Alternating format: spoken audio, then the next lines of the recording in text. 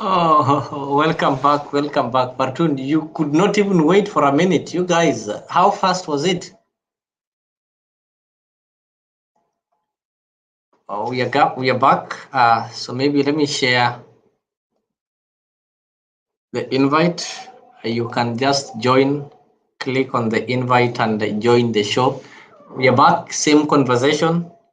At least we are now safe. Nobody is going to threaten us. We can now continue up to the next day, same time. I wonder, Fartun, what happened? Why did you just have to get back even before I went online? I thought you guys will take some time and drink some water. Karibu sana Juliet Musalia. Show haijaanza lakini show tunaendeleza. Karibu sana na ukaribisha wengine. Amsheni wale wanalala bado, waambieni sisi hatujalala, tutalala au tutapumzika wakati tutakuwa tumeshakomboa huu nchi, na ni wakati tutahakikisha wale ambao bado wako na akili kama ya mzalendo na wale wote wanaofuata Ruto wamebadilika, wameokoka na wamejua ukweli. Hiyo ndio wakati tutapumzika, lakini sasa hivi hatuwezi pumzika. Asiproso Diambo, relationship kind of preference. I don't understand the Kiswahili part of it. Kindly, can you put it in English? Asiprosa, put it in English. Mato, Tujachoma, I had to end the show. There is a video we played when that part where Raila was welcomed when he was performing the traditional burial rites at Magoha place. Remember that video had so many songs and the owners are yet to claim it. So if we had continued the show for more than 6 hours, they'll reclaim it and they'll have to bring down the whole show. So there's no need of having a show. Then they bring it down. Yet we know there are Kenyans who are not able to follow at night. They normally do it during the day. So it was wiser we end the show before 6 hours, then we can proceed. And we've just done the right thing. Dennis Kosgei, we are praying for Kenya. And we know very well, prayers without action cannot help. So we are praying and acting at the same time. That is what we've been doing. And we have our dear sister Rhoda who keeps on praying here. And Bernard also helps in doing so. So karibu sana Josephat K. Chumo, Geoffrey Ojiambo. I think this is Mr. G. Karibu sana, ingia kwenye studio. Tuendelee kujadiliana. Najua haya ni masaa yako. Naona Dennis Kosgei tuko hapa. Karibu sana na ukaribisha wengine. Wale wamelala waamsheni, waambieni kumekucha. Tunataka kukomboa nchi na nchi haitaweza kukombolea na wale wanalala. Mato, hakuna kitu kama mzalendo. Mzalendo hawezi fanya tuairishe show. I communicated earlier, na wewe tuko naye kwa group, you know. Just go and read the chats in the group, you'll see where we went wrong and why we had to do this. Oh, so the guys who are here, I hope they'll be able to come back. I think I've shared the link, so I'll let them just rejoin so that we can pick it from where we were. Stone PK, Mzalendo, karibu tena. I hope utapata nafasi ya kujiunga nasi. Jeremani, Mama Mary na kila mtu ambaye alikuwa hapa. Kuna wale walikuwa wanajaribu kuingia lakini hawangeiweza kujoin. Naweza karibia na tuendelee na mazungumzo. Sylvester Daud, kawaida ushajua mzalendo ni msaliti. Yule mtu ambaye anaenda kinyume na matakwa ya Wakenya tunamuita msaliti. Manake sahi Wakenya wote wamechoka na serikali ya William Samoei Ruto na wanataka mageuzi au mabadiliko. So anybody who is going against that or anybody who is supporting Ruto and his crude regime should be treated the way he deserves. We should not call them wazalendo. Manake ni watu wanaoenda kinyume na uzalendo. Karibu sana Brother Benson. Stone PK yuko tena, yuko gangari, na najua anataka kuendelea na kuendeleza injili ya kukomboa. Ni injili ambayo haitaki watu wenye roho ndogo, wale watu wa kuchoka haraka. Inataka wale watu wakiamua ni left, kama ni right. So welcome guys. I know you know where we were, and that is where we are.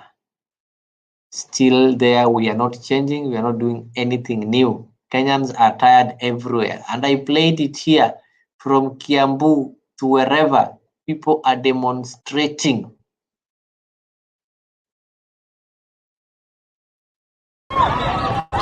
Wanapasua gari ya wenyewe shwari.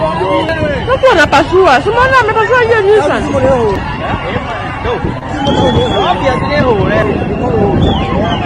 Imagine wanafunga pale. Ndio kwani kuna maskari watakuja hapa. Kwani wakikuja watakuua, huwezi kupiga wakuue. Kitu mtakula tu ni kiaga, tafuta maji na chupa.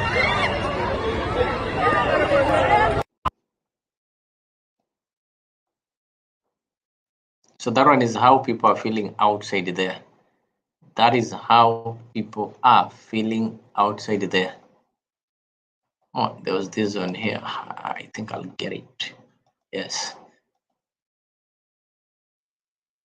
Tokezea kuleta mrongano hii, ndio hii bara yetu tutengenezewe. Tangu ibomolewe tumekaa miaka 4. Vumbi imetuzidia. Watoto wetu wote ni wagonjwa macho. Wazee wetu wa mama wakongwe wote wako kwa hospitali. Wanaamika kifua. Wote kifua zao zimefunga. Wakienda hospitali 10,000, 8,000 unaacha huko. Kiangazi ndio hii, hatuna unga, ndio hiyo tena ugonjwa. Na kama hii barabara ingebomolewa, hiyo ugonjwa ya kifua na macho hatungekuwa nayo. Sasa tunauliza sisi ni wanani? Hii barabara imetusubua ya kutosha, na ndio maana tumetokea leo. Wakimwaga maji, wanamwaga maji ya sewage sasa. Na kukiwa na korara na sewage ndio maji ile tunamwagia. Wanatujali kweli? Hawatujali hata. Tuko hapa watu wa Atono North, na si furaha imetuleta hapa, ni kunugundika na kukasirika kwa sababu barabara hii ambayo iko hapa imetusumbua na vumbi. Imejengwa miaka 4, haijaiisha. Wananchi wakaandamana na sisi wakatuita na tukakuja haraka sana. Na mimi nashirikiana na wananchi kusema tunataka hii barabara imalizwe ndio watu waweze kupita kutoka Thika kwenda Magumu, na kwa sababu ya watoto ambao wanaenda shule, wagonjwa na biashara. Na hii vumbi mnaona wananchi wanakunywa hii vumbi kila siku. Wanavuta hii vumbi kila siku na wangetaka iishe.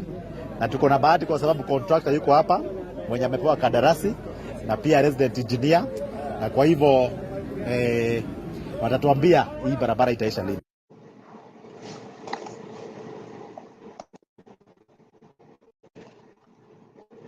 Yes, that's the situation outside there. So if you were doubting and maybe you thought that you're the only one who is complaining, people are complaining everywhere.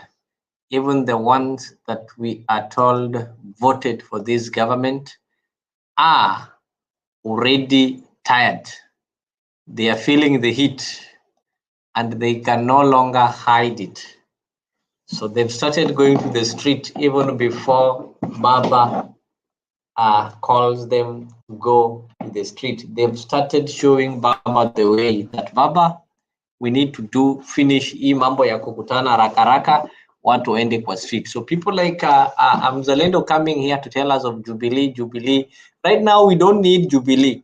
We don't need ODM. We don't need any party. The people who are needed are Kenyans, the ones who are feeling the heat, the ones who are not able to afford school fees, the ones who cannot be able to put food on the table. They are the ones who are needed. In fact, they are the ones who need to be delivered from harsh economic situation. That is why when you see the meetings today, people don't even want to hear from the MPs. They don't want to hear from people who are feeling good and enjoying everything within their reach. They want to hear from people like Gaucho, who are genuinely living in ghetto and know how life feels, how life tastes there at ghetto. That is what people want to hear. So somebody coming to tell you the history of, I don't know, Ngilu, what do they want Ngilu to do? Wanataka Jubilee ifanye nini? I really wonder. And these are the kind of the narratives I think that Ruto has been trying to come up with, so that they can tell you that, you know, Jubilee, you know what. But that one, we are not buying it anymore. We are moving as a people who are having problem, so that we ensure that our problems are sorted. We are not going to wait for the people who are feeling well to come and tell us or to come and show us direction. Tumejua njia na tunaufuata. Stone, karibu. Yeah, thank you, Leo. Thank you, Leo. It looks like people didn't understand what you told them, because I found them still in the other, but they will find us anyway. Still in the other whatever. Yeah, people are still there waiting. All right, so maybe, okay, you can proceed. Let me get a way of getting them out of that. Yeah, they didn't understand that. They thought that it would come automatically instead of them, relodging again. Yeah, Fartun can do that one. Fartun is normally the head girl here. So kindly tell them that the assembly has been shifted from the other one. We are in a new assembly. They should exit. The other one has ended, and we've started a new feed. Earlier on, we played a video that is having some claimed music. So if we proceed doing that for 6 hours, they are going to pull down the whole show. So we don't want to be in trouble. So we better end it and start afresh. They don't allow you to play such music for more than 6 hours. Thank you. Yeah, they need to see that now. We need to give them the new link. So that they come in. Yeah. Are you seeing them in the old one?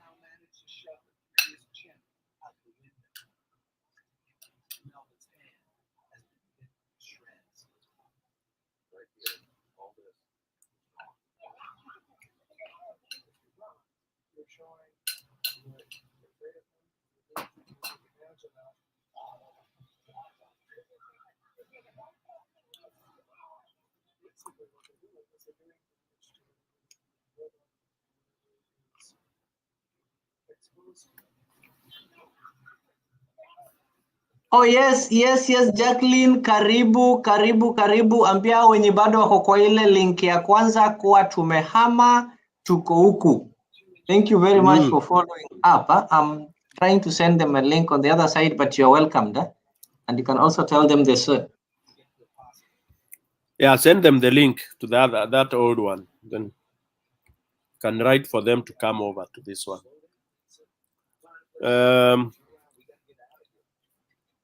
Maybe meanwhile we can continue. Naona Bwana Kimere. Hey, long time Bwana Kimere. How are you, Bara? I'm very well. Unajua nimeingia juu yako, eh? I was here earlier before you came in, and now I saw you came in. I said, oh, I must say hi to Stone PK, man. Thank you, bro. Thank you so much for that. Siku mingi bana. Yeah, mimi nilipatwa been okay, nilipatwa na masaibu mingi, lakini hiyo tutaongea offline. Pole. Lakini I know Julia naniambanga tulikuwa na Stone PK asubuhi. So okay. At least I know I hear about you, but I haven't seen you for quite a long time. Yeah, it's true. Mimi pia niko salama. Yeah, can't complain, and we are trying our best, and I like the way you submit. Hao watu lazima waende. But Stone PK kabla nisahau, you guys, we have to support these people, you know. Yeah, in whichever way. Every one of us, you know, even because you see, those people are there, they're doing what we can't do because we are not there. Because I swear, if I was there, I would be with them. So because we can't be there physically with them, then we have to give them any support that we are able to. That's true. So, whatever. Yes. Yeah. So I'm trying to promote that, to sensitize that, so people understand that this is our cause and we all have to ship together kila mtu na njia yake, whichever way possible. And Yeah. yeah, Leo, can you look for me, please? There are some things I need to discuss with you. All right. Are you in that group? The daughters? Yes. I am there, yeah. All right. Okay. Yeah. Let me get you there. Let me just write a comment there so that you get my number, right? Yeah. So then we can speak tomorrow because I think soon I'll be going to bed. All right, no problem. Thank you. Unajua nyinyi watu mko, there is afternoon, isn't it? Wherever you are. No, for me it is 8 o'clock at night. Yeah. I don't know For about you. No, for me it's 7 minutes to 1 o'clock at night. Wow. Where is that? That's UK. Oh yeah, definitely. Oh yeah. You're going to midnight now. No, 1 o'clock. We are already past 1 midnight. o'clock. It's 6 minutes to 1 o'clock. Okay. All right. Okay. Leo kwao ni mchana bado. So you see, that's the thing. So and I don't know whether you are allowed here, Leo, to promote this, but since I'm here, I'll do it myself because probably you are not allowed, but me, I'll break the rules. And because Mary, how are you? Kenyan, yeah, Kenyan. You also have to help the cause. Yeah, I'm trying to push everyone because it's really important. And Namumeona, like right now, you saw those guys are doing good work down there. So we need to stand with them. So everyone supporting in the whichever manner they can. Yeah, Kenyan democracy. Kenyan democracy. We have posted Leo earlier. Leo posted there a pay bill number. Yeah. Yes. Yeah, so done it. I've kept on doing it. And we'll keep on doing it. You. Yeah, have you heard of life insurance with living benefits? This type of life insurance policy pays out tax-free. Someone has a TV on? Okay. So, Kenyan democracy, when Leo posts that pay bill number, if we can all support those guys on the ground, that would be really helpful. Please. Yeah. So we push here with our conversations, and there they act. So yeah, because we don't want to see these people in the next 6 months here. We really just want to push them out. Yeah. By the way, I was so happy leo kuona Uhuru na Raila wakiwa on the same rally together. I was so pleased. That made my day today. Sijui nyinyi mlionaje hiyo mambo? Ilikuwa alafu kitu ingine leo, yeah, because I have seen a lot of people when people comment here and Stone PK, I'm sure you'll put them off. People continue talking about this Jubilee thing, about this Mount Kenya thing, but now we know the truth. We know that the elections, we have the proof through the whistleblower, the elections were stolen, right? So we know that Mount Kenya, the majority of Mount Kenya voted for Raila. So people shouldn't be coming here always telling us, it's only Mount Kenya that voted Ruto. No, Mount Kenya didn't vote for Ruto. He stole the bloody votes from Mount Kenya. Yeah, and that has to come strongly from all of us, because there are a lot of people who are still confused and they keep saying, Mount Kenya is supporting Ruto. No, Mount Kenya never supported Ruto. He stole votes from Mount Kenya because it was the easiest place to steal the votes from. All right? I thank you, and I rest my case so I can leave you guys go on. I think, Kemere, the problem that Kenyan democracy, we can't hear you. You're mute. I have unmuted. Can you hear me now? We can hear you. Okay. Kimere, can you hear me?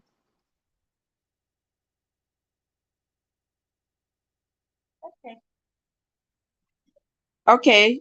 Leo, if you can hear me, I was trying to tell Kimere the perception that was built in people's mind, it's what they are thinking, that is what happened. But majority of the people voted for Raila.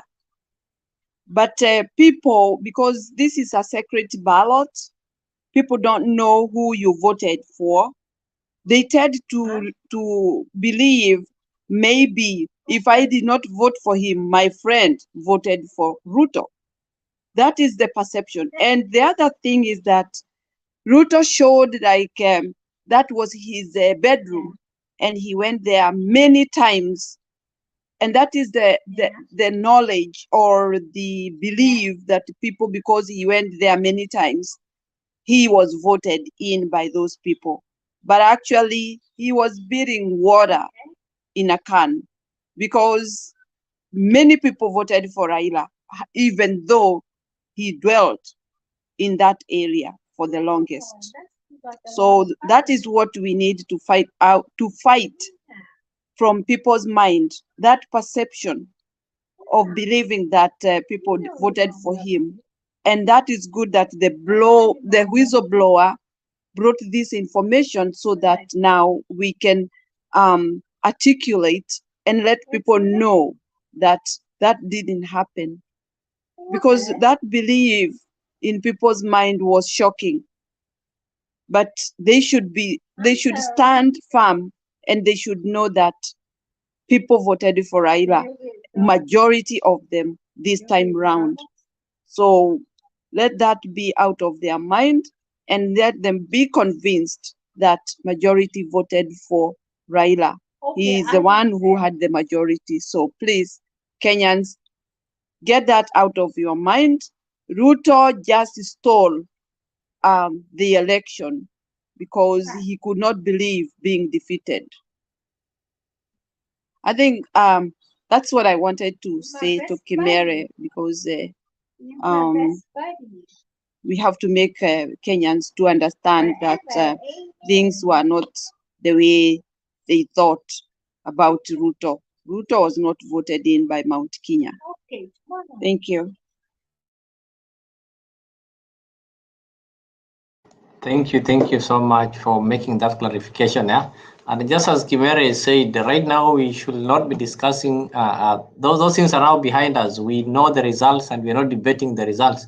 We are not losing the focus to go back to the results. We are now marching forward.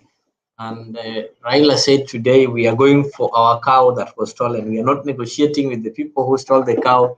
We have to go and get our cow back. We will talk later after we've received our cow. That is when we'll talk and see how we are forgiving them and march forward. But right now, no more discussion, no more negotiation with the people who've stolen our cow. We have to bring back our cow. But Leo, I think yes. when these people come here and start talking about those kind of stories, we can tell them off. We can tell them no discussion about that. Let's move on and talk something else. And you know, talk about the topic that is on there, because I don't think we will be having about election on that topic. We will be having things that we are making strides ahead, not backward. Exactly. Stone, you want to? Yes, Leo, I wanted to say something as we wait. I hope now we are having all our people on board. The comment people. Leo, are we having everyone else? Ama kuna wale tumeacha huko nyuma? No. I think the people are back here. Wale wamebaki nyuma wanakuja tu pole. Yeah, sawa. So yeah, I support what Kenyan Democrats have said, Madam Mary. That's right. When we are here as those who are leading this cause, we should always be very, kind on the point that when somebody begins to give you narratives, and especially when you are moderating, when somebody starts bringing people now back to the narrative of Kenyans went to the vote, sijui they did, Hiyo ni history ya zamani sana sasa. All that is water under the bridge. Oh, sijui mlienda Supreme Court. Hizo narratives, we should not waste those minutes. We should allow those minutes to those of us who are advocating and telling Kenyans what way now.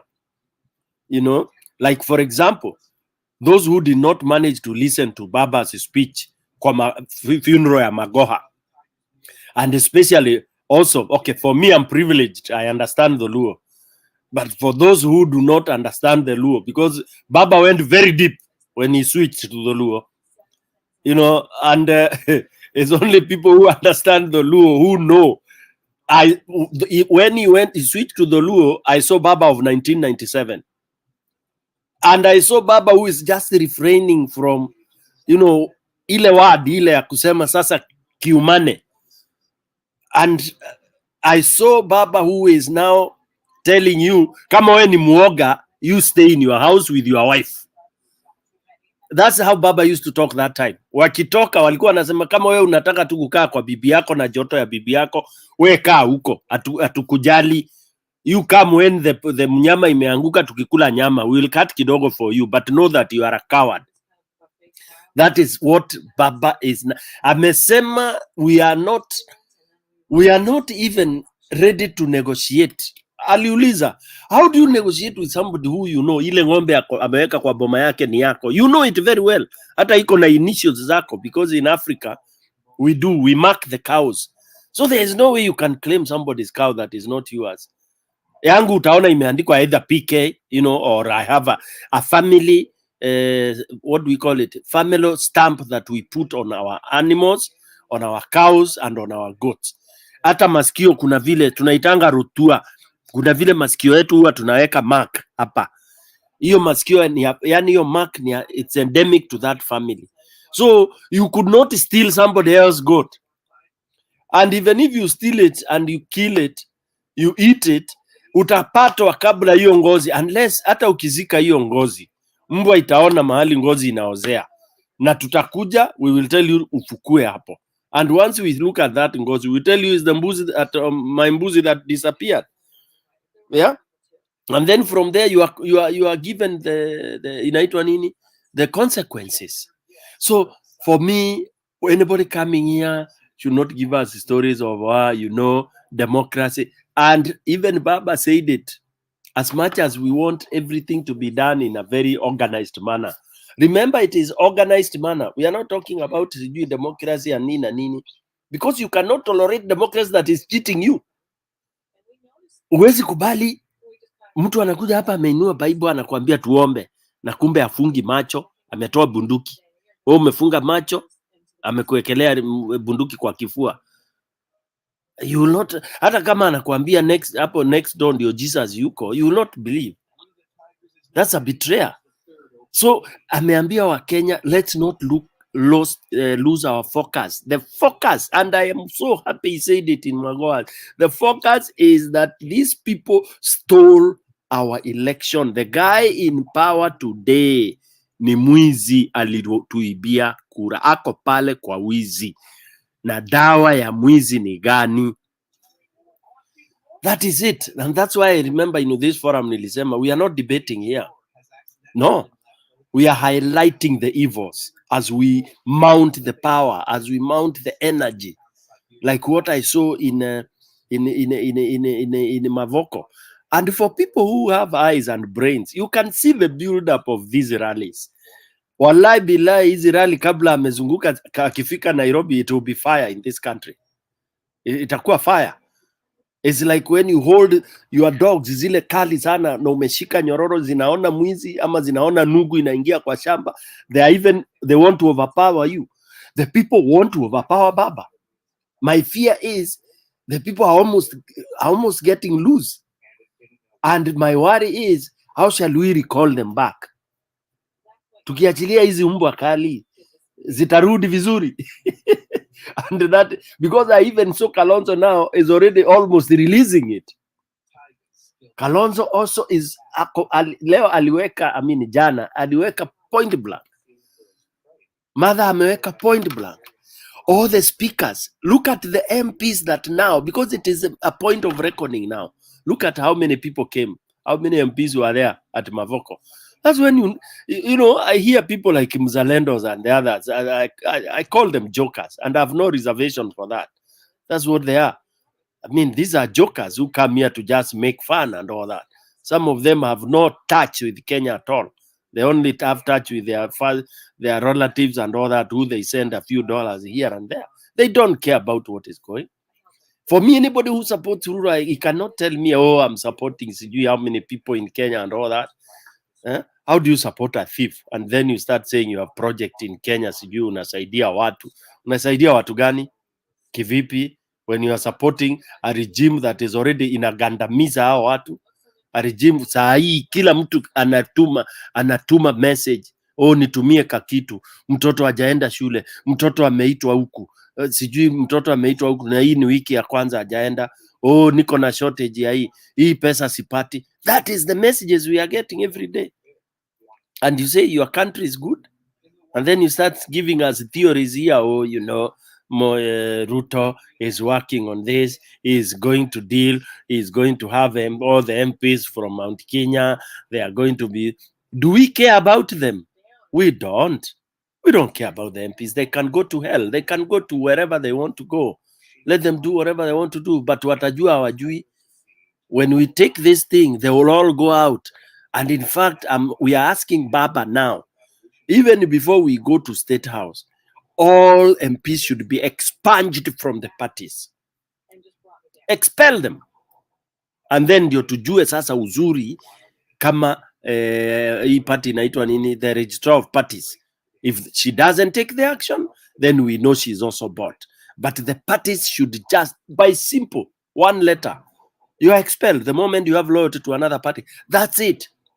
The neck meets, hata kama itamit usiku, and you are expelled, period. Forget about maneno ya rights. You can go and uende kwa hizo koti za Jubilee, but we expect, I mean hizo koti za Ruto.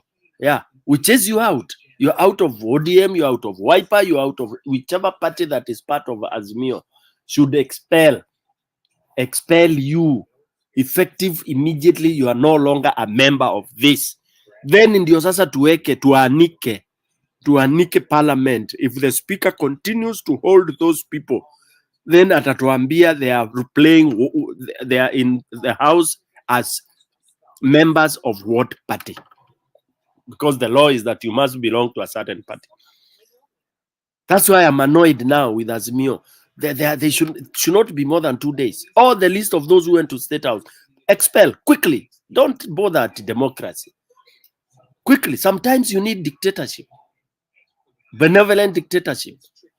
Mimi kwangu nikikuta bibi yangu amelala nje na sijui. It's not that we will negotiate. Sorry, I'll give you that example, Mary. Nikute huku niambia unaenda kwa in-laws ama umeenda matanga ama nimesikia tu huku wa home the whole night. Wallahi billahi sijui tutakuwa tunaongea ukiwa wapi. But if you had a formal arrangement, you said, oh, this is the plans, yes. But there is no negotiating. Same thing with uwezi kuniambia you went for development at kwa Ruto, at your constitution. You didn't tell me as a party leader. Not even me. Did you report to the executive? The executive that you went begging for them to give you the ticket. They are the executive, or it's the same committee that you are supposed to tell them, I'm going to engage in this meeting. I'm going to meet this donor. I'm going to meet this and such and such. Anything you are doing, your party has to know and give you a blessing to do it, because you are doing it on behalf of the party, and the party represents the members of that party, who is Mwananchi. So you can't go there saying my Mwananchi doesn't care who is the president and who is that. We care. In Azimio, we care who is the president. That was an insult, and Jalango, for example, should not even be talking as an ini. Saa hii angekuwa amepewa hiyo barua. And if he doesn't get that barua, we are going to again riot and put Sifuna on the nini. Sifuna should even write that letter without Baba's consent, because the party belongs to us. Secretary General, we gave him the power. expedite that, send that guy out and then let him go to KK kwanza, alafu aende akanini akatafute kura uko wherever. So basically, Leo, those are some of the things I think have really charged mwananchi, and that we are becoming too tolerant. I'm in touch with the ground. Watu wanasema munatuchosha. Mwananchi akisema amechoka bro. Mwananchi anasema sasa hii mambo yani you have taken too long. So imagine we are taking time to cool the mwananchi at we ngoja, but they are raring to go. Then people are saying, what plan do we have? We have a government on standby. We had all appointed all our slots. We had people. We know who was to do what. It's a matter of swearing in Baba and the government in a hit ground running. Professional government that will salvage mwananchi in 100 days. This I can swear. I can pick a Bible and say it is true in 100 days. Look at the money Ruto has raised within the 100 days. Yote wamekula. Baba cannot do that. Alikuja na Mother cannot do that. Gachagua came up with the pay bill ya watu wenye wanakufa njaa. Hii pesa ilienda wapi na ilichangwa ngapi na ilifika wapi? Imagine. Can you imagine Mother tolerating that? Baba tolerating that? Kalonzo Musyoka tolerating that? Do you imagine any of those guys in Azimio sitting down and laughing as mwananchi anasuffer? No.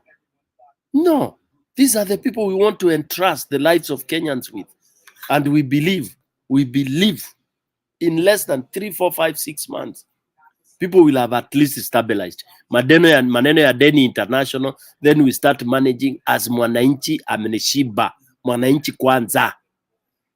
IMF ikisema tufinye mwananchi tutaiambia ipotelee mbali. Nimesema Burkina Faso saa hii they are engineering their own economy. Na utasikia wamekufa. In fact, gold zote wamefunga sasa. Watakuwa wanauza direct vile wanataka. So the money goes to them 100%. Hakuna brokerage kutoka kwa hizo nchi zingine. Yeah? Watatrade na ule mtu anataka. Hii dunia ina mainchi ngapi? Iko Asia yote mzima, iko kila mahali, China iko. Sasa hawa wakisema hawamtaki, they go to this other. Hii ni soko. Samaki wangu nikiwa nao hapa, kama utaki kununua, leo atanunua, mwingine atanunua. That is what Africa should do. And that's why Kenya tunataka kusema hii wizi ya kura, hii wizi ati unaambiwa president ako fake nani, unaambiwa utulia ati kuna peace nani. Hiyo peace, wacha tukufe wachache. Damu lazima imwagike kidogo.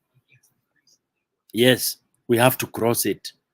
Now, utashangaa akina Mali na Burkina Faso wameteseka. But the wananchi wamesai of relief as of now as we are speaking. They will have a few challenges here and there.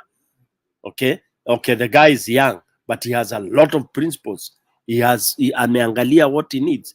You don't need to be young or old to know that mwananchi atakiwi kufa njaa. Your people are begging for food when people are stealing money. Do you need to be old or young to know that? No. Do you need to be young or old to know that the subsidies were helping, even if you say they were being stolen by cartels? Si afadhali cartel wakule na mwananchi asikufe, then you deal with the cartel pole pole.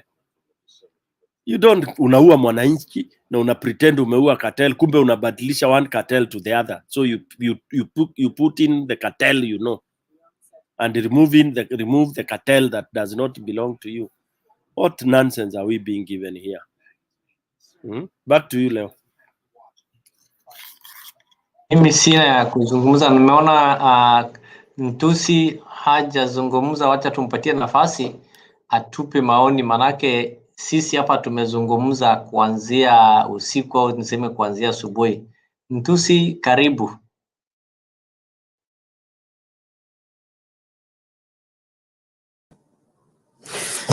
Thank you, Mr. Leo and the other patriots. Hapa naona mmeamua kukesha. Actually huko kwetu ni bado still the day is still young. So greetings to Stone PK, Kenya Democracy, Jeremani. Asante sana. At least nimeona you are bracing yourself to be here. I was just listening to you know, and I'm glad mmefagia Mr. Mzalendo hapa. I wanted to I wish I had a button to mute, but you know, that was good. Mesikia amepita hapa na I mean, there are sometimes you have to choose like-minded. I mean, you are independently, but kuna mtu anakuja tu hapa, you know, as I said, there are people who infiltrate here just to irritate people. They have nothing to say, but they will just stay here to irritate people. And they should just find a group whereby you are like-minded. These people are here. They are not just coming here because they don't believe, you know, what is happening in our country. But on going back to what you are discussing earlier on about you know, the absence of Ruto in Magoha, son of Magoha in game today. I mean, Ruto didn't see any need, and I mean, he's been going to that area. He doesn't believe in anything, not only to the man, the dead man, but to the people of let's say, or the lakeside or the western. And you just go there and you know, give a fake promises. If they are not followed up, I mean, there is nothing he's going to promise them, and he knew that. He's just going to announce what has been budgeted, what has been done by Uhuru, and then he'll make the people just laughing, because that's what is going around. He's campaigning every day, and he's using those people just like what Gachagua went to Magoha's place and said, we are going to give the food to the people, you know, the people who are, I don't know, the neighbors of Magoha, like they were, you know, like Magoha was the breadwinner for them. You know, it didn't make sense to me. So if I die, my neighbors are given food around. What are they, to celebrate me? Or, you know, if you're not giving them when I was alive, why do you go there and bribe them? Or you're just, you know, it's like it's like you know, you're dancing on the grave. I mean, I had one of the guys up here, which I usually follow in the Bunge la Mwananchi. That guy was saying, when was the last time you had the people of that area being given relief food? Why don't you take it to the places where they need it, where they need the food? What are you trying to do? I mean, these people are mourning, but you're still in the campaign mode, even on you know, you're campaigning, you know, when people are dying. And that's the hypocrisy that they had. That's why they didn't show up, because they just wanted to say anything that, you know, would excite the people over there. But going back to, I think I'll talk to Mr. PK. I think I came to understand you are, you know, one time in the war zone, or you are there. So this is a language that probably you may understand. But we are getting to a point whereby somebody has to pull the pin and throw the grenade. Because the moment we are taking this thing, I mean, I'm saying we, but I'm saying Baba need to, if there is a plan somewhere, it has to be executed very, very soon. Because there is what we call the Stockholm syndrome, whereby you're just starting to a point whereby you just get comfortable with your captures. Because every time these guys, I mean, you can see it's a tactic being used. When Raila is going to these meetings with the people, that means they are not demonstration yet.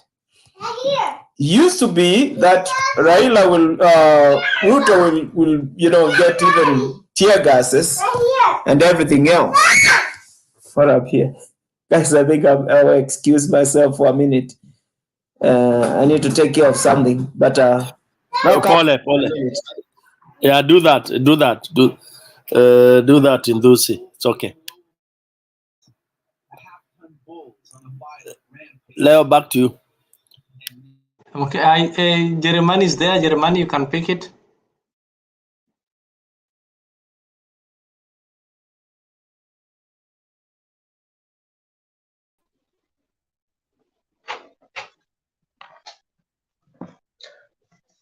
Thank you, Leo.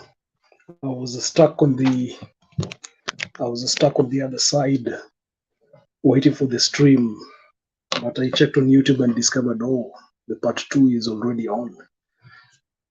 But what I wanted to share was the following,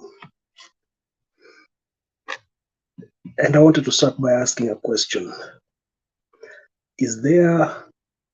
have we given up as Kenyans on the notion of ethics, integrity being a requisite for nation building? We have put this very directly in the Constitution: ethics, integrity. But as Stone PK put it, it appears like the Constitution is not working. But I'm thinking the Constitution, as we have it, is a very good document. It is the people, it is the institutions that are supposed to realize the Constitution that are not working. I wouldn't blame the Constitution as much, because this was a document put together with a lot of thought. And I believe the document, just as Stone PK referred to, we also have the Bible, we also have other scriptures. The wordings in there are very good, but it is us who fail to actualize what is actually written there as a text. And that, in a way, is a beginning of some of our failings. I wanted to make some inference or reference to the US. There is currently a congressman called George Santos. He's accused, or information has come out, that he used a fake resume, presented it before his electorate, and he has now gotten into Congress by virtue of a forged resume. There has been discussions about getting him out, and getting him out has been in two fronts. The first front I've seen is constituents marched to Congress and said, we want him out. The media has also been highlighting each and every revelation about his forged or fake resume.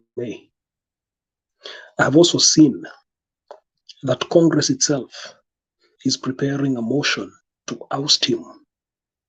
And I said, how comes we do not have similar mechanisms in the Kenyan society? We have so many legislators, or we have so many leaders in political or state office who have been accused of having forged or fake papers. We have always been relying on the institutions to investigate them, but we are realizing that some of these institutions cannot go against the executive. If the executive says, no, this is our man, that is the end of it. And I'm saying, as Kenyan citizens, as the sovereigns, shouldn't we take matters in our hands? And when I say take matters in our hands, I don't mean the militant or radical or physical form, but I'm saying exercise direct action by recalling, taking back the power and saying we are going to exercise this power directly, not through an institution or a commission that we believe is compromised. Shouldn't we explore that option? I wish to go to what Leo said some time back that Leo expects there will be a response from either Kenya Kwanza or government on Sunday after church service or thereabout.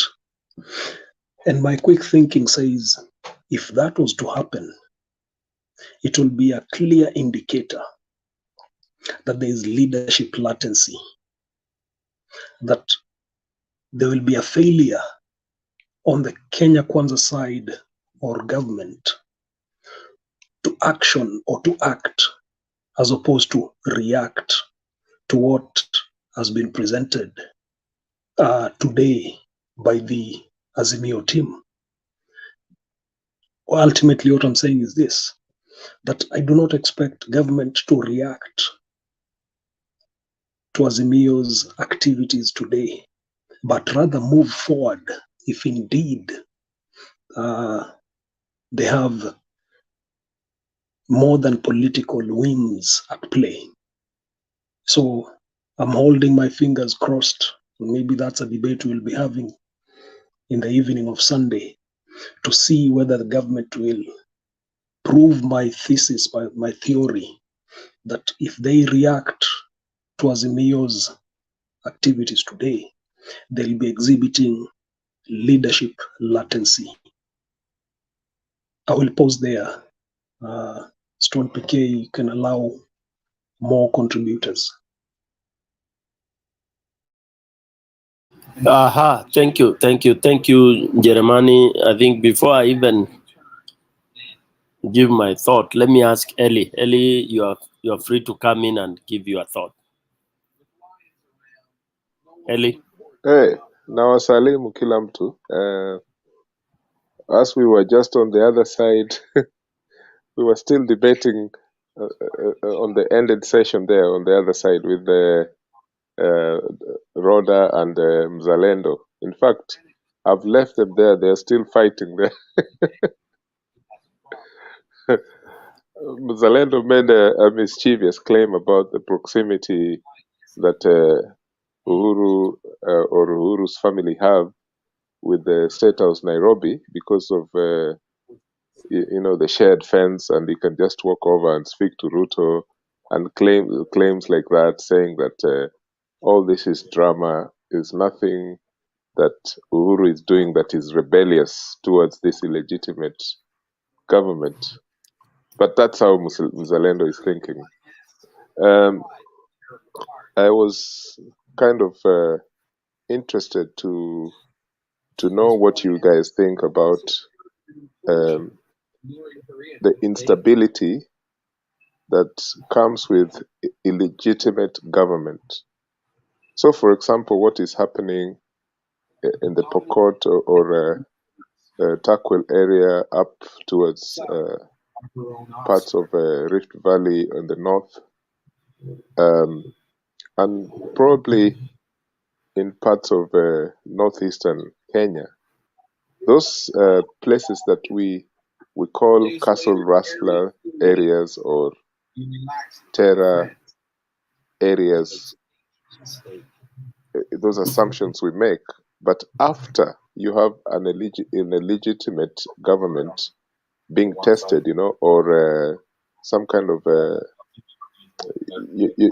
issue of instability in those areas is stronger when it is an illegitimate government. And I'm just asking you what you guys think about that, because those people that we call cattle rustlers are, if they are cattle rustlers, but they also believe, let us just pause and say some of them or groups of them also believe that the same authority that is sanctioning them is illegitimate, then they can wear a different gown, not as cattle rustlers, but fighting an illegitimate power. That's the way I'm thinking. Maybe I'm just being academic here, but I'm just saying that Such things have happened in many countries and spread out of control. My second point was the targeting of social and economic elite in Kenya, whether they're in power or not, and why this illegitimate government is comfortable doing this. I think the issue of solving that problem of power that belongs to just a few in terms of money or the economy, that problem should be solved. But when you have someone like a corrupt fellow like William Ruto, who himself should be subjected to a lot of questions about his role in money laundering and printing fake monies way from the 1990s, is the person now directing the tax authorities to target people who are supposedly they've been sitting about without paying taxes. This is a very, very serious thing that can cause a lot of instability in the country. And I think this is why Uhuru Kenyatta is able to go around now, not only protecting his family wealth, but saying, hang on a minute, our companies are employing hundreds of thousands of Kenyans. Can we do this thing differently? If not, it can bring a lot of instability.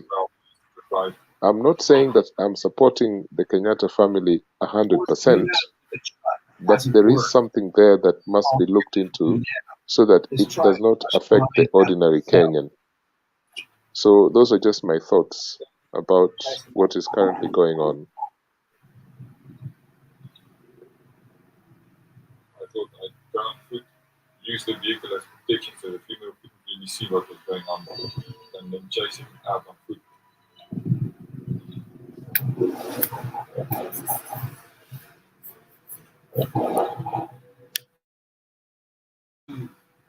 Oh, thank you, Eli. You ended abruptly. All right, okay, yeah. Before I come in, Banantusi, you think you want to react to Eli's what do we call it, path of thought? I think I'm in agreement with what he's saying. I mean, if these guys are not in control, then I think Eli had talked about the something to do with the instability, right? Yeah, of the cattle rustlers. Yes.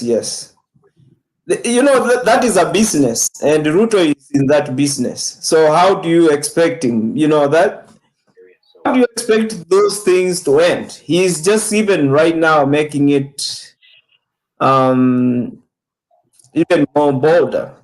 So that is not, and it is the time that he should have ended that thing once and for all. You remember during the debate, he mentioned that he had already established, I think, reservist. He had already, he had a kind of organized armed guys already in the on the ground. So this is the guy who has so much interest in that. I remember also just being on that line of disciplined forces. I think it's Houston PK. You talked about the humiliation that the defense forces are. They are being humiliated in Congo. If you think about it, what was so much haste of Ruto? Ruto has so much that property in there in Congo. I think he's got a big farm over there. Or he had some farming going on there. And this guy, whatever there is interest in it, he just moved anybody and anybody who can bring money in there. You know, all those countries going even through the Somalia, Mogadishu. That's why you don't hear anything about the what is that guy? The guy was to be the MP for, is it MP for Garissa? That's why all the everything that you know we have instability and things coming through our borders. These guys have opened the borders for anything to come in because they are going to rip this country by crooks. I know. So there is no way Ruto is going to be a solution in you know in the cattle rustling because it's part of it.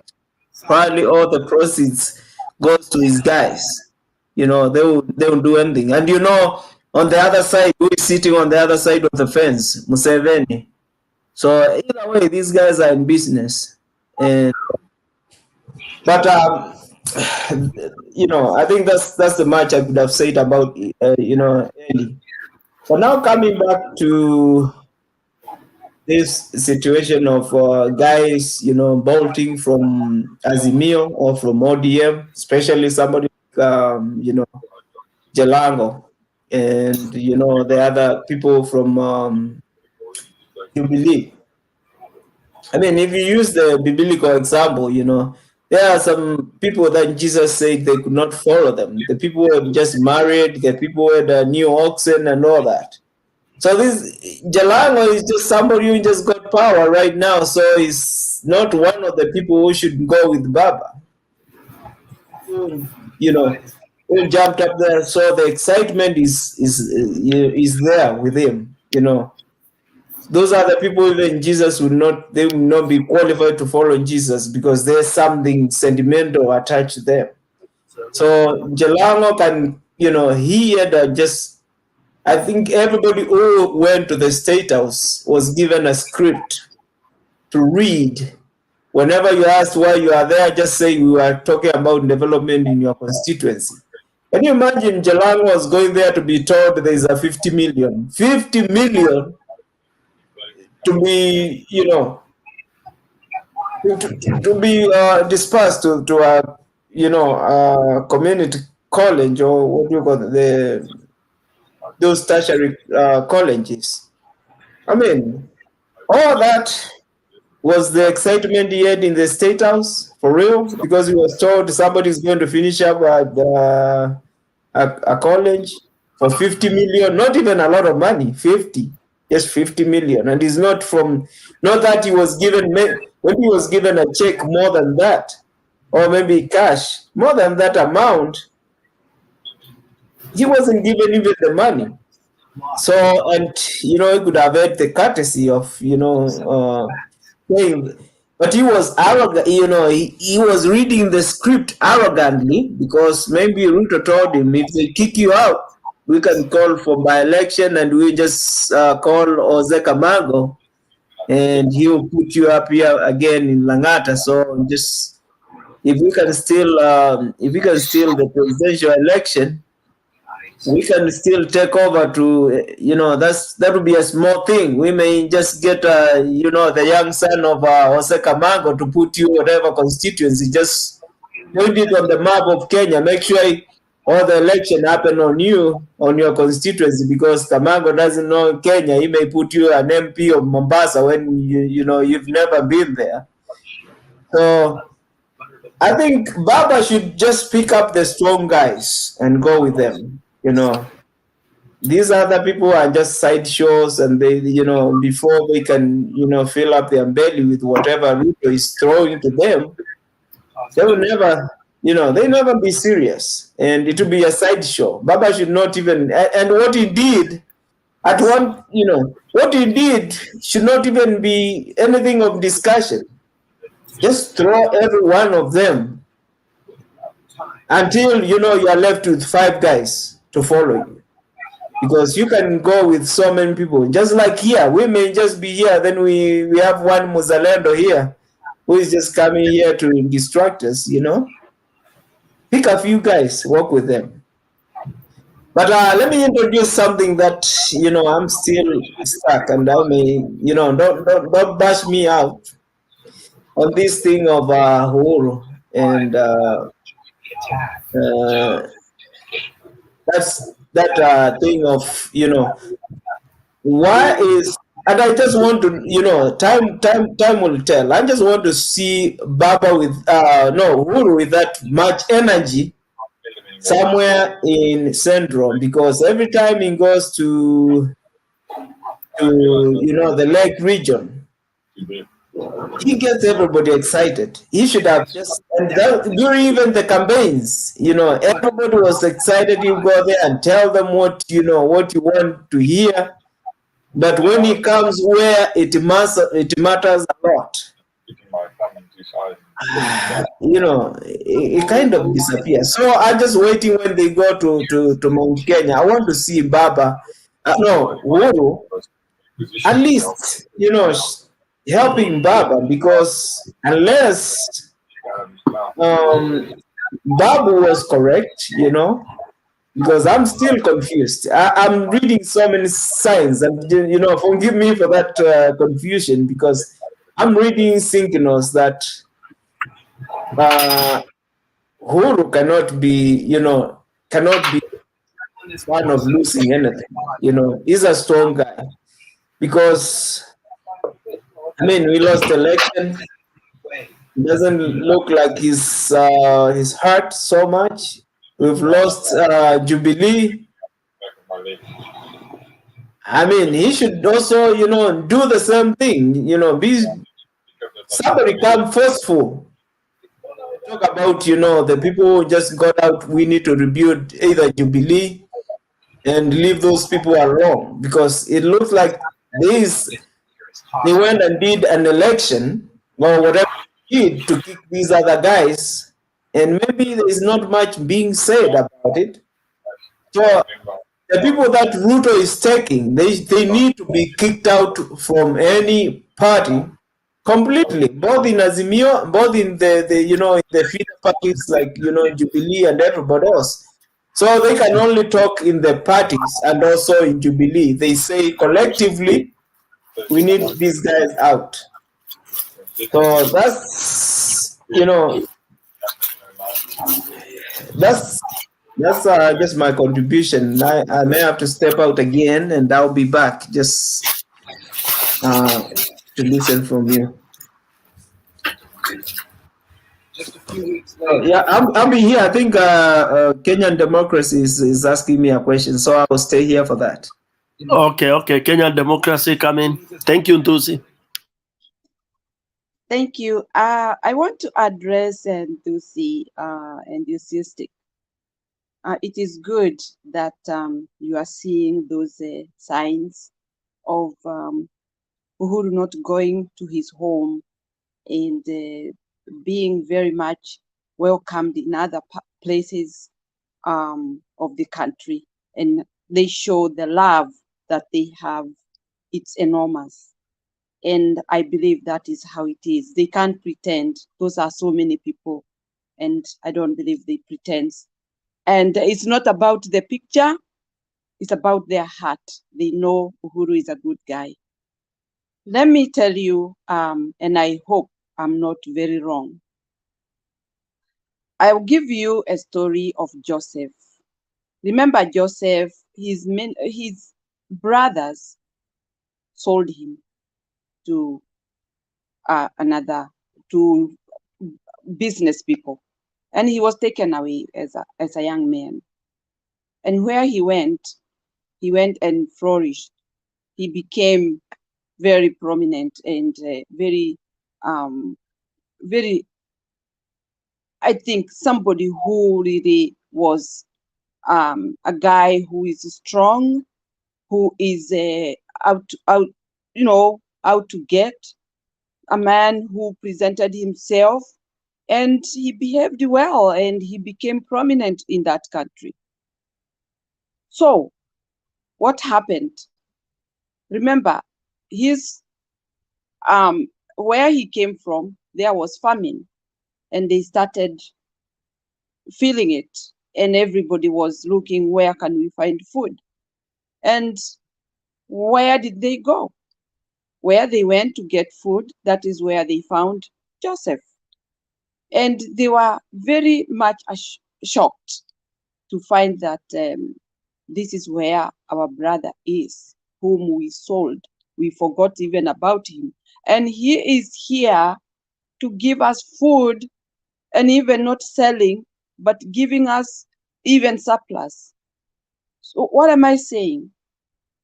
There are times whereby you be denied and you be thrown out by your own people, not knowing what they are doing, being blinded by something that is passing by. And with no time, they come to realize this is not the right thing that we did. I'm trying to say, I'm just skeptical. I'm just me making that opinion, or making that, thinking about that in such a way. Because how comes somebody who never did wrong to you, honestly, somebody who was really undertaking all what you are seeing, the progress, the development that was happening in your place, and you completely forget about that and go and fall for something that was just promised and never happened? What do you think they are feeling right now? You will see within a very short time in Dusi, things gonna change. And I know they will change for the better. And it is good sometimes people to go through pain, or to go through problems, or to go through sufferings, so that they can be sharpened. I believe, if I'm not wrong, it's me I'm saying, there are people who are very many regretting what they did. But don't forget, there is a group who never voted because not this, not that. There are people who voted who are more, who voted for Raila because of Uhuru. But the picture itself, if you get it right, the picture itself is showing that people voted for Ruto. They didn't. The majority voted for Raila. But the few who never voted for Raila, they have got very strong fire that they lit in the area to show that it's Ruto who was talking, but there was nothing. But what Uhuru is doing is giving people pace, giving them space.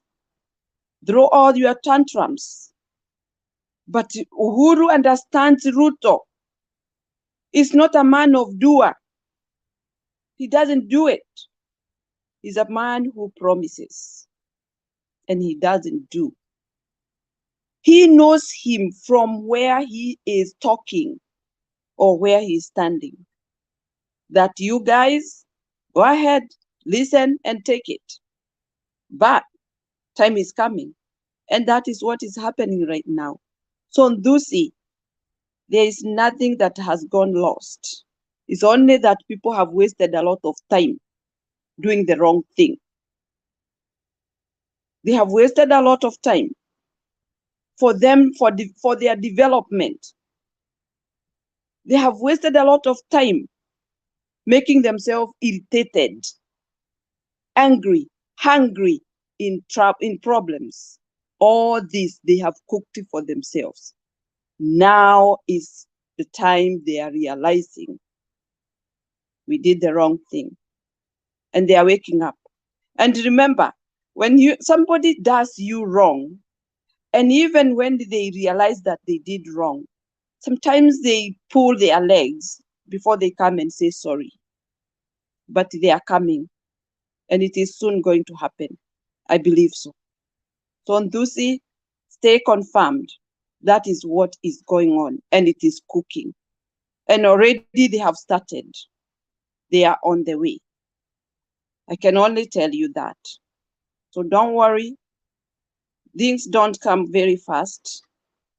And good things do happen, taking its time and pace. And it's gonna happen. And we'll have a good, happy ending. I think I answered you a little bit. Thank you.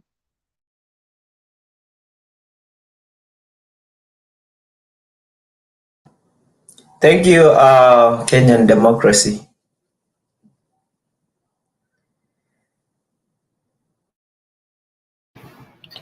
Okay, let me come in here and say, you know, there are mistakes that Kenyans are making, and these mistakes that Kenya is making, they will live to regret.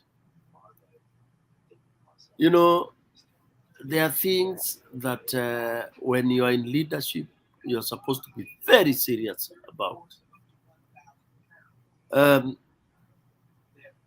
As a country, 60 years down the line, we have had leaders that have taken things for granted. Even in your own house, any new thing as you try it, hata ukileta kisu mpya nyumbani, you caution the family about it. Any new gadget you bring home, you have to read the manual. Read the manual, see if you do this, the do's and don'ts. That's why people read the manual. And also you have to be cautious that hii kitu ni mgeni kwa jamii. And therefore you have to hold and do or use it with caution. This is what I would have expected every other government in our country or every other leader to practice. What we talk about democracy. We talk about all the form of leadership. These are foreign to us. We have to practice with a lot of caution. Huyu Stone PK ambaye tunamuentrust, how is he? Unaona? Sasa tuseme kwa mfano democracy, a very good thing in theory, but as you know, it is the worst form of governorship. But especially if it's held by a thief and a crook, unaona, inakuwa sasa, people must say, sijui minority have their say, I mean they have their say, sijui, no, they have their say, sijui majority have their way. These are theories za vitabu. We are supposed to be cautious and say, is it true? Is it serving us? Mtu anakuja anakuambia ati wametumia constitution kuhapishwa, amefanyiwa kila kitu constitution. It is true. It is true. There is a justice who swore the man. Well, I mean, who swore the man. It is true. There was a Supreme Court by name, but it was a concoction of thugs. It is true. Everything, it was true. There was IBC that read the nonsense results. It is true. It is true. That is what is written. It's a body in the constitution, independent body. It is true. But who is supposed to authenticate this? It is written this way, but who is supposed to serve? It's the people. It's the people. The constitution is supposed to be implemented and managed by the people. The independent bodies is a concoction of people. So if we make a mistake and have the hyenas like we do now, and then we sit here, vile mnaambiwa na watu hawa wa Kenya Kwanza wakija hapa, you sit back, you had all the time for Supreme, you had the time to go to the Supreme, you have the MPs to go to, you have. I'm telling people, don't take that nonsense. In Kenya now, it has ruptured. Imerupture, and mwananchi asianze kuambiwa ati please you have to go constitution way. Hakuna kitu tunaenda constitution way. The constitution ni kitabu, iko pale kwa shelf. But by the time we get people who can implement it, we are not throwing it away. Tunaiweka pale kwa shelf as we go to hunt for our right. as we go to hunt for the seat that was stolen. Once we capture it, then we give Baba that constitution. Tunamwambia sasa, wewe hii kitabu utumie vile inatakikana, na yeye pia kama hatatumia hivyo, we do the same. Nobody should come here on this TV telling us, oh, you know, there should be no violence. Hiyo upuzi watu waachane nayo. Mwananchi, we will decide how we are going to get our cow back. Na Baba alisema kwa funeral ya Magoha, ng'ombe yetu, kwa sababu tumejua iko kwa boma ya bwana Roba, karibu sana, in a minute I'll be giving you a chance. Tumeona hiyo ng'ombe kwa bwana fulani na ni yetu na iko na alama yetu, ni ya boma yetu, ni ya familia yetu, hakuna question about it. We are not going to negotiate. Kunegotiate ni kusema nini? There is no negotiation even in our African custom. Ilikuwa tunakuja tumejiami kabisa, juu ukija na fujo tuje na fujo, ukiachilia tu tukifika hapo kwa geti yako uifungulie kamba tu ikuje kwetu, basi tunaamua wewe tunakusamea na tunachukua ng'ombe yetu tunaenda. That is the situation now. So 60 years down the line, it has come to a point where now Kenyans are fed up. They are so mad. And if you listen to Kenyans, even kwa mazishi ya Magoha, walikuwa yani Baba ndiye ana struggle sasa kutuliza watu. Baba anatuliza watu. He's struggling to tuliza people because people are asking, when Baba, when do we take this seat? And they don't care. Wacha watu wanakuja kusema watu wataumia nini. Do you know when people want to go for struggle, when people want to go for their thing, they don't care about death. Kwa sababu utaua wangapi? And people know, Mau watu walikufa. Majimaji rebellion in Tanzania, people die. There's no struggle where people have never been hurt. But you cannot be cowed down. Unakandamizwa. Mtu anakuja anachukua bibi yako, anachukua watoto wako, anachukua ng'ombe zako, anachukua shamba yako, anakuambia wewe utadu, na anapiga kifua. I'm giving an example on this TV since morning. Burkina Faso wamesema enough is enough. Kama tuishe kabisa bila hawa watu foreigners, bila nini, bila hawa watu wanatuongoza vibaya, even those of their own, wamesema watawanyonga wote wale ambao wamewakandamiza. Yeah? Wamesema they have to start afresh. There is always a collateral damage in anything you plan to do. Wananchi tumedanganywa. Kwanza tumedanganywa na Biblia vibaya sana, which is very, very, very, very annoying. Very annoying. Ukiinua mkono unaambiwa usiguze, hiyo ni madhabahu. Usiguze, hiyo ni. It is wrong. Now Kenyans hate religion very much. It is very wrong. Wakenya wanaulizana, hiyo kanisa unaenda ni ile ya Ruto? It is very, very sad. Knowing Kenyans the way they are religious, wamefanywa wakachukia hiyo kitu. Mtu anakuambia sasa ninaenda kanisa ya nini? Yeah? It is that bad. Mtu anakufa njaa unamwambia tuombe, au mpatie chakula, unamwambia ni maombi, atashiba, ati unamwambia ni faith. Do you eat faith really? You don't eat faith. So is it in Kenya where now the Bible is read upside down and it means different?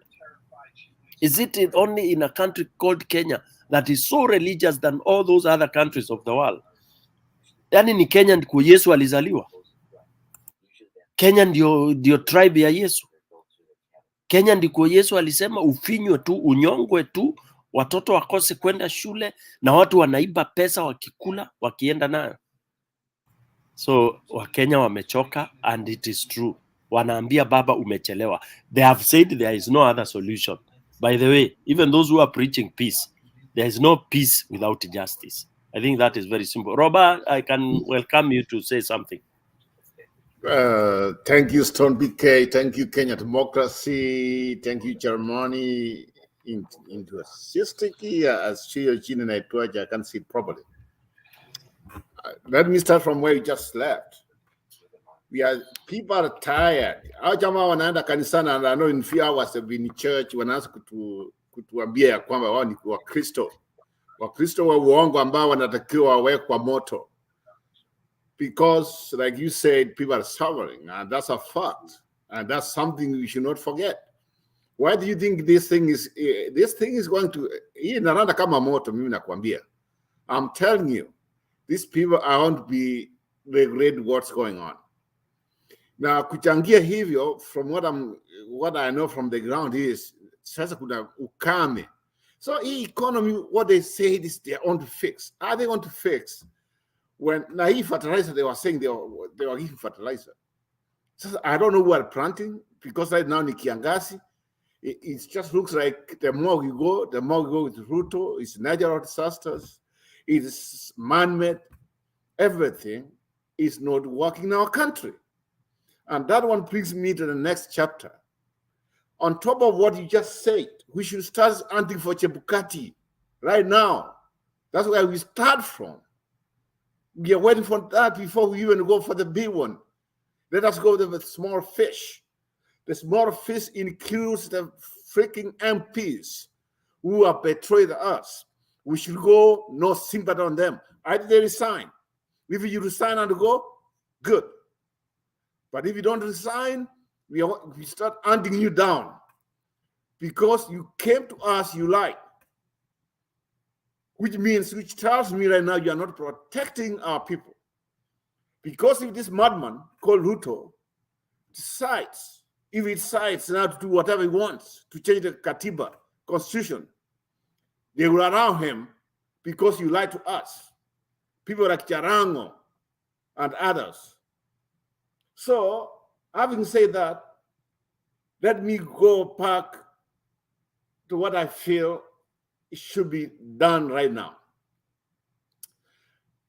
Before, I was just like wondering about Papa, because I thought the more we went, the more this thing might take a different intermission. But what I've come to realize is the more it's doing things, the more people are getting it right now. And I'm telling you, this morning I was just sleeping, of course it's my Friday. So in the middle of the night, like 3 in the morning here in California, so I just go to my phone, just like 3 something, because my wife was going to work anyway. So I just see something like video. I say it's because these people, they keep on putting some video, fake video online. So I just see the word still Raila is my kiongozi wangu. Then I said, maybe is this an old tape? Then I said, no, then I was happy. Even I wake up, start just watching what's going on. That's when I realized they went for the funeral, and whatever happens there was so positive. And I think it just gave Papa some motivation, and those people, even those ones who were just like they were lagging behind because they didn't know what's going to happen, I think right now we are in good hands. Let them continue doing what they are doing right now until this thing comes to an end. Like I said before, if we have so these people will mean what we say, and we say what we mean, all those MPs, either they resign or we come for them. Chebukati, either he finds another country where to go, or we go for him. But there are some people, all this propaganda they have been spreading, more especially about Uhuru, that Uhuru played Papa. Let me tell you guys, to my opinion here, when history is done and it's written, like always I've said, Uhuru will be ever the best president ever ruled in our country. Uhuru alifuata sheria. This is what I mean. If Uhuru could have just said, I'm not going to give this madman, when they saw the election power, he could have said that. You know what that one tells me? The independence of our election body, Chebukati and the company, that's what Uhuru respected. But because he gave them that, they decided to abuse it.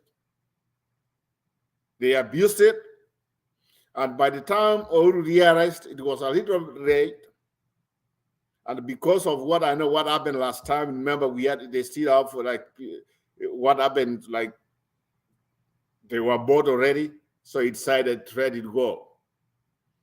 Otherwise, I know from his side he could have played a different game, but he was for democracy. And they knew Purpose wanted to win this thing. He knew it. And they had prepared for it. Except the other conman, he was given the freedom, the so-called Chebukati, and they played it the other way around. But at this time, we can't go back and start saying what might have. Let us go forward and decide and support some of these people where we can, so that we get this cow, the cow we have been talking about for months now. And for me, I think the more we go, the more people want to buy on Papa, because the economic situation back home is very bad. I'm telling you, the end of this week, last week, I've spent almost 200,000 just trying, being work at the middle of the night. Oh, we don't have nothing here. Kids have to go to school. They are not my kids, but they are my sister's kids. They are my brother's kids. And this is unfair to some of us. This is unfair. We have a government which is real bad. It's doomed. It's not working. So when you see people, most people, I don't know about you guys, about your relatives, where you come from or whatever it is. I'm just like, I'm mad about this. This one's bothering me. Because I know how much now we have to strain to start trying, just to help people back home. But how long are we going to do this? And then when I asked them, what about the government? People elected, what are they doing? Then a few hours later, you get a minister saying, oh, we are broke. We don't have no money. Okay. So what happened? All this money you have been collecting on taxes. They don't know what they're doing. For me, the way I feel. I feel Ruto has opened a window of corruption. And that's why you see all these MPs running there. And they are grabbing. Now we have gone square one when it comes to corruption. If you remember during the campaign, Papa was the one who said, as long as we have corruption in Kenya, we don't have a country. The corruption is back in a big way. It is back in a big, big way. And if you are not seeing, how do you think all these people are going to stay at a house? Is that where they make the money? Do you know one way you can say this thing's not working? Look at the dollar, the exchange rate. It keeps going up. It keeps going up. I know it might be good for those people who are overseas, but let us also have a big picture about our people back home. So these guys, they say they came in, or they will come in and fix the economy. The economy is collapsing. And I think even the 6 months, most of you are predicting maybe, I think this thing's going to collapse earlier than what we expect. This economy is going to collapse. One other thing I think from my notes here, it's about Matiang'i. Let me talk about a little bit, because Matiang'i comes from where I come from. Up this point, some of us have been waiting for them to tell us what happened. But when I see a situation where every department or the police, the others, whatever chase you, they say, oh, my people were not there. So who was there then? If the same people you expect to get answers from, they are telling you they don't know, it tells me we don't have a government. Out of the government, sometimes they are pretending they are not, I mean, like they wanted to harm the guy, but at the same time, they were caught, or something's boiling up or something's coming up. So what does it tell us? Our country is becoming ungovernable. It's becoming ungovernable right now. So the few minutes, in fact, when I was online, the few minutes I saw like Uhuru and with Raila, I saw these MPs from Left Party going on the news media. They spoke about Papa and Uhuru. They abused him. There's this German maturity leaders, and I do Cheregati, I don't know Cheregati, I don't know his name. I don't care about him. But some of these MPs, they think, of these senators, some of them, they call them, they think now they can abuse Baba. They think they can abuse him. If they want some of us, we can stand up and we start maybe calling for sanctions on them. Because this is really bad. Some of the clips I saw from there, the language they're using, I don't like it. Going forward, Stone PK. We started saying about this revolution even before election. We said this thing, regardless of the outcome, if Baba does not go in this way. I'm telling you, as we stood here this Saturday where I am, I think this is going to happen. In less than 6 months, it's part for the country to go through this, but at the same time, we cannot keep a blind eye on people who have come and stolen a cow from us. And time has come for us to go and get it. We know where it is, and we know where to get them. The best thing they can do, surrender the cow, run from that place, go back and say, apologize, go back where you come from, so that we can move on. But if you insist to stay in power, our people are coming for you, and there's no place where you want to hide. Maybe that's the time you can put all your helicopters ready to go. We saw it from Idi Amin. I didn't see it, I was not born, but from the history. But the thing is this, the Constitution right now is working. I don't know if those who say it's working, I don't know whether it's working or not, because there's no other place where you can go. You go to court, everything's messed up. Some of us, you have cases in court which has been there for almost 15 years. Not even first hearing, nothing. And you could say we have a constitution. I am skeptical about it, but let's see what happens. So don't be care. I see my good friend Murumbu is here. Let me leave it there. I look forward for a conversation. And as I said, I see my good friend Alex is here. We the people, we have the power to take back our country. We have the power. So I'm still waiting for the government to explain to me, Alex, what happened to Matiang's situation. I need someone to tell me, because they say they don't know anything, it was fake.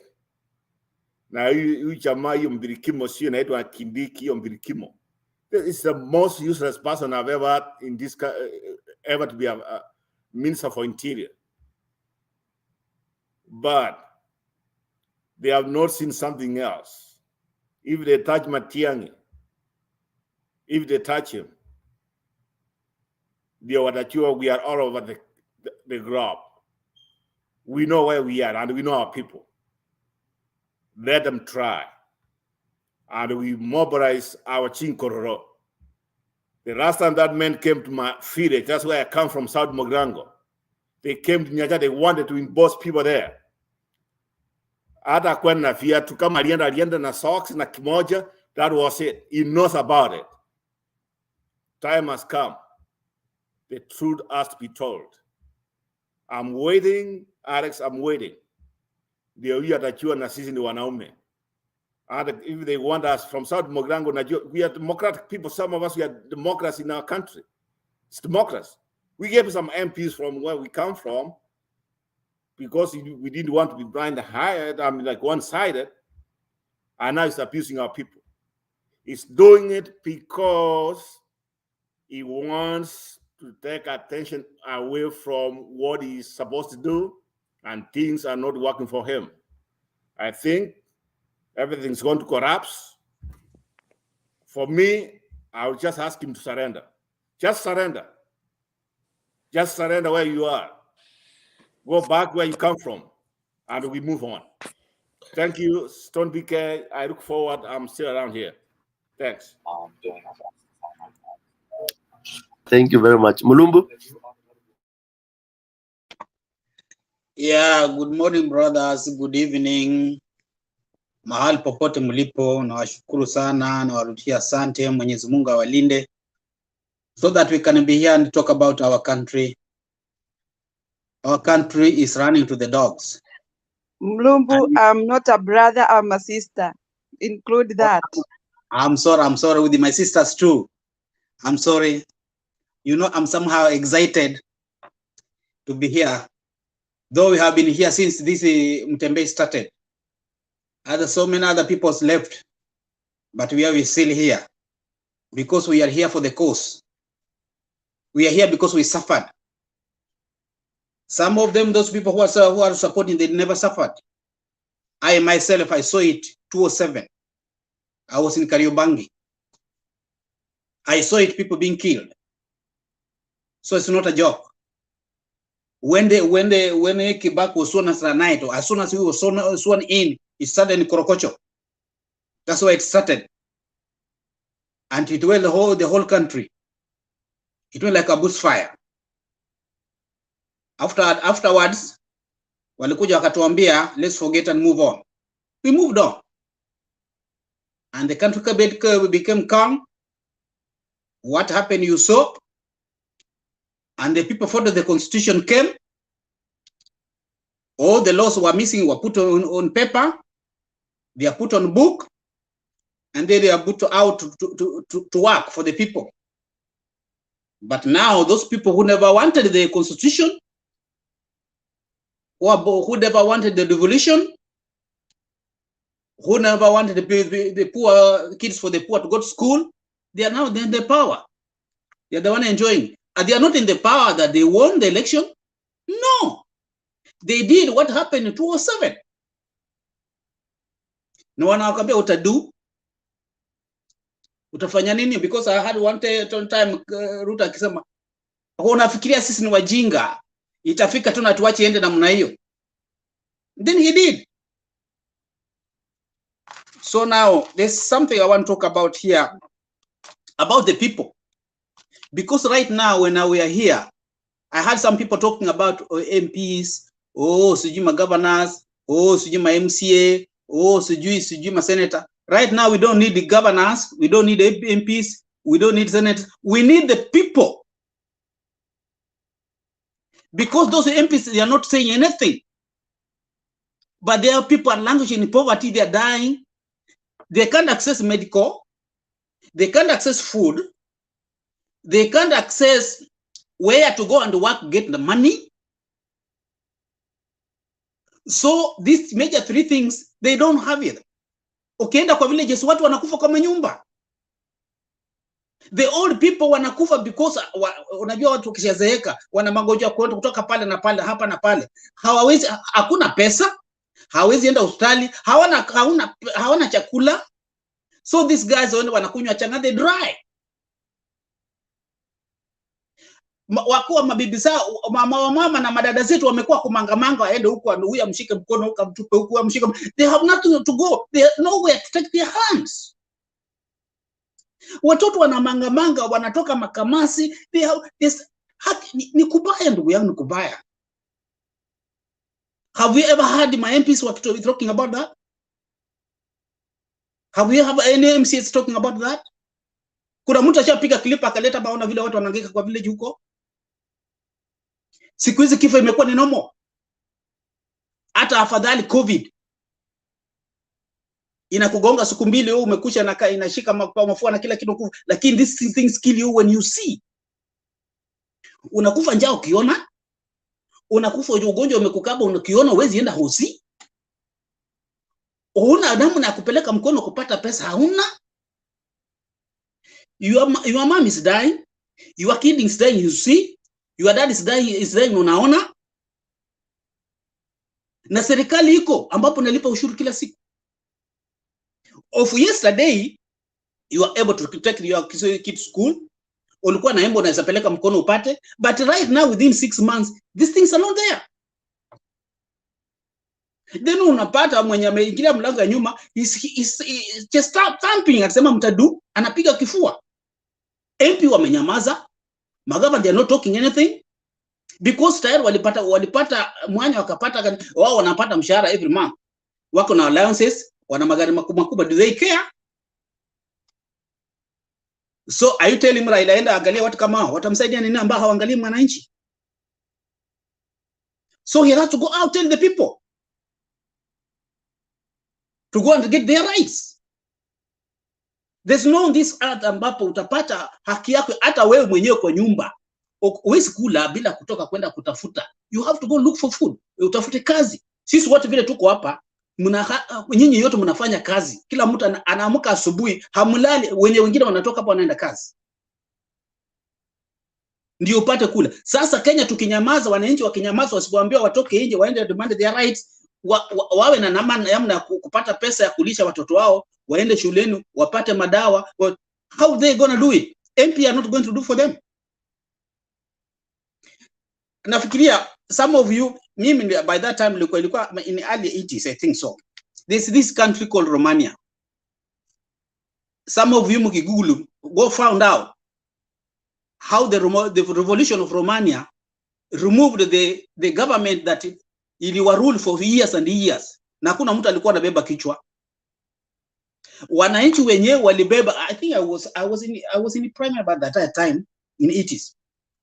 Wananchi walitoka na hizo bunduki za wamaskari wa Romania, walikuwa na president. Kwanza president alishikwa akienda kupanda helicopter. I don't know if I'm right.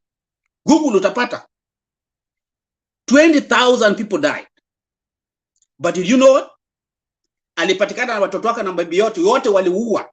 Na government ikawekwa upya until today. After about 5 years nilikuwa naona magari ya Romania yakija kuchimba maji Kenya. Walipatia Kenya msaada. After them fighting, people died. They constructed their country. They were able to kufanya manufacture na kufanya vile dawa na kuja kusaidia nchi zetu ambapo zimekaa mstarehe. So kama kwa Kenya tutakaa tu kwa sababu Ruto amekaa kwa kiti, sasa akishatoa kuona Kindiki akishatoa kichwa na Rigathi akishatoa, sasa sisi tunanyamaza. We are going to die in the house. You better die when you're standing better than dying when you're on your knees. Hatujali sisi tuko tuna watoto, but let them go out and fight for their life. It doesn't matter. Mali imefika, it doesn't matter kama una ndugu yako unamwambia toka nje. There's no one who's going to feed you. Right now watu wanaambia watu Mungu sijui Mungu. Huko ku Ukraine vile watu wanakufa na usiku na mchana, hakuna Mungu huko. Hakuna makanisa huko. What are the kanisa doing? Makanisa Ukraine wote mapasta na manini wote wako kwa vita. They are fighting for their country. They are fighting for their country. But we Kenya here mapastors ndio wanaua watu wao na mapadiri. Ni wanakula na president. Most of them ni devil worshippers. They are after money. They are not after the people. They are not after the flocks. How can we have churches in Kenya? People are languishing in poverty. Wanalala njaa, hawana dawa. They have nothing. And these people are eating. When in meeting ndio wanaenda masafari wanaenda wanakula makuku na manyama na everything. And people na then ikifika Sunday kanisa imejaa wanapeleka vikapu wanataka pesa from the waumini. Wale wamelala njaa. Mtu amelala njaa hata kwa hakuna kitu amepemba sadaka anapeleka tu Mungu amsaidie. Ubaya kuwa nchi kama iko fukara, people think that wakibeba kijaa kwa makanisa ndio Mungu atawasaidia. Haiwezekani. It will never be. And mostly poor countries ndio watu wanajaa kwa makanisa thinking that God atawasaidia. No, the government has to do something. It will never happen. Hakuna Mungu atakwambia uende muombe Mwenyezi Mungu niko hapa na ugonjwa, Mwenyezi Mungu atatuaga kwa hapa nipate. Haitapatikana. It will never be. You have to go out and work. Go out and fight for it. You better go die there. Na mwisho watu wako wasikie vizuri. That's why white people wanakufa huko because to save their country. Hebu chokesa America. Itakuja kwa mlango yako, they better come and die on your door in your country rather than their country will destroy. Nyinyi mmekaa kwa manyumba na nyinyi mtu anawamaliza and you are afraid that you can't go out. You can't go out na muandamani mpate haki yenu. Basi unakufa kwa magoti. What is that going to help you? Hii kitu ndinaua Afrika mzima. Right now nasikia huko wa Kongo wamekasirika na wa masoja so wa Kenya. They don't need them there because they walienda huko kuloot because walipelekwa mahali kuna mali. And that's what Museveni is dancing into na Mugabe na Museveni na Kagame na Burundi. That's what they are eating there. Sasa pia aliingia alipata kwa sababu tumepata banana republic Kenya waenda kupia wameenda kuloot.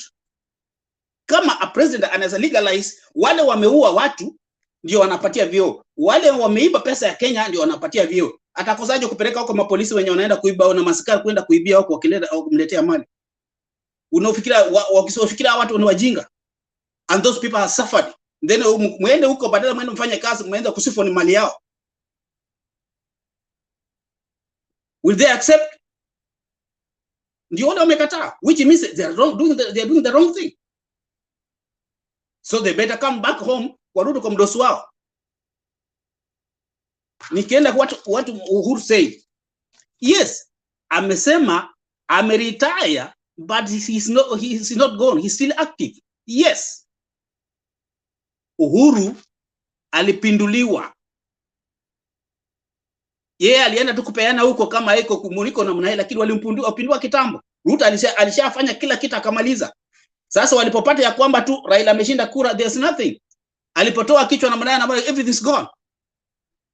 Ukitaka kujua alipindua, kumbuka ile kitu wakati ile 2017 Uhuru aliposema hii kitu imeenda bwana, akasema wewe namna gani? Ataka hata kumpiga, inaweza kama ungekuwa ni president ningekupiga kofi.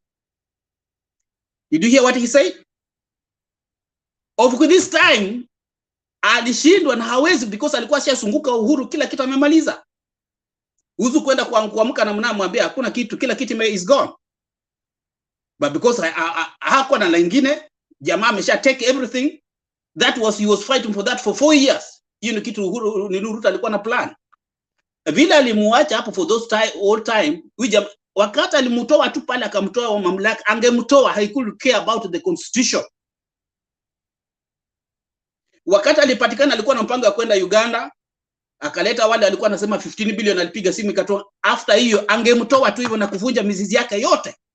Lakini alifikiria akimwacha the democracy. Did you see what he did? Alimkula mko na ile pesa aliiba yote, alikula akahonga judges, akahonga makamanda wa polisi, akahonga makamanda wa jeshi wote na wale mataikunu wizi wenye walikuwa na wakaungana pamoja na makanisa yote akaweka pamoja. That's where we are. So what I can say, my friend, my sisters and brothers, there's nothing to go back. No retreat. Hakuna tutuvumilia ati hesabu itarudi, hairudi. Kama uko na brother yako, your son, tell him to ajitayarishe for war, because bila hiyo hakuna mahali anaenda. He's not going to survive. There's no progress. Wacha kiumane. Then people should respect each other. What wanasema democracy? Tell me here in America, watu wakienda for election, democracy watu wakienda for president, watu wanatoka hata 10 ama 20 wana fight for that presidency seat. Mwisho wanazunguka Amerika mzima wakifanya debate. Wakishindwa, akipatikana mtu mmoja, wote wanaunga mkono. Have you ever seen them wakimbia kama wa Democrat wanakimbia wanaenda kwa Republican? Wa Republican wanakimbia wanatoka wanakuja kwa Democrat? Have you ever seen that? Ukifanya hivyo siasa yako imeisha. Hawataki wanasiasa malaya. Afrika tumejaa wanasiasa wote ni malaya. Akisikia mahali hapa imekwama, hapa ndiye anakimbilia, anataka kwenda kusource from there. We should stop that. That's what unaona. Angalia what Wetangula alifanya kwa parliament. Wetangula did what Chebukati did. Kama Chebukati alibadilisha kura za Azimio akapatia Ruto. So Wetangula kwa nini asibadilishe za nini Azimio irudi huo opposition, na nao walikuwa na viti mingi? Utadu? So vile Raila alisema, what is going to happen in Kenya, it's going to help Africa. What you Kenyans you are going to do is going to open the eye of Africa, because ugonjwa wenye tuko nani yuko Afrika mzima. Tumezaliwa katika corruption, tumepata makazi yetu through corruption, tumeenda shule through corruption, tumepata madigiri huko Kenya through corruption. So everybody akiingia pale he thinks through corruption. Sasa wale watu wanaona hii ni mbaya, wanataka watoke nje, wamewawa wote. Look, nani James huyu anaitwa nani? Huyu alikuwa alitangulia kuwawa MP alitangulia kwa dini ya Kenyatta. James Karioki alikuwa against corruption, aliwawa. Ukifuata nani Tom Mboya, he was against corruption, aliwawa. Robert Ouko alikuwa against corruption, aliwawa.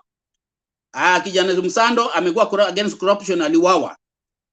Juma amekuwa against corruption, wale wote walikuwa against, they never made it. So here right now, because they never made it, because raia hatumu kutoka nje kuwaunga mkono. So now after 60 years, wake up raia, because this is your war. This is not Raila's war. This is not Kalonzo's war. This is not Martha Karua's war. This is wananchi's war. Martha Karua niliona akisema nini pesa yenye anayo almost 80 million. Anakula anakufa mpaka watoto wake na wajukuu. Raila ana company all over the world. Analipa hata kama hafanyi kazi ya nini ya Kenya, analipa all in Africa and the world. And he lacks nothing. Kalonzo ni mtu amejiwekea mali yake. He lacks nothing. Those people who are out there fighting for the country, they are not fighting for themselves. They are fighting for you.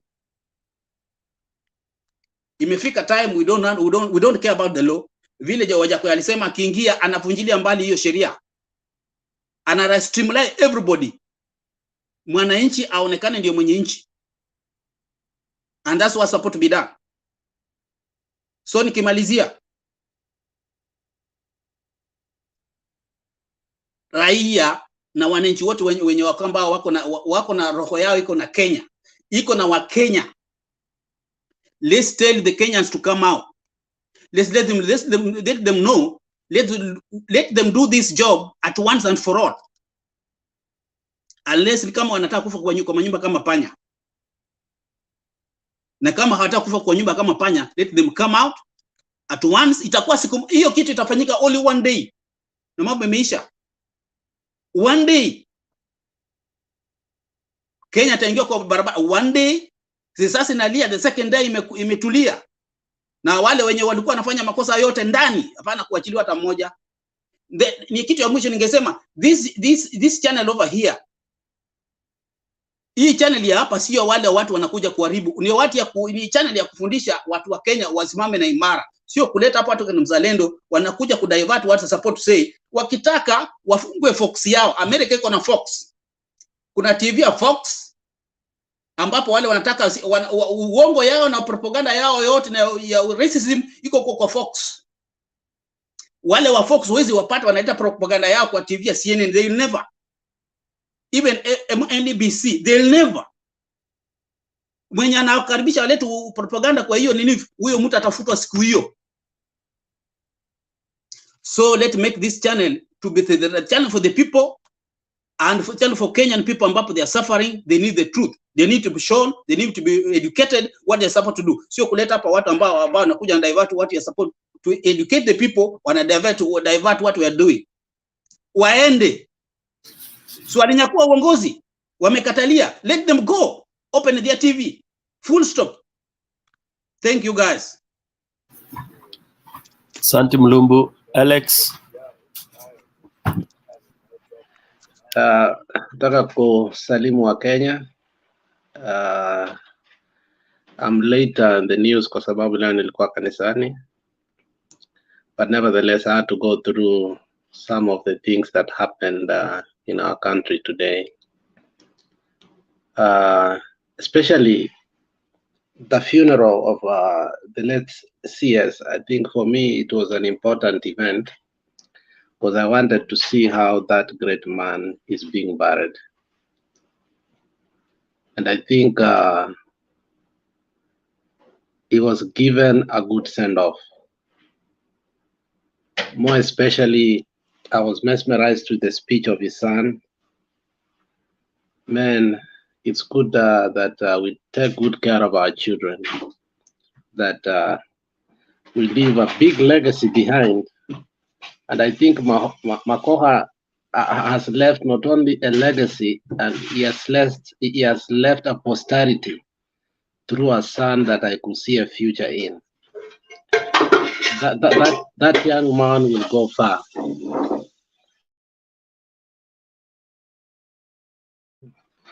That young man will go far. So I think he left a posterity that I think I admire. For me, legacy is good, but posterity is more powerful than legacy. Two things that I noted that were very good there. The way Raila entered. I love the way he disrupted Machogu's speech. Machogu looked like an intercom. When Raila entered, he got confused in the middle of that speech. And Machogu thought that as a CS, he's a powerful person. And he realized that positions and roles are two different things. You can have a position, but when a person who has a role in Kenya comes, I mean, there is nothing you could do. At that particular time, all the attention went to Raila, and the Joey thing happened. And I like the Lingaria and how they really gave him that traditional. I wish we all had traditional ways of giving our heroes a send-off. Not just, I'm not against Christianity. I just came from church and I think I'm a Christian. But at the same time, we have all created to have our own cultures and our own languages, which are unique. And I like how Raila has come out strongly to bring back the culture of Luos. Remember when Kajwang died, he came out that way. When now Magoha, the CS, has died, he also came. He doesn't come out to everybody. He comes out to a people that are distinct and also people that feels that are not just heroes, they are legends. And I think that was a legendary moment for me. He entered, and the way, I mean, that crowd received him, he went to the casket and he paid his respect. And I think that's what we should do to our heroes. Our heroes have been given a low turning point. If you remember, when Raila went to Botswana, was it Botswana or the country that is down Botswana is called Namibia? Namibia decided to have its Heroes Park that was very unique. You can go to Google or YouTube and see. And Raila emulated that, and that's what they were building in Kenyatta, the sports ground center there. And immediately Ruto came into power, he stopped it. Because what they had done is to put pictures and events of history so that our people may be familiar with history. And I think Magoha goes down into history. Now, what made me more happy is the speech of Uhuru Muigai Kenyatta. That man is an orator. That man is a statesman. How Uhuru changed from being a person that was just a mere, I mean, there's no way you could have described Uhuru when he came to power in 2013 to by the time he finishes to become a statesman. For me, that's a miracle, because it doesn't just happen like that. He reached somewhere and he realized he's not a president of Jubilee. He's a president of the Republic of Kenya. And by the time he found out that the first cabinet he had chosen, remember Kaimenyi was the Minister for Education. And when Kaimenyi became the Minister for Education, we had the longest strike. And Kaimenyi did not know what to do, to the point that people like Sonko went and bribed Sosion, and that's how that thing came to an end. But I think I want to say a few things that Uhuru said. This is one of them that, before I say what Uhuru said, Raila made me happy, said, in game, please don't throw a stone. If you throw a stone, it will either hit a professor or a doctor or a lawyer. Don't throw any stones in game. That was a turning point for me. But this is what Uhuru said. For us, we have lost a friend, a partner, a colleague, and a great giant of this country. Ours today is to stand with the family, the same way Magoha stood with us. To the people of Game, be proud to have produced giants such as the one who lies before us. And this is what also he said about what he did. He went further, he who was Magoha, to develop curriculum and develop standards for universities that are emulated in countries such as Malawi and Zambia. Magoha took on challenge of refreshing our curriculum, make it better suited for the future of our children.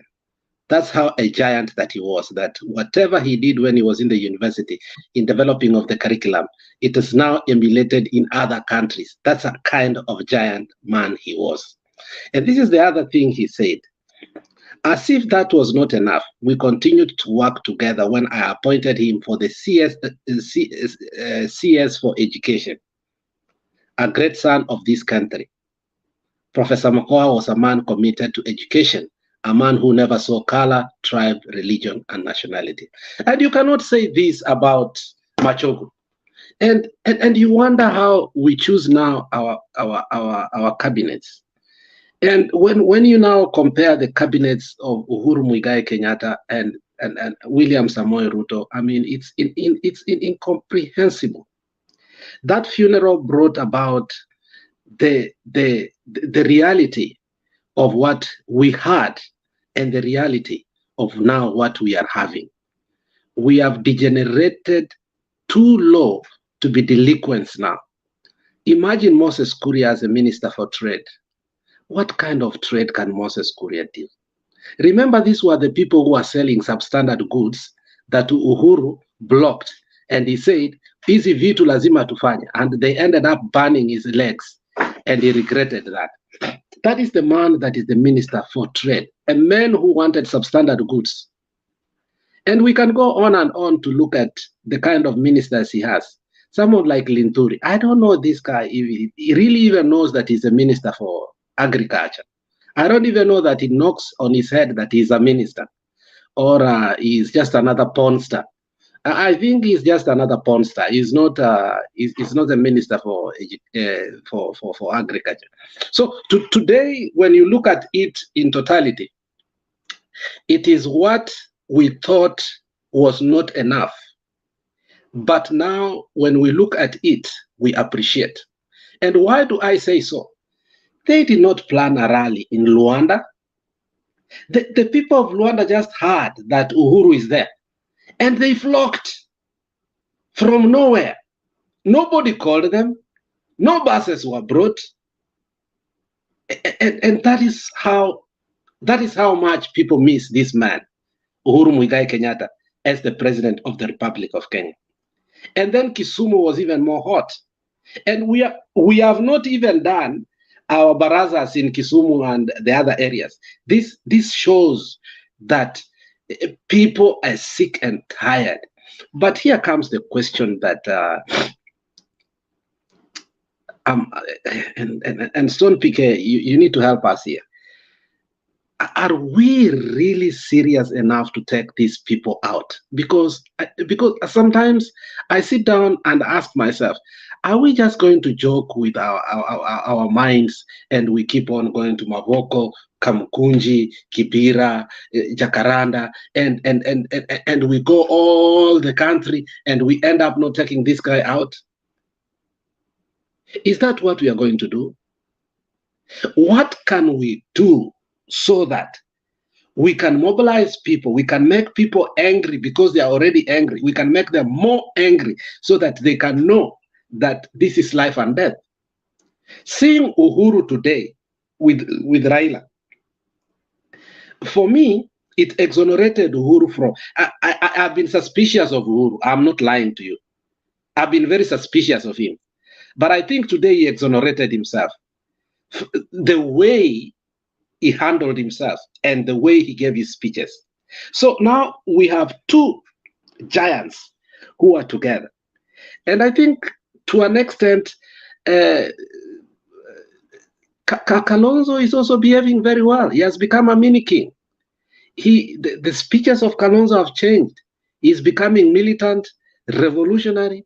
And the last time you heard him say, if you don't do something now, we are going back to... And I couldn't imagine that is Kalonzo speaking. So this is what I'm saying. Today was a good day for our revolutionary ideology. Even though it was within the precepts of a funeral. Because we don't have town halls. And therefore, we cannot have town halls to speak our politics. Our politics spoken in funerals. So I think it was a great day for us. And these two people, if they come together without fear of doubt, especially if Uhuru get courageous and start attending this, I think it will energize the base even better, because these are giants that people see now that they had redeemed our country and we were going to the right trajectory. Now we have degenerated to a point that even if they were to come back, it will take them another 2 years to get them back to somewhere else. So I think I will finish there, and I will urge Kenyans that we are on the right trajectory. However, we must be very clear that after these barazas, what happens? We cannot just keep on going to these things without making ourselves clear that after this, what happens? Thank you, Kenyans. Thank you, Alex. Before I bring in Brown Benson, Robert, you have a question. And the revolutionary standby. Where is he? Yes, Alex. Is just to add on what you just said regarding. I mean, they were forward on this. So, I mean, when I look at the whole picture, and maybe you can also just add on it. I mean, if they have to do something and they're serious about it, like I said before, let's set it on the so-called MPs, or rather look for Chebukati. And that's when people will realize this situation is what it is. And for me, if the people from central Kenya, they also go on the streets, it's over for him. It's over. It will be very, very quick. That would be my biggest mark on that. So if central Kenya goes, that would even, it would less time to do it. Benson, thank you, Robert. Benson. I saw Jeremani was raising his hand. You can talk. Okay, Jeremani, then you come in.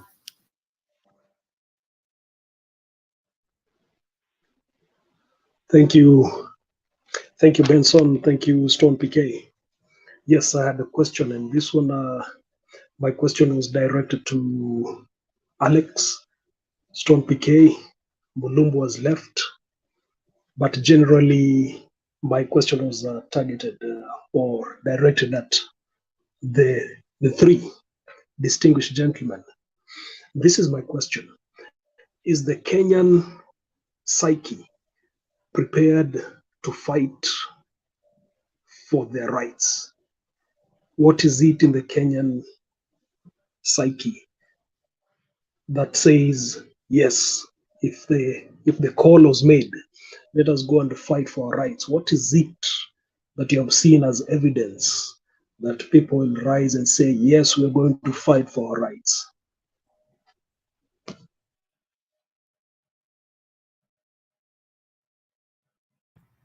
I can I tackle give that it one. anybody. Yeah. Anybody? Let me just come in.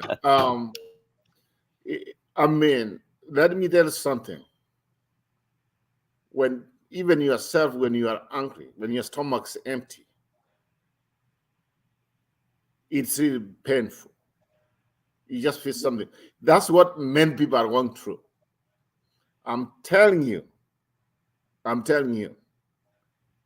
if this country goes the way this is going right now, we have a natural disaster. It's there. Some of them, like I said before, it's man-made. Right now, the so-called fertilizer and other things, I don't see it working. If we go the way we are going right now, with high cost of living, just look at the people themselves. The people are coming to the streets. It's not like they are being bought like the way they buy people. For them, they normally buy people to come and cheer them. But this is, when time comes, even Baba might not be there. He's going to release them, and the people will go there and just say, get out of here. Because everything's going to collapse. Or everything's collapsing. And that's the way I say it.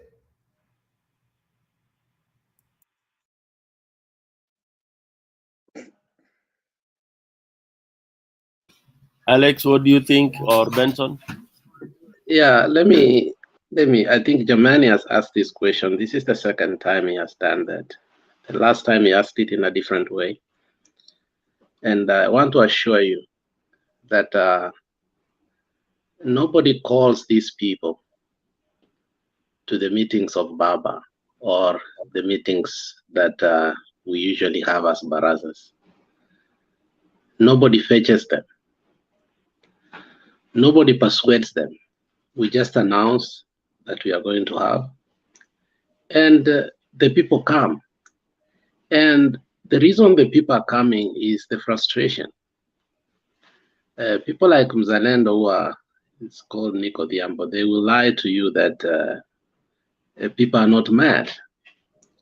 But the pain of Kenyans has made them, pain. When you are in pain, you think more. And the more you think, the more you start trying to find a solution to your problems. Kenyans, as I see them, have reached a point of no turning point. They have reached a point whereby they know that Ruto has no plan for them. Ruto has no vision for Kenya.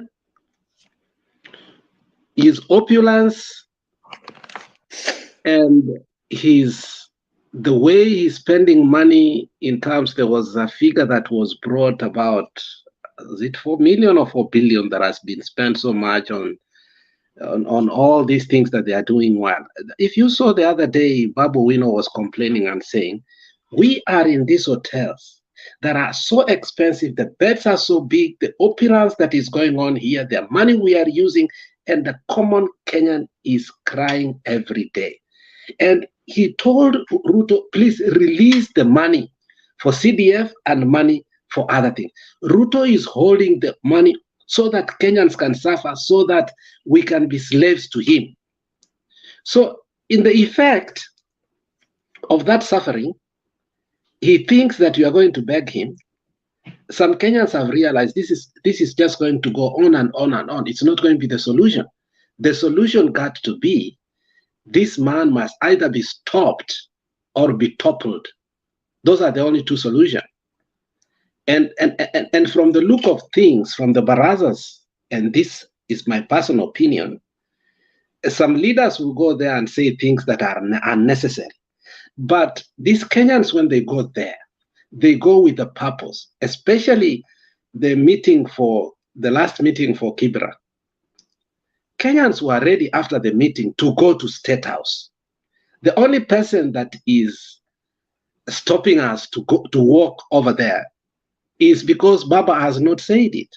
And I don't even know why Baba is not allowing people to do that. And that's why we have spoken here and say, we must now do things past Baba. We can't wait for Baba to tell us. So it is right that psyche is there.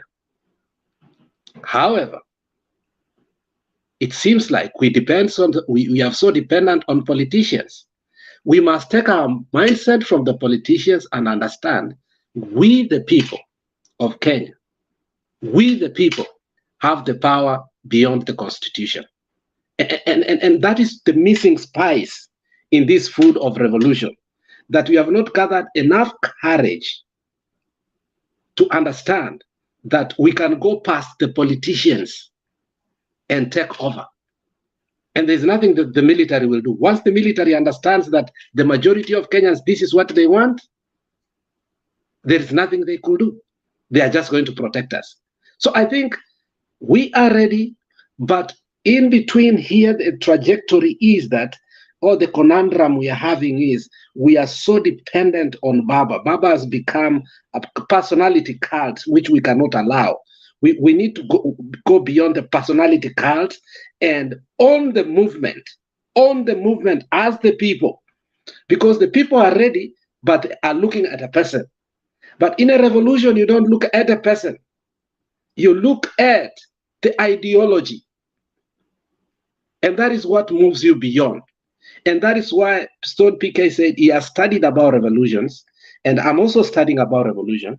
Real revolution did not happen because a person caused it.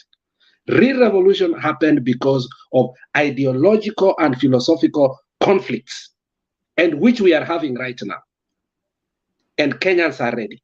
And they must move forward past the politicians. Thank you, Jameni. Thank you, Alex. Yeah, Jeremani, there is one book that was the Musema Kweli of students of physics in our time. Ilikuwa inaitwa Abbott. It was written by Abbott. I think it was called Physics or something, but the author is called Abbott. A-B-O-T. Kama ulikuwa wewe ni mwana chuma, tulikuwa tunaita kama unafanya MPC, hizo sasa. Wewe hiyo kitabu ndio ulikuwa unabeba hivi. Watu wakikuona kwa shule wanajua yes, wewe ni noma. If you look at the author of that book and the books he has written, they were the gospel truth according to whatever, that area. And Physics. you read physics, yes. If you look at it and you are keen in understanding how somebody has, compiled the content, unaona ule mtu ana set precedents. So Baba is known to set precedents. He wants to set, and he said it, he wants to set a book, a strategy, a formula, a framework that will be used all over the countries of Africa. And to tell you the truth, even beyond, as much where democracy is endangered. And he said it is globally endangered. Democracy is at threat. It is on its deathbed. That is agreeable in America, in UK, in wherever. Maybe in Norway, maybe the Scandinavian countries are still, we could say they are better off. But in those others who claim to be the champions of it, iko kwa bed, iko kwa theater. It's being resuscitated, about to die. So this enigma wants to set ile kitabu mutasoma vizazi vyenyu na the formula that you will use when it is threatened. And that's what This is my own observation, and that's what he wants to come up with. That you drive the people have to understand why we are doing this, and once you get it, you don't joke around with it. Usiangushe tena, because you know what you have gone through. The Mau Mau we are told about, it's only those who are older than us that talk about it. The thugs in this country washed it away. The corrupt people in this country presented it as if it was a one tribe affair. They presented it as if it was a family affair. And yet, when we came to dig further, we realized that Mkoloni was fought from all corners of this country. Anybody can prove me wrong or right. It was mispresented. The facts were mispresented until some people started hating others. When you talk about Mau Mau, you know, people feel like you are praising one side, all right? Yet, we had this uprising. It was an uprising. People called it according to their dialect. People called it their own way. You go to coast, ilikuwa inaitwa jina ingine.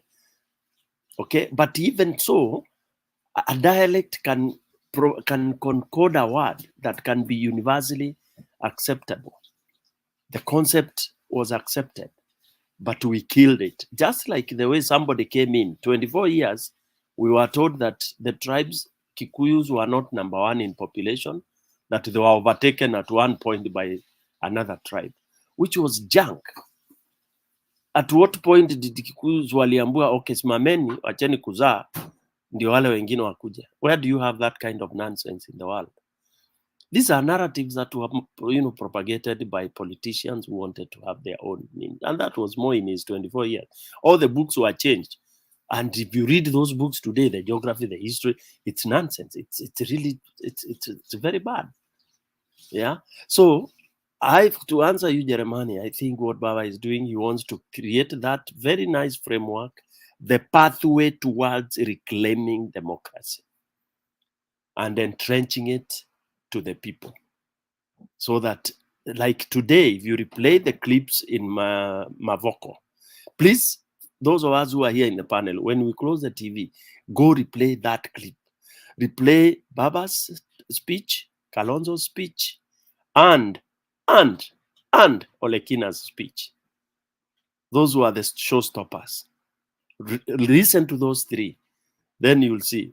Baba's speech will tell you where we are already. In fact, tushafika mwisho. Tumefika king. Unajua ile mtu anajua draft. Ukishatega mtu unaonanga mahali yako iko. Hata unachukua indama ingine, those of you who know how to play it. Umeishika na mkono kwa sababu ukiinua itafika king ndio utaekelea pale. Yeah? So ni kusukuma tu moja. So tumesukumia Ruto hiyo. The king we know is a matter of very, very, very brief time. Unless somebody stops this, unless you stop this river, inafagilia wote. The crowd is charged.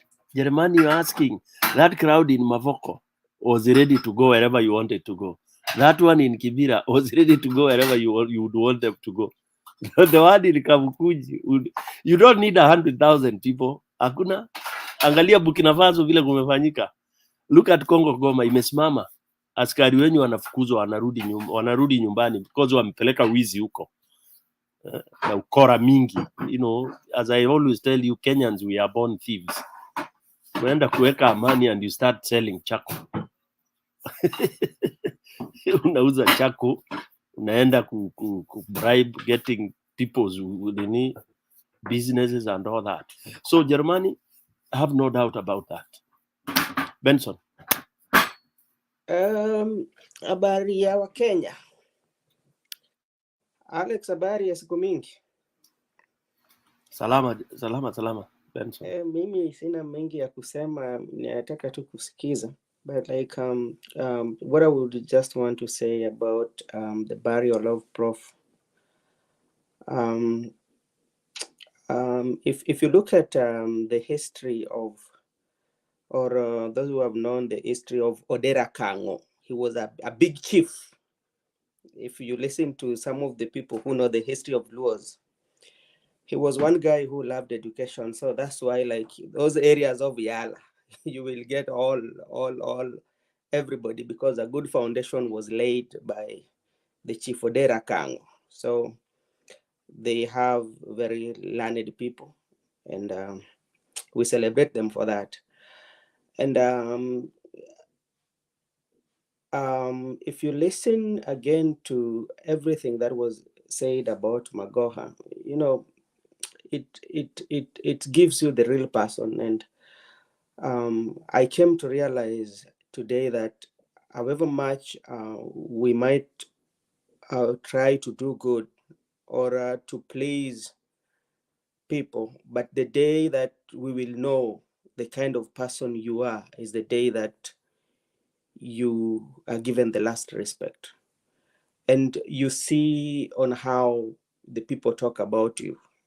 That is a good letter, or that is, I think, like, even the family was very happy when they had everything that was said about their son. And that is a society that we should learn from. Actually, that is something that today, like, it should be a school of thought for each and every one of us. What kind of life do you want to live, and what kind of society do we want to build? Because I know there are people who want to build a divided society based on the tribe we are coming from or based on the loyalty. But some are building it for the prosperity of the country so that everybody can benefit. So many people have benefited from Magoha, maybe directly or indirectly. And that is the country that we want. That is something also I can say. Something also I observed about the Magoha burial was the Luo tradition, how Raila came in. You know, those are the things that make us celebrate who we are. Those are, maybe sometimes we tend to forget them, you know. So I think, like, some of us, we should also try to dig deep and see what are the importance of them, like the shield, the mkuki yenye alikuwa amebeba. They symbolize so many things. Somebody who does not understand may feel, okay, Raila was creating a show, but when you go back to the cultures of Luo, it has some meaning on it. The dye, we call it gueyo. You know, gueyo, in Kijaluo, mtu akifanya hivyo ni kama wanafukuza zile pepo mbaya, you know, na hiyo nini. So it was a very, it was something to me. I was that moment I felt very proud as a Luo, like Raila has shown me who I am as a Luo, as a culture. I was very proud of him.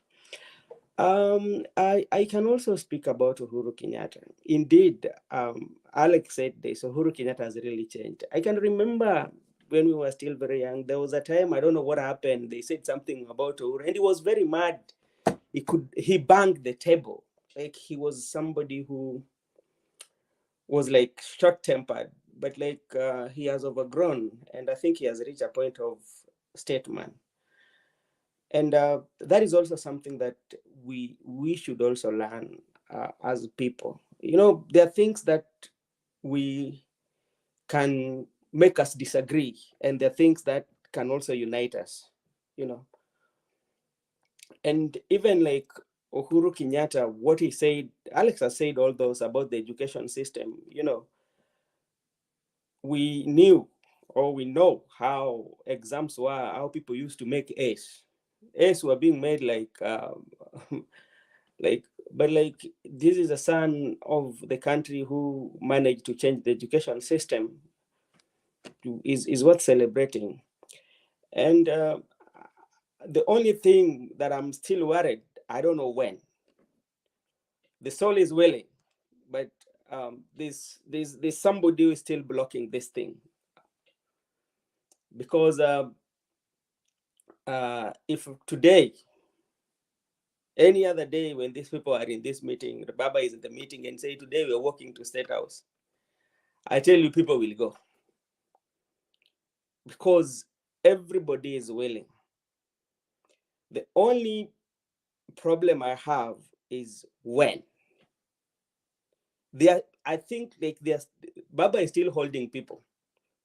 Yeah, people are willing to do, but I think he's still holding people because like not even like from the rallies, especially like even if you have a conversation with people on the ground, you know, apart from those who are going, some of us maybe might be seeing them on the pictures and the crowd, but like if you have opportunity to speak to people on the ground, they will tell you what they are feeling and they're telling you what they want to do. Yeah. So all in all Kenyans, this is your time to take back your country. Because if the country is not taken, then you will feel the wrath of the economy. And the country is taken by all these rallies, because through rallies, you speak your mind. Through rallies, can bring dialogue. So many things can come out of these rallies that is happening. And that is what we are looking for. Everybody wants a good country. Everyone wants good leadership, which we don't have in the country at the moment. Even if you do the comparison of the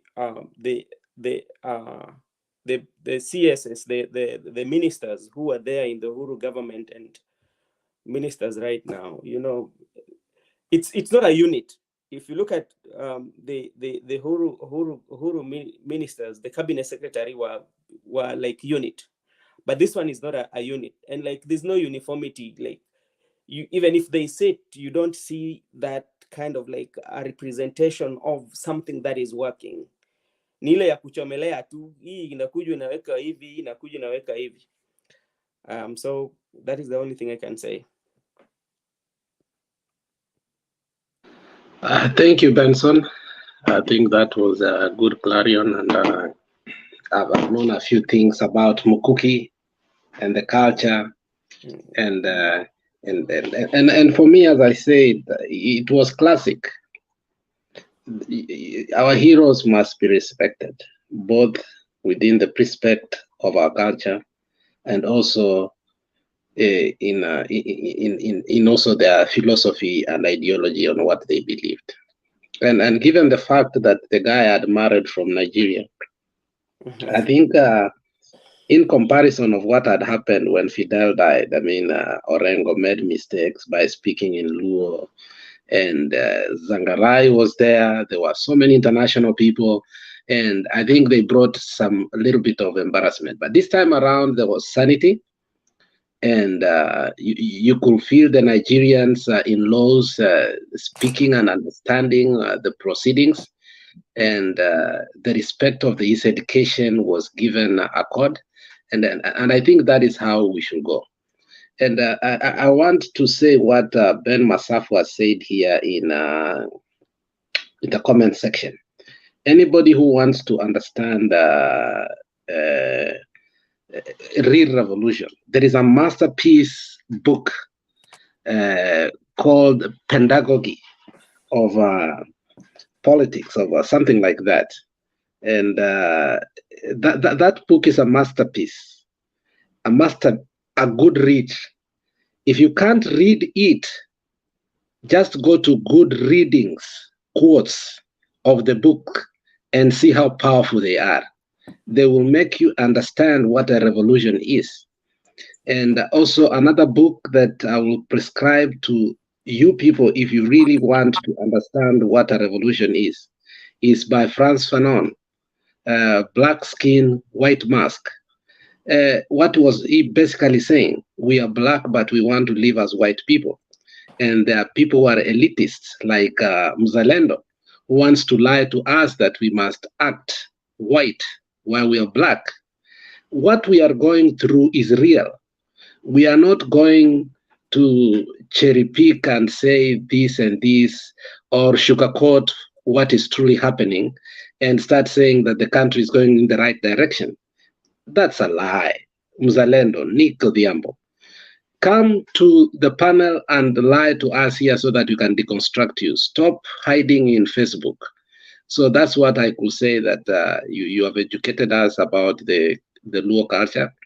You have also reiterated the growing and the growth of Uhuru Muigai Kenyatta, and how he has become a statesman. And the combination of these two people is a powerhouse that you will see tomorrow. Ruto, instead of reading the Bible in the church and praising God, they will start criticizing them, and they are going to make a lot of noise this morning because of just these two men have spoken. You are going to see a lot. And the sad part is that Sabina Chege is going to be part of that clique. Sabina Chege of all people, Sabina Chege. It is so sad when you are a sellout, a cabal, and you know what is happening to them. They are going to be wasted and they are going to be obsolete.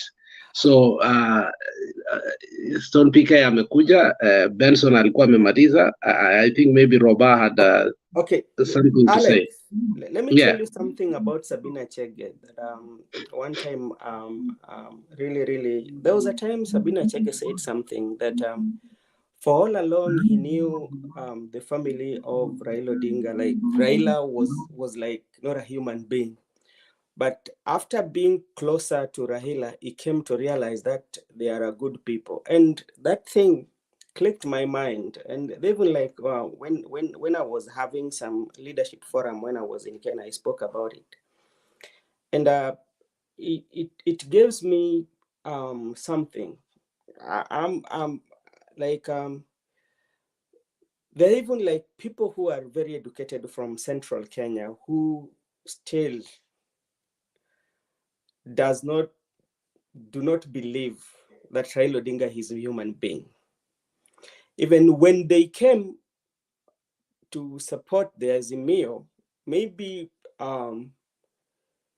they did not come fully, but they came under the umbrella of Uhuru Muigai Kenyatta. They did not come to fight for something that was very good for Kenya. That is what I believe.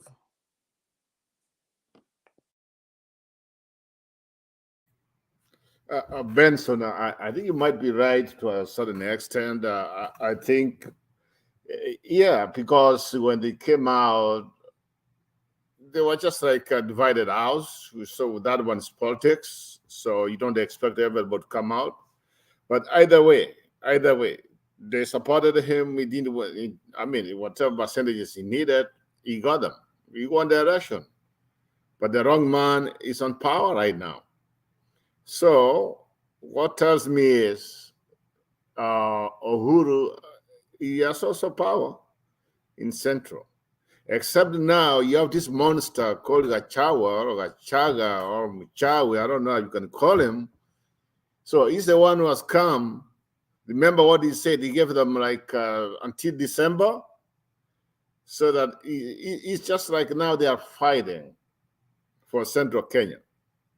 But as long as it's divided and Uhuru has some say on these people, then from what I saw some clips, also I'm telling you, if this thing goes that everybody's going to, they will start demonstrations from Central, everything goes, the whole country, except the left Valley, is gone. You'll be gone very, very quick.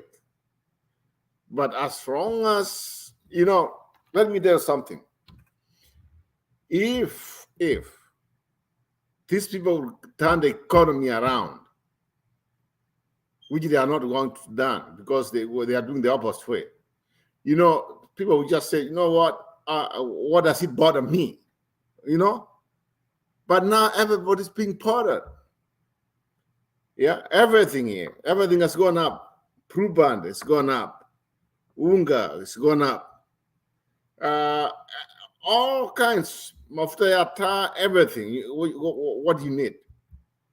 And you tell me, all these people, you want to tell them, oh, give me one more time, give me time. That's what he told them before he started the election. That's what he said. You see what he has started. Why is he Mambaya Asra Fund? Where is it? Nothing. Is anybody even talking about it? Those people, what they did, let me tell you, they were see the Ruto governments where it's going wrong. And the way I think if they could have come people to advise them, they could have advised them in a better way.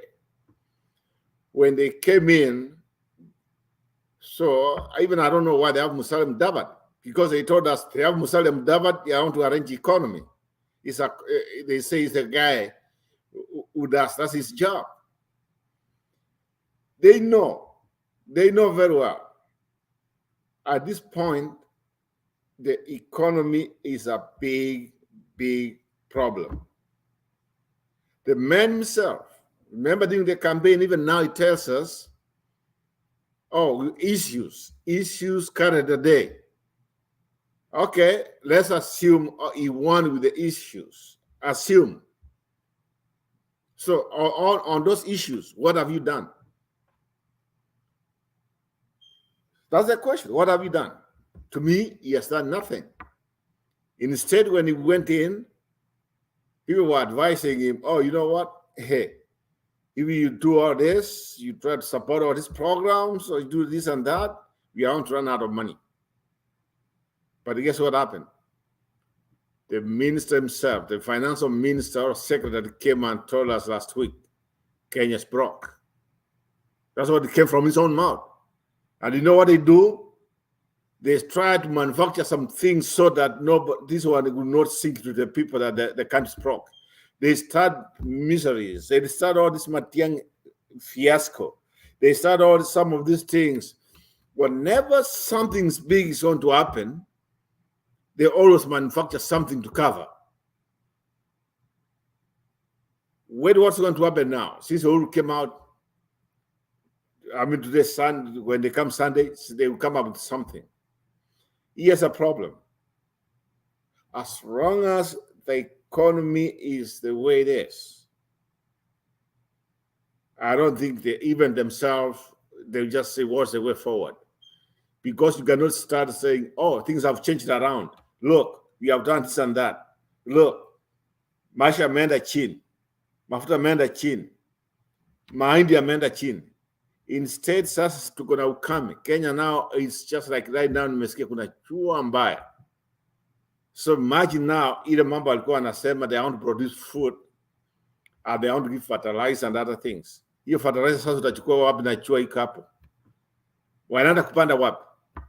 Then hii wanapatia watu wa Nairobi. Nairobi, where are you going to buy? Wanaenda kupanda wapi? Isiria ama wapi? So that's where they went wrong. Whatever they promised, they have not delivered. And even Ben Nyagaku has been just like, nowadays he doesn't even speak. I've been seeing him in and out. Why can't he tell us? I mean, these people, I want to protect this. I want to say, I support them. How? They have done nothing. And now, so what about if they run out of money? Our economy is going to collapse. If it collapses, what do you do? They want to say it's because of Raila. You see what's going to happen. That's going to be their scapegoat. But that one will not be enough for the people of Kenya. So at the end of the day, when it's all done, they will say, we tried, but Raila brought the economy down. That's what they will say, but people are not going to believe them.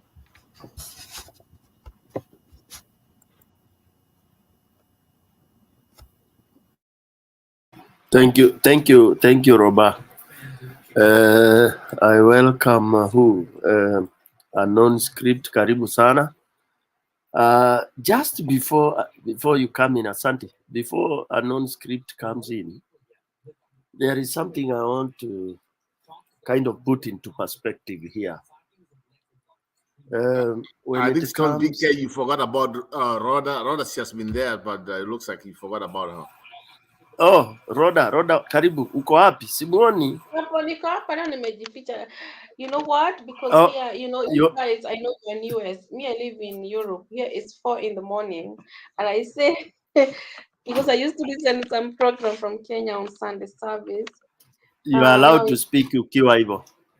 Ongea kama Yeah, unataka kuongea. you know, Bro Benson, I really proud of your culture, and I was very excited to see how Baba was doing, and I really love Luo community. I've never been Kisumu, but I could like to. That was my dreams when I was young. I want to go to. My sister used to do the business in Kisumu, and I would like to visit Kisumu to see how it's look like because, you know, Bro Benson, you say something amazing. We need to be proud for our tribe, who we are and where we come from, and that's something we have missed in our country. If we're really proud of ourselves. You know that, you know me, I'm a preacher. I used to preach for these white people. I tell them, if you don't love yourself, you cannot love your neighbor. Because these white people, they are very stupid. They don't love them, so they do stupid things sometimes. So I usually tell to encourage people, you need to love yourself. We need to love the tribe we come from and to be proud of. I mean to be proud, to be happy that God have given us, because God is the one who created every tribe and is the one who created every language we speak. We need to be proud of ourselves. And I think when we are proud of ourselves, we will be able to love others. And we have another way of thinking, another way of say things. For example, when I'm a Kisii tribe, I'm a Luo tribe, I'm a Mitikita, you start to see the things another way of thinking. But if you don't love yourself, you cannot be able to love. That's something obviously. And that's something can heal our land. When we start to love ourselves and to be proud for the tribe we come from in our culture, of course we are unity. But if you don't love yourself, you cannot. Of course, that's absolutely. You know, I know I've seen many people that used to cut their knife.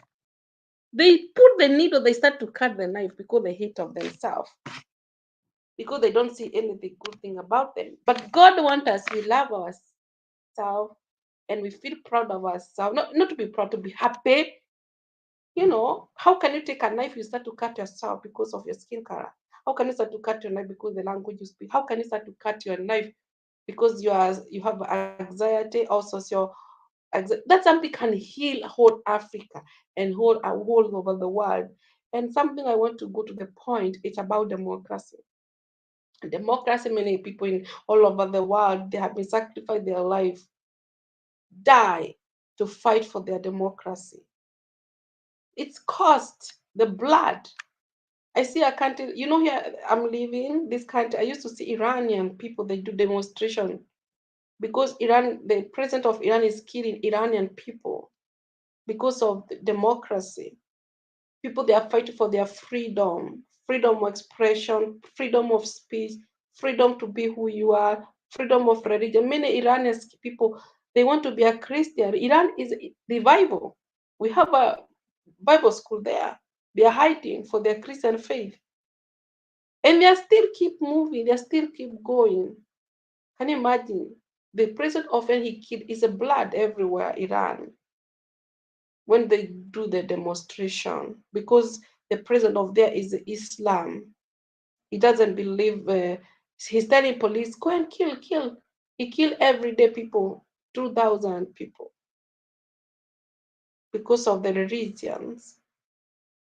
In our country, we are really blessed. We are a Christian country, 90% we are Christian, and we are unity, Christian and Muslim, we are unity. What have hindered our country? And we say that we are democracy.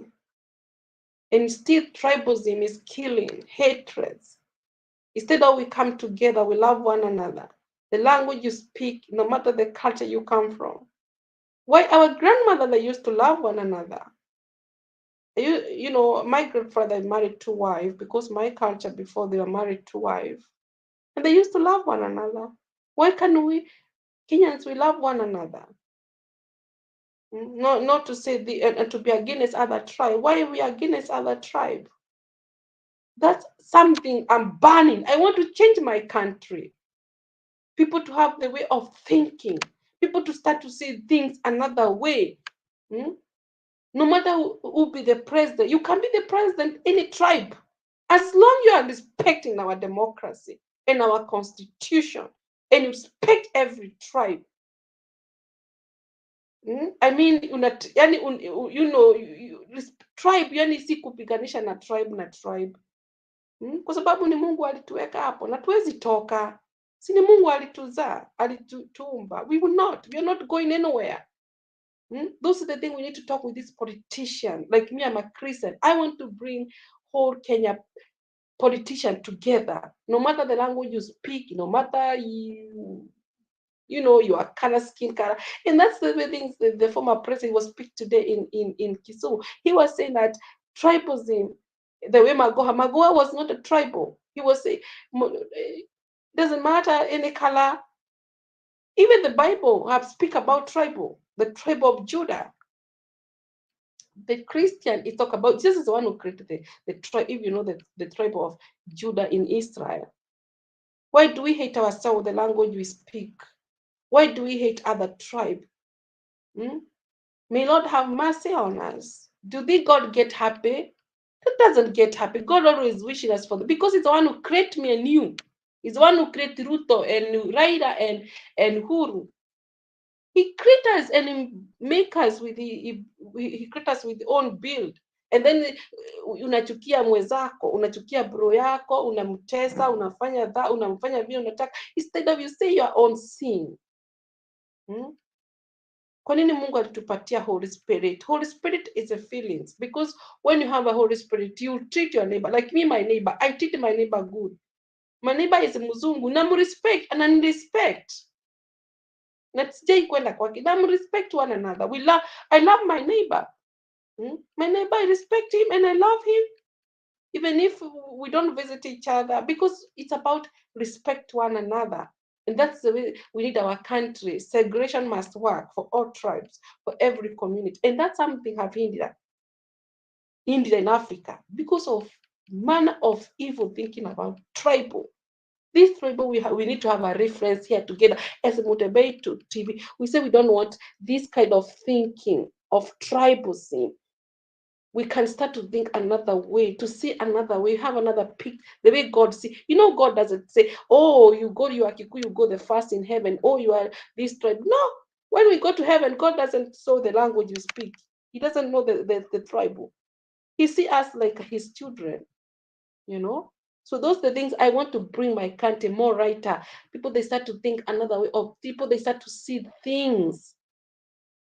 Because I'm Christian, I don't want people to go to hell. Because when you're tribal, you go to hell. Are you going to burn there 24 hours? I want people to go to heaven, to enjoy the life together with Jesus, with King Jesus.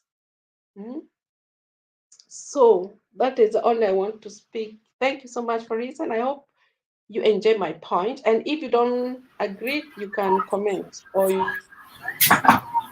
Thank you, Rhoda. And unknown script.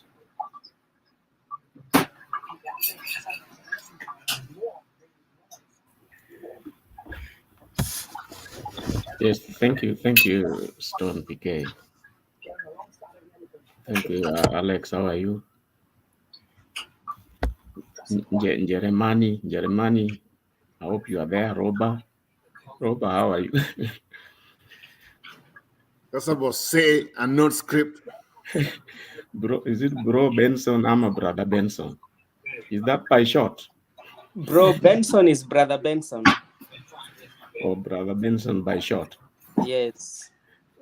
Sarah is also a by short name. Now, Kenyan democracy. Who is calling themselves Kenyan democracy? Because what we have there, we don't even know what it is. It has been described as a mongrel in the past. So or scrondrel. Somebody is confusing us when they say Kenyan democracy. We are still struggling to understand what exactly is Kenyan democracy. It is not in the dictionary yet. It is something where wabunge wanaenda mnada, wananunuliwa. I want to lecture to them what democracy means and that they should not play with it. It is a very very expensive thing to happen in a country. So That is why I am using that. Thank you. Thank you. Thank you. I just wanted to say that what we have in Kenya, it is another form of democracy which we are all struggling to understand. We are all struggling to understand. You see, it is the sort of democracy where a president is retired but not tired. And now, that is a loaded talk. I don't know whether you all understand it. Retired but not tired. They have been struggling to understand exactly what did he say in very few words, or what did he not say. I find myself concentrating on what he didn't say than what he said. But nevertheless, I think my understanding is that anybody who thinks that I'm out of politics, forget. Basically, that is my interpretation. And then secondly, remember we have Baba here, then we have Kalonzo. Now, if you would try and remember, some time back, when the packs for the former vice president, the former prime minister were being discussed, I think in parliament, I think it was in 2013, 2014, they tried to discuss those packs and tries actually to withdraw them unless they step out of politics. So in other words, let them retire, but if they are not tired, they would have to forego the benefits of their service as vice president and as prime minister. Now, the truth of the matter is that these two fellows, that is Kalonzo and Raila, are still enjoying those perks, especially as far as issues to do with, I think, security, and even the pensions and the lump sum payment. They all got those perks. So now, this time round, when now KK is in charge and they think that they can deny the President Uhuru, the former president, those perks, they may have to do a little more in-depth study exactly how these things are happening. And then when it was being discussed in 2013, I got to understand that those were just their own creations. Nothing of the sort is actually in the Constitution. There is nowhere where it says that if you are engaged in politics, that now you forgo your those packs as far as the past services are concerned, as vice president and as prime minister. So the fact that they are enjoying them up to today, I think that is what could be giving President Uhuru the strength to say that anybody who thinks that I'm tired, no, I'm way there. Interestingly, I got so amused when the president said that if Baba says left, ni left. Akisema ni huku, ni huku. Now, that fits in very well with our confused democracy, Kenyan democracy. If you understand what I'm trying to talk about, those who have been taking themselves to the monada for switching parties and the like, now they have to think harder. They are apparently this week also they tried to, I think, to kill Jubilee or something like that. So now that the existing Jubilee leaders are saying otherwise, we are going to be maybe starting a week here of another week of musical chairs to see exactly where is Jubilee and where does it stand. Now, back to our Mnada MPs. I did say here some time back that I'm really perturbed as to the exact reason why I think the current regime is spending so much time in buying support. Support, especially when you need it. If you bank on the support you have bought, you are unlikely to go far. It will be very short-lived. You can't afford a situation whereby 90% of what makes you occupy a seat, for example, the presidency, is because of deals. Not because the Kenyans want you for what you can do or not do for them, but because of deals you have cut with Bro Benson, you have cut with Roba, you have cut with Alex. There is always that deals always go sour at some stage. At some stage.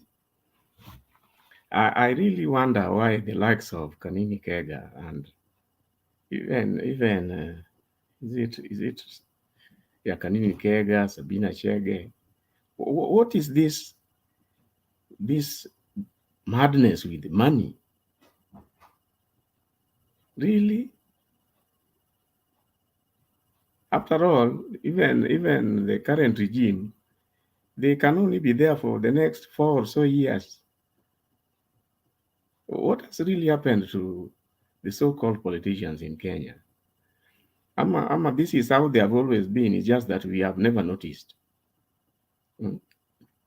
But I hope one of you will be able to throw in some light in this.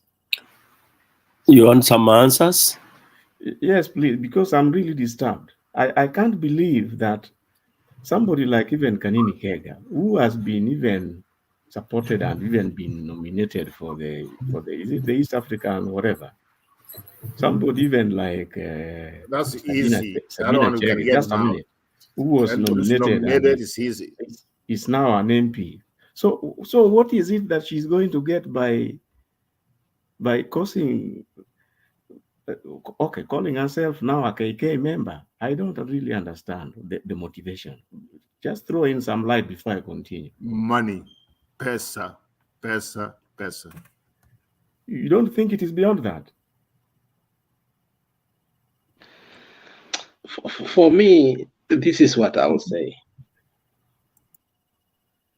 And it's a personal opinion, and it might be potent, but I will still say it. I think there's a time our brothers from the mountain made some jokes that thought they were temporal or they were political expediencies, and they did not know that they had radicalized their people to the core. For Sabina Chege to come out and say that at one time she did not think Raila was a human being. You see, those were grave words, but just because we were in a campaign mode, we refused to question such kind of rhetoric. That they had been radicalized to a point they thought that a person was not a human being. And you see, lessons of life will repeat until they are learned. And with Gachagua being at the helm, he has started using us again that cliche. And I think they are going back to their old mindset. It's a relapse. It's a political relapse. Whereby, again, when they see Raila going to the people to seek justice, now they're now going back again. They are relapsing back to the original mindset, originality of mind, that what Raila is doing is wrong. So I think that phase of them believing that a Luo can't lead ABCD has come back again. It is going to take a long time, a non-script. It will be a generation, 2007, 2013, 2017, twice, whereby the media was used effectively to demonize Raila Amolo Odinga. Effectively.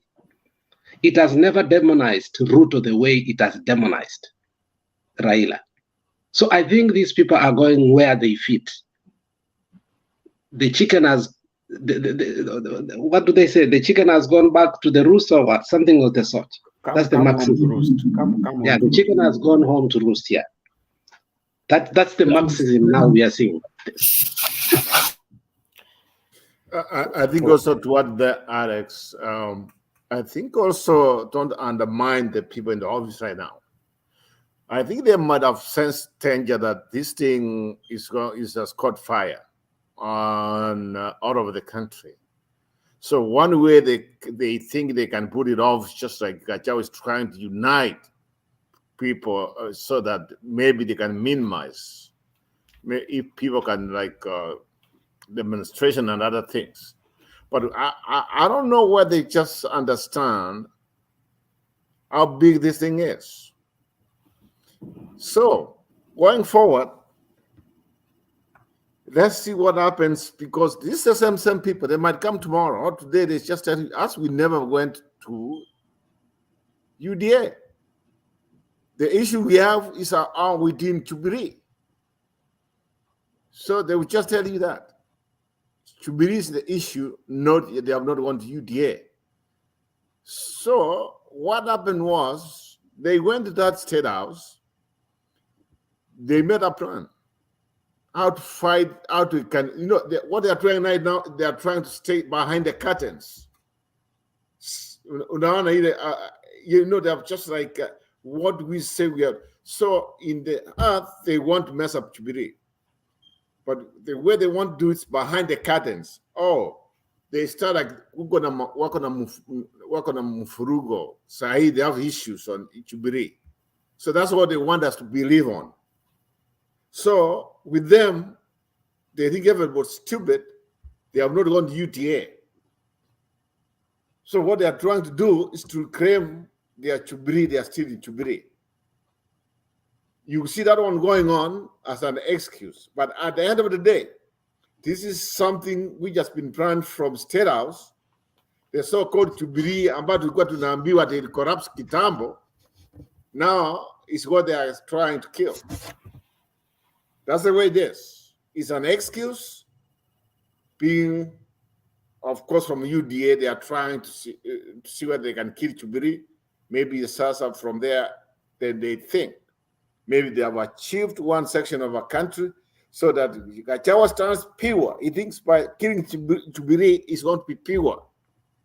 So it's only UTA in the central. Then from there, UTA in the left valley. That because of that, they might be able to survive. But they were shocked when Uhuru came out. And you see, Ubaya Muzuri, you can call it, it's good or bad. Njai Kikuja, Ibawi, it doesn't matter where you come from. If there's no money for everybody. Kama hakuna maji for everybody. And you saw even now from Central, you see some, I think 2 video tapes here. We are from Central. They are protesting about one of the roads up there, and I think the other one was about I don't know what it was. So, I mean, they are trying to survive. I wish those people. I don't know if it's true. They are giving them money. We don't have proof. So, if our democracy has reached a stage where people are being bought, or this somebody was given 50 million. This is the time it reminds of Nyayo. Yeah? Anakuja nimewapatia district. Nimewapatia division.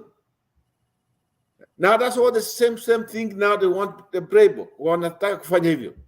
And that's why they want to boost this idea of creating extra counties and by tribal based. And now what they are doing, see, they are ahead of the game. They want to buy all these MPs so that they can be able to do that. That's one way they think they are wrong. So tell me, if you want to separate Migori and you create a account called what? Kuria. So, you see, then other places, Mount Elgon and other places. So it's just democracy, but now they have find a way how to kill this democracy. They will do what they want.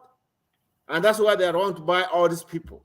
And that's why I say, if I had my way, anybody who has joined them, who came from Asmir ticket, people should go there mercilessly.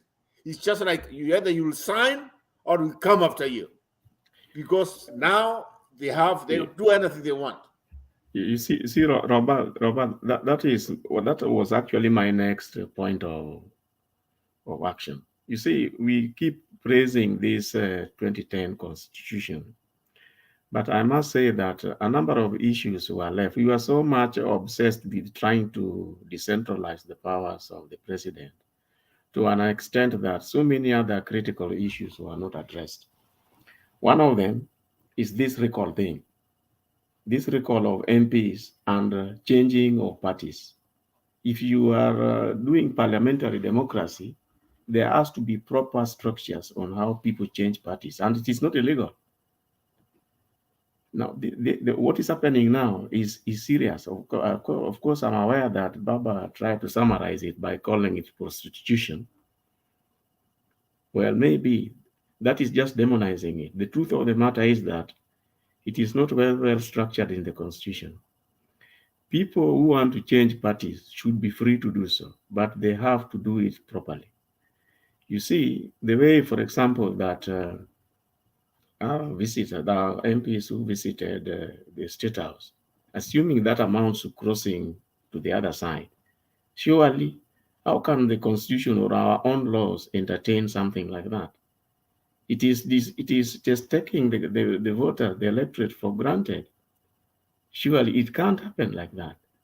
Something seriously needs to be done.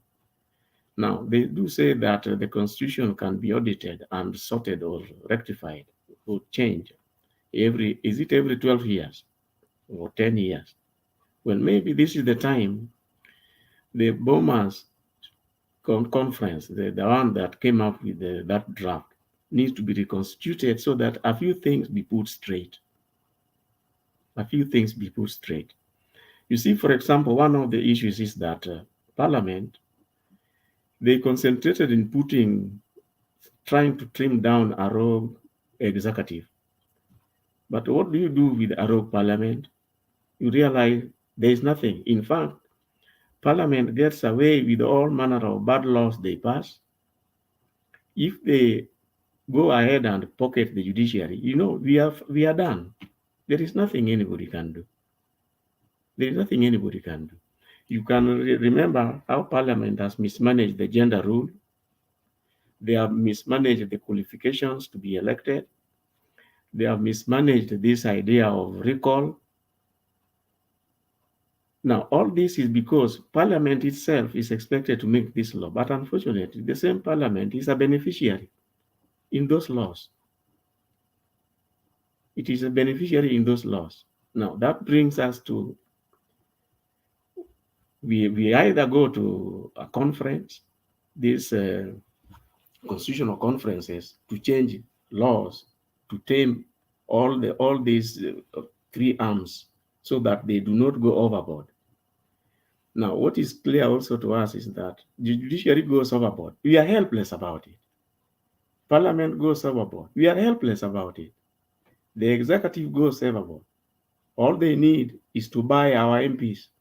They buy our MPs, and the next thing, as Robert says, they'll be going to create more counties against our wishes. Now, as you are aware, they are trying to bring in this, and I'm told it is already a bill in a motion waiting to go to Parliament, of creating the opposition leader's office, completely remunerated with a shadow cabinet, so that it makes it so attractive. Now, if you have pocketed Parliament, does it matter now even if you go pretending that you want a strong opposition? It doesn't make sense. It doesn't make sense. Now, they were trying to make it remunerated so that in the hope that now Azimio will buy into it.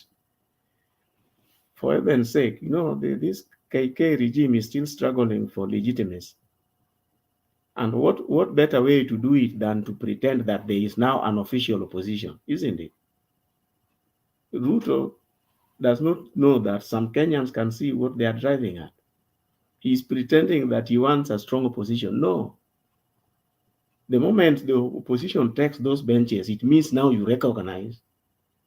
Now the issue of legitimacy, the issue of a president now is recognized. It is all about legitimacy.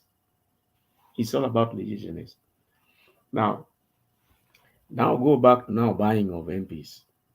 Because the other day, I think I did mention here that by having the police, and I hope you are all aware that the money is being used even to buy the MPs. They are all coming from the security budget, the security side, the defense ministry, the police, and the internal security. That is where the money is coming from. Even the 50 million that you hear people saying that was paid to these MPs, that is where it's coming from. That is where it is coming from. By the end of it, you know, the other time I was here, I did mention that you remember when the Americans came up to start telling us that there are going to be terrorist attacks, that people should avoid crowded places, pretending to play safe, talking about traffic, high traffic jam. The issue is that they are trying to create a situation whereby, as far as some of us can see it, whereby an executive order is going to be issued. At one point, I did say here that some of the fellows that you saw being arrested, their hope was that their supporters would go and attack the police stations where these people were being held. And because there are definitely more than the 10 or so policemen in a police station, the police officers, even if they try to do what, they are just going to be a fracas. Just by through stoning, all of them will run away. That will give some people a very good opportunity to issue executive orders. And you know what? For you to go to the extent of a state of emergency, you need at least 2/3 of parliament. That can explain to you why we have an appetite to buy more and more MPs.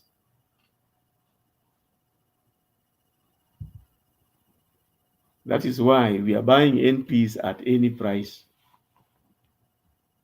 So that when the matter goes there, it will be swept through.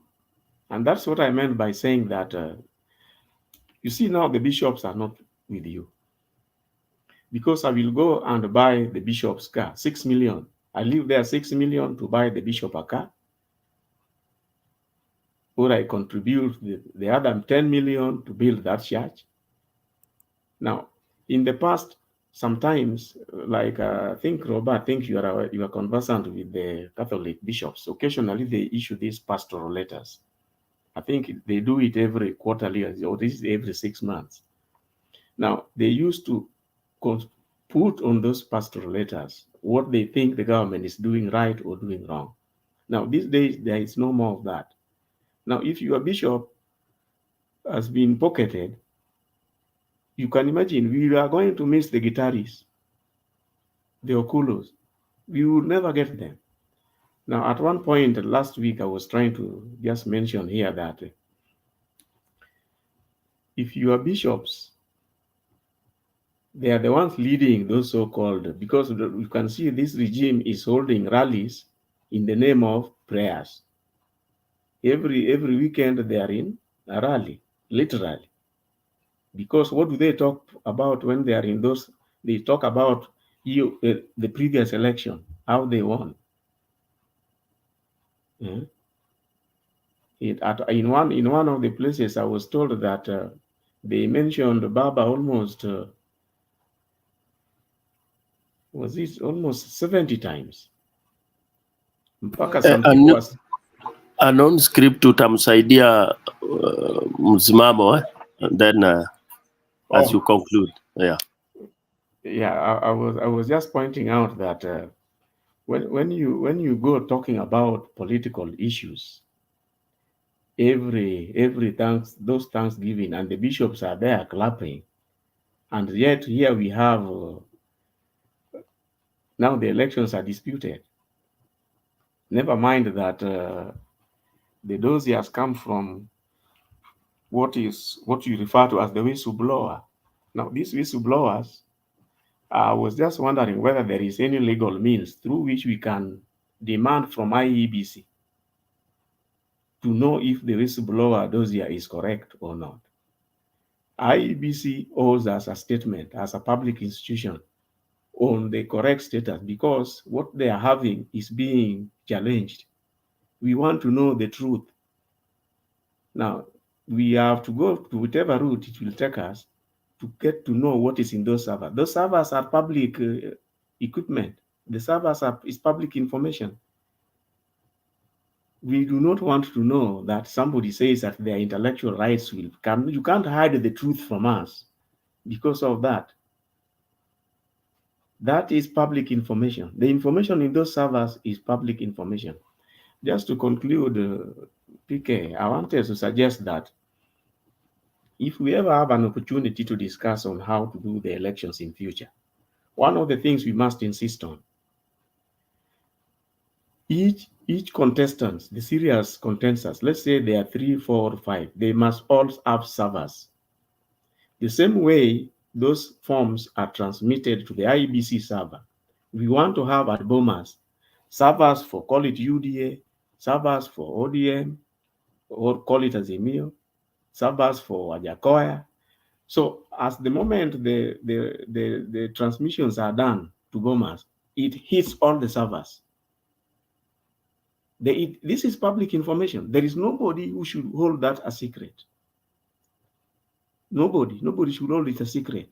So that by the end of by the time the last form is submitted, we are all seeing it in your in your computer, your server, which is a mirror of what IBC is having, is reading the same.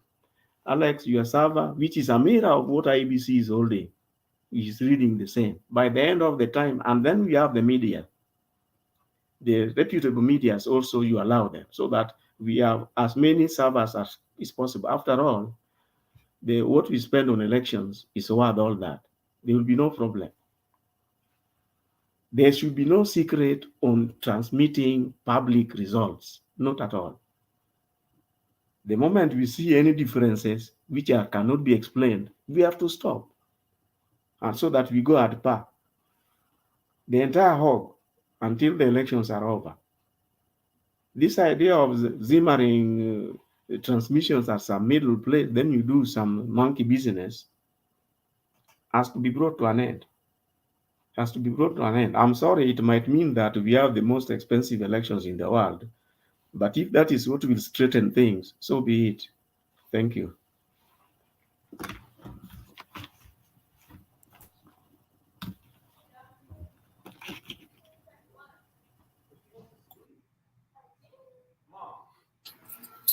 Okay, Roba, you're asking something, and then Msimamo. Yeah, just to add on what he just said. I'll say one thing. He talked of imagine they are talking about adding these counties, but currently the counties they have, we can't even pay them money. There's no money for the counties we have. Then they had something on top of that. Another thing, the last one. You talked of the idea of about them creating a prime minister post. That one's been created so that when they come here, they tell you they think everybody has something, so that they will continue having 2 communities being president, and the other one's prime minister's yours. So you and you, that's what they have in mind, so that there's no austerity. People are not hostile. Come the next election, it's just like, oh, we want somebody else. Yeah, you know, you have a prime minister. Some people, they would start like celebrating, we have a prime minister. And because of that, they win elections. That's what they are trying to do. It's just high thinking. But at the end of the day, you talk to Vasava. I don't want to wait for Vasava to be everybody, Alex to have Vasava, Stone BK to have Vasava. That's too far. I don't want to go that. That's too far. I just want elections to be solved now.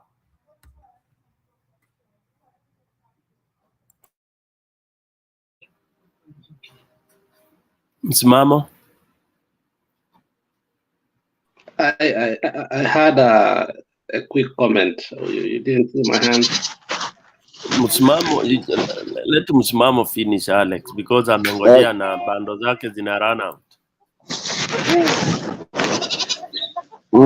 Asante Spike kwa kunitetea. Wewe unanijua hali zangu kabisa kwamba ni hizo za kubambanya bambanya. But Alex, acha kunicheka bwana, hiyo ndio situation tuko nayo Kenya jamangu. Kwa hivyo taizi uishi kimtego mtego hivyo, maisha yasonge tu. What do you mean? You are promised Wi-Fi? Who ni specialist man?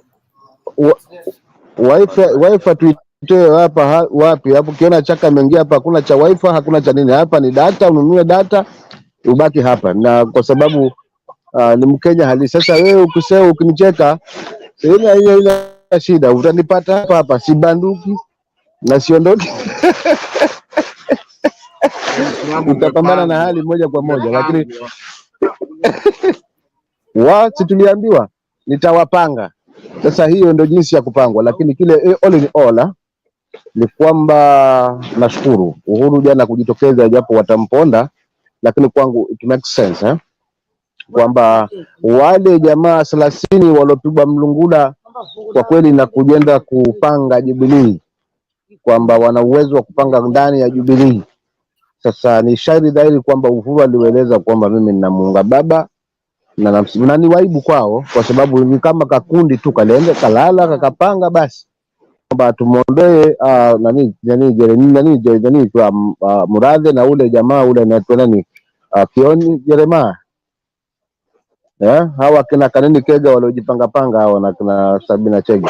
So at least inanipa nguvu kwamba Jubilee still bado kwa kichwa ni Uhuru, na wale walitoka pale kwa press conference ni kutuhadaa kama Wakenya kwamba Jubilee imechukua mkondo mpya na kuna acting SG na wale wengine. Huo ni propaganda na ni ushenzi na ni waibu kwa kile ambacho wamekifanya kwa kuhama hapa na kurudi upande wa UDA. So mimi kujitokeza Uhuru jana kuzungumza mawili matatu limtia moyo kidogo, na najua atatuba majigongo, atambua niliwaambia huyu mtu ndo anamweka Raila Odinga, lakini yeye bado ana nguvu ya kuongoza. Lakini hili lisijalishe wa Kenya, ukweli lazima tusimame nao, kwa sababu tuajaribu kubadilisha huu uongo wa au jamaa wanaofanya kwa kweli kuonekana uongo zaidi kwa machoni, na ni sisi wananchi, kuliko kukubali hawa watu watuhadae na watupange. Kwa hiyo what Uhuru did, mimi naweza kumsupport, na wale maneno pia alizungumza jana. Nafikiri uaga Uhuru maneno yake ni madogo lakini yana maana kubwa. Kwa hivyo yeye akasema yameacha siasa, japo nguvu anayo, wasiena amenyamaza tu wakaona labda ndio amemalizwa kabisa. Nguvu yuko nayo na mahali na support ni sheria na ni katiba na ni haki yake kusupport mahali anaona ni sahihi. Kwa Wakenya tumepewa mwongozo, na nadhani pia amerejea zile kauli alikuwa akizungumza, jamani mimi naona mkono salama na upande huu. Upande mwingine si salama, lakini kwa sababu sikio la kufa alisikii dawa, still bado tuna watu ambao wanaamini kwamba Uhuru kamweka pale Raila kama kumchezea sheri na kama puppet, ila roho yake naamini kabisa anaona haswa kwamba huyu mzee ndiye anayefaa kuweza kuongoza. Kwa swala la ugumu wa maisha na bei kupanda, hilo tusitemee kwamba labda pengine kutakuwa na nafuu leo wala kesho. Sisi akina Chaka tumeshazoea kwa hali zetu huku, uuze mkaa wako utengeze 500 ni kula kwa siku moja. Watoto hujajua utawasomesha vipi, na ndio hali halisi ya Kenya. Kwa sasa kama maji yamepandishwa, unga ndio huo umepandishwa, stima imepandishwa, hilo tulitegemea kwa hawa jamaa, kwa sababu lengo lao hawa jamaa ni kuhakikisha kwamba wao ni kutia mshahara. Maana sijaona mtu hata wakidanganya Wakenya hapa kuna pesa. Nashangaa mimi yangu Stone PK. Sijaona hata mbunge mmoja akisema mimi sijalipwa, maana Kenya hakuna pesa. Hawa jamaa hawajakosa kulipa mishahara miezi yote waliongea katika uongozi. So kituambia kwamba hakuna pesa, wanatushangaza zaidi, na haswa kama mimi Chaka nashangaa zaidi. But all in all, wa kutengeneza nchi ni sisi wananchi, wa kuharibu nchi ni sisi wananchi. Tukionga propaganda na uongo na kubaki katika hali ya kwamba hatubanduki kwa sababu na move on, basi kila mtu atapambana na hali yake na Kenya tutayaona mahali itaelekea. But kama tutaamua kwamba hawa bwana waliingia katika mamlaka kwa mlango wa nyuma na hakuna yeyote aliweza kupinga yale matokeo na ama majani namba ambazo zilitolewa na whistleblower, of which wanajaribu kumtafuta. Naamini kabisa KK huyu whistleblower wampate tu, na wangempata sidhani kama tungekuwa naye. Sasa hakuna mtu aliweza kuchallenge haya matokeo, kiasi kwamba naamini kabisa kwamba baba won with 8 million font wana, na huyu jamaa na hizo milioni zake 5.9. Hakuna. Kwa hiyo mimi kama Chaka, kazi yangu ni moja tu hapa katika hii panel, waeleza Wakenya wenzangu kweli popote pale, bila kuogopa bila nini. Tukitaka kuiachia hii mikononi kwa walahai ndio tumekwisha, lakini lengo ni kulikomboa hili taifa. Awe Uhuru, awe Raila, awe nani asiwepo, lakini Wakenya tuna uwezo, kwa sababu katiba yetu inatulinda. Na tutakapochelewa, madhara yake ndugu zangu hatutayaweza, kwa sababu kashanunua hawa wabunge wote. Itakuwa ni rahisi kwake kuweza kuingia ndani ya katiba na kufanya kila naona kwake ni sahihi. Hata kutaka kujiongezea mamlaka ataweza, na hatutamfanya lolote. Kadri tunavyochelewa na kuanza kusuasua, mara wengine tuko KK, mara tuko huku, ndio tunampa huyu nafasi kujipanga, na atupange, na tutapangwa tusipoamka wa Kenya. Kwa hivyo Raila iko pale kama kichwa, lakini mzigo huu ni wa sisi wa Kenya wenyewe, kabila zote tuungane, tushirikiane na tuseme Ruto must go. Hiyo tu ndio dawa. Atake astake, the only healing solution is Ruto must go. Hakuna kingine hapa, kwa sababu hii athari ya hii kununua wabunge, hakuna haja na upinzani, hakuna haja. Zimesikia mnazungumza mambo na strong opposition, hakuna cha strong opposition hapa, kwa sababu how are you going to have a strong opposition yet you are buying those MPs, you are bringing those MPs on your side? How do you expect we are going to have a strong opposition? How? Na hii serikali ni ya minority. We do believe hii ni ya minority. Nobody can argue here kwamba si ya minority. Walikuwa na wabunge kidogo, ili kujisustain ndo wakanunua wale wanane kuweza kuitimiza, angalau ndo wao na kwenye serikali, na hawajatosheka still, but they are buying a lot of MPs for their political ambition. Sivile nitazungumza, maana pia kizungu sometimes huko kwetu si lugha yetu, si cha mdomo yetu, tuna kibambanya. Kwa hiyo hakuna taifa ambalo unaingilia upinzani na kuwanunua wabunge wake by all means useme kwamba wamerudi huku ili wako tayari kufanya kazi na nini. Huu ni uongo. Kwa hivyo Ruto hana haja na mpinzani, hana haja na katiba, tusidanganye hapa. Maana haiwezekani katiba aloipinga leo waseme ndio mtetezi nayo, hakuna. So katiba yetu iko mikononi mwetu, tuitetee ama tuachie Ruto na regime yake ambao sasa hivi watakuwa hawana sauti. Maana hakuna sasa hivi waziri mwenye ana sauti, hakuna mbunge ambaye ana sauti, kwa sababu ni lazima upangiwe ndio ukazungumze. Itakuwa vigumu hawa wote kutupigania, hawa wabunge wote especially wale wamerudi kule kutupigania haki, wala kupitisha miswada kwa favor yetu. Wale watakuwa under control, kwa sababu ukishanunuliwa umeolewa, lazima msikie bwana wako anavyokuambia na kukomanda. So hakuna haja cha kufichana hapa ndugu zangu wa Kenya. Ukweli ni kwamba tuko katika bad situation, but it depends on how are we going to react on this. Hapa kuna haja kwamba tunamwangalia Raila ni kumwambia fanya hivi. Kenyans lazima tukasirike. Without kukasirika hapa we are going nowhere. And yet we are going to be in bottle top of trouble. Hakuna jinsi ambavyo tutatoka hapa. So Kenyans, let's wake up and focus.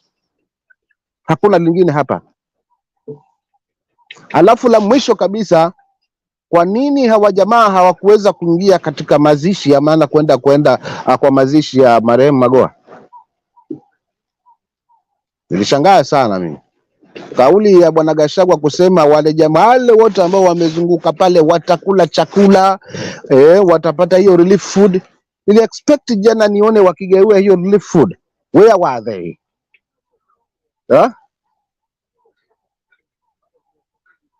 Kama kweli hakika hawana haya, walikuwa wapi? Na kwa nini waliskip hayo mazishi? Ni kwa sababu ya waibu? Ni kwa sababu ya haya? Kwa hivyo mimi sina mengi ndugu zangu hapa. Langu la mwisho na la kuzungumza ni kuambia Wakenya wenzangu, tupaze sauti zetu juu, tukasirike na tuseme hatukutaki. Yewe nunua wabunge, nunua magavana wote wa Kenya nzima na dunia nzima. But Wakenya huwezi tununua kwa sababu tunapata tabu. Mzigo tunaobeba ni sisi ndio tunauona. Bila kukasirika na kuanza kusupport, tusubiri, tutasubiri maembe chini ya mnazi, na sidhani kama hilo jambo litakuwa. Na uchungu wangu ni katiba yangu, kwa sababu hii katiba imepiganiwa muda mrefu. Katiba bado ni changa, haijatekelezwa kikamilifu. Ni sisi sasa tuikuze. Leo tunalengezwa hapo kwa chama kimoja cha UDA na watu wataimba UDA, maana hawa wabunge wote wanunua sasa hivi wanaimba UDA kimoyo moyo. Wasirudi hapa wakatuambia kwamba wao wako Azimio. Na jambo lilofanywa juzi Jalango lilimpendeza, nataka wengine wafanywe kama vile vile. Kick them out on the meetings. Hawa watu hawafai, kwa sababu hauwezi enda kwa serikali kama haujapata ruhusa kutoka kwa uongozi wako. Pili na mwisho kabisa, hakuna maendeleo pale unayafuata, kwa sababu maendeleo yamegawiwa mara mbili ili kurahisisha mwananchi kuweza kupata huduma na kupata maendeleo. Yako kwa county government na yako hapo kwa serikali. Na si jukumu la mbunge kuenda State House kutufuatia ama kwa conference kutufuatia maendeleo hapo. So vitu vingine tunadanganywa, tunaangalia Wakenya tukiona kwa macho yetu, lakini kusema hatutaki kusema. Tuwatokeni katika Ukenya wa kwanza ili kutetea hii future ambao haijui historia yetu. Maana kibaya zaidi ni kizazi tulicho nacho hakijui historia mahali tumetoka. Wao waliona kila kitu rahisi tu.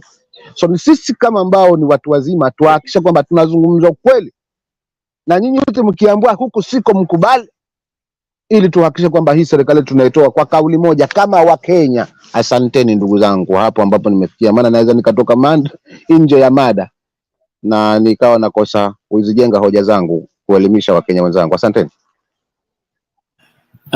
Asante msimamo. Alex, ulikuwa na jambo fulani Alex? Yeah, asante sana msimamo. Nilikuwa na acha ni kujibu kitu kimoja ndo niende kwa unknown script. Kuna swali aliuliza watu hata wakati Fidel alikufa, I think it was the biggest embarrassment, even if you are enemies. I think at that time Uhuru and Ruto made a big mistake of not attending the funeral of Fidel Odinga, hata kama muwe adui vipi. So hayo ni mazoevu ambao I think Ruto ako nayo, lakini inaonekana ndugu yetu, rafiki yetu na rais mstaafu has matured, but Ruto is still wearing diapers. Sasa on script, when you started, you asked a very good question. You tickled my mind, and I think we have really not exhausted what you asked. You asked because I have realized Uhuru is not a straight talker, he's a proverbial guy. When he said, I'm retired, but I'm not tired, what did he mean? Let us not just take that statement literally. That's a loaded statement. The moment you asked, I went to Google to research. Is it a proverb? Is it a cliche? What is it? And there's a catalog of articles about that.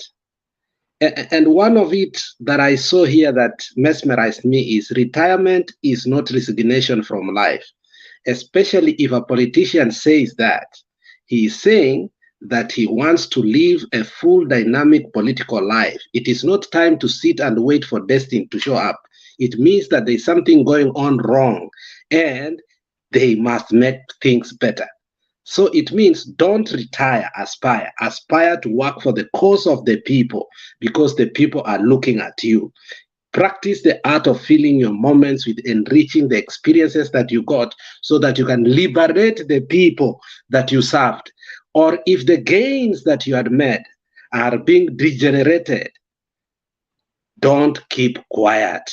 Do something. So, you see, I think Uhuru meant something that is going to be criticized tomorrow in churches or today in churches like hell. So, as we speak, let us also keep on diverging and extending the conversation of Uhuru's speech today, because that guy is very proverbial. He doesn't talk things straight.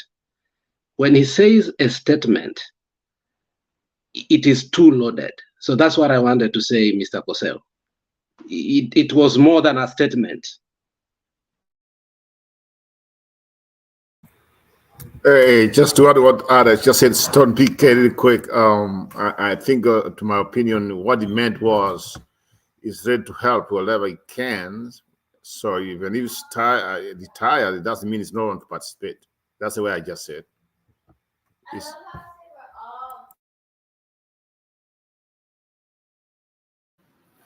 Okay, all right.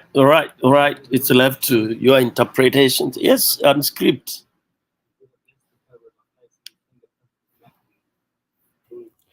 Thank you. Something else I just wanted to mention here regarding the recent happenings. One day ago, when they surrounded Matiang'i's residence, and then the DCI, I think the DCI and the minister and the IG, they come around to tell us that they do not know who was sent there, that Matiang'i should tell them who surrounded his residence. You know, you wonder, you get to wonder exactly where are these people operating from? Does it mean the police have forgotten what their work is? How can an operation be going on for hours and planned, and there is a lot of commotion? People are moving from this and way. Other friends of Matiang'i are going to the residence, and then the police, who should have been the first ones to swing into action, comes and disowns everything, that they have no idea what is going on, and they are demanding to know from the victim who these people were. How in charge are these fellows? The DCI showed a lot of incompetence, according to me. He should be telling us that, look, guys, this was not us. These people are XYZ. That is the sort of statement we expected from him. Otherwise, why is he a DCI? Yeah.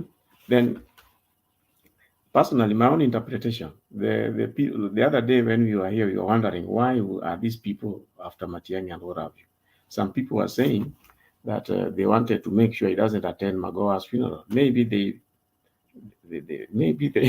succeeded if that's what they were doing. But then something that touched me was the DPP. When I think these lawyers got Mr. Matiang'i the anticipatory bail. Now, it so turns out that in Matiang'i's statement through the affidavit, he did mention that the arrest had been planned in a meeting in Mombasa. That seems to have touched the DPP the wrong way, and he insisted that you want to take the matter to the full court. So now you want to investigate the affidavit statement rather than to investigate for us other investigations on who are these people who are just surrounding Matiang'i's residence with the intentions to arrest him.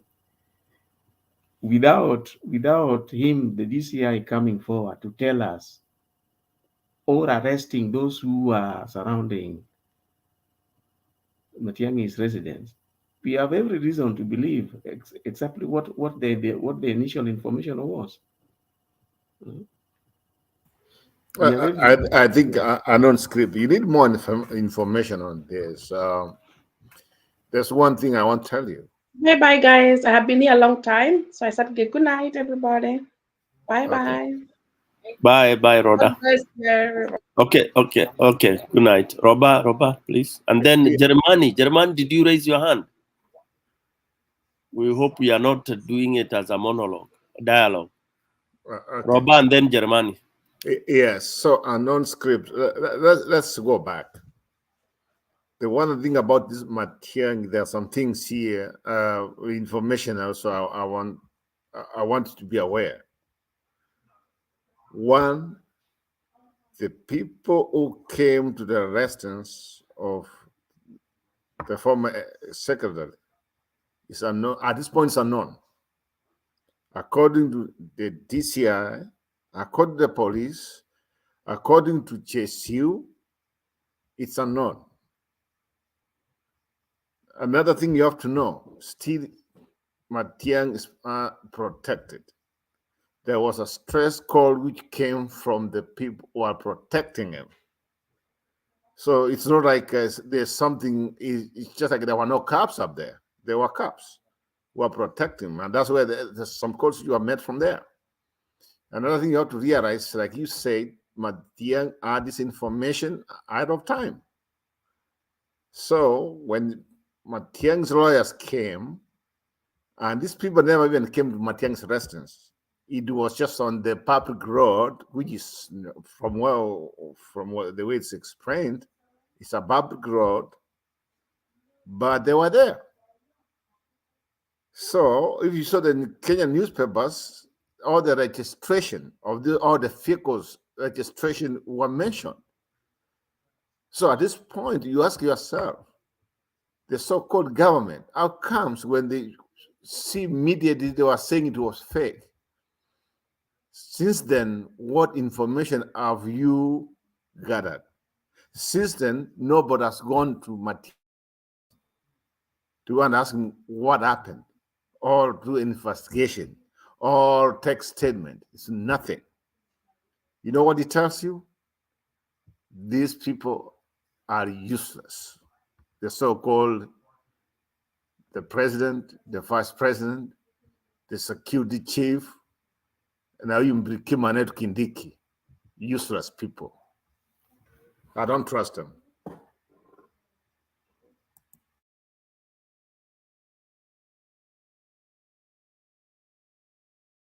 Alex, go ahead.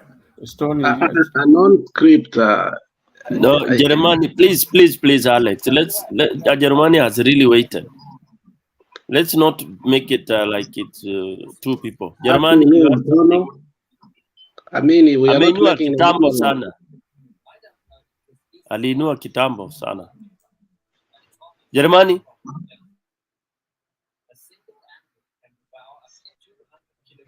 Thank you. I know Alex doesn't mind me coming in at this point. I'm sure your point will not be lost.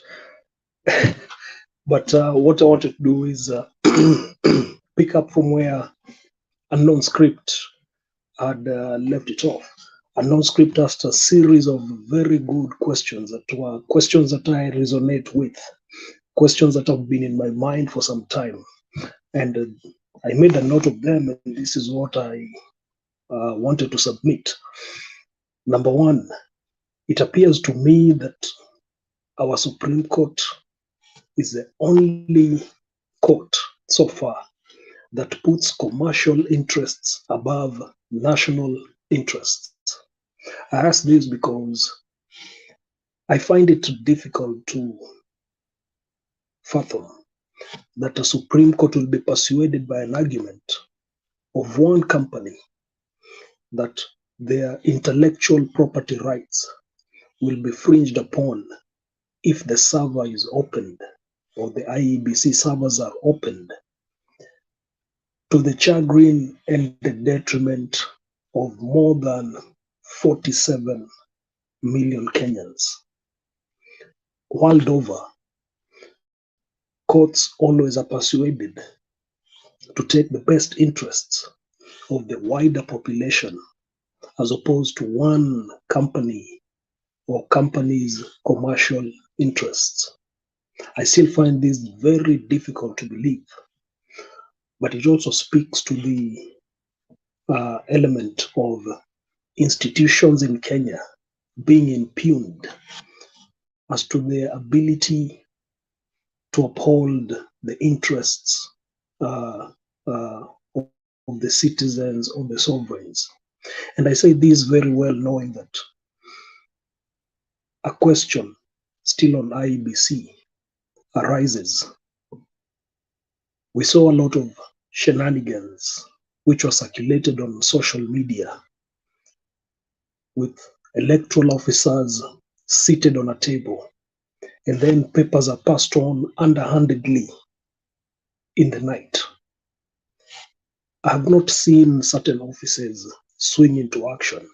I would have expected, as at to date, to see the office of the deputy of the director of public prosecutions swing into actions and request speedy investigations as to the saga that took place in the evening or the nights of the vote count. I have not seen that action from them, or at least from his office. I would have expected that the office of the Inspector General would have swung into action to conduct investigations through DCI on the saga we have seen of the Electoral Commission. I have not seen that independence or will to act from their offices. I know the argument will be placed that there is an independent judicial inquiry led by Muchelule doing its work on the IEBC. But still, my question again is, does that action by Muchelule's committee preclude independent bodies like the DPP, ODPP, the DCI, the Inspector General from conducting their own independent investigations? And I've not seen that kind of independence from them. It's like they're waiting for someone to kick them into action. And that again impugns their independence. And I think it's something of grave concern. It speaks again to what we've been discussing all along, that we do not have independent institutions in Kenya at this point. I want to take a few minutes to go back into memory lane. And I want to go back to the year 2002. And the setting is the Serena Hotel. In Serena Hotel is seated Raila Odinga, Kalonzo Musyoka, and Simeon Nyachai. Of course, they sat down and agreed that they're going to have a joint initiative to run for president. Nyachai was very keen to be the flag bearer of that joint initiative.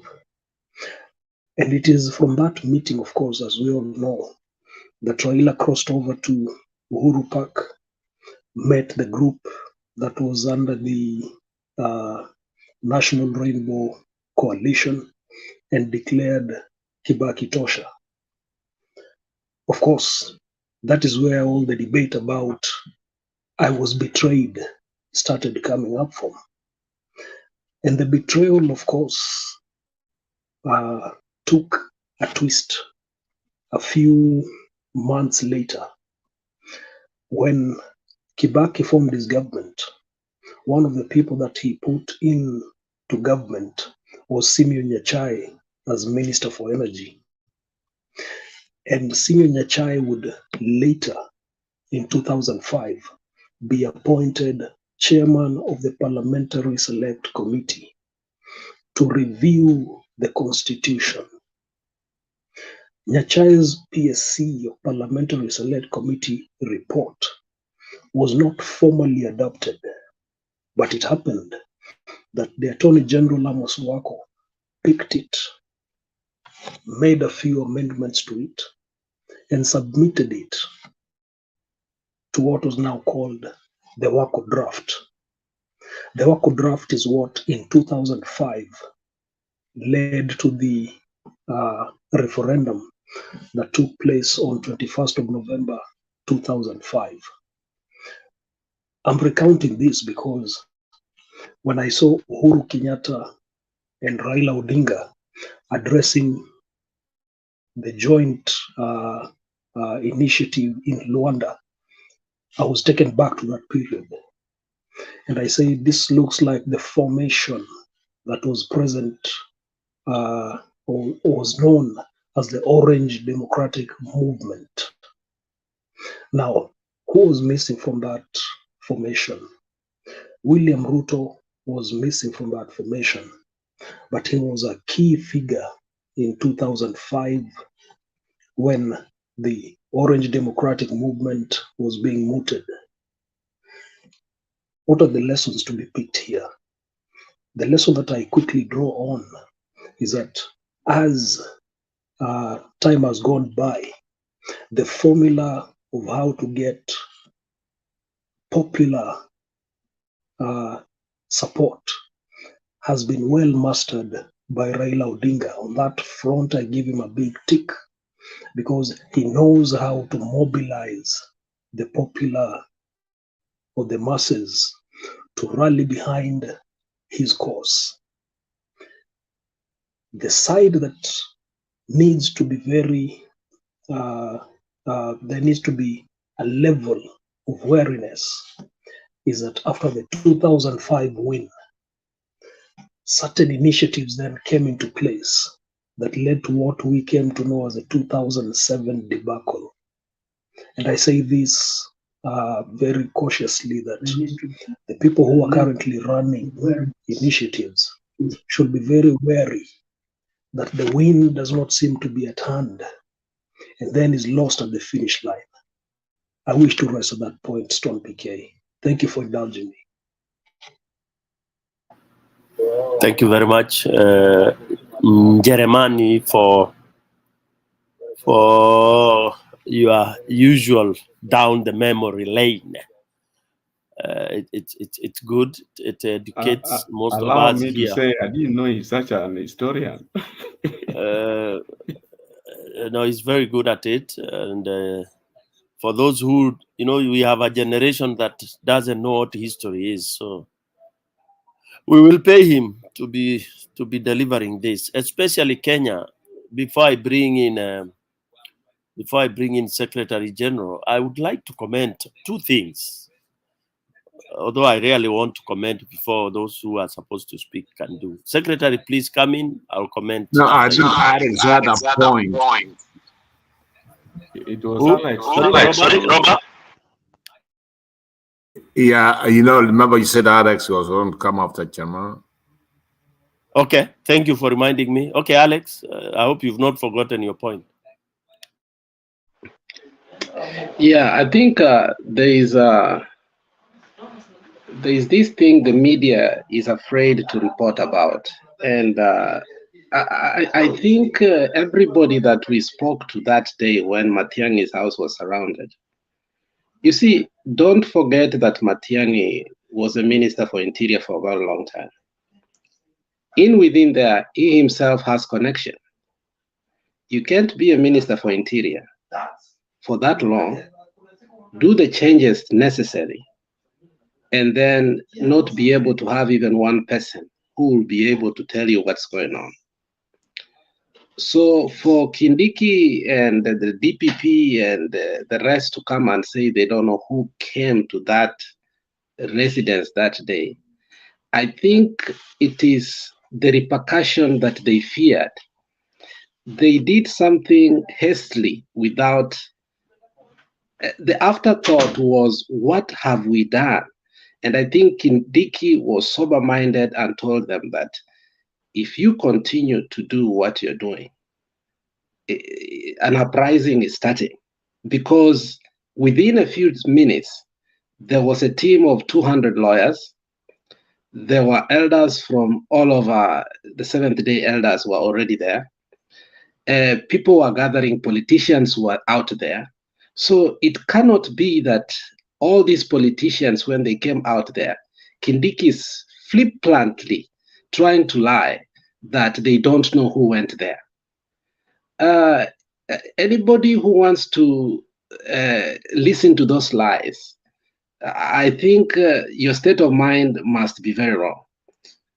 A person of a stature of Matiang'i, who you know is integrity, cannot call his lawyer, Dunstan, and tell Omari and tell him that this has happened.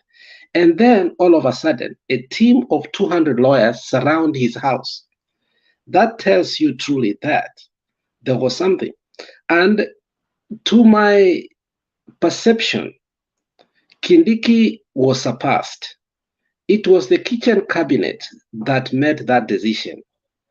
And it looks like Kindiki is not even in charge of that ministry. He's just a puppet. There are things he doesn't know. Now, the person called Haji has come out and saying that he's going to sue. Now, why did the court accept the anticipatory bail if there was nothing of the sort that the guy was going to be arrested? The court could have thrown it out and said, there is nothing of the sort of that. So I think what they had done is the kitchen cabinet had decided that they are going to arrest this guy for their own reason. They had surpassed Kindiki, and the people that knew were very few. And the elite, that is according to Matiang'i himself, the elite squad, which he himself formed and he knows. Because a guy of that stature cannot. So let's not come here and say that these people are not known. They are not, they are known, but the government is embarrassed and it feared the repercussions and still regrets what they might have put themselves into. And that is why I'm looking forward for the Baraza in Kisii. Thank you. Those are my comments.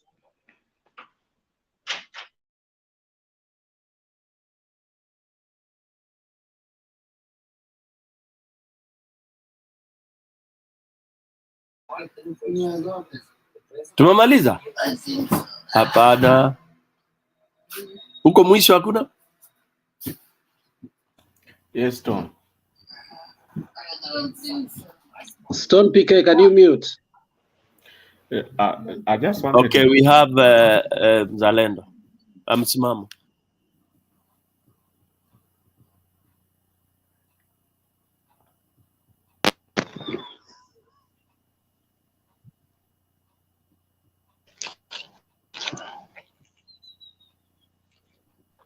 Kuna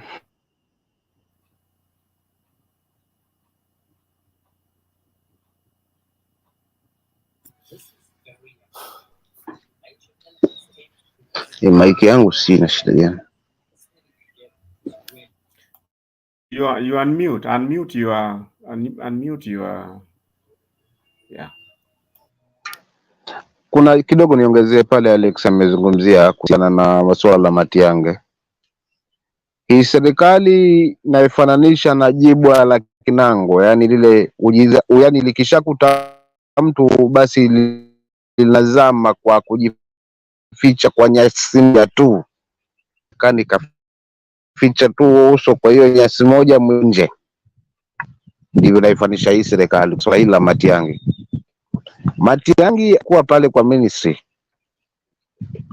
kwa muda, na sidhani kama anaweza zungumzia kitu cha kubahatisha kwamba mimi nimezungukwa na mimi nimefuatwa, ikawa ni jambo la kuonekana ni uongo.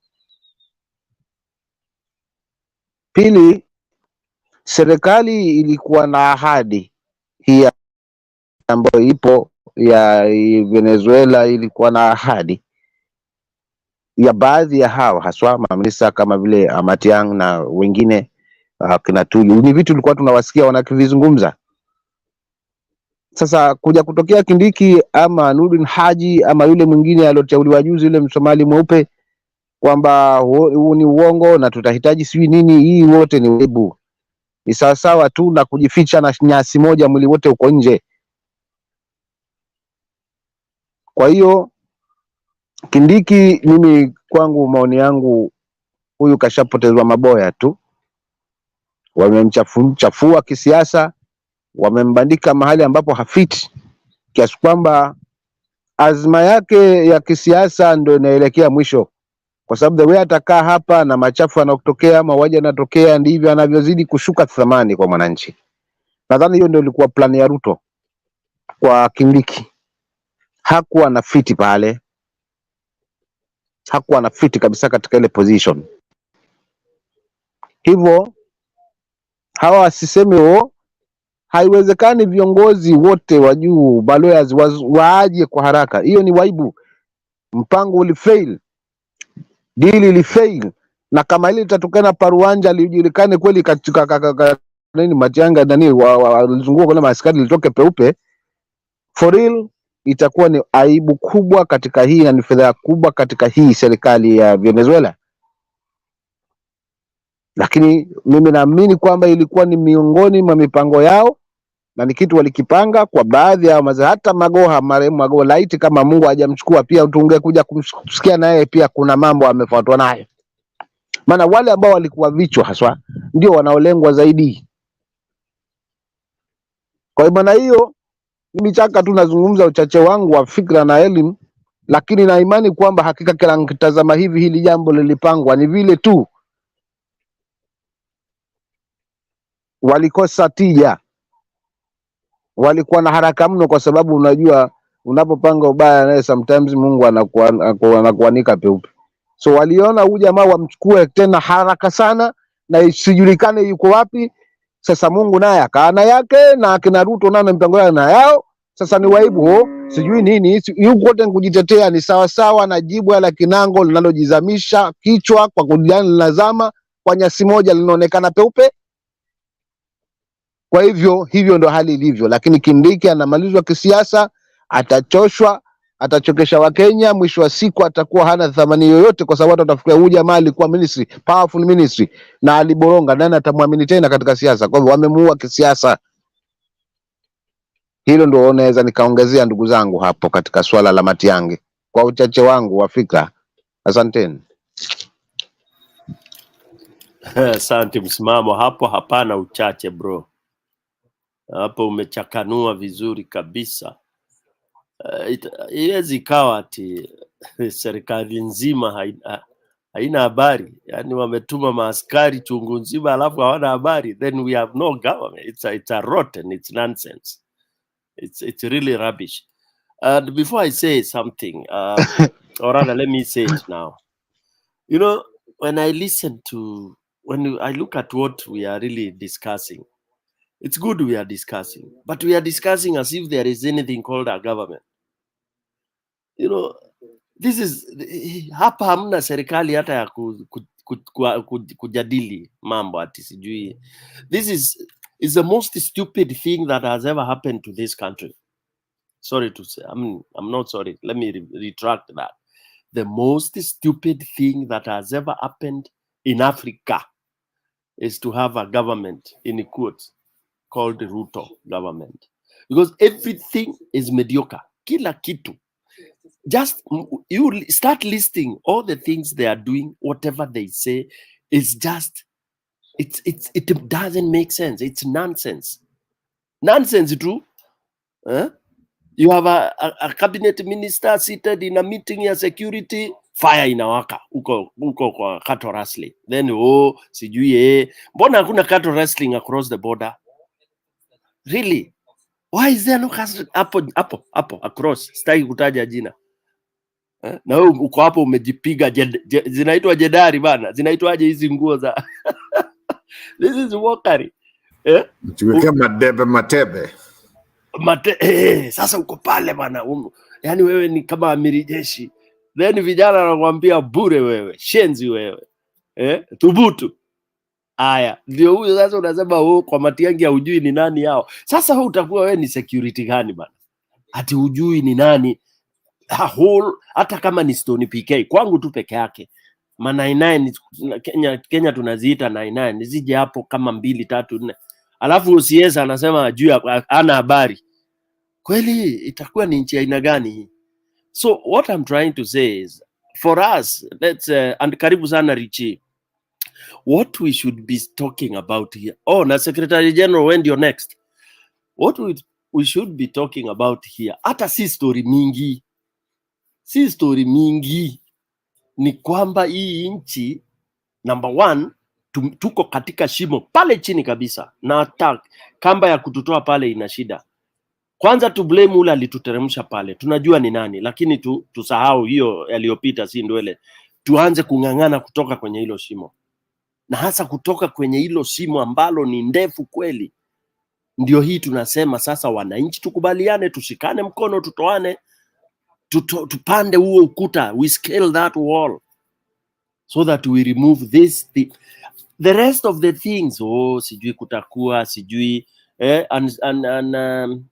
the script alikuwa anasema sijui, you know, the arms of government, sijui we need to be sure, sijui the parliament is. When you are talking all these things, who will maiden that? Nani atasaidia? Parliament sijui kuwekwe strong nini? Hiyo matheory yote na ni theory hizo. Hizo ni kama lecturer una lecture darasani. Ni nani ata implement hiyo? Sijui the inaitwa nini hii Supreme Court, sijui hiyo ibadilishwe hiwe hivi, katiba hii. Nani ata, in fact, the truth of the matter, what should be done at this point, if Baba is not ready, if Baba ana sita, is that jeshi could take over, period. And they made it a transition. As simple as that. It's because sasa mwananchi, ikiwa tutachoka na tutaendelea kuzunguka tukimngoja umie matumbo, we can allow the army to take over. Sijui unajua, that cannot happen, it's a democracy. What sort of democracy do we have? It's a nonsensical democracy. Secretary General, karibu, alafu umpishe Richi. Thank you, Stone PK. Asante sana.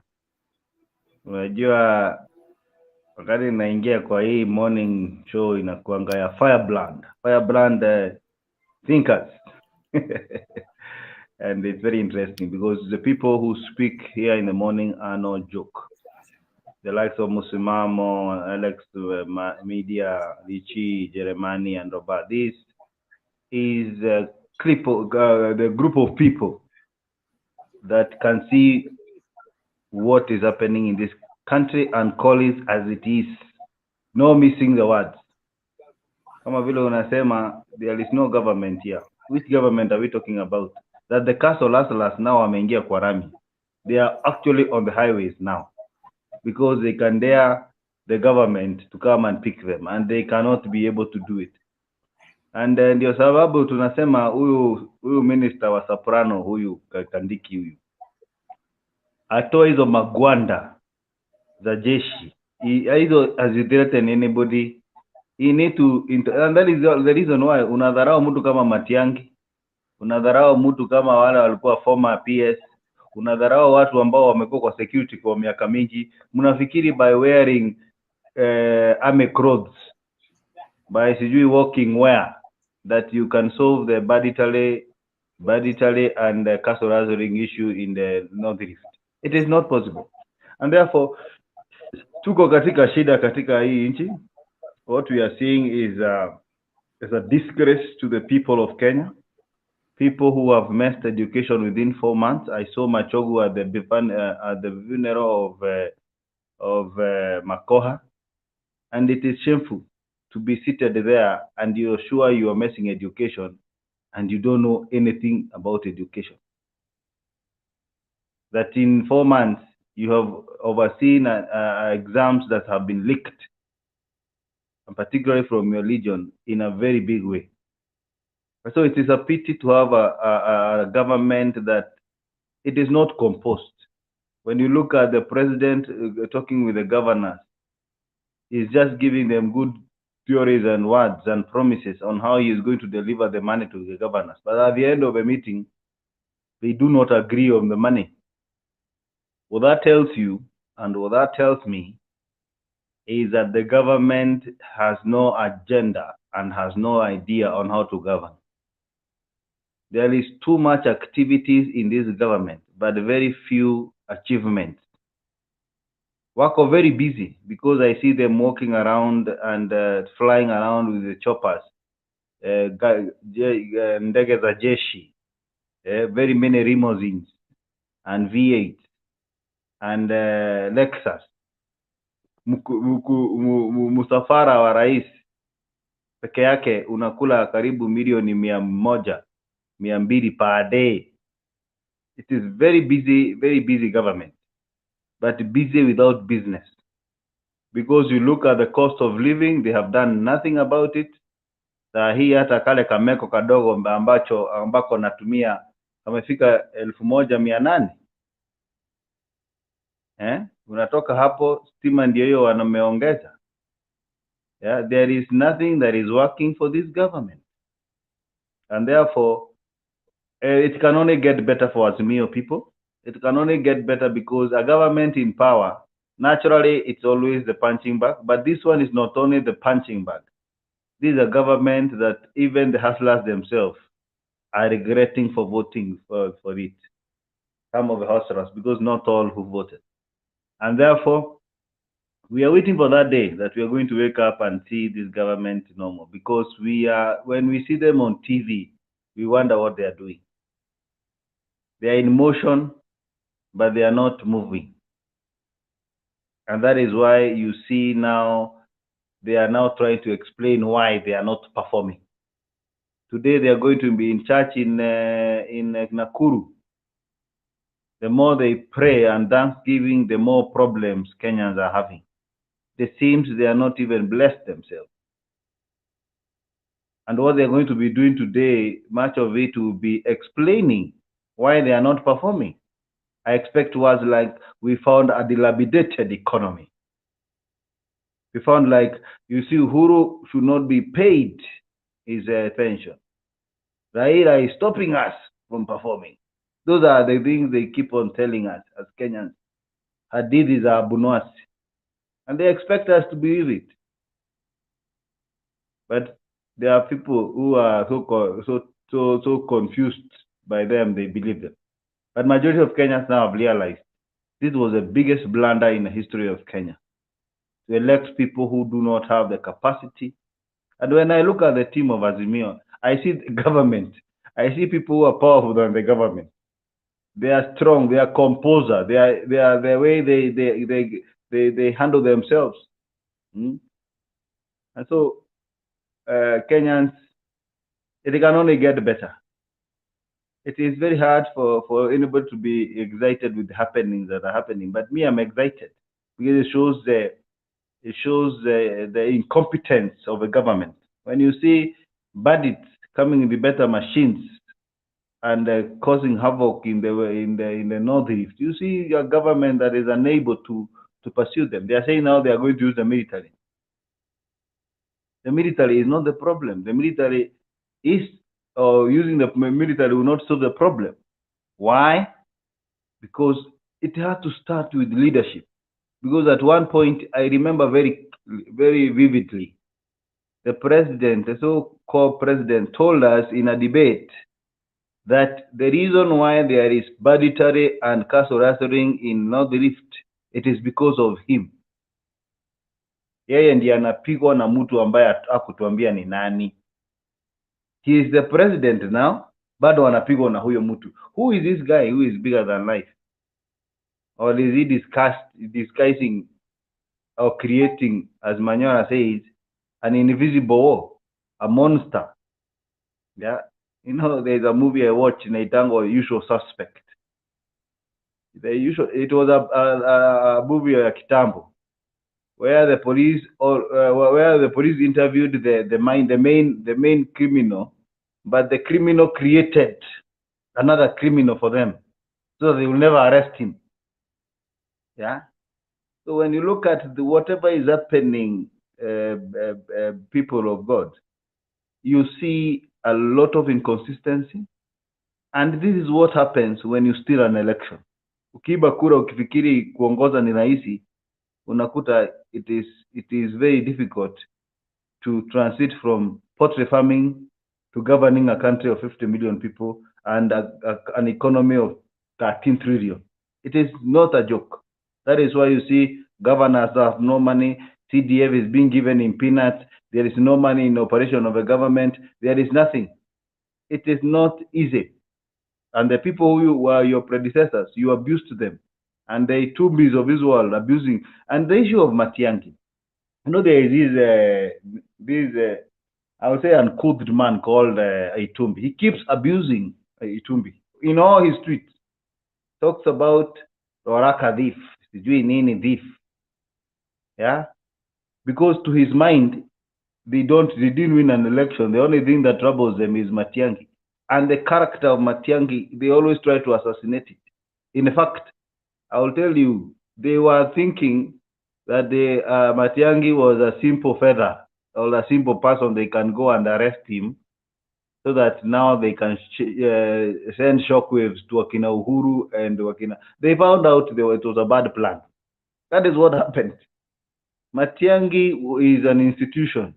They tried to go there, but atibire walikuwa wanashika deputy president yetu na mambo, hakuna mtu anashughulika huko Mount Kenya.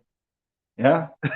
What happened is that the moment they touched Matiang'i, they touched the whole security sector by half.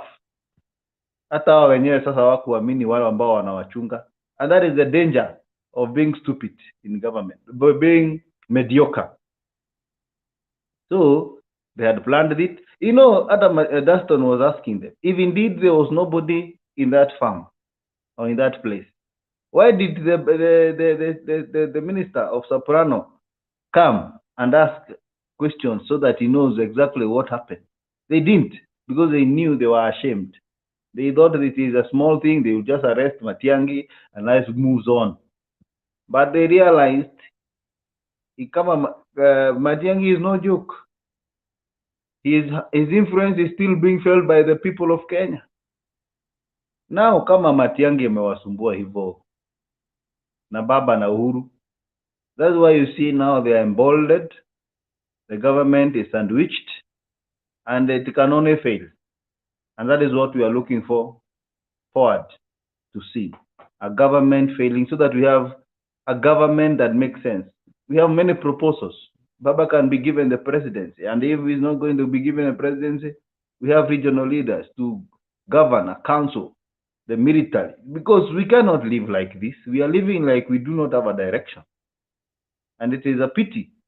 And anybody in Kenya will tell you that nothing seems to work. Business are stalling. The revenue is going down. Big businesses, big rich people are not giving money. They cannot risk in this government. Nobody wants to risk, and there is no circulation of money. However, Stone BK mine is to say, let's keep the fire burning, and let us call upon the people of Kenya. When they are called upon, let them come out in large numbers. Asante sana. Thank you SG. Hayo ni maneno ya muhimu mazuri kabisa. Kwa kweli hakuna direction. Wale wana direction ni watu wa Azimio tu peke yao. We are the only people who have a direction. We know where we want to go. I mean, where we are going, and we know what we want to achieve wherever we are going. Hao wengine ni mbwembwe tu na kurukaruka na magwarida za kijeshi. Ambiso, it's your time. Haya, habari za kila mtu. Poa. Nice. Mimi ndo naamka, nimepata show inaendelea. I'm happy that at least we are on course. Alex, habari ya masiku bana, nimekosa kukuona kwa masiku mingi. Anyway, back to the discussion. Mimi kuna kitu inanisumbua hii Kenya. Like, what is happening with the US na Kenya in issue of security? You know, the last time when we were waiting for results, US walituambia TCG mara we should be cautious about traveling to Kisumu and all that. And right now niliona statement ingine walitoa about sijui mara there will be a terrorist attack, sijui whatever, something like that in Kenya. I don't know ni biashara gani hii Kenya kwanza inafanya na US to do with the Kenyans. Unajua, as time goes by, we'll end up tumeuzwa as a country. And we should be like serious about this issue of each and every time US to threaten about to show at sijui mara we are under threat of terrorist attacks, what. So one thing I'm not happy about that. Sisi kama wananchi, we should as a government we should know where we are, and we should, because Kenya kwanza hijaongelelea anything about this, and US ilisema hii kitu, and right now something happened huko, sijui ni wapi huko, mapolisi walikufa. So something is happening. Mimi naona kuna biashara inaendelea, so we should get cautious about that.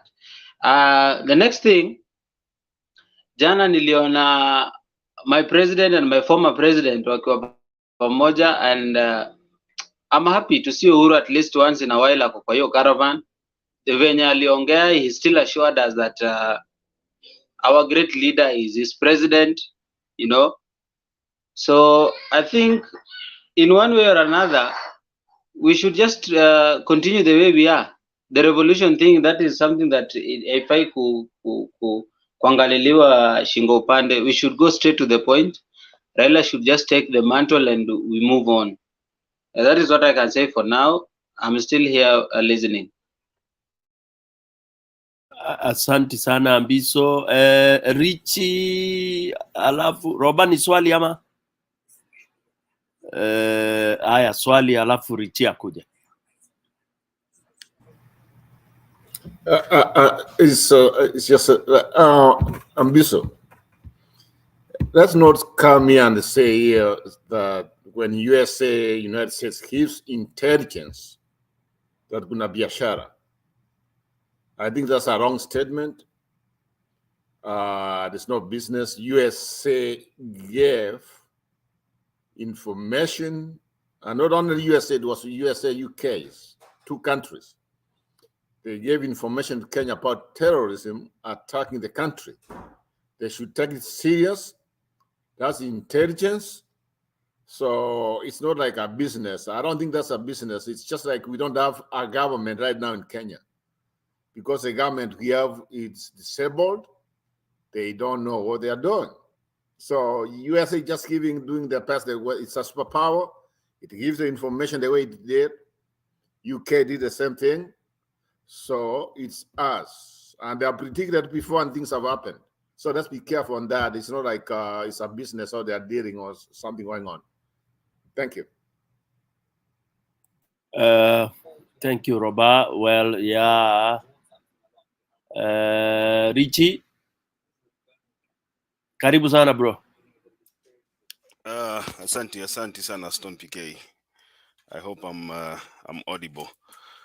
Let me say hi to you, PK, Alex Media, and Jeremani, Roba, Musimamo, and Derek. I think it's a good debate that we're having here. This week we have seen a lot, and I did not get an opportunity to speak about this issue, so I have to speak about it. The arrest, the media is calling it the alleged arrest of the former CS. I want to believe that the so-called alleged, or whatever the media is trying to paint it, was a bad thing by this government. It was a big blunder by this government, and whoever was planning for this thing did not know that it takes a spark for you to ignite a fire. I think when we have people in this country that think they can do what they want, especially when their legitimacy is still in question, then you can see how serious this government would have been that night. Matiang'i was a minister under somebody. Matiang'i was a cabinet secretary appointed by Uhuru Kenyatta. So if Matiang'i at any time did anything wrong, the person that this government is supposed to go for is not Matiang'i. If it is a cabinet decision that was passed by the Uhuru Kenyatta's government, and Nabii Zakayo feels that that decision was unlawful, then Matiang'i was just a conduit of a cabinet decision to make sure that whatever the cabinet has passed has been fulfilled. So the Kenya Kwanza government should stop this drama. Hii drama yenye walikuwa wanajaribu kufanya last week ilikuwa ni drama mbaya sana na ingewaletea shida. You know, people want to see videos. Nimeona akina Itumbi na serikali yote na akina sijui Senator nani Cherargei and all these people, all these jokers in this government wanataka watafutiwe video ya Matiang'i watumiwe. Sasa nashangaa wanatumiwa kama nani? What are they supposed to do with the video? How does Matiang'i take a video and send it to the likes of Senator Cherargei ndio wafanyie nini? They are not DCI, they have no power to investigate anybody. Why are they demanding a video? They are the government. And the next day, the commissioner, the so-called, I think commissioner was good. Ile jina ya commissioner of police ilikuwa mzuri because police commissioner alikuwa na nguvu kushinda this scarecrow called IG. These people who have no power whatsoever. IG anatoka saa 12 asubuhi anasema yeye hajui kama kuna officer yeyote wa kutoka kitengo chake cha polisi ambaye alitumwa kwa Matiang'i. Anasema hana habari. Yeah? Then we start asking ourselves, then who sent these people to Matiang'i's residence? Ni nani alitumana? Do we have a killer squad? Do we have a new killer squad in town formed by this government that nobody knows about? We should be worried. We should be worried as Kenyans. We should be asking ourselves, if at all the IG did not instruct people to go and arrest Matiang'i, then where did these people come from? According to me, and that's my opinion, I think this government has formed another group. They disbanded the group that was allegedly, let me use that name, allegedly formed by the former DCI, and they came up with a new one that is not under this ministry. It's headed by somebody somewhere, maybe State House or somewhere. So when somebody comes out and says that indeed he saw people, Matiang'i is not a crazy person. Matiang'i si mwenda wazimu amke siku moja aseme kuna watu walikuwa nataka kunivamia kwa nyumba yangu wanishike. Kwa nini hizo siku zote? I mean, this government was sworn in almost 6 months ago. Kwa nini hizo siku zote amekuwa amenyamaza, anyamaze hizo siku zote akuje kuamka siku moja in February aseme nilikuwa ninaona watu wanakuja kwangu? He's not a crazy person. So this so-called regime should be very careful. There are people who will touch na kuna wale hautaguza, especially when it comes to vendetta. Kama mtu amefanya makosa, we have seen, and my understanding is this thing was choreographed to distract us from that thing yenye walifanya last week. Last week mnakumbuka ilikuwa ni maneno ya taxes. Walikuja wakatuambia the Kenyatta family does not pay taxes. Hiyo ndio ikakuwa headline. Kila mtu anasema mlipe tax. It was the story of the day. And then Mama Ngina wakes up one day na anasema muache kudanganya watu. Kama ni kweli hatulipi taxes, then do the right thing. Arrest us. Take us to court. You know, sell our wealth, sell our uza mali yetu. Alafu recover taxes. Nabii akakaa namna hii akaona this is a war ambayo hatawezana nayo. So they had to come up with another thing. And I told you last week, and I'll repeat again here, this government is trying to control the narrative. And that is very important in politics. Control the narrative. Wacha utoe story yenye watu wataongea kwa wiki. So wakati ile story yao ya kulipa ushuru iliisha, hakuna mtu sahi anaongea mambo ya ushuru. Listen to everybody. Enda usikize mtu yoyote wa hii serikali na hii jiita Kenya Kwanza. Uniambie ni mtu gani sahi anaongea maneno ya ushuru? Nobody. Because hiyo ilikuwa ni hot air na ilipitwa na wakati. Wakati walizimwa na Mama Ngina Kenyatta, wakashindwa kitu ya kuongea. So saa hii story ya Matiang'i imeenda siku 2 siku 3. So the government is still in the process of cooking another story. And in the next few days utaona another story inatokea ambayo ni ya kuzuia Wakenya kusahau ile kitu ambayo inaendelea. Na ile kitu inaendelea ni kwamba hii serikali imeshindwa na kazi. Hii serikali ya wanabii na ndugu yake kijana ya sijui mtoto ya Maumau hawajui ile kitu wanafanya kabisa. You know, nimeangalia CS wa Treasury. CS wa Treasury alikuja akasema the country is broke. The country is broke. Msimamo ukiingia kwa nyumba yako jioni, mamia anakungojea uende umwambie mimi niko broke. Unajua hiyo ni jina kubwa sana. Wakati unasikia serikali inasema iko broke, and especially the person who is in charge of the finances of the country, akitoka aseme the country is broke, you should be asking yourself what he means by this broke. Is it that the country is not able to sustain itself from the taxes that it earns or it gets from the people? What does he mean with this statement, the country is broke? Have these people stolen the money that they have been collecting? Wakalipa zile madeni zao tulikuwa unasema za campaign. Where is the money? Pesa iko wapi? Kwa nini CS anakuja kuambia watu ya kwamba serikali haina pesa? So kama serikali haina pesa, what do we do next? Mwananchi kama wewe wa kawaida unafikiria ni nini itafanyika?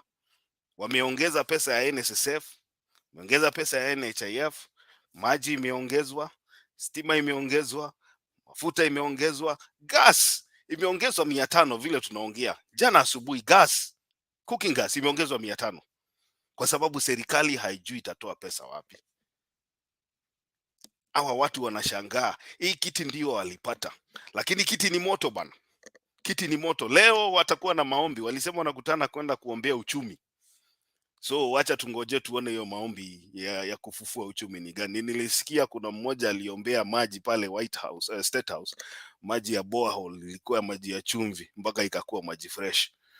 These people are those people tunaitanga textbook economists, wakiongozwa na Ndii is all over the Twitter handle ya Ndii saizi inawaka moto, anajibishana na watu huko, akipatia watu namna 500 inaweza kuokoa, ununue unga packet moja, sijui utengeneze chapati 20 uuze, utabaki na zile vitu zenye unasikianga watu wakiongea wakiwa wamekaa huko kwa barabara with no experience whatsoever za kufanya biashara.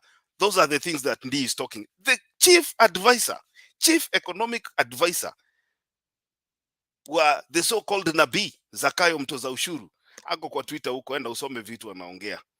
Watu walikuwa wanatutisha na very big words za kizungu wakati walikuwa wanapiga campaign. Vile wanaenda kufufua uchumi, vile watafanya vitu mingi, watasaidia hustler, sijui biashara itaongezeka, sijui watainua earnings za mtu wa chini kutoka 200 mpaka 1000. Enda angalia kama kuna mtu anaongea hiyo maneno saa hii. Enda tembea, move around the country, tell me one leader that is talking about the common mwananchi kwa hii serikali, ndio jue Kenya iko mahali pabaya. Roba, naona unainua mkono, sijui nimalize kwanza ama ni kuachie utoe. No, just a small statement. You know, there's something you said. Remember what he said, they create a story when something bad comes up. Remember when the guy came, the so-called Minister of Finance, and said that they are broke. And that's the same night when the story of Madiang broke, so that nobody even covered that thing. So if there was no story of Matiang'i, so the headlines would be the country's broke. And that's how they were able to get away with that information. That's the way I see it. Thank you, my brother Roba, for the information, for your point of information. And I totally agree with you. If anybody apart from the government is able to control the narrative, then that one is a very, very risky thing for the government of the day. The so-called Kenya Kwanza government wants to control what you read in the news media, wants to control what you hear from the news stations. They want to control your perception, just like it happens in China. You know, they want to, and North Korea, they want to control everything that goes into your mind. Ndio wa capture akili yako. Right now, as we speak, right now, the so-called parliament yenye tuko naye saa hii imepitisha bill. I don't know kama imesainiwa ama bado. imepitisha bill ya kwamba Stone PK unaweza simamisha tractor ya noti za 1,000 nje ya Barclays Queensway na uende udeposit hapo, zihesabiwe kwa mashini zikiwekwa kwa account, na hakuna mtu atakuuliza hiyo pesa umetoa wapi. That is a law that has been passed. I don't know if it has been signed. Point of correction, I can be corrected on that. But that is a law that has been passed by this parliament. And if it has not been passed, then somebody should tell me haijapitishwa. Ya kwamba the bank who deposits his or her money, what the source of that fund ni nini, ametoa wapi hiyo pesa.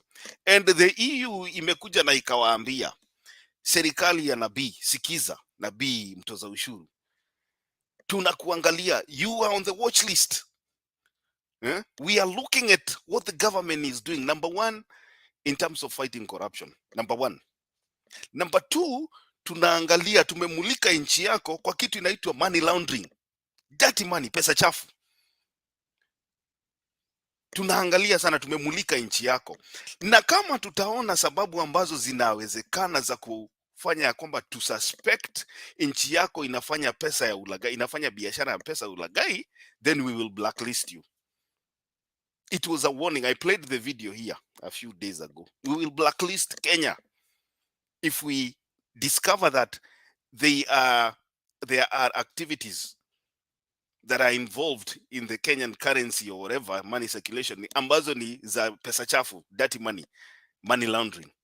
Now, you know, when a country is blacklisted, then what happens is the government of the day is not able to do any transaction with any external body. Hii zenye akina IMF zenye zinakuja kutusaidia kama tuko na shida, they cannot do business with the government. Any bank, iwe ya kutoka China ama ya kutoka wapi, ambayo ingetusaidia na kutusaidia na mikopo ama nini, haiwezi kufanya kazi, kwa sababu ukishablokiwa, ukishabaniwa, ukishablacklistiwa namna hiyo na international community, then pesa yako hata hakuna mtu atataka kuigusa, hakuna mtu atataka kufanya biashara na wewe.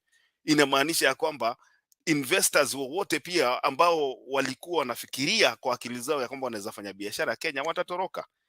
Any companies zenye zinafanya international business zitaogopa, because you know, once you go into that list, that's it, you're done. And Kenya, we are on the cliff. Tuko on the cliff ya kuweko hapo kwa hiyo blacklisting.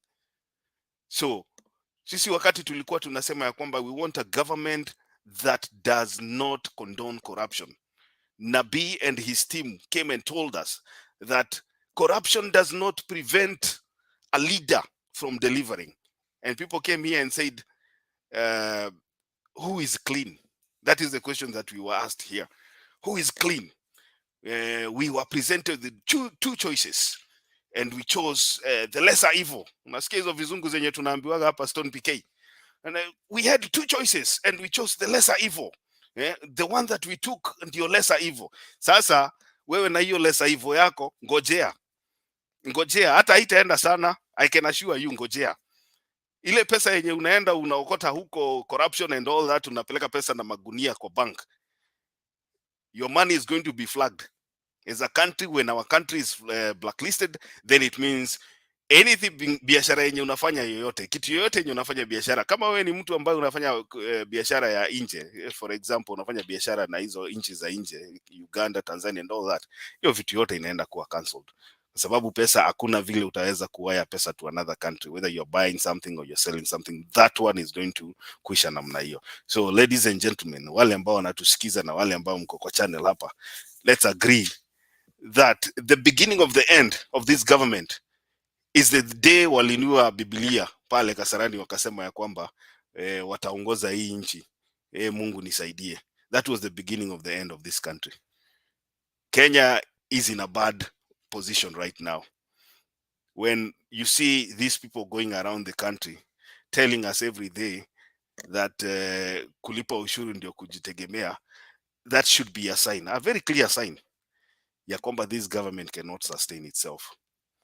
And that is why 4 or 5 months after the election, watu wamepanda juu ya magari tena, tuko full blown politics.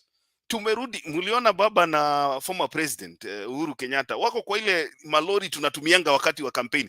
Roba, kama wewe unakuaga na hiyo lori inaekangwa hiyo carrier wakati wa campaign peke yake. Hizo lori tunajuanga wakati ingine zinabeba mchanga, lakini tukikaribia August baada ya 5 years hiyo malori hiyo carrier nyuma inatolewa, zinaekwa hiyo kitu kwa sababu zitakombolewa na politicians. What is happening right now? We are back in a campaign mode. Kila mtu anapiga siasa. President akienda wapi anapiga siasa. Na Gachagua wakipitia huko wanasema ati tulikuwa tunasalimia stopover ya kusema. No. We are back in politics because this is where we thrive. And William Ruto has been doing politics for the past 10 years, within and without government. He criticized the government that he was part of, within. Now he is the government, and he is still making noise more than the opposition. He told us he wants a vibrant opposition, an opposition that can keep the government of the day in check. And yet, yeah. And yet anana na wanunua. Sasa saa hii wewe unatuambia unataka opposition yenye inaweka government of the check, government of the day in check. Sasa saa hii kila siku unajitokeza na ma MP, PR, upigwe picha ndio uonyeshe ile opposition ya kwamba we are weakening you. Tunanyang'anya MPs wenu. Kwa hivyo we are the government. Why are you fighting for legitimacy? Why are you fighting for legitimacy? If you won the elections, we should be seeing you working. That is what we want to see. If you are the president, if you are legitimately elected and verified and stamped by the Supreme Court of the Republic of Kenya, Martha Koome, CJ, na huyo mama mwingine sijui hata nimemsahau jina, you are supposed to enjoy power. Acha tuone ukiwa na power, you walk like a president. Hapana kaa ni kama umenyeshewa, ukiwa kila mahali unatoka na hii kashati uniona anavaa huko Naivasha, unafikiria ni shati iko kwa hanga.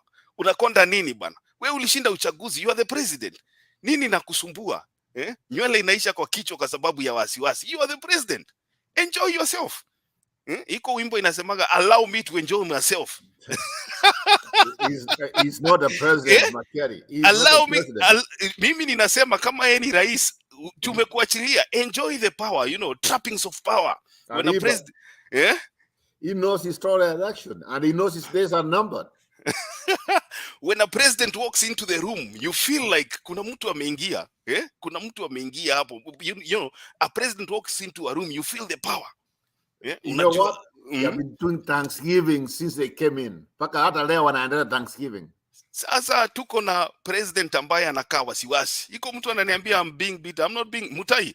Mimi I'm not bitter. I'm not bitter. You guys are in power. Enjoy. Let us see you enjoying power. That is what the president is supposed to do.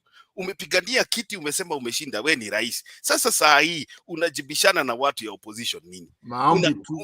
Unatafutana na MP ya Lang'ata upigwe na yeye picha ndio utuonyeshe nini? Inatusaidia na nini sisi? Unashikana na MP, sijui unaenda unakusanya MPs wote wako na makesi ya corruption huko, unawaleta unapigwa nao picha. Ndio sasa tusaidike nini? We are not going to help you. What we want to see is you delivering. Kwa ile kitu ulisema unaahidi wa Kenya utawafanyia. That is what we want to see. This government is in a panic. Mtu kama Gachagua, every day he wants to be recognized. Makeri. Yes. I have not seen an answer around to the State House yet. Asla gani hii maneno hii? Watu walipigwa, unajua kuoshwa na jik, watu walisafishwa huko kwa streets, wakaambiwa hustlers, sijui tutaenda kuwabadilishia maisha. Mutai is telling us tupatie president time. Give him time. Sisi hata we are not even concerned about his time. He can take how many years? 500 miaka 5 ako naye yote ni yake, kwa sababu mlisema mnachagua yeye, mlimchagua kwa miaka 5. Ako na miaka 5 basi. Wacha tungoje kama atamaliza hiyo miaka 5. Let me tell you something. I used to see the presidents wa kitambo. William Ruto ni president tofauti kabisa, kwa sababu wakati Kibaki aliingia kwa kiti, mimi sikuona Kibaki akienda kujibishana na opposition. Sikuwa hiyo na Kibaki anang'ang'ana ati anataka kupata majority ya parliament. Ya kazi gani? Ya kazi gani? Unataka super majority ufanye nayo nini? Unataka super majority ya parliament ufanye nayo nini? Kwa sababu kama sisi wa Kenya, we will not allow you to change the constitution. Hakuna, iwezekani. Makeri, just watch. The man is doing that one intentionally. And what I'm suspecting, and I might be wrong, and someone tell me if I'm wrong, I think he Mamba Masema, they are going to increase some counties so that he can have his own counties. That's why he's looking forward to have all these members. He's buying them. Ndio abadilishe hiyo aweke mambo yake. Those counties, he's going to add the counties. That's one thing I think he wants to do. Another thing he wants to do, if he has the majority, he's going to have all these people. I mean, when it comes the IBC. So it's not stupid. It's just like it's timing. It's timing to do all this. But at the same time, somebody has to tell him his days are numbered. And that's a fact. His days are numbered. These guys, they had a chance. They were given a chance to be a president and a vice president. Instead, all we see every Sunday, kusherekea, Thanksgiving. First of all, I've never seen a president and a vice president being on same functions. Same functions like they are doing right now. Do you know why? They are scared dogs. They are scared dogs. Well said, my brother Roba. You know, hawa wajamaa wananifurahisha sana kwa sababu huyu jamaa ako na majority ya parliament. The leader of majority is somebody from UDA. The leader of majority in parliament in the Senate also is somebody from the party, the same party as UDA. Now, yes, it's a currency. Let's be sincere, and I'm no apology. So my issue yangu ni hii. Why do you have to go the extra mile? Mpaka watu wanasema hii ma MP walipatiwa 50 million na hakuna MP amedispute hiyo. Jalango ana argue about figures zenye walipatiwa. Jalango waliuliza, nyinyi mnajua 50 million ni pesa ngapi? Okay, sawa Jalango, haukupatiwa 50 million, wewe tuambie ulipatiwa pesa ngapi? Kwa sababu sisi hatujui, wewe ndio unajua zaidi, tuambie, tell us. Because the thing is, you are not arguing whether you're given money or not, you are arguing about the figure. So it is true, you are given money, but it is not 50 million. And Raila Odinga is very clear. Wewe kama mimi ninapigana na wewe, alafu baadaye wewe uko nyuma yangu na support, piga wewe jamaa, jioni mnakutana na huyu jamaa mwingine mnaenda kunywa pamoja. That is what Jalango was doing. Hiyo ni kama unatuonyesha ile Gachagua alisema kwa kanisa huko ati our candidate alionyesha hiyo middle finger.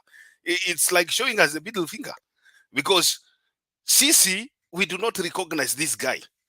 Na wewe unatoka huko, unajua afadhali tusamehea watu wote wengine, akina Ojienda, hiyo group yote ingine hiyo yenye walienda, lakini tusisamehe Jalango, because hii Jalango ni kusaidia, tulisaidia Nairobi. Kama hatungesaidia Jalango, angeshindwa na Korir. Jalango alitusumbua sana. Jalango was one guy that was helped, alisaidiwa kupita over the line, the finish line. Hata alikuwa anashindwa nomination. Hawa wengine walikimbia, walirun against the ODM candidates in ODM stronghold. But Langata was very, very tough and tricky for us. We had to re-strategize ndio tukamate hii kiti ya Langata. Na ndio watu wanauliza hapa kila wakati, kwa nini hawa watu wengine hawatajwi, lakini Jalango ni mtu ambaye hiyo kiti kama hatunge strategize ingeenda vile imeenda hizo siku zingine zote. It took negotiations to have people from inaitwa Wiper Party to step down, and these other parties akina Jubilee and others, to step down ndio tukamate hiyo kiti. So hatuwezi Roba, ule mtoto mwenye umesomesha mpaka university ukainvest kwake, akiguswa unasikia mbaya. Unaona? Hata sio usikia mbaya, ndio nisema Jalango, he has to resign or we go for him. We go for him. Let's start from there. Let's start from Jalango. Let's start from the former whatever Mr. Chebukati. If we are really serious, because that's betrayal. He betrayed Papa. He betrayed Langata. He betrayed everybody. He is the one. I remember even some people from here, they were supporting him. Finally, they gave him money. They gave him money. And now you see what he did. is coming. And in fact, you know what? I was surprised. Alirudi hata damu ijatoka wakati ameenda huko and he wants to penetrate. I wish somebody could have just smashed his head.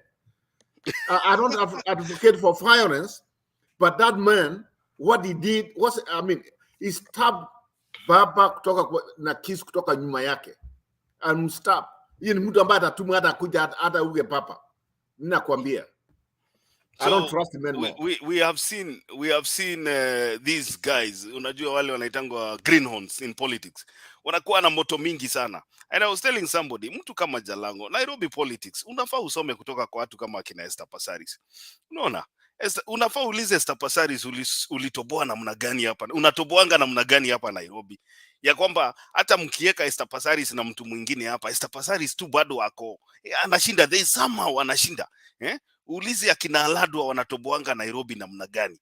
Hii Nairobi ni stronghold. Nairobi ni capital city, ni stronghold bwana. Hatuwezi afadhali watu kinaojienda hata waende watengenezewe bedroom, extra bedroom huko State House. Hiyo hatuna shida nao. Lakini Lang'ata, mahali baba ameongoza, amekuwa MP wa Lang'ata hiyo miaka yote. Wewe literally we ni MP wa Raila Odinga. Wachana na story inaitwa Kibra. Kibra is a constituency yenye imetokea tu juzi hapa. We know Lang'ata constituency kutoka kitambo sana. Na wewe unatoka hapa unaenda unapiga picha huko ukituonyesha ya kwamba ndio tunakutanaga huko tukipiga kelele, lakini hiyo ni politics. Hapa nimekuja kutafuta maendeleo gani? Umewahi Babu Owino wakienda White State House kupiga magoti? Hebu enda Embakasi East uone ile kazi imefanyika. Umewahi Tim Wanyonyi akienda kupiga magoti State House? Enda Westlands uone ile kazi huyo mzee amefanya. Wewe unakuja kutuambia ati you are going to seek money 50 million ya ground breaking ya nyumba ya serikali. Hiyo nyumba hapana ya nini ya constituency yako. Hiyo ni national government project. Wewe unaingilia wapi? In fact, national government does not even require your authority kufanya project kama hiyo. So whether you go there or not, if it's something that was to be done by the national government, itafanywa without your help, without even your authority, without even your presence. So huyu jamaa ni vile umesema Roba. Vile baba amesema hii watu waondoke waende. They should be smart enough. Hapana potezea watu masaa. Wewe kama unaona you have no apologies to make na unasema very clearly, hata ukipigiwa simu utaenda tena, ni sawa sawa. Wewe enda. Na kitu mzuri kabisa, enda ukiendanga. Andika kabarua fupi, sema mimi nimeona siwezi toshea kwa hii chama yenu. Hii chama yenu ni ya madikteta, mnataka kunicontrol vile nitatembea, vile nitakula, nani nitaongea naye, ni wapi nitaenda. Bas, tuandikie barua kidogo. Patia SG, Sifuna. Andikia Sifuna barua, mpelekee. Ambia mimi nimechoka na hii chama, ninaenda independent ama naenda na UDA. In fact, naweza enda na UDA kwa sababu ule mtu alikuwa next kwangu ni wa UDA, akiniongezea kura zake na wale mafans wangu kidogo, nitarudi kwa bunge. Do that. That is what we want to see. Alafu ndio tujue sasa kweli kama hukushikilia koti ya Raila Odinga ndio ukapita hiyo kiti yako, basi we ni mwanaume. Otherwise sarakasi ingine yote na Jalango should learn. Wakina Babu Owino ni watu fiery. They don't hawaogopi kitu, lakini wanajua mahali ya kunyenyekea. People should know. Come slowly. Iko boundaries bana. Watu wamepiga politics over 40 years. Wewe unakuja kutuambia uwezi apologize kama nani? Na hata uko na less than. This is a comedian. Yes Alex, ulikuwa unasema nini?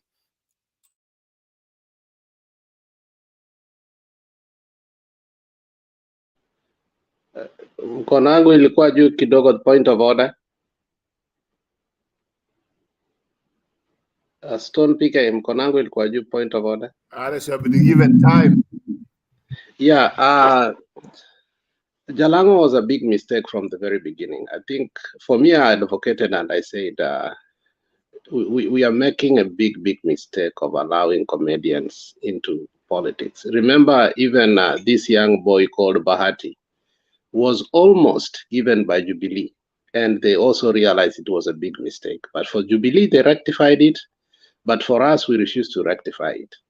If you remember when Jalango hosted Ruto in his Jalango TV, the bromance between those two people was so evident. If you think I'm lying, go back and rewatch.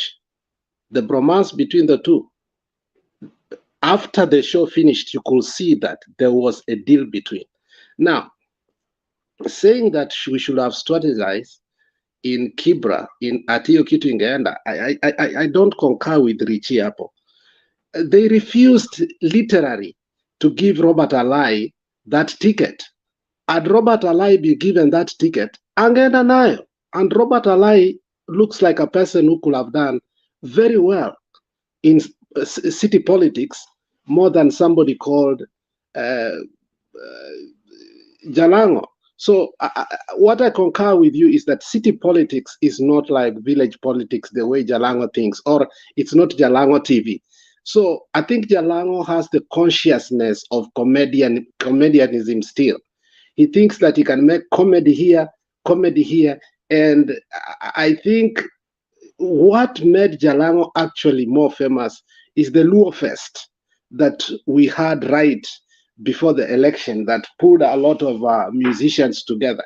So he has a talent in his own way, but I don't think in terms of legislation and leading city politics is part of what is in his DNA. Jalango should never have been given that ticket. I think it was a grave mistake. We should agree into it, and we should have known that these are kind of people who eventually will have betrayed Baba. I think the signs were already written. When I watched it like 3 times. I asked myself, what's up with Jalango and Ruto? So for me, it wasn't a surprise. It was not a matter of if, it was a matter of when. And eventually, he has come out, and we must accept that Jalango was never actually in ODM. He used Baba. And I think we did not pay attention enough to know that Jalango is not a politician. He is still a comedian. And if I will ask you anything, the question I can ask you is, what bill can Jalango bring to Parliament that can change the lives of our people? Literally, I can tell you that Jalango can never bring, unless he is helped, it can never be from originality of his own thoughts. It will be either plagiarism or something that he has been helped by somebody. But he doesn't even know his constituency, because he does not read. If you cannot read the moods of your constituency and know that if you do this, this is the consequences. Now, as we say, the way Kalonzo said, poor Jalango, how is he going to face the people of Langata? That was a loaded statement. Jalango now is the enemy of his own people. Okay, unless he uses handouts or money or anything, he can't go to his own people and speak as a member of parliament. So that was a grave mistake we made. For me, Robert Alai should have been given that ticket, and he should have done better as a soldier like Aladwa in Nairobi. Thank you. Speak as a member of parliament. So that was a grave mistake.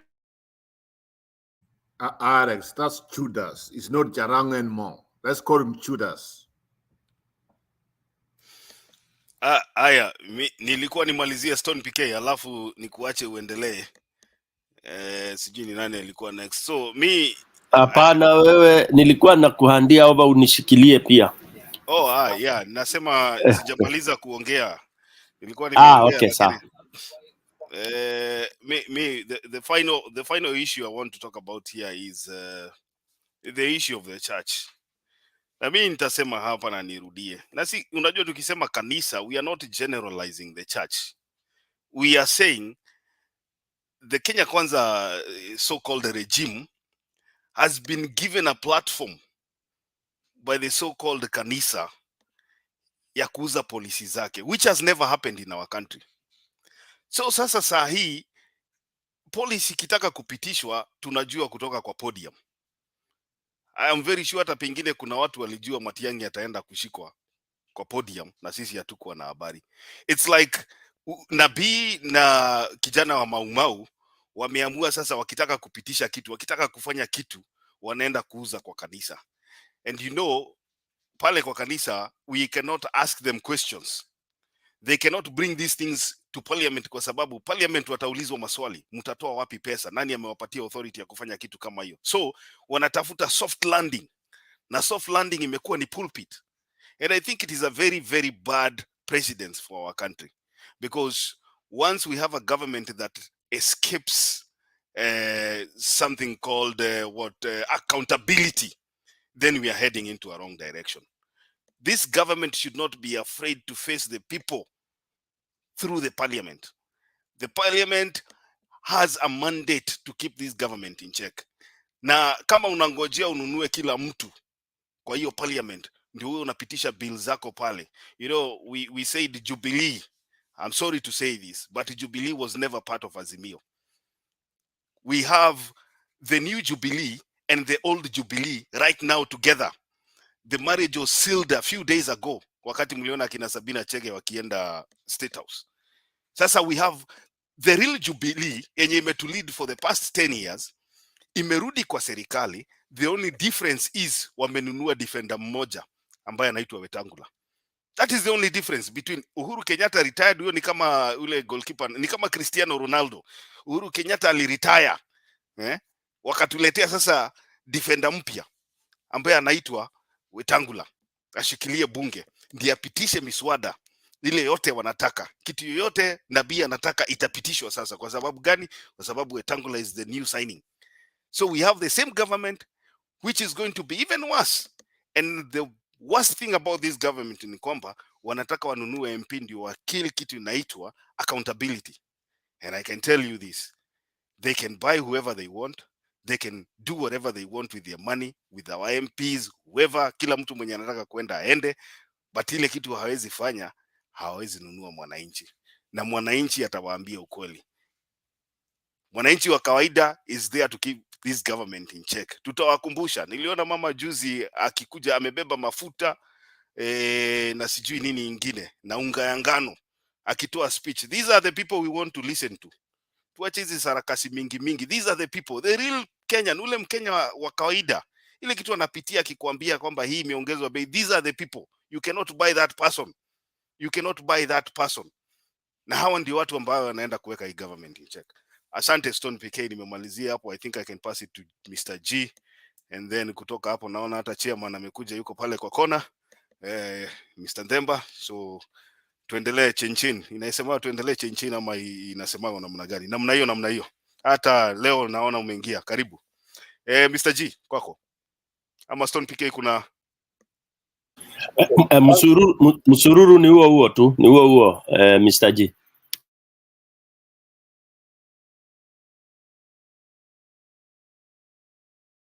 Thank you, Richard and Stone PK. I can see Alex, Leo. How are you, brother?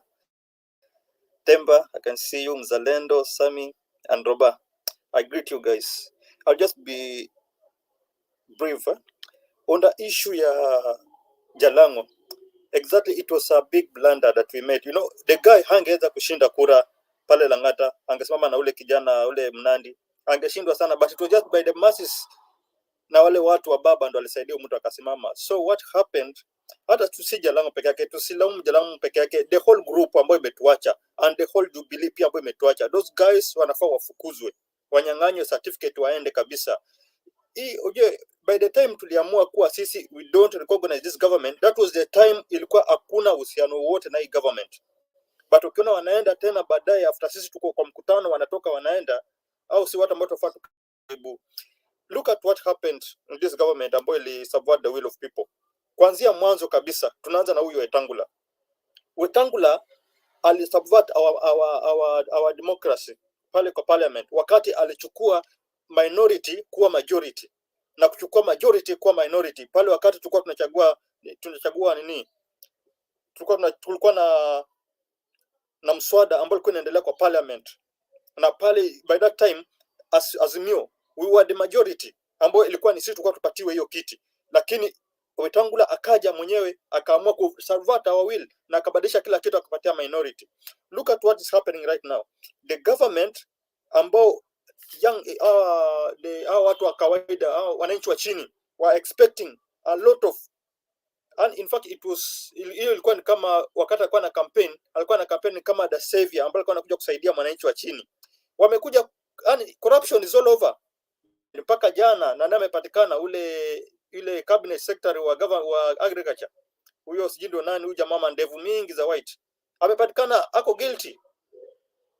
na nafaa aende ajibu mashtaka. And those are the cabinet ministers ambao tumepewa kutulead. Sasa tutalidiwa vipi na watu kama hawa, watu ambao wamejaa na corruption all corners, watu wamekuja kuiba right now, and wamefinyilia mwananchi wa chini mpaka hakuna say anaweza sema. Yesterday nashukuru for huyo former president Uhuru kutokeza na kwanza kufuatana na Raila, but I will still my stand bado itabaki pale pale. Uhuru Kenyatta messed us.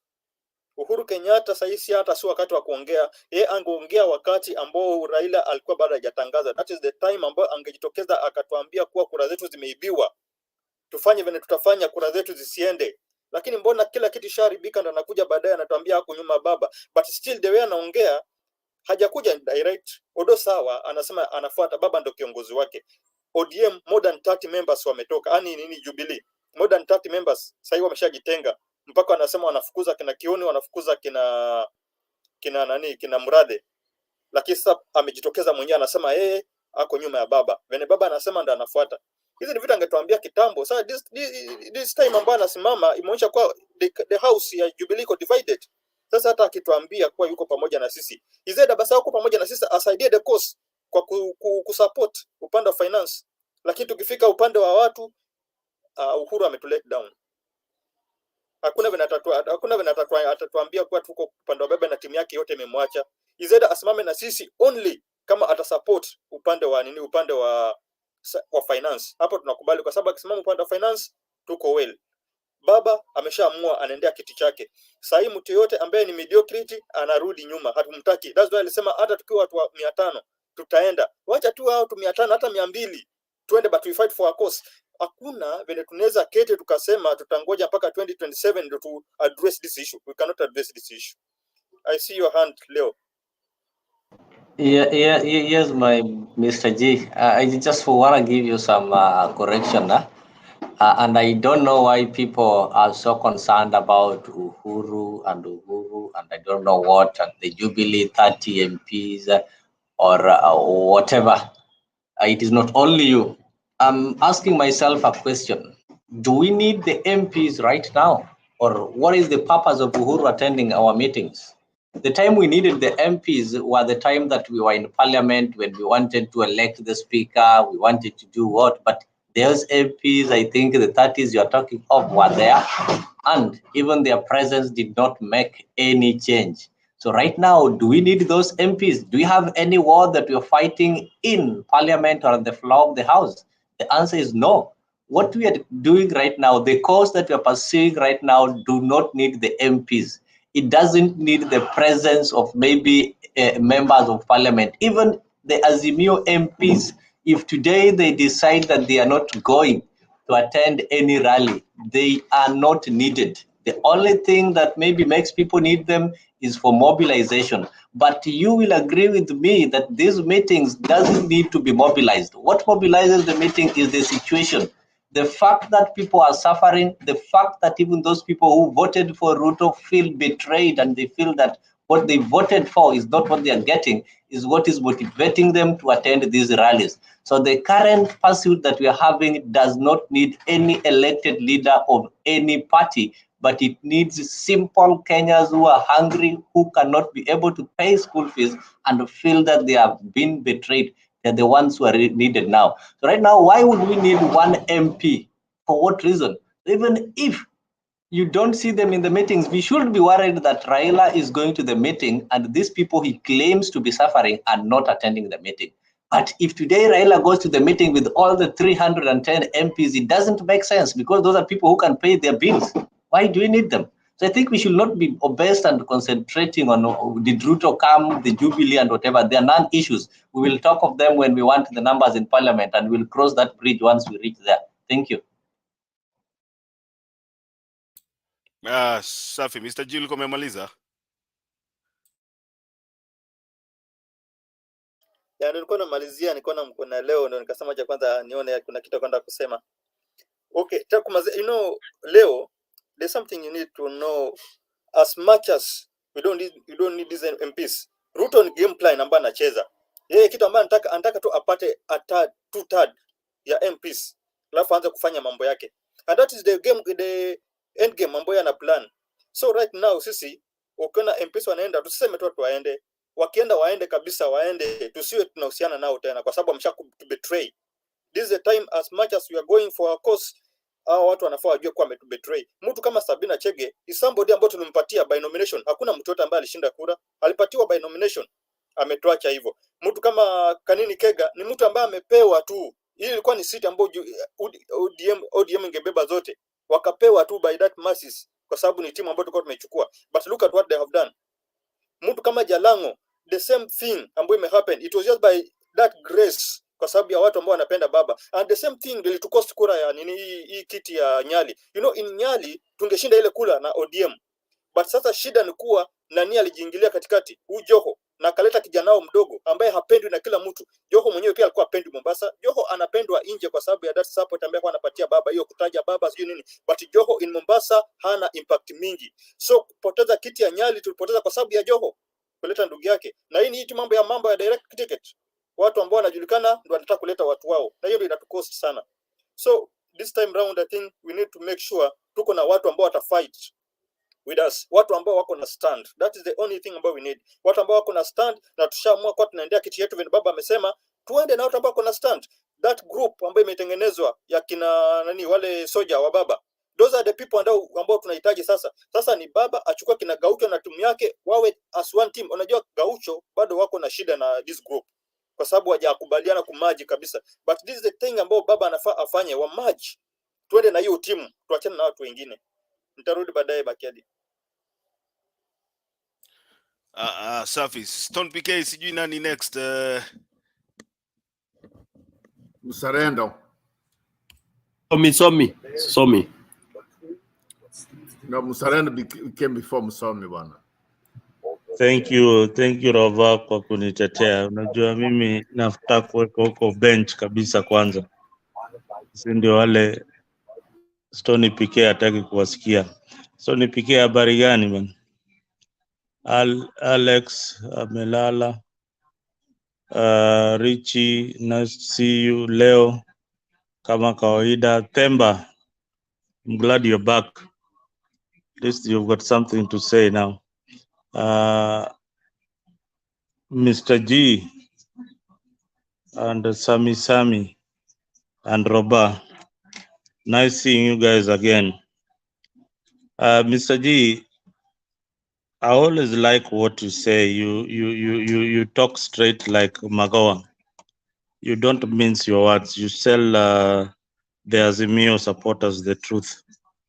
The only place I want to correct you is that in Jalango's story, Jalango is the only person who was subjected to a nomination in Nairobi. He was subjected to a nomination and he beat the closest rival, who was Oscar. Oscar was the ODM favorite candidate for that seat. And unfortunately or fortunately, Jalango beat him. The rest of the ODM aspirants in Nairobi were given direct ticket. So saying that he was Baba's favorite is wrong.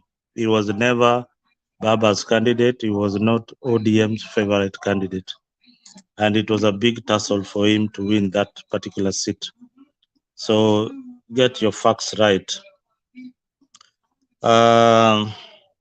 Another thing is that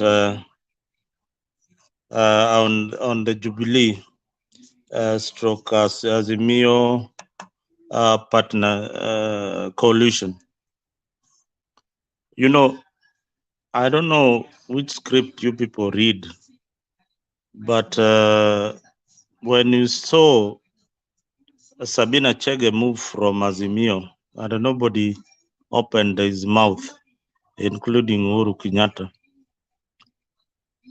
then it should have told you that these people are not with you. You are forcing a marriage that is not there. Jubilee has never been part of Azimio, and they were only there if Uhuru is there. But I'm glad, Mr. G, you are seeing what others are not seeing, that indeed You are not with the president. You are trying to entice him to your rallies and all that, but he's not with you in spirit of whatever you are doing. I think that's a lie, and we cannot allow that one to surrender. Let That's me a just lie. finish. You will rebut. You'll have your time. And why am I saying this? Mr. G put it very, very clearly. He had the opportunity to come out immediately strongly and say, you know, Baba, your votes have been stolen.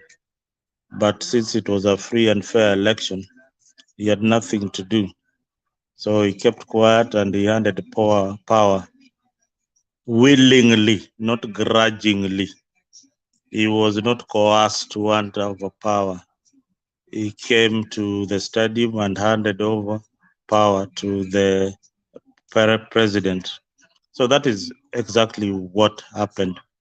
About your so-called rallies, I think the last one was in Magoha, but I believe you've now realized that you've changed tune and you are saying you will continue with the rallies to criticize the government. That is the opposition role, criticizing the government of the day. That is the perfect role that I believe that William Ruto will create a perfect office for Azimio so that you can conduct your business instead of conducting them in the streets. So we are welcome. We want a strong opposition and we want you to fight for the people in parliament because that is the only way that people can get services. And I say this because Roba, I know, let me just finish. I'm giving you a time. I say this with authority because parliament is where the laws are passed. The laws are not passed in the streets. Parliament is where the laws in the country are passed. And there are things that we can pass. And I keep on repeating. For example, the issue of a secondary education, free secondary education. If you bring a bill, you are an Azimio MP, and say that we want free secondary education, this is something that is eating into UDA and it's also eating into Azimio support base. This is a bipartisan bill that will pass. And Roba, if you live abroad, of which I believe you live abroad, you have seen the Republican and the Democrat Party coming together and say, this is what we want, and this is what we want. This is not what we don't want. So what do you think that we can negotiate here? Yeah, and that bill is passed in Congress, it goes to Senate, and it becomes law, and they implement it. So wacheni kufanya siasa kama zamani. We have got both houses. We have the Senate and we have Parliament. We can utilize these houses very, very effectively. So, Mr. Ren, let Siasa me ask you a imeisha. question before you keep on lying. So, you have come and proved that case that William Ruto is a liar because he was the same man who was against the PBI. Now you are telling us he wants to create an office of the what? Of the opposition, something he was against.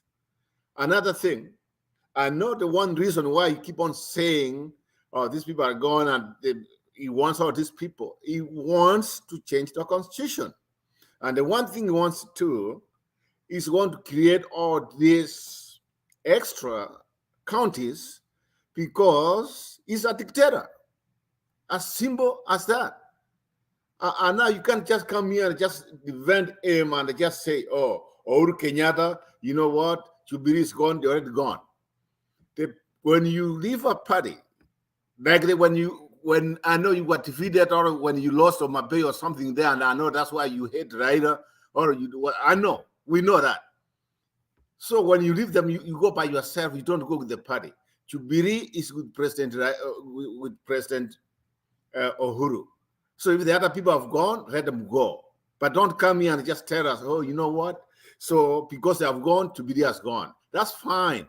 We don't care. The MPs can go. But what we need right now is the people. And the people are want to deliver. The so-called, the one you're kissing called Samoy, Crooked, William Ruto, Sakayo. His time is numbered. He should surrender because he's a liar. And what he did, what he campaigned on, he has not delivered. So you can agree with my. So, Mr. let me ask you a question. What has William Ruto done since he became office? What has he done? Before Mzalendo ujibu hiyo, I think you're making your point here, na nataka kwanza nipatie watu wamekuja hapa nafasi pia waongee. Kuna Sami hapa na kuna wana Ndemba ameinua mkono, alafu tutapata maswali ya kuuliza hiyo nini yako, presentation yako. So Sami, Ndemba uko na, what do you want? You want to rebut something, alafu tuende kwa Sami ndio turudi kwako. Ya wacha tu ni rebut kitu Mzalendo amesema. Vitu viwili. The first one ni zimepitwa na wakati kidogo. What Alex said, I think Alex said that Jalango is a comedian and he cannot do anything. I think that is we may make a case about him disrespecting the name that he used to get into power, but him being a comedian should not be the way to vilify him. The president of Ukraine is a comedian and a former comedian, and he's made a good case for himself in Ukraine.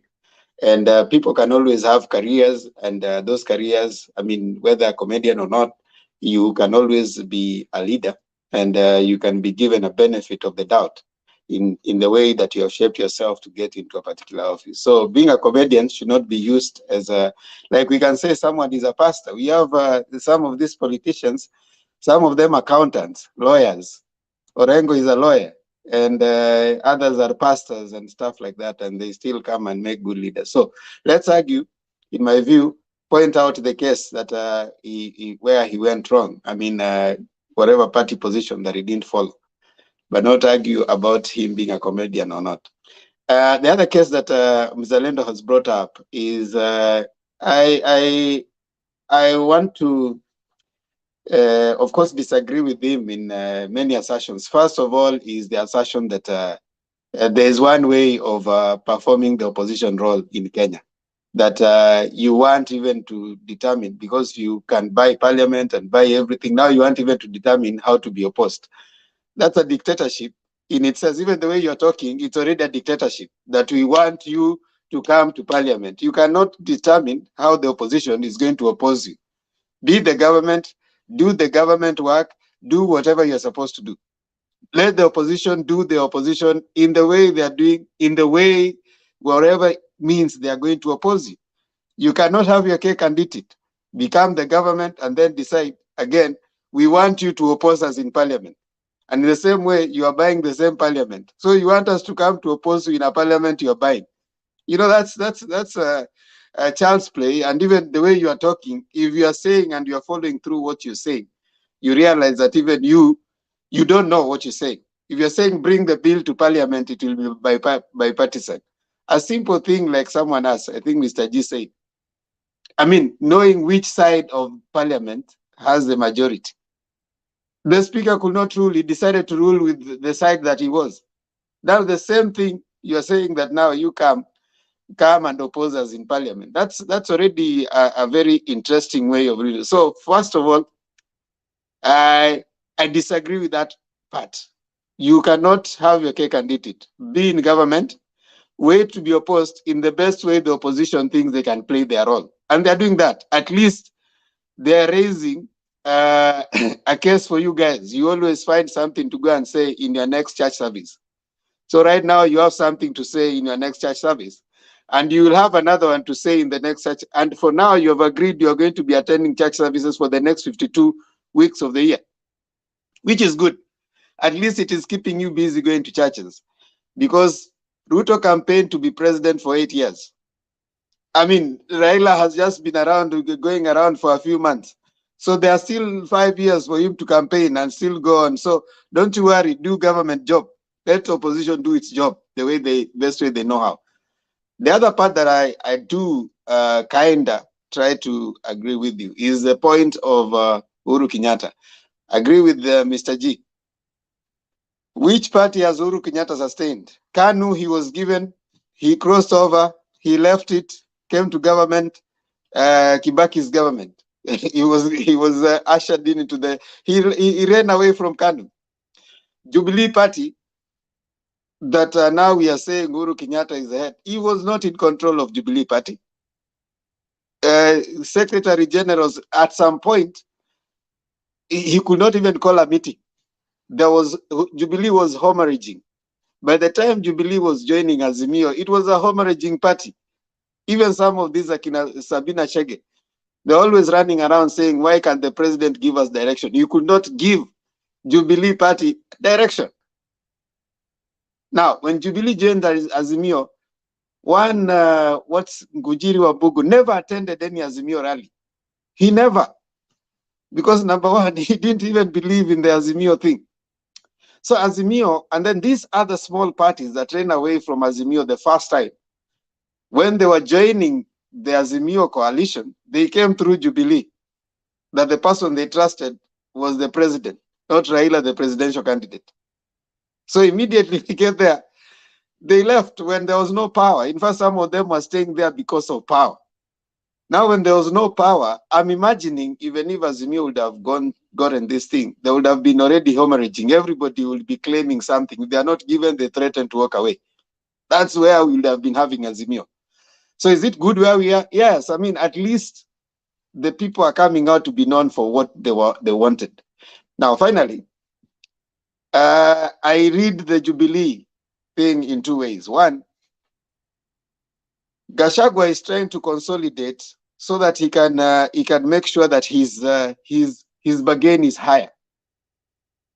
Because you realize with the Jubilee not with him, and with them they did not trust him, he was in a position that was so precarious. What if these people get a new leader who is gonna move him away? So he has to consolidate and still entrench himself as the central kingpin with the people. And that will mean what? Ruto cannot do away with him. He has to stay with him to the end. If someone else comes out from Central, gets the Jubilee guys, organizes them, and goes to be the one to negotiate with that, then that will, lower his rank in whatever negotiation he's having with Ruto. So that works two ways.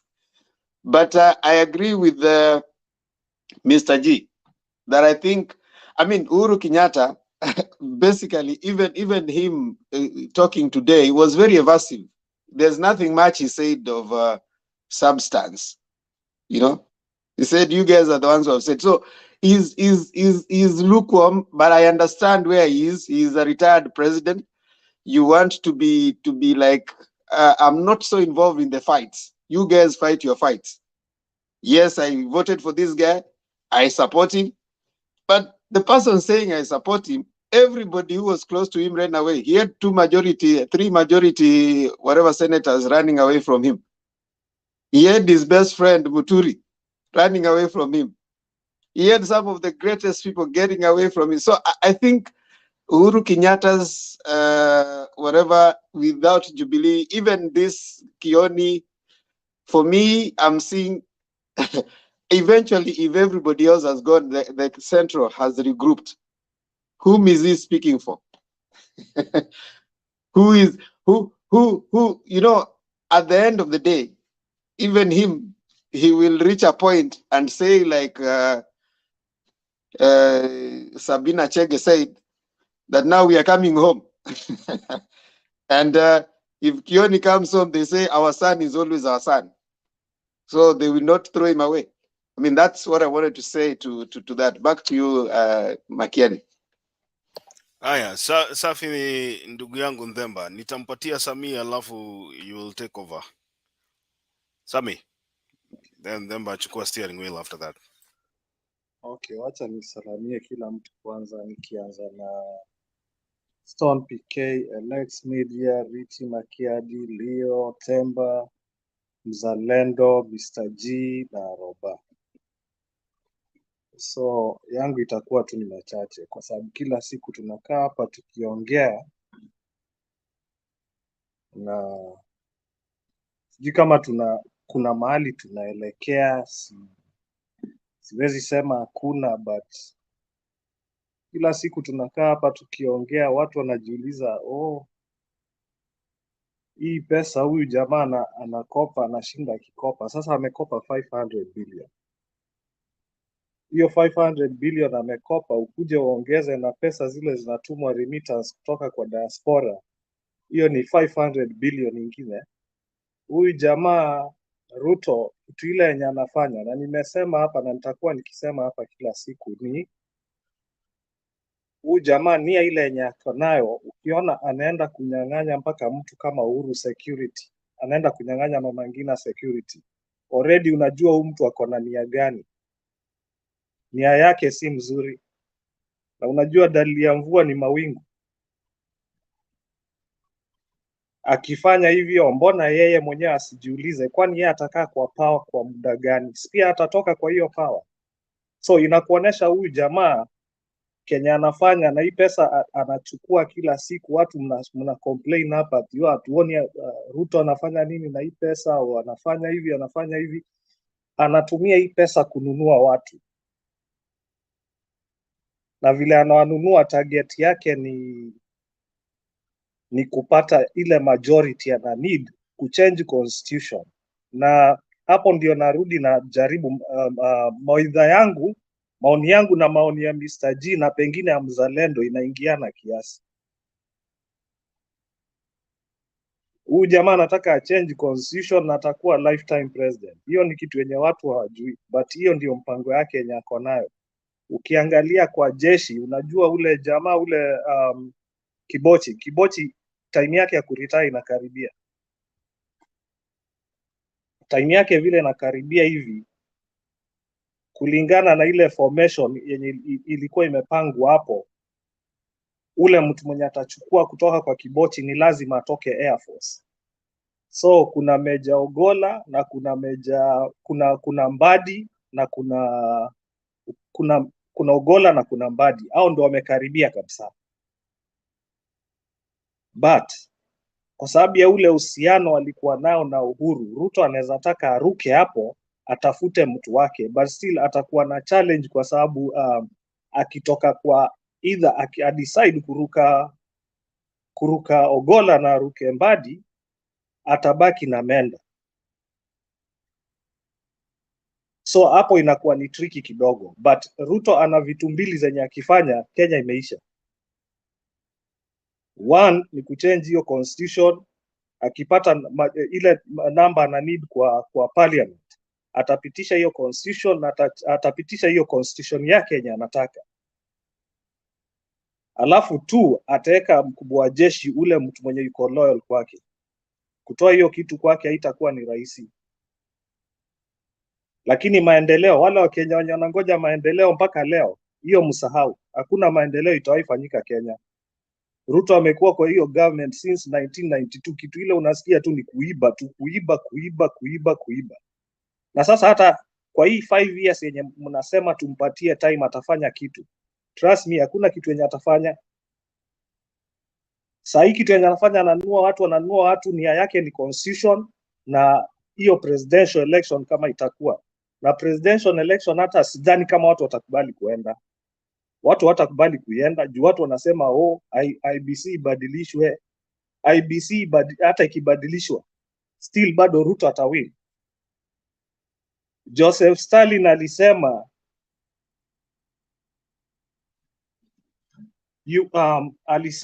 Joseph Stalin alisema voters decide nothing. Those who vote decide nothing, but those who count decide everything. Hivyo ndio Kenya iko. But msi expect kitu yote ati itaenda kuchange nini, na hizi vitu zenye mnaona zikifanyika kila siku, hizo ni mascare tactics zenye Ruto anajaribu kutumia. Anajaribu kutumia kutest watu. Kiona anaenda anashika Matiang'i huko, anajaribu anaenda anagusa huko. Hiyo ndio style dictators wanatumia dunia mzima. Kwa sababu hakuna njia nyingine inaweza fanya aonekane kuwa legitimate. So anatumia tactics kama hizi kusikia watu ndio ashikilie hiyo power, kwa sababu power yenye yako nayo it is extremely limited. Iko ni power kidogo sana kwa sababu ni token ndio nayo, but hiyo power yenye yako nayo iko negotiated na society. So hapo ndio penye pako tricky kiasi, kwa sababu ana need power already ako na sword, but ana need pia kuonesha ni kama na kuingiza ndani wananchi, unaona, na hiyo ndio shida yenye ako nayo, legitimize. Na ndio unaona ananunua watu huku, ananunua watu huku, right left, kila mtu anaenda state out, anatoka na 50 million. Hiyo 50 million anatoa wapi? Si ndio hii pesa hizi mabilioni zenye anakopa ndio zenye anagawanya saa hii. Hajali watu wanakufa njaa ama nini, hiyo si shida yake, hiyo si shida yake. Na kitu ingine anaangalia, unajua, anakujaga anasema ati wajinga waliisha Kenya. Nyinyi mko hapo hivyo mnaona anawaambia wajinga waliisha Kenya, but kumbe anawaambia nyinyi ni wajinga.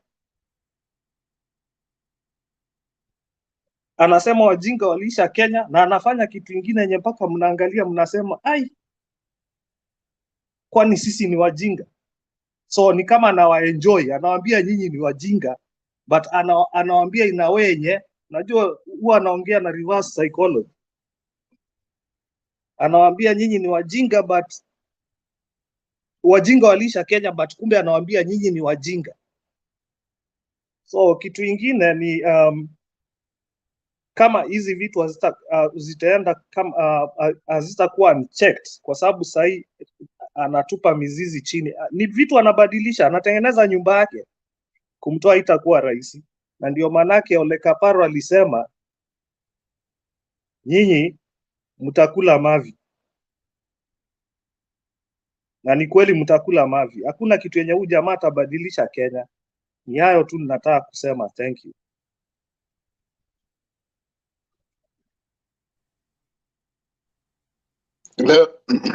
Leo Nyabaya, nitakuachia msururu uendelee. Acha niongee, niseme tu machache, alafu ni saa yangu ya kuninia amefika. Lakini ningesema hivi,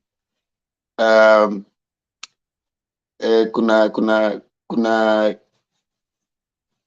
the point ambayo nilikuwa nime make earlier, na nataka kurudia tena just for Mzalendo's sake. Mzalendo amekuja hapa akasema that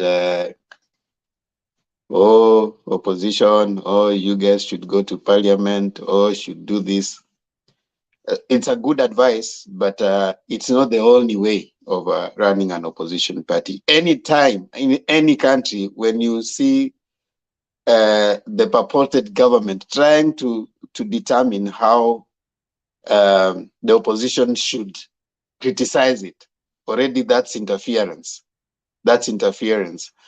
And it tells you that's a very bad sign of any government. When you see someone or people in government trying to determine to the opposition how they should criticize them, that's a bad sign. Dictatorial governments have been actually defined by such sentiments. They look naive and innocent at first, but later the same animal comes back to eat even. Like someone said, revolutions eat their own children. The same people who are saying that now, you people should do this, over time, they're the same ones who start complaining. And these excesses that we are trying to give Ruto, we are giving Ruto all power. You know, you are giving him all room, and you are imagining that that's a very good thing. To Mzalendo, I think power is transient, and it is good right now when you're in power. Enjoy it, but again, do not determine how you're going to be opposed by the opposition. It is your work as the government that right now is enjoying the power to deliver services to the people. You should not beat opposition rhetoric by also being rhetorical, going back to the same campaign and going to the podiums, and you're supposed to be delivering to the people their things, their mandates. Someone asked you, what has Ruto done so far? Go back, do the work you're supposed to do. Now, opposition will run its opposing duty. And indeed, whether they criticize the government, whether they go to rallies, it's constitutional right. It's in the constitution. You are supposed to picket. You can go to meet the people, engage the people if you want to. That's part of the constitution. It happens all over the world. It is not just Kenya. So it is not in Kenya where now you want to sit and say, now, yes, you criticize us, but now go to this place. That's a very, very undemocratic way of thought that I'm surprised it came from you. Now, as per the coalition, and called Azimio, we must admit, Azimio was crafted to fail. Azimio was crafted to fail.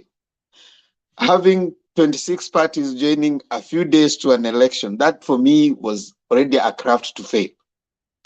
But if it was crafted to fail, those people who, the only thing that was going to hold, and some of them were rushing, they were imagining that power will be there. So now that there's nothing to share, I mean, politics is about power. Politics about, and something I also laugh. There's this cliche every time. Ati siasa iliisha, saizi ni wakati wa kufanya kazi. That is also part of politics. Politics is the whole way, including even what is going on in government. It's part of politics. So the idea of going kwa siasa campaigns for a position, that's not the only part of politics. Including governance is part of politics. Including what you're supposed to deliver, that's part of politics. Even the positions is politics. So you can say that, yo, wacheni siasa. The same can be said of Ruto. The guy campaigned for, in fact, it was a government that he was in for 8 years. So, I mean, doing a few days, a few rounds here and there, and then you're coming to say, okay, siasa zilisha. The same people saying siasa is ilisha, walikuwa on the campaign trail for 5 years, actually, in the second term. So let's be honest here. Mzalendo, it's good to stand for your people, the UDA or Kenya, whatever Kwanza government, but don't speak from both sides of the mouth. You wanna say, oh, you guys criticize us, but you still want to be criticized, even to determine how you are criticized. That is, in my view, a little expecting too much. Let us criticize you. Let us say what you guys need to do.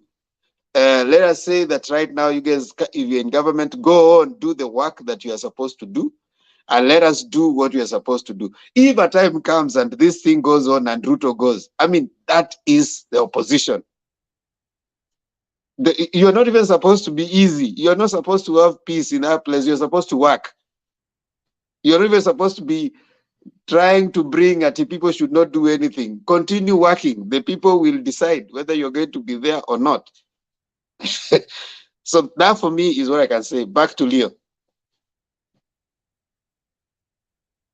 Thank you so much, Atemba, for your contribution. I know Mzalendo, however much you try to talk to him, he will always want to see the negative in it. And maybe just to confirm to him, even their own friend, Grand Mullah Abdi Nasir, just tweeted 2 hours ago. I think he was reacting to the Nation's newspaper, which was talking of Uhuru bombshell. 4th president says he will not retire from politics. And just to read Ahmed Nasir's reaction, he simply said, retired President Uhuru Kenyatta, by swearing allegiance to Honorable Raila, affirms to Kenyans that Raila is his president and President William Ruto is not Kenya's lawfully elected president. So I think we are already out of that, and everybody knows that Ruto is not the lawfully elected president. And the question that most Kenyans are asking, yes, Ruto is not lawfully elected. So what are we going to do? So right now, what Azimio and anybody else is concentrating their energy in is to tell Kenyans that despite the fact that this guy is here and he was not duly elected, we can borrow a leaf, or we can set precedents as being a country that decided we have to restore sanity. And we can set precedents by taking back our sovereign power and acting on it directly. Somebody will start arguing that, you see, removing a sitting president and all those nonsense. But you can tell them it is possible. These are not laws that are written somewhere, that this is the process of removing a sitting president.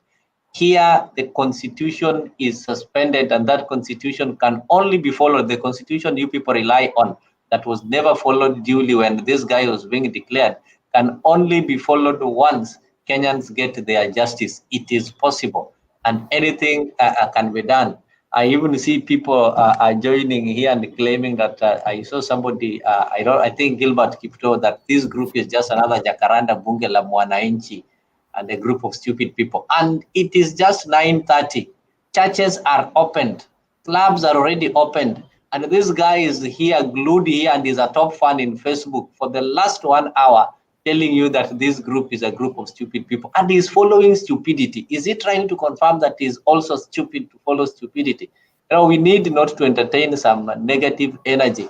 And as I was saying yesterday, Mr. G, we need to start now educative programs so that we can educate our people how to use their power outside parliament to seize power. Because if these MPs who are elected were not able to get this power, they are not able to be vigilant at the bombers, then we as citizens can be. It takes one person to teach a group of people so that they can be able to collectively revolt and act cohesively to ensure that these bad and negative regimes are kicked out of any country. If you look at the story in Sudan, there was that lady, just a single lady, a simple lady who was never known, led a revolution and it was successful. So Kenya, we have that energy, and I'm glad this movement is gaining momentum. However much those who are claiming to be in government and their sycophants might try to brush it off, this movement is gaining momentum, and what I like most, it is becoming a people's movement. We are no longer waiting for the rich men, the elected MPs to come and call a meeting, but people themselves are gathering and are giving direction. So it's soon getting momentum, and soon people are going to achieve what they've been waiting for. So Mzalendo, don't be surprised. Keep on telling people we can as well have a pay bill number, and you can support the opposition in removing the government by sending something small that at least will give these guys energy. If you feel that the government is doing enough, you feel that the prices of things have been lowered, and you have more than enough, you can share the excess with these guys who lack, so that they can also get energy to kick this government out of place. Otherwise, I can see, yes, what you wanted to say something. Let us allow Wakanda Forever to say something. You know, what Mzalendo, you've been here the whole night. Let us listen You from know, this guy has right now. some of these people. They okay, Wakanda, you can go ahead because I wanted to answer Leo and Themba, but Themba took off because you have got these allegations that you make and then you run away very, very All fast. right. Proceed then. You know, opportunities don't just happen in politics. You create those opportunities. So whatever is happening in the political scene right now is someone trying to create an opportunity for themselves. And that is what politics is all about. For Azimio, Raila is trying to create an opportunity for himself. And that is what is happening. And when you are in this show, you are affirming that it can happen. Raila can be president. It's not too late to swear your president in. It's not too late. You can still do it. But I don't know what laws you'll be using. Now, I wanted to answer, he's called Roba, but unfortunately he left. He was asking what Ruto had done, so he's not here. I would have mentioned for him at least 7 things that Ruto has done, whether they are positive or negative in Azimio, but he promised that he is going to appoint the judges. He did it. He gave the judiciary more funds. He did that. He ensured that the office of the IG is independent and financially independent. He also did that. The ALSA fund, as much as it's controversial, he has also done that. The cabinet position for a prime cabinet position. He created it. It is operational. He did that. The 4 million Kenyans who have been who are in CRB and he lifted that. That is already. You don't talk about it. He's done that. What else? I think Zalendo, you are in a different country. Let's just stop from there.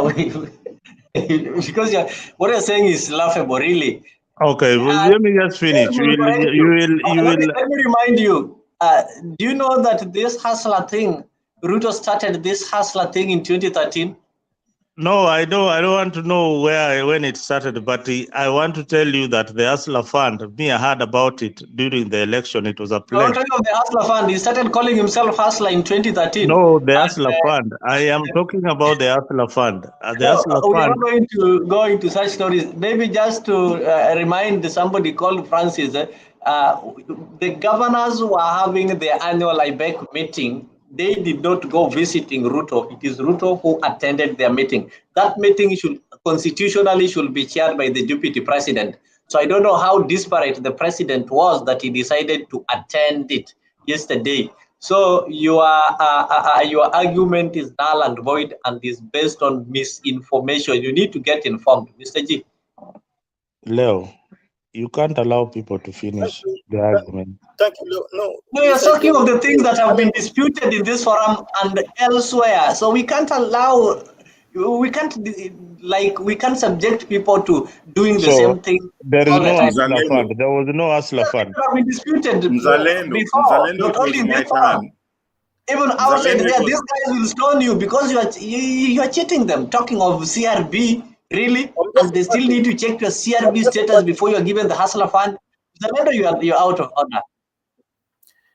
Yeah, Okay, I think Mr. I G. was. Zalendo, I'm just rebutting. It was my turn to speak. It was my turn to speak.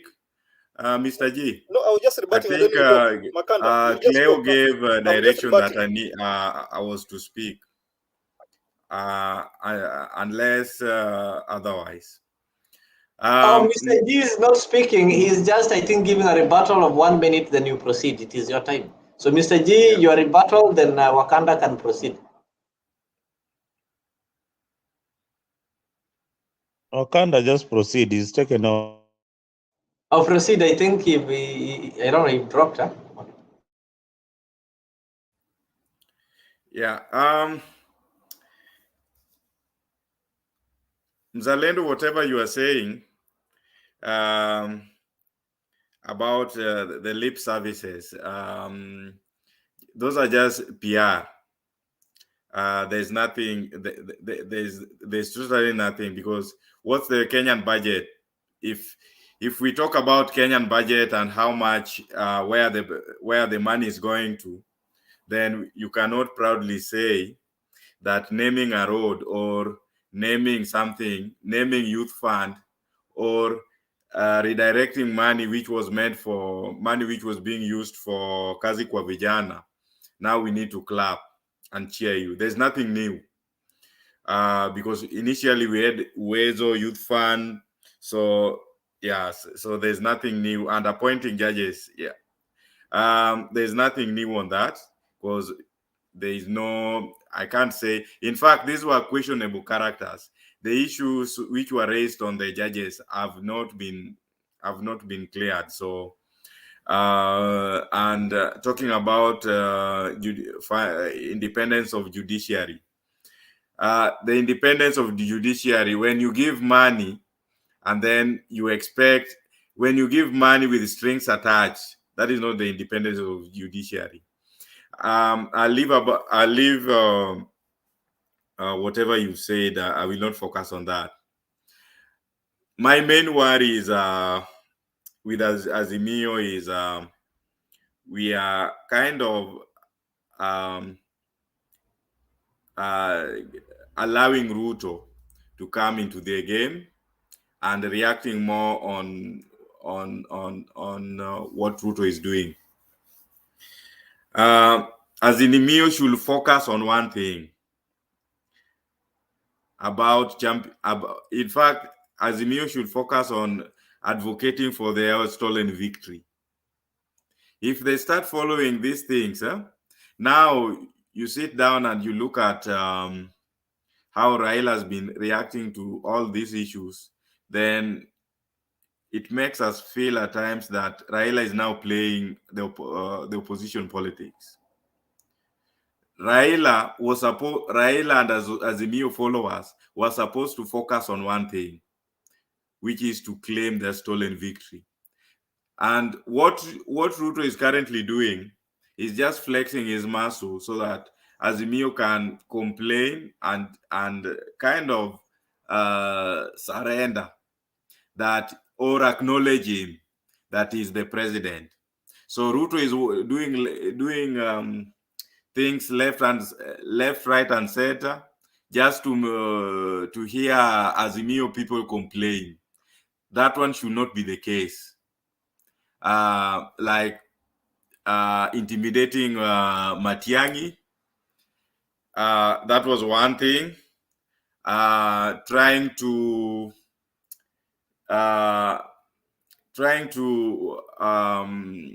overshadow Azimio activities. Anytime that Azimio are on this gear, Ruto will either call MPs or will give money to Jubilee MPs to hold a meeting to say, like, Kioni, you are out, Uhuru, we don't want you. Those are just the propaganda machine that he is using to counter whatever the Azimio were doing. So my main call to Azimio, you either choose whether you want to be opposition or you want to claim the stolen victory. But so far, what I'm seeing from where I see it is that Azimio, the way this game is being played, Azimio is slowly rolling to be an opposition, a strong opposition, and they are slowly rolling with a mind of protecting their stronghold. So Azimio has to make this choice, because there is no need of planning 2027, starting to talk about electoral reforms, that we want this kind of IBC, we want to devolve the IBC, when the real issue has not been sorted. There is no, if this election Raila won, got 8.21, then you want to go to another election, what are you going to do there? Why participate in 2027 if you've won this election? And thinking of reforming IBC, so even if you win that in that IBC, how sure are you that you will be is there any guarantee that you'll be declared a winner? So for me, those are my worries, that if we don't claim this victory, then let's forget about the next election. Let's not even talk about electoral reforms, because they will take us nowhere. What we have to do, and Azimio should tell us, especially the leadership, that are we going to claim our stolen victory? Let's give it a try. Watu waende huko penye watu inafaa watu waende. Let's use any means possible. We can also decide, Azimio leadership can also decide to play safe. That will be their choice, to play safe and be the opposition for the next 5 years. But this thing, they need to tell people early that we are playing safe. There's no visiting State House, so that watu wajue hii mapema. Because as we speak, people are investing their emotions. People are focused like this is the real game. So, in fact, the issue of Jalango and MPs going to State House, those are minor issues. Those are very minor. In fact, if we are talking about Article 1, we leave the members of parliament aside. And the elected representatives, you leave them aside. Then wananchi to go to march forward. So for me, that is my main concern, that we are slowly rolling away from the main issue, which was to claim our victory.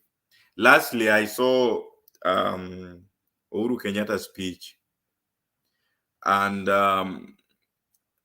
looking at Uhuru, it seems like Uhuru Kenyatta might be happy because, and Uhuru Kenyatta will support Raila because for someone like Uhuru, this is the time to clear his name. And the best way to clear his name is to work with Azimio to expose the lies that were propagated by William Samoei Ruto. Because Ruto was in government. Ruto knew we had inflation. Ruto knew we had war. And Ruto used all those things to undermine Uhuru Kenyatta, to give Uhuru Kenyatta a bad name. So I think as we move forward, I might see, or we might not be surprised, seeing Uhuru participating in this fora, so in one way or the other, directly or indirectly, so that Kenyans can know the truth, that whatever order were doing, it was just politics, but it had nothing to do with him as an individual. So Uhuru will also use this platform to clear his name. So yeah, let's wait and see. But yeah, for me, my main issue is shifting of the goalpost. That the focus should remain about going to claim hiyo nini yetu imeibiwa, hiyo ng'ombe imeibiwa. Tusiache mtu aende na ng'ombe. Yeah, nimemalizia. Thank you so much. And the focus, I think, is currently clear, and the people are the ones who are moving towards that focus, irrespective of those people called leaders. So MC, I don't know, you mean you are Las Vegas or whoever you are. Here, nobody is being incited. We are really enlightening people. We are not inciting anyone. So you can take that message back home and keep it here to be enlightened, so that you can be able to know why you are suffering and how you can get out of that suffering. You're just preaching the message of enlightening people. Mr. G.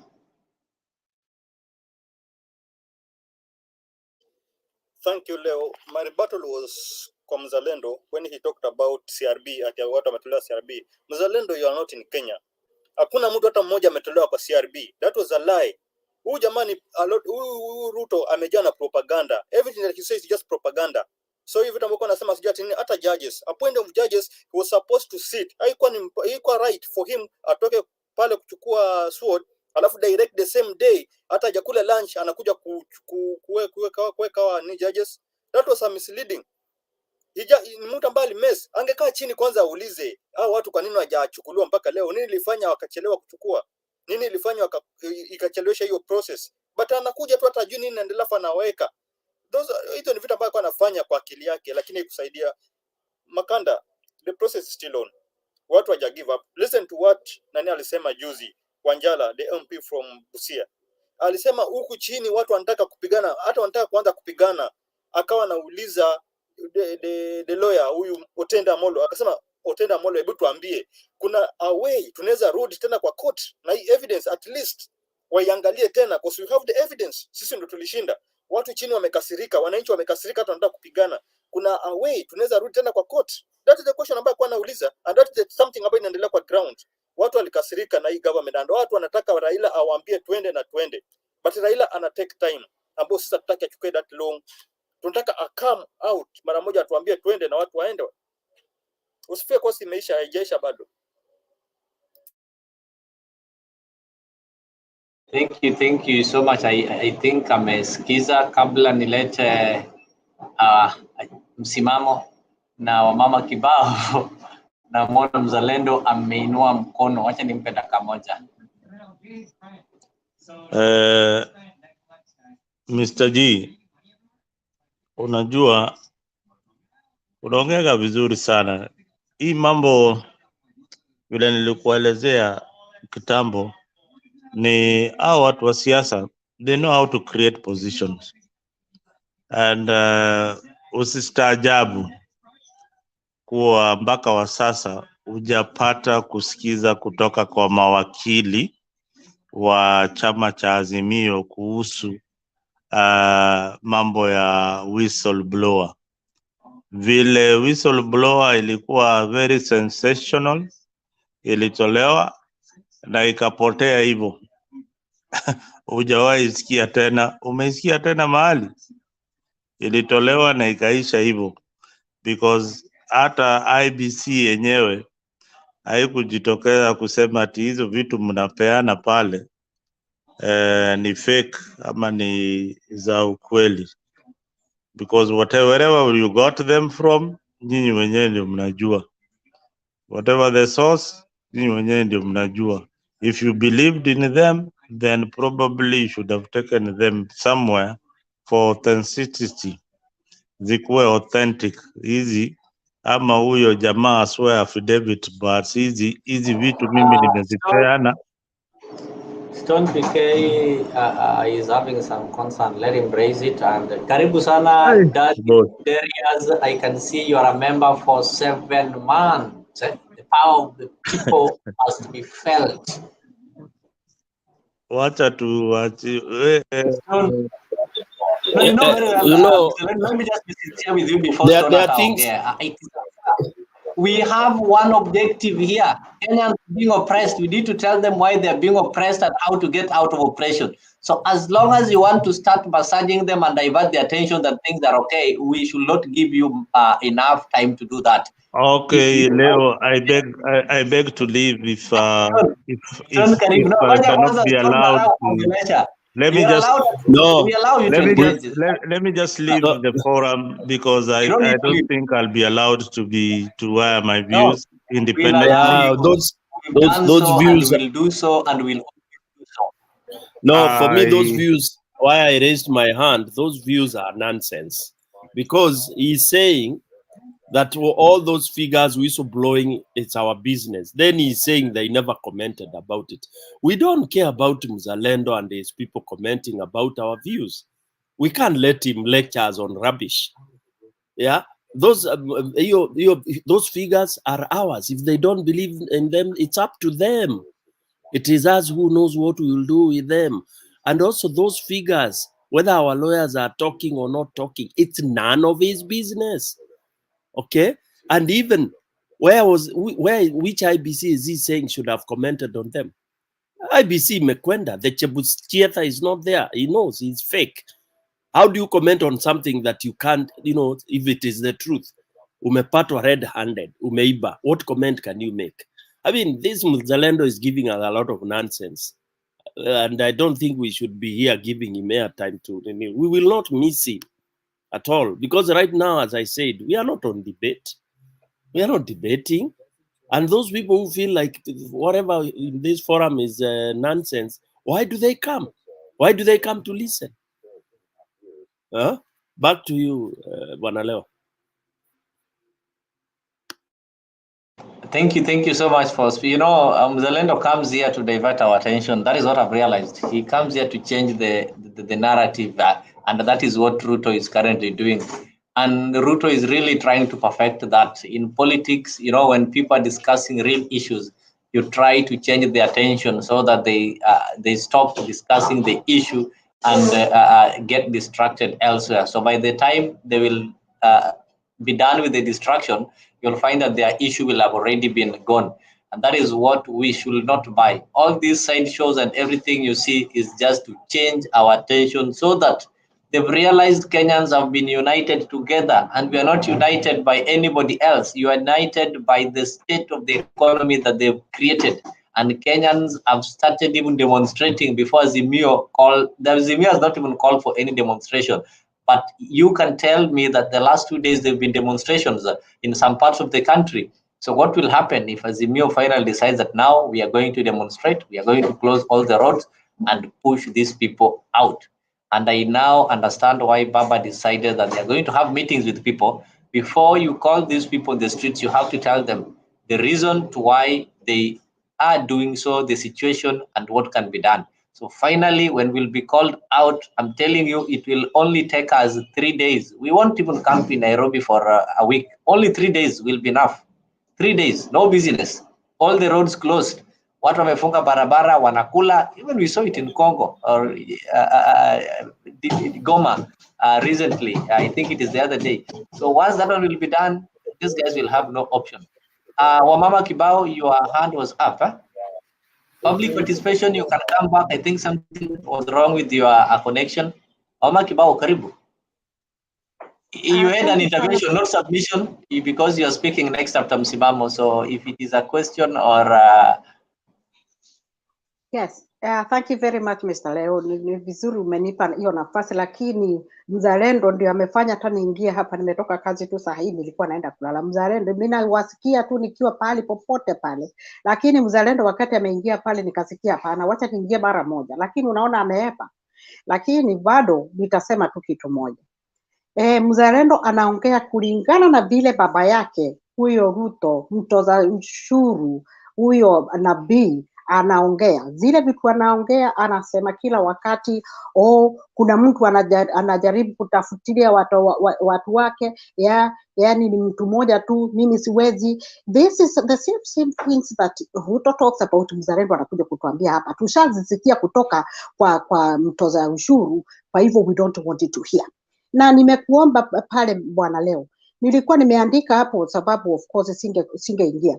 Nilikuwa nakwambia pale mtoe huyo mtu mara moja. Hawezi kuja hapa to distract us. And this is why he has been sent here, because we know our goal. Hii forum si ya kuja kupoteza wakati. We know our goals and this is the thing. In fact, ninataka kutoke maneno za Ruto afanye hivi, Ruto afanye hivi, Ruto afanye hivi. One of our dear friend, brother there ameongea, akasema, we have to concentrate.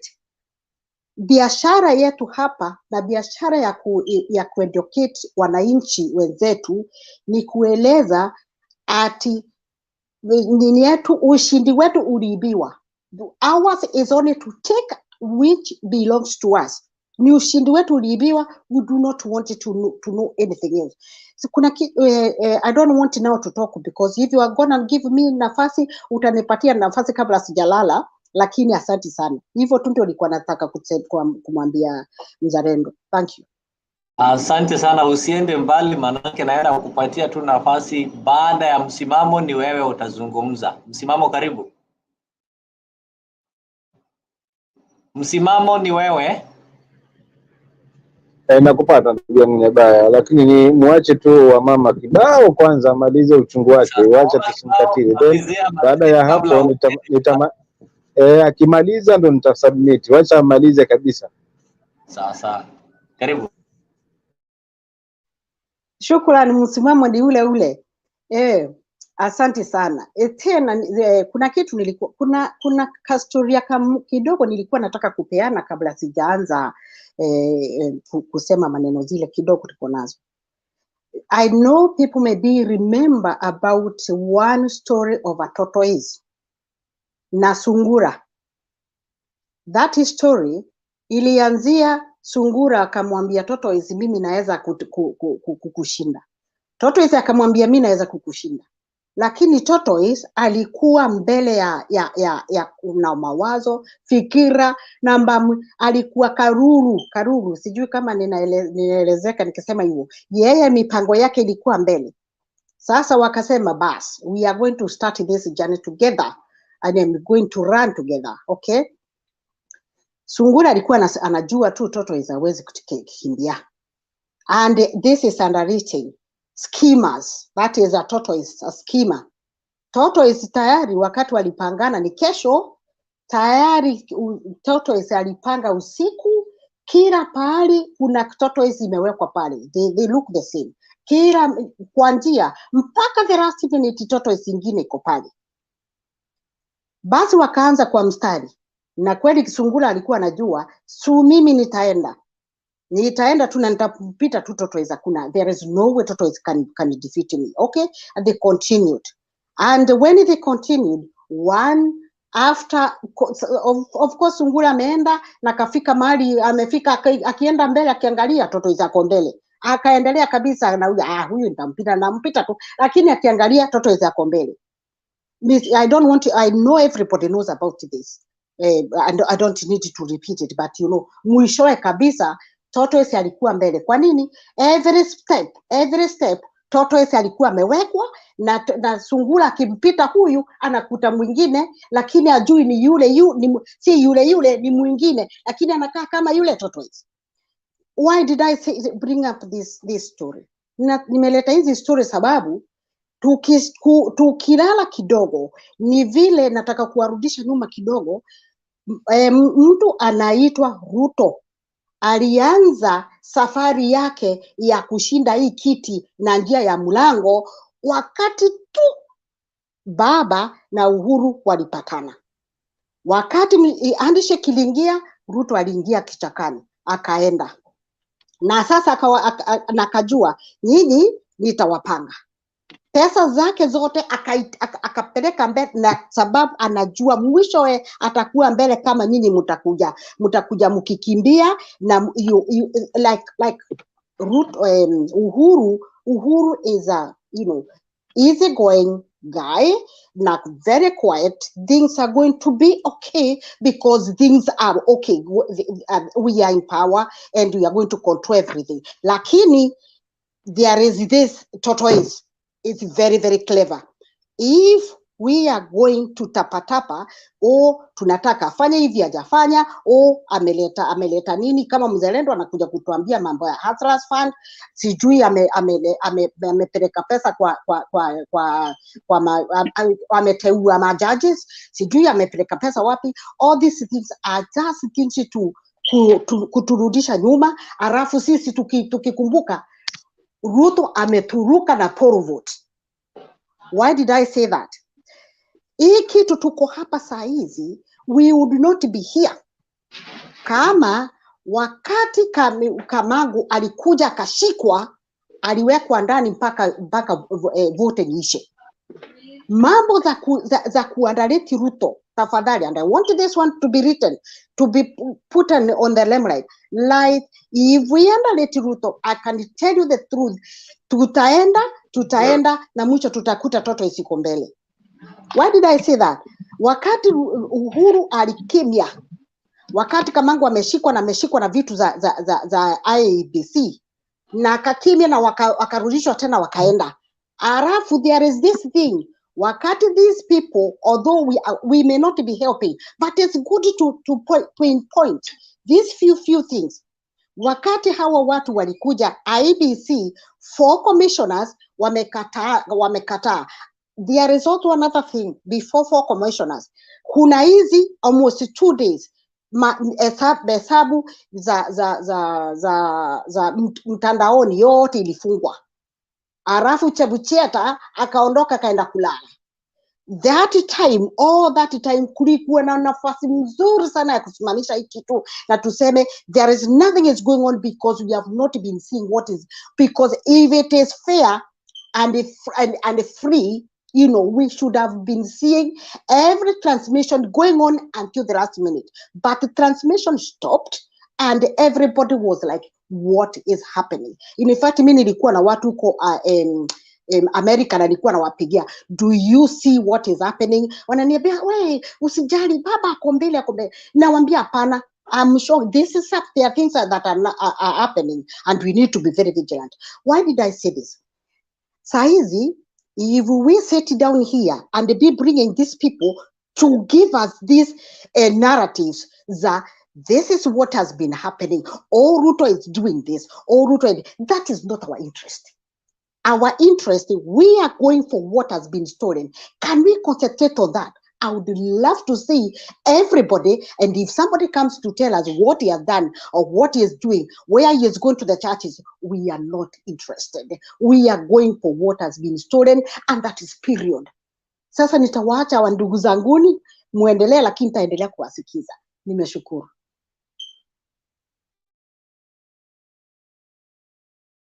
Thank you very much, Mama Kibao. It's true.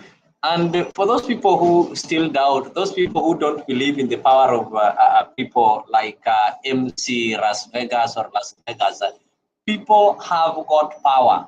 You know, these are people who are blinded and think that once you've elected MPs, they're the ones who are having that power. We have the sovereign power.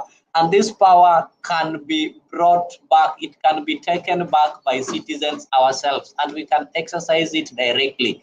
In Sudan's 2019 revolution, you'll find that nobody saw it coming. Yeah, this is something that is normally said to be a remarkable example of nonviolent action at work. It happened. Activists were organized and disciplined, and they had some challenging circumstances like the ones you're having currently in Kenya. Omar Bashir did not see this one coming. He did not see his resignation coming. And remember, this is something that was just organized and planned by normal and common mwananchi like you and I. So MC Las Vegas, somebody who is telling you that once Ruto is seated there, is a stone cast there, is seated there forever, he cannot leave that place, that person is lying to you. We are just being lenient. I think Baba is just being lenient. If today we decide we are more than 8.1 million and the number keeps on growing, as people keep on suffering, I think it is good. We are still giving him time to keep on making people suffer and people drift away. Each and every day is losing trust and is losing supporters. And if today you call people in the streets and tell them that our main aim is to remove Ruto from that office, he will kill nobody. Even the police will put the guns down and will sit on those roads, and he will resign. He will resign. If we even fail to pay taxes for only a single day, we say that today nobody is paying taxes. Drive your cars to the city, close all those roads, nobody is moving. Hata yeye mwenyewe hatatoka hapo State House. Tumefunga kila mahali, hata kufika pale, how do you call it? Kufika pale this airbase hiyo iko Lang'ata Road, hataweza kufika pale Wilson Airport, I mean. So we have the power, bado tunampima. Tunataka watu kama nyinyi ambao mlianza kufuata hii ujinga ya hasla kuanzia 2013 na bado mnaifuata, muweze kufeel. Sasa wakati tutakuwa tunawaambia nani, hebu tutembee, mtakuwa na maumivu, nyinyi ndio mtakuwa mnatembea, mnaenda mbele na sisi tunawafuata. Just watch this space. I'm telling you, hii hakuli. And if he finishes this year in that office, then Kenyans will be so stupid na watakuwa lenient sana kumpatia nafasi. Kenyans are wiser and they are brighter. They've learned from history. Some people who are living currently were there during Moi, and they cannot allow another Moi. And the ones who are not there, they read about Moi. They saw how their parents suffered, how the businesses suffered, and the same has started happening again. So no Kenyan is going to allow that one to happen. And I'm telling you, soon and very soon, watch the space. No longer, it is no longer a Luo affair. Luos are the ones who are known to be rioting and demonstrating. Look at last week, the people who demonstrated and rioted. I've seen them throwing stones, not bows or not even throwing bullets, and they are not Luos. So that one tells you that Kenya is ripe for revolution, and it is a people's revolution. And you have to wait and see. You better join early than waiting to join later. The revolution is coming, and it is going to be peaceful. Ruto will have to resign and go back to his chicken farm. Wacha nimpatie nafasi msimamo.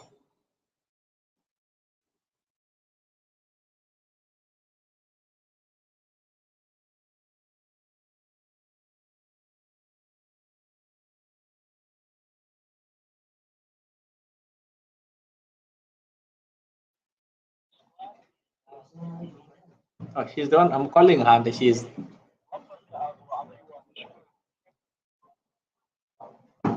Msimamo, unmute yourself. She's down there. We open for her.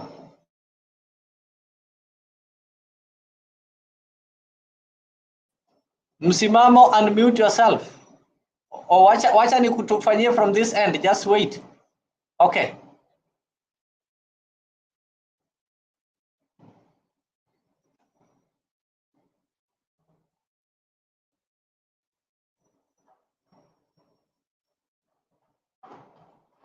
Resist, you can proceed as we are waiting for Msimamo kujaribu.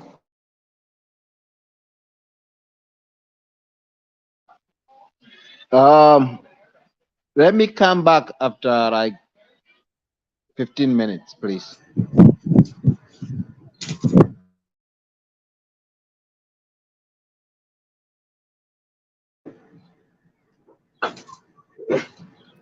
Jabaya, unanipata?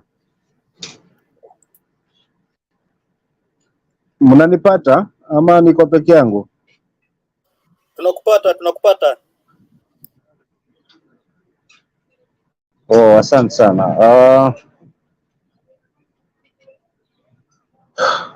Hapa mengi tumeyazungumza mazuri, na wale wanakuja hapa na propaganda kama ndugu yangu mzalendo hawana bahati. Wakenya tumechoka na propaganda. Wakenya tumechoka na uongo. Wakenya tunahitaji kura yetu izungumze debeni. Wakenya tuna demand ushindi wetu. Na hilo ndilo lengo kuu.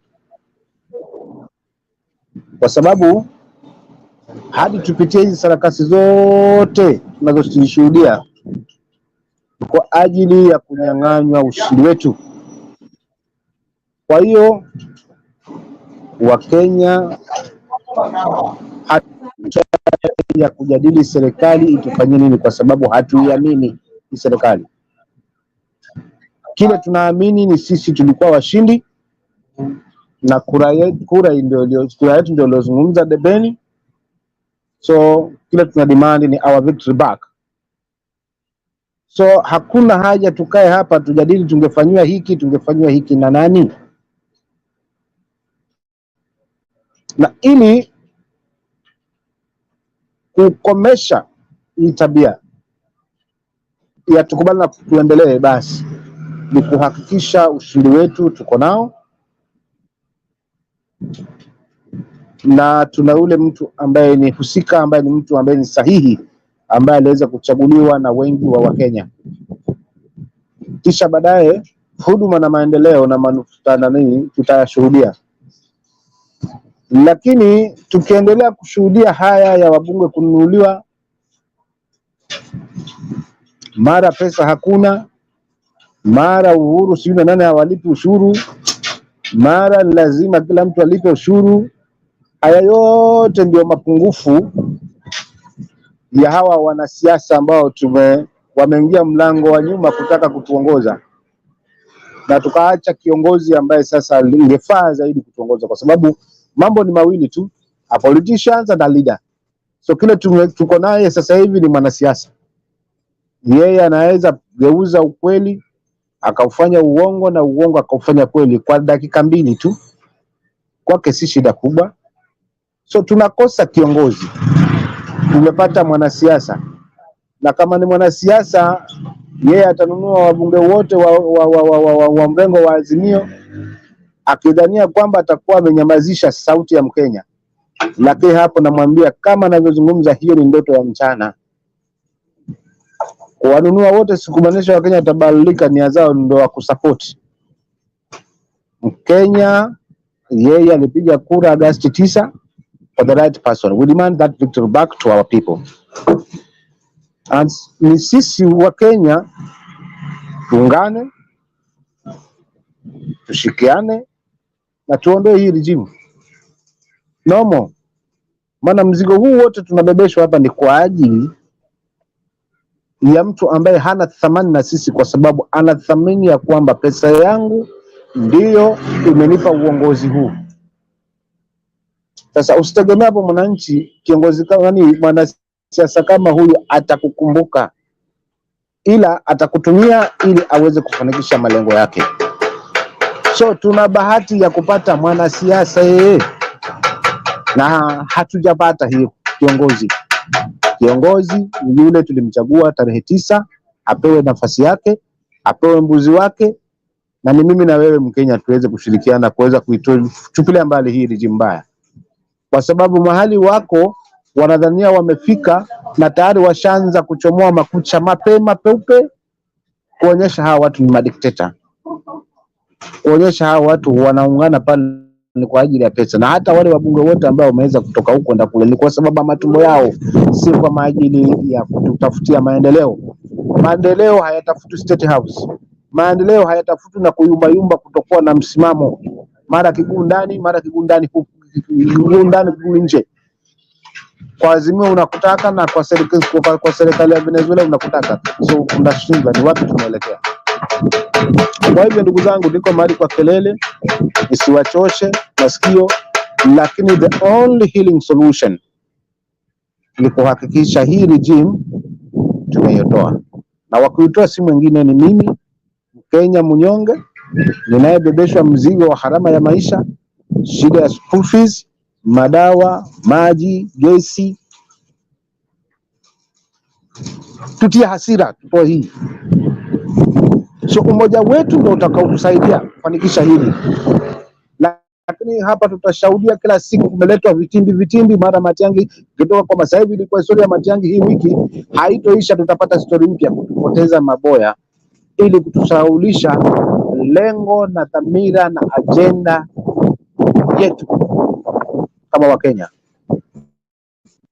Kwa hivyo tusipotoshwe na chochote na tutiamini chochote, hata kama ni kizuri cha hii regime yenye iko hapa.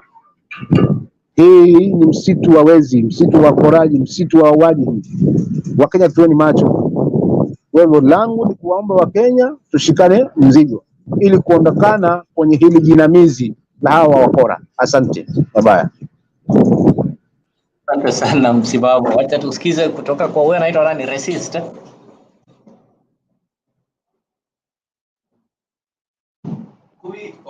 Resist. Nilikuwa nimeomba dakika 15. Okay, sawa. Wacha tuendelee na Guru pale.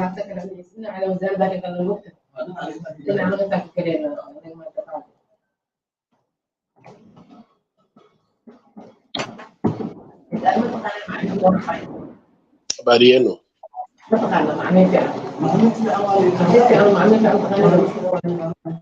Habari yenu?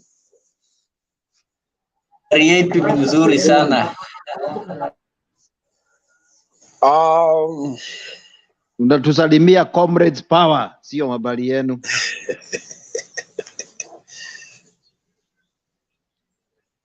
Chaka. Namna gani bana? Mombasa namna gani? Mwasemaji? Sasa unajua hii mikutano ambayo inafanywa saa hii imeanza kukakanya watu. What is the end game? Mwishowe itakuwa nini? Sababu isipokuwa na end game, basi inaweza kufanya hata siasa ya mzee ididimie kabisa. Sababu you can't give people hope or a roadmap somewhere where you are not going. Kwa hivyo kwetu ni kungojea tu, ni kungojea.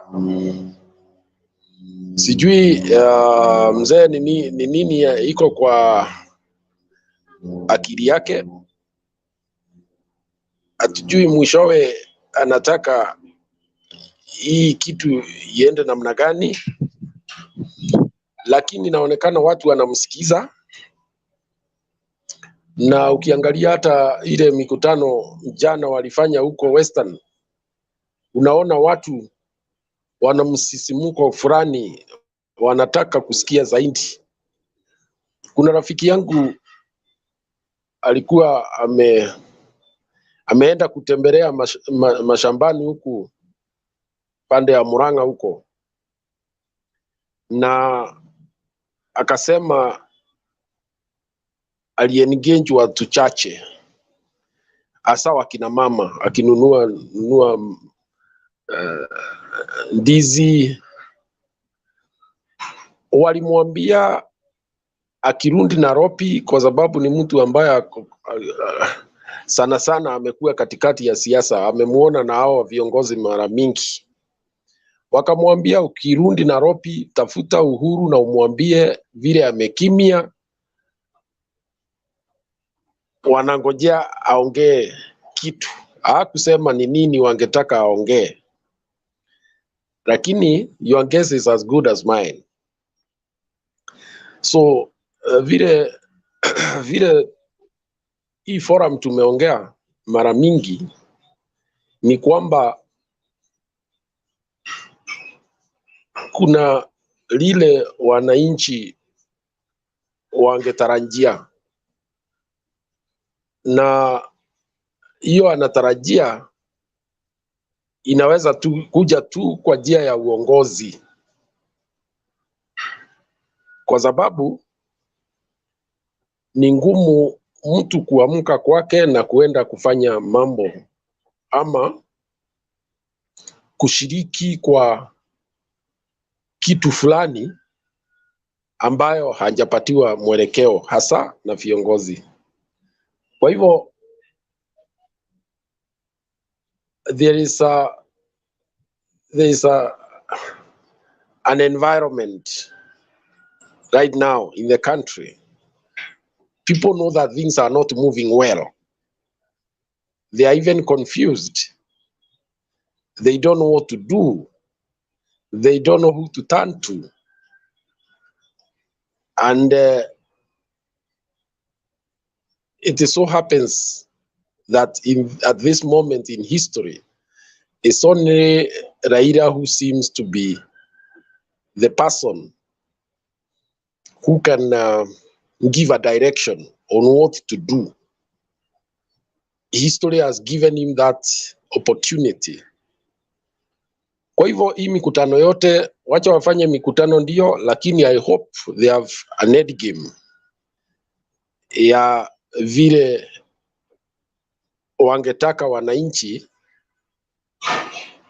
wajisaidie nayo.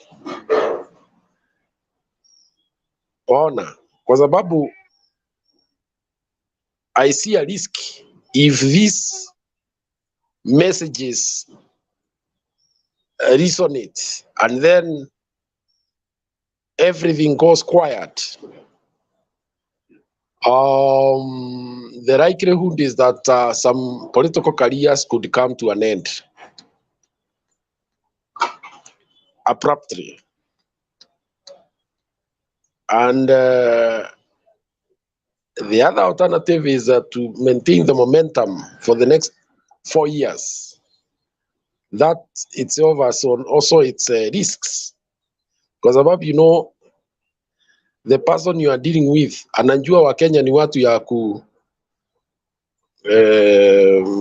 kusahau haraka,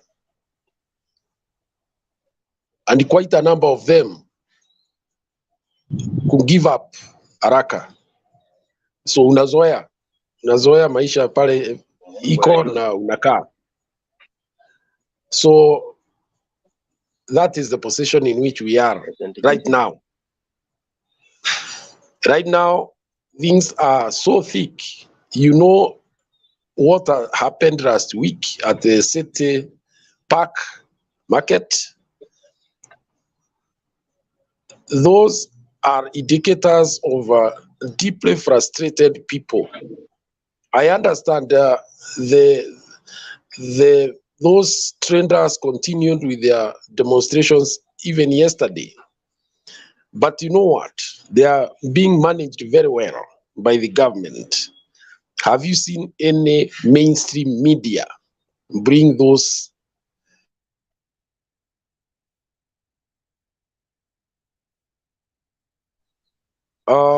si rahisi. Kuna mama alikuwa hapa na aliongea, nilisikia vile alisema, na I think she had a point.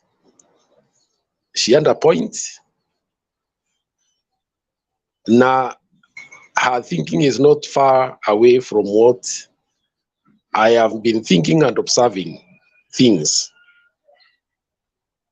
Wacha tugoje, naona mikutano imekuwa accelerated. I think right now, I think in this coming week there will be about 2 or 3.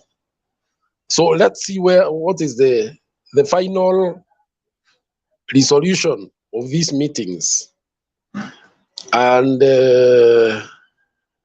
then know what it is. Asante.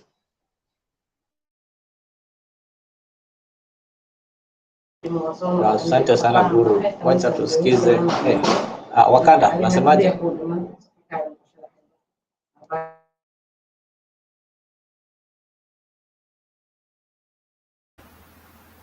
Yes, Mr. Guru. I think you have the same worry that I've been having. But this meeting, and it's a matter of time you will correct me. This meeting will end up with a proposal for referenda. Azimio will try and play it safe. So they will, what the plan is, this is just my thinking, it's not the truth. Let me give you my thinking. So I will not say that this is the plan.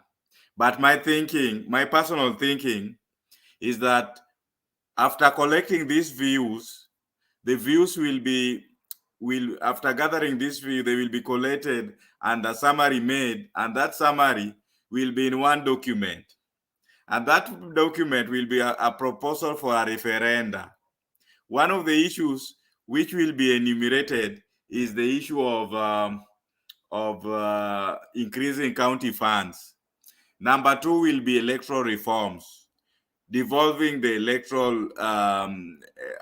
electoral IBC systems. So it will end up with a referendum, and then after having that proposal, then we will start a campaigning for referenda. By the time we are done with this referenda, will be 2026. So these rallies will not end. It will paralyze the operations if nothing happens. So because I'm not seeing Azimio going the Article 1, making people to seize the power. Revolution in the whole world.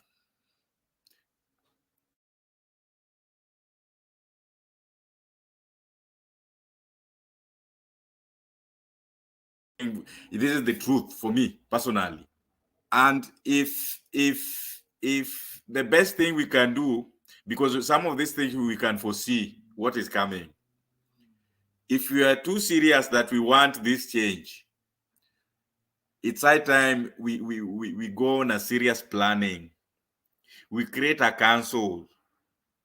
After creating our own council, we can always shape the discussion or discussions on these platforms, and people can tune in, so that we avoid what is currently happening.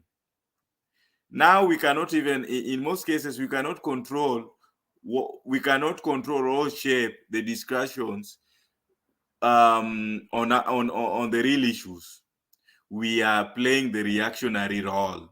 We are reacting to either what is happening there, what Ruto has done, what Baba said, and at times what Baba said is reacting to what Ruto is doing. So if we want to bridge that gap and try and restructure stuff, we need to form our own council, and that council we will always look at what are the agendas. And when we come to this meeting, this online, this can be a powerful platform where people can tune in and refocus, and we can shape the discussion, however small we can be. However small we are, we can replan and shape things. Leaving this revolution to Raila himself, I think, that's not the best way to go.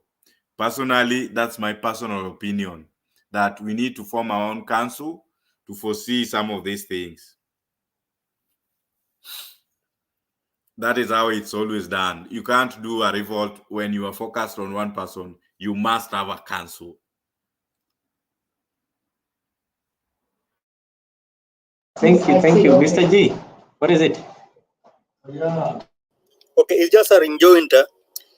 Okay, before I rejoin with you, Makanda, there's something I just want to ask you. One question. By the time Baba alikuja, did you had idea kuwa ametengeneza another soldier apart from kina Gakujo? Anaitwaje? Huyu nani wa Jacaranda? Yeah, did you had any idea kuwa alikuwa na another soldier apart from those?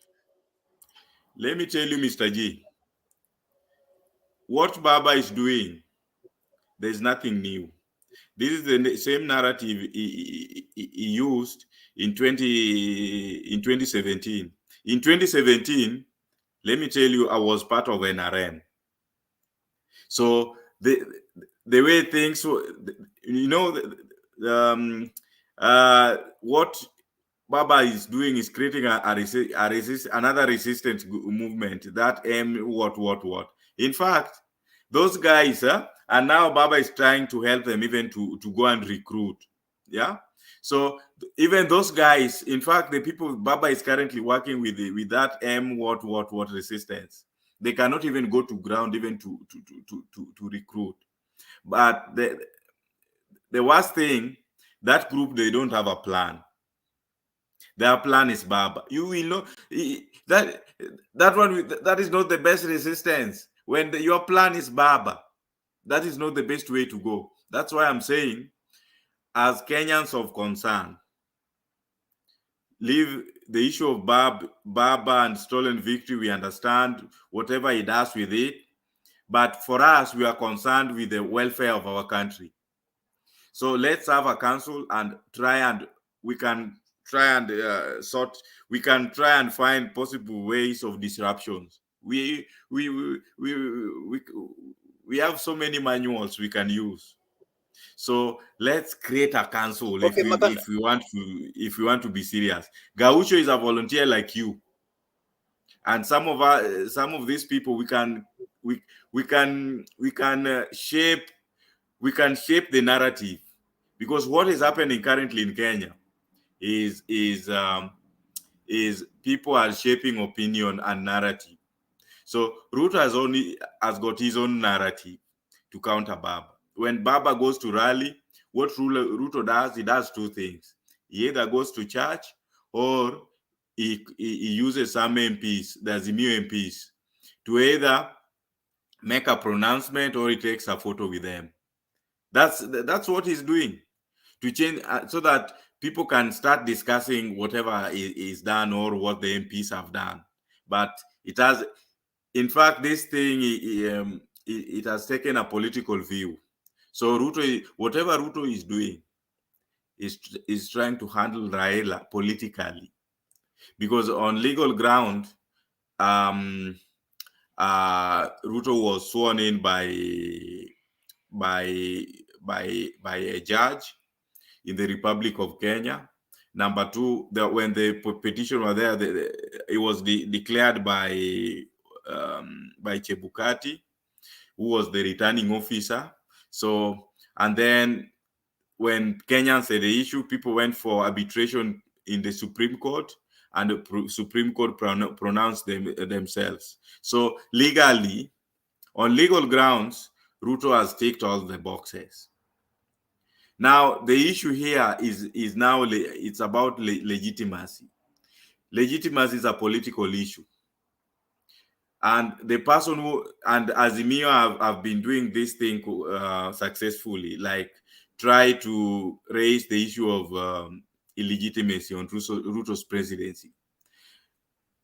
On the other hand, now Ruto is trying to handle Azimio politically by trying to buy, buying their MPs, doing all the side shows, having some MPs, Jubilee MPs holding pressers, chasing Jeremiah Kioni. So those are the political side.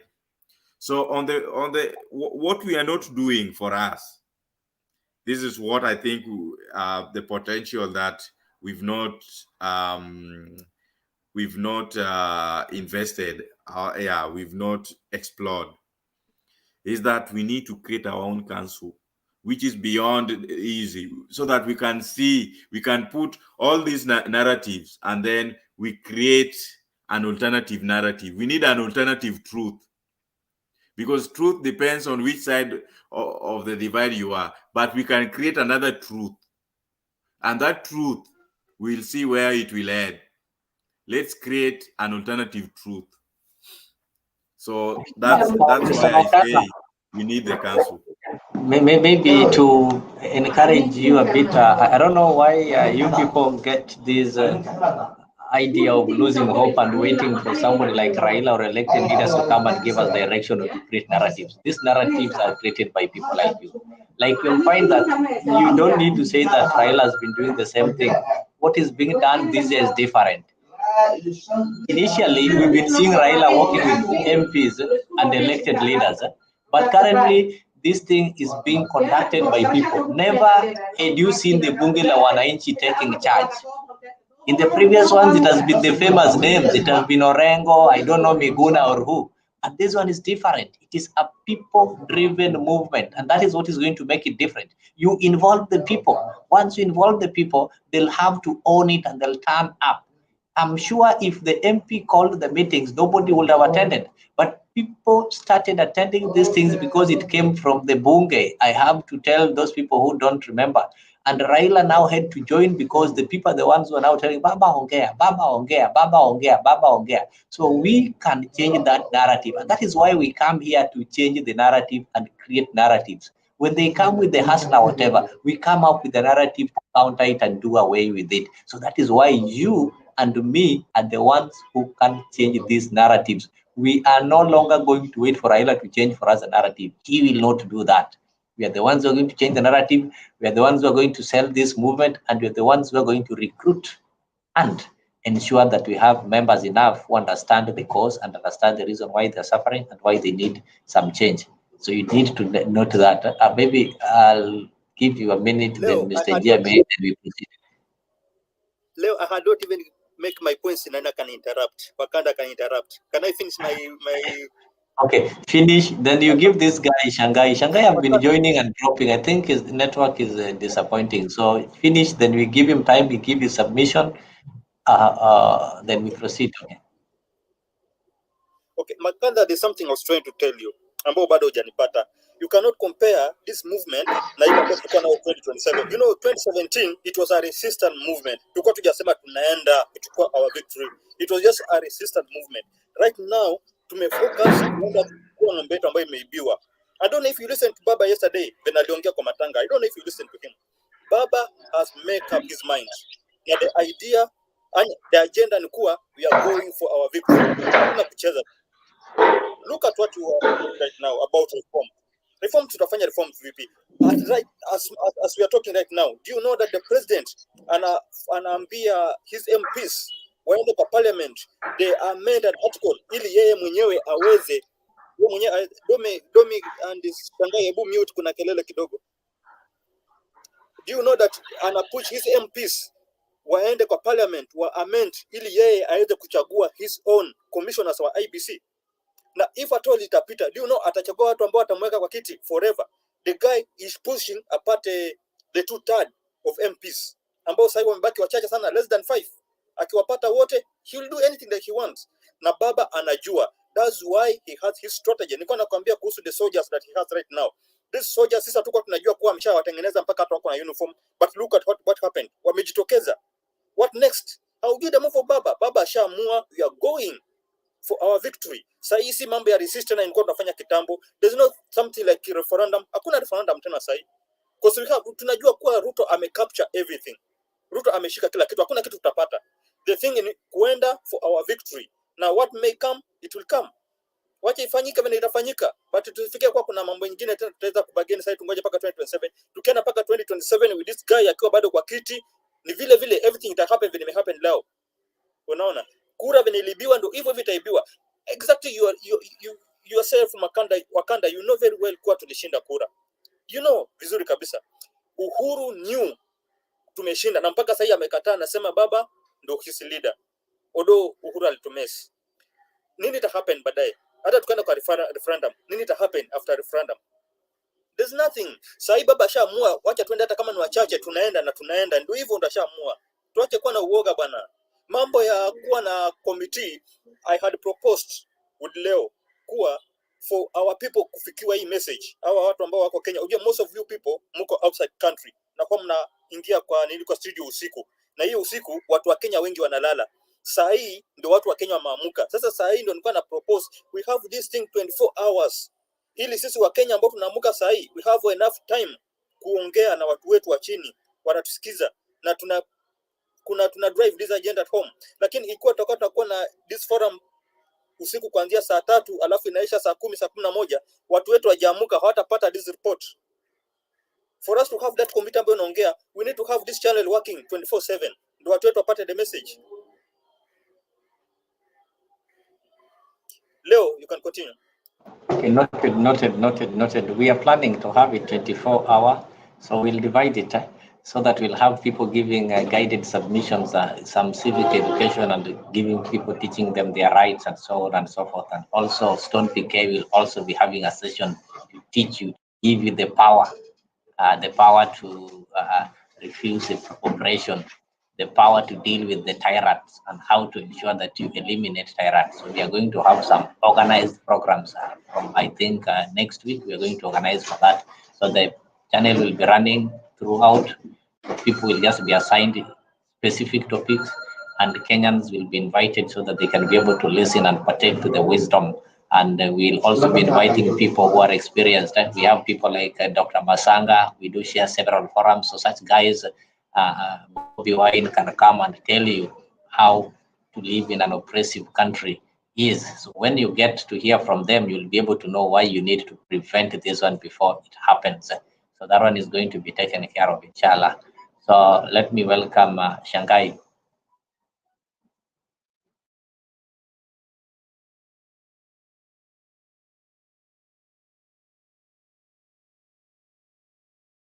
Shangai, you first of all unmute yourself. After you've unmuted yourself, then you'll be able to speak. If you're not able to do it from that end, let me do it from this end.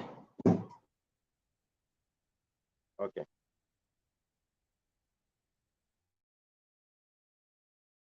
Unanisikia? Tunakusikiza. Kwa saa hii sisi wa Kenya sisi tunaumia. Kulingana venye wa Makanda venye amesema, sisi wa Kenya huku sisi tunaumia. Venye baba ameamua kwa leo sisi tuende moja kwa moja mpaka State House kuangalia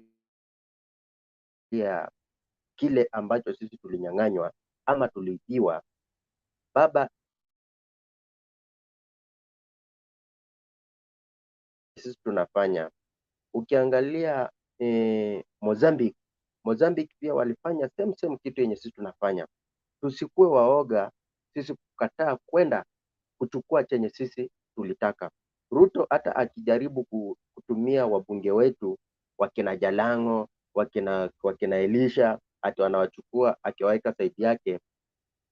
Saa hii sovereignty power iko kwa sisi wananchi, haiko kwa wabunge. Huyo mbunge ni tumbo yake ndio imempeleka, si sisi wananchi.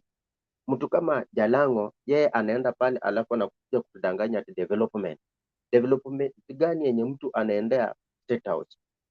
Instead development akuje atufanyie kwa ground ama kwa parliament, yeye aseme mswada sisi tunataka hivi na hivi na watu wetu, juu sisi ndio tulimweka kwa hiyo kiti, si yeye alijiweka kwa hiyo kiti. Jalango na watu wengine ni tumbo zao zenye zimewapeleka huko, na baba venye amaamua sisi hata tukikufa wacha tukufe, lakini chenye sisi tunataka ni uongozi wetu ambao uliibiwa. Hapana mambo ya kusema sasa hivi tuna resist, tunaogopa ati nini venye tulikuwa kitambo, tunafanya maandamano, tunafunga vitu za watu, tunaibia watu vitu. Hiyo sasa hatutaki. Tunafanya maandamano ya amani mpaka Ruto mwenyewe ameanza kusikia uzito. Ndio kwa maana Ruto sasa anaanza kuchukua, juzi jana amekuwa Naivasha, anasema tu wabunge magavana wote watakuwa wanaanza kuongelea kuripoti kwa Gachagua. Sisi hata huyo gavana asipofanya na sisi ajue ni one term man. Kama saa hii gavana wetu wa Busia, sisi hapa wenye tunaongea, mimi ni mtu wa Busia. Gavana wetu wa Busia alisema atafanya na serikali with one condition, development only, but in politics ye atafanya na nani? Na baba. Sasa hule gavana mwenye atakuwa muoga, mwenye hawezi kutusupport na kufanyia baba vitu zenye sisi tunataka. Angalia sahi mambo na gas. Gas imepanda from 1400 sahi, from next week kesho tunanunua gas 2600. Kwani huyu mtoza ushuru anatoza ushuru paka kwa gas? Secondly, angalia sukari tulikuwa tunanunua 150. Yeye akikuwa pale Uhuru pa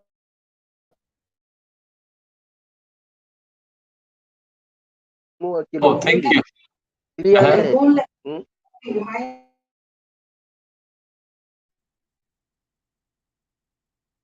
Am I the one losing you, or okay, you can proceed? Asante sana. Resist, are you ready? Okay, if you're ready you can proceed before we go to Domi. Domi, karibu sana, tuna furaha kukuona mchana. Tumekuwa tukionana usiku tu. All right. Nimeona kama mimi ndio nimepewa nafasi na nimeshukuru. I was trying kujaribu kushika rada because huwezi kuingia kwa parliament hivi uanze kuropoka maneno without knowing what has been going on. Na sasa nimeshika. Kwanza niwache niseme salamu alaikum. Bwana asifiwe. Tumusifu Yesu Kristo. Amuongei ni sawa tu. Mimi nimefurahi kusikia bado tuko na majeshi wa baba wa kutosha, na mimi ni mmoja wao. Wale wameanza kurudi nyuma, nimesikia panelists wengine hapa wakianza kusema there is a alternative truth. I don't know of an alternative truth. Truth inakuwaga moja tu. And in this particular case ni kwamba baba wa taifa, the enigma, alishinda hii elections. Yule mtu mwingine anaitwa Judas, akaa Zakayo, akaa nabii, akaa mtosha ushuru, hatumjui. We don't know him. Na focus yetu inafaa iwe moja tu peke yake. Na nimeanza kusikia wanasiasa hata wengi sana wako kwa Azimio wanaongelea maneno ya ati tunataka hii serikali ianze kupunguza sijui bei ya nini, ianze kuanza kuangalia maslahi ya mwananchi, ijue vile watoto watasoma. This government, this illegitimate government, nisiwe confused nikaita government, hii serikali badia hakuna kitu inaweza kufanya. Imekuweko for the last 6 months. Everything it promised, it is exactly did the opposite and actually turned even done worse. than what the opposite means. So mimi na wenzangu wengine tunasema, wengi wenu mko hapa, tunasema we only need one thing. Every focus should be hii serikali tunaing'oa aje na tunaing'oa lini. And you guys, I want you to correct me, lakini mimi nimekuwa nikisikiza every meeting, including zile za jana. I have listened to all of them, and I have listened to all these leaders. Mimi kwangu, resist, wale watu nimesikia wako focus ni wawili peke yake in the whole entire forum. And those ones I think are the ones they should walk with us. Wengine wanaweza fuata. But I think ukisikiza the enigma, Raila Amolo Odinga, the way he started, ile kitu wamefanya tu ni kuongezeka nguvu. His focus is to say that this is an illegitimate government, it needs to move, we need to get it out. Yule mtu mwingine nimesikia akiwa very consistent is Martha Karua.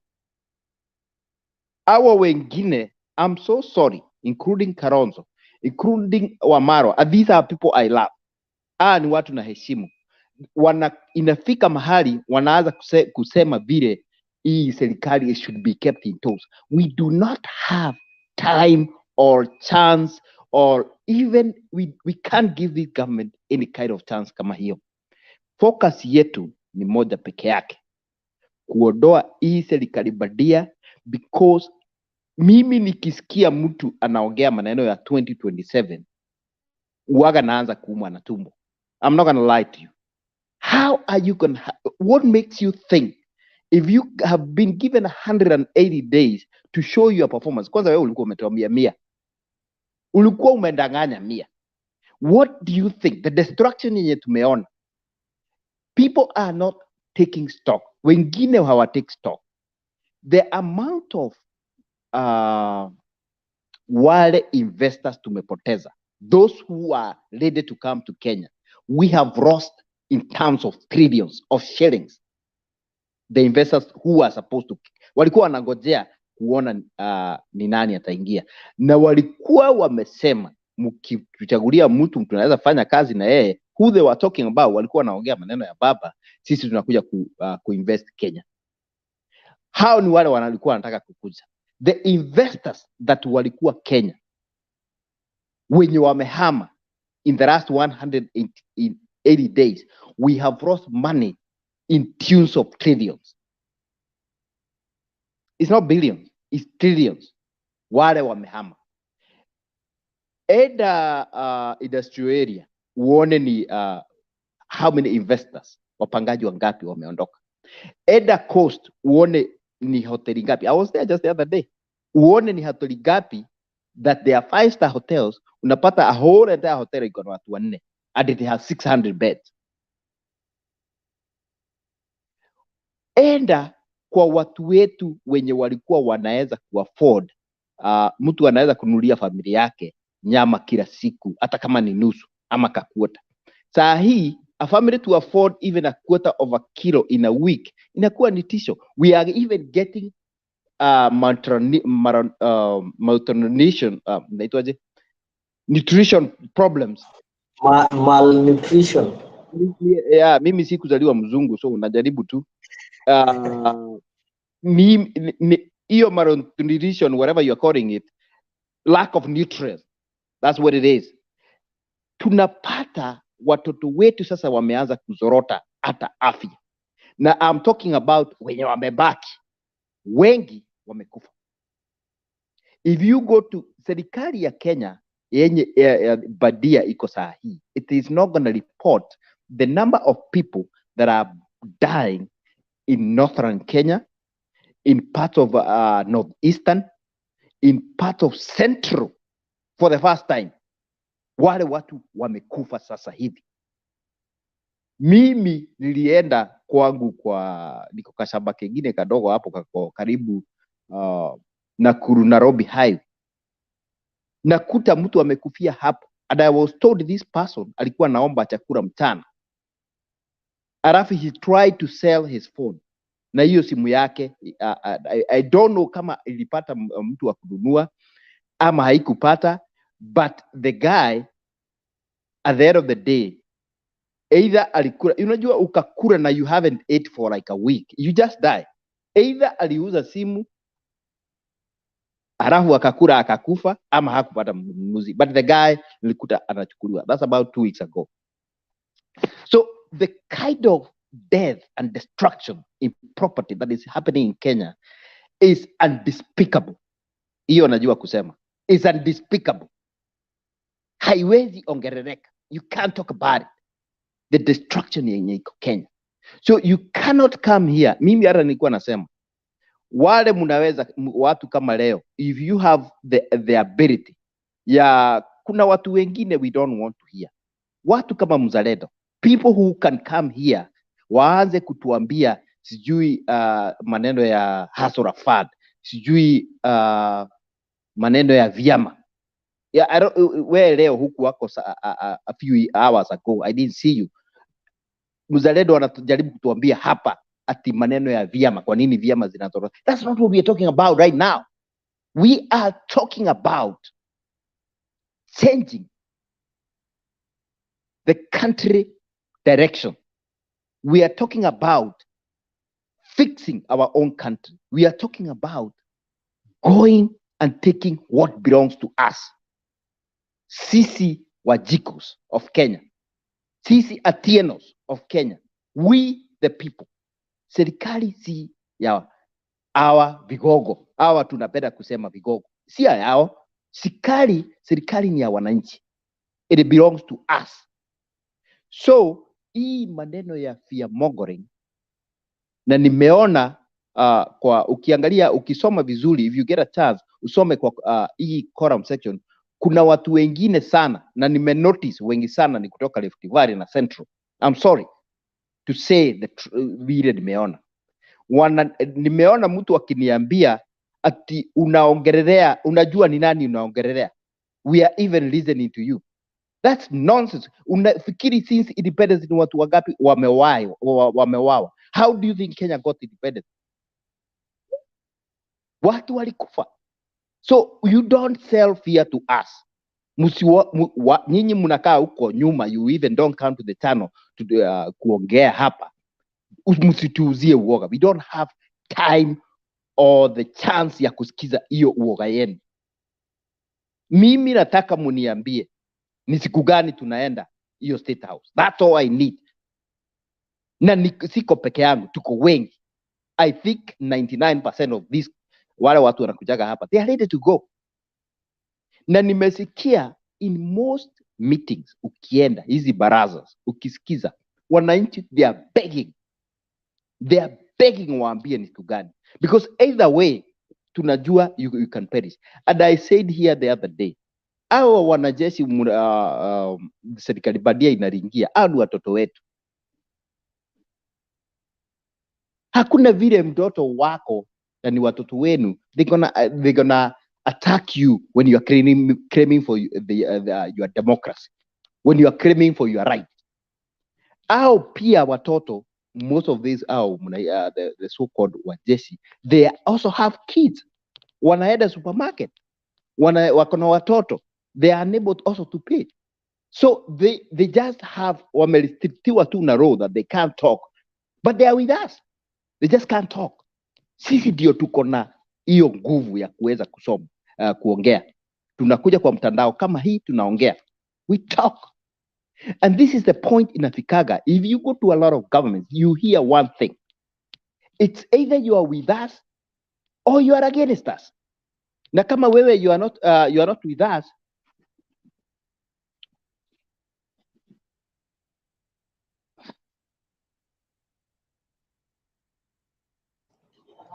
Resist. Mtu ukinyang'anya microphone off, you're back.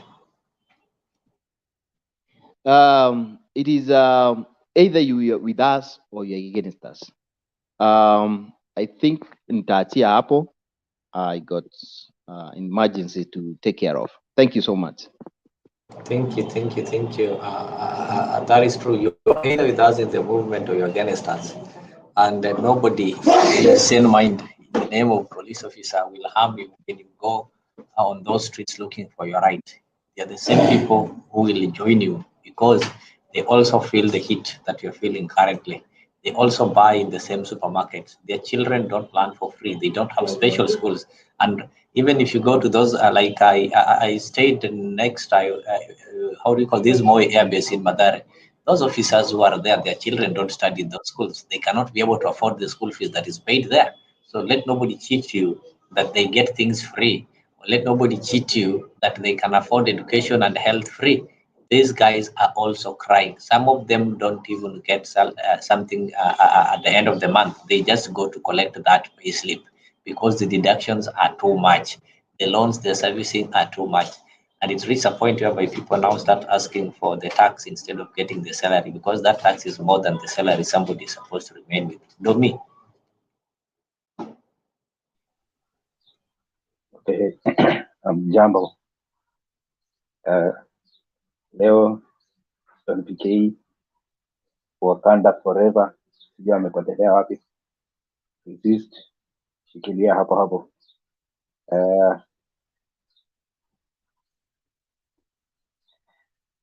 Na Mr. G na wasalimu nyote. Wakanda, hebu kuja karibu kwanza kwa sababu I have something to tell you. Okay.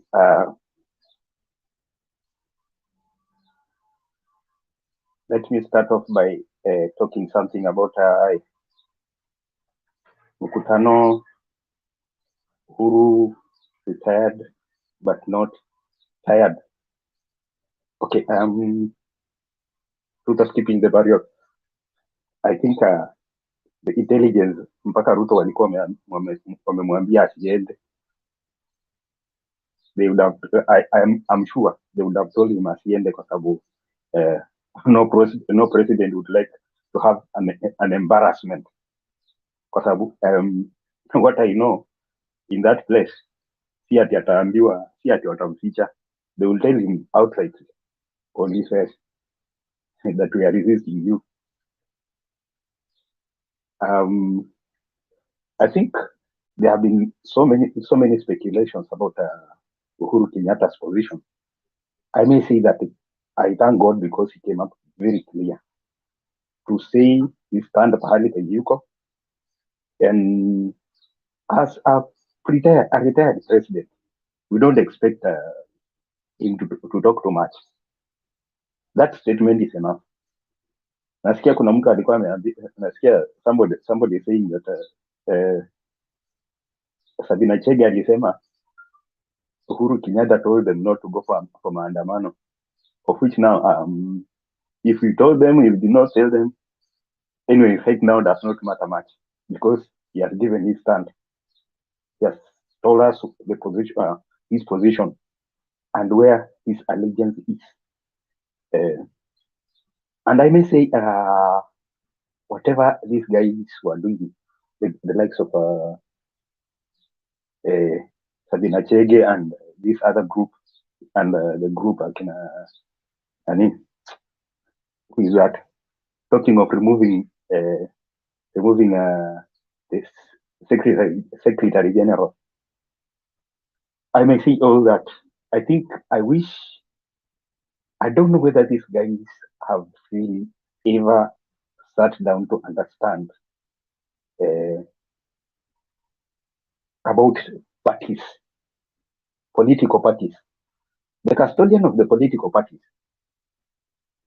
is of a political party is the Secretary General. You cannot call a meeting without him. And if you have to call a meeting without him, there are procedures. Now, okay, this guy was declared the acting Secretary General. If he's man enough, let him go to the register of political parties and register his name as the acting Secretary General and see if he's going to stand. That will not stand. Even if okay, I know that Ruto has taken over almost all the institutions, but I can assure you, he will not be registered. And all that they did was exercise in futility. Okay, now I hear the Wakanda's fears, and I will start off by telling you that I think cast the Bible says cast your fears unto God. Jesus Christ will take care of them. Now, there is something I want to help you. Probably you saw Raila in 2017. You had not seen him in those other years. You didn't see him in 97. You didn't see him in 2007. Probably you did not see him in 2013. You only experienced him that one time. Let me tell you, my friend. Okay, you may shake your head, but I think your face tells me that you are young. Kuna vitu zingine hujui. Let me tell you.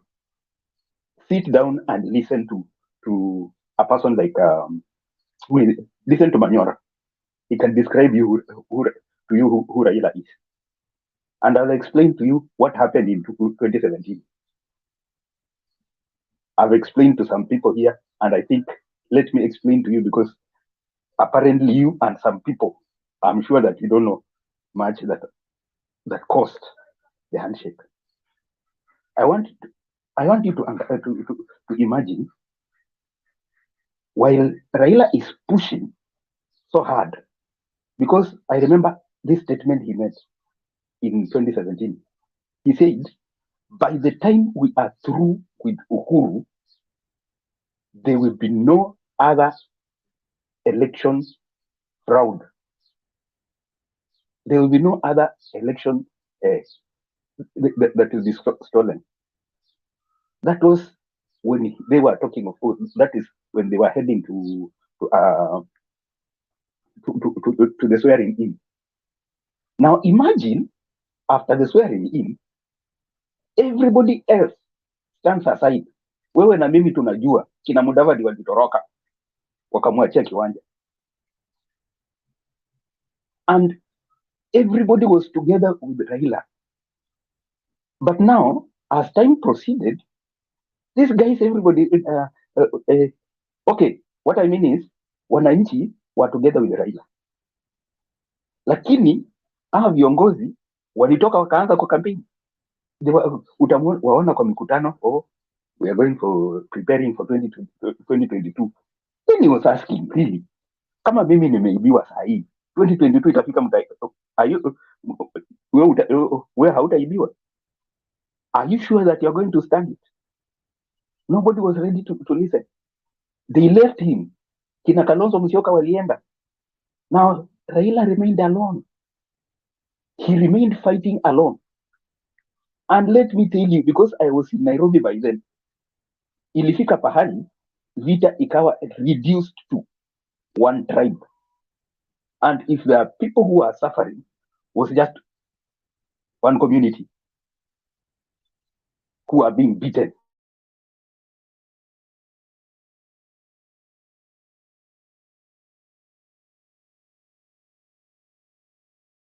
Work on your microphone, huh? Domi?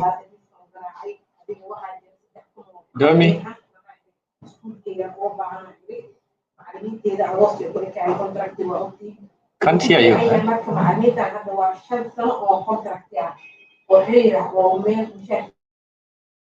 Domi, seems you're playing another video. Yeah, just use one. Yeah. No, I'm not. I don't have another video. I'm not having any other. You okay now? Hello? Okay. I'm okay. Okay. Now, what I was saying is, if you are Raila, what will you do? You have been left alone, and your only community is the one that is being attacked. Raila said, okay, if everybody feels that I have to fight it alone, I better then I better leave it alone. Let me join everybody we suffer all. And after suffering, then we will understand what it means. So Raila did not go for handshake because he wanted it to, but because circumstances did not allow. If you can listen to Raila right now, he is a Raila of 97. He is now in his fighting mood. Raila has not been has never campaigned as the way he behaves right now. He's in a fighting mood. So the worst thing you can do is stay behind and watch. That is why we are here to say we will fight together. The second thing is this. The reason as to why they are involving the situation as per now. Yes, the truth is the elections were stolen. That is true. But now, so that to strengthen the statement well, we have to include this. This guy stole elections, yes. But now, after stealing, what is he doing? This the fact that we're including what he is doing now, the way he's oppressing, the way he's oppressing everybody around the citizens, it makes it stronger. Those people who are not in support of Raila, right now they have come to the support of Raila because of the prices, because of the pressure, because of the hardship they are facing. That is why they are saying, oh, okay, so what Raila told us before elections is true. So let us join him. That is the picture he's trying to bring. Now, going around the nation, this is the reason as to why he has to go around the nation. He has to move with everybody in the nation. Because think of this. You are setting a revolt in Nairobi. After setting a revolt, then you are having people in Mombasa fighting against the revolt.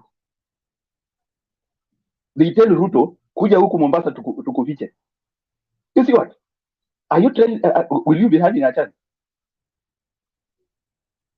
You know, fighting is not just fighting. It's not just a fight. Strategy is part of it. I think, to me, what I will blame them for is they are stretching it too far, too much.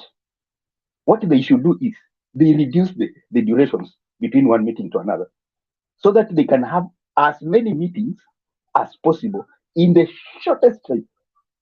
At least in the next something like 1.5 weeks or 2, they should be set now to take action. They should do all other meetings in these 2 weeks, and they finish up with meetings around, so that they can take action before people get tired. That is what I think should be done. But meetings around the nations, they are very important. They may be seen as okay, they are taking too long, but they are not. It's necessary. That time is necessary, so that people can be together. Watu wawe pamoja. Wakiamua kitu hapa Nairobi, ni hiyo hiyo imeamuliwa Kisumu, ni hiyo hiyo imeamuliwa Mombasa, ni hiyo hiyo imeamuliwa pahali pengine Machakos, everywhere. Even if we may have 2 or 3 places that are not part of it, anyway, probably Eldoret will not support the revolt, but at least you have 80% of the country or 75% of the country supporting the cause. You'll succeed. So I think, to me, we are on the right track. The only thing is, if there be a way of informing the advisors of Raila, is that make those meetings as close as possible, so that we can, at least by the end of 2 weeks, we are through with the meetings. People take action. And now the target is not about these other things. Okay, we are talking of high prices and whatever. These are supposed just to be an addition. They are supposed just to be like sasa hizo ndio roiko, sasa hizo ndio nyanya. But the main mean is we are supposed to possess back our victory. And let me go, I like quoting the Bible. The Bible says God is God of justice. God is God of justice. If you don't do justice, you are not together with God. Tusidanganyane hapa ati mapasta wanakuja kutuambia ati see God has chosen. Now look, is God just? Is God a liar? God is not a liar. And in fact, the Bible says God reveals those things that are hidden.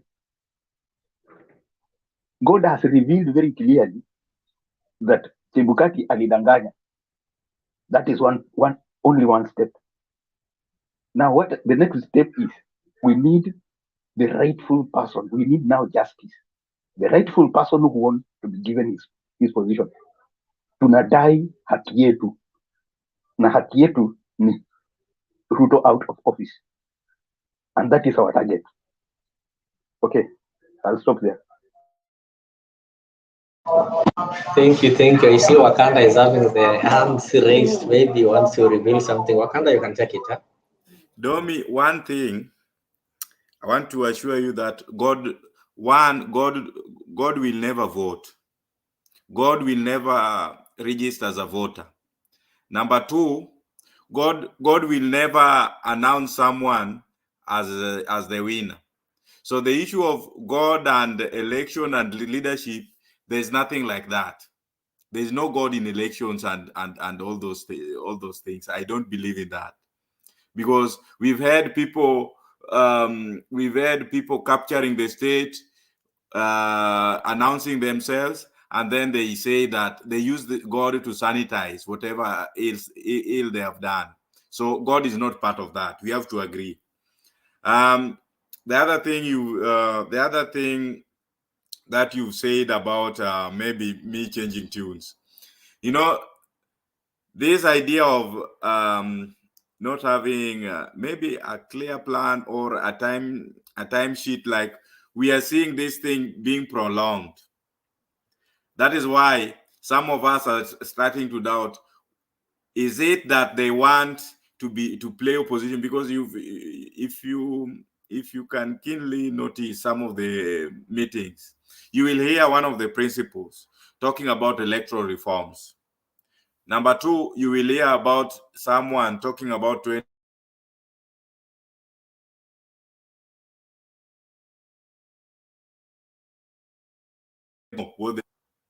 and then maybe they are planning for the next election. But when I said referendum, all those ideas, I was just commenting based on their reactions. I am one person who believes that doing electoral reforms, having referenda, I don't see the need for electoral reform. I don't see the need for us to participate in the next election, because even if you win, if this one we have 8.1 against 5 point something or 6 million, we've already won. We've not been declared. We've not been. They have not handed the instruments of power. Why do we need to participate in another election? That is why, personally, I believe that we need to go and get our cow back, the stolen cow.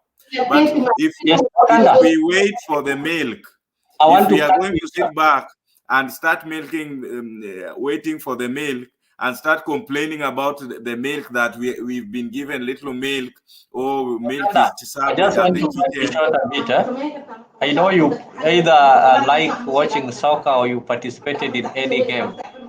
You don't get a team like people have traveled. If Harambee Stars is going to play a foreign country and the coach has selected players from different teams or from different countries, they are not just put together. They can't just come on the same day and start playing. They normally do some build-up matches. And in Swahili kuna kitu wanasema kuchochea, though it sounds bad, but kuna hiyo kuchochea. I personally thought that these meetings were going to waste time.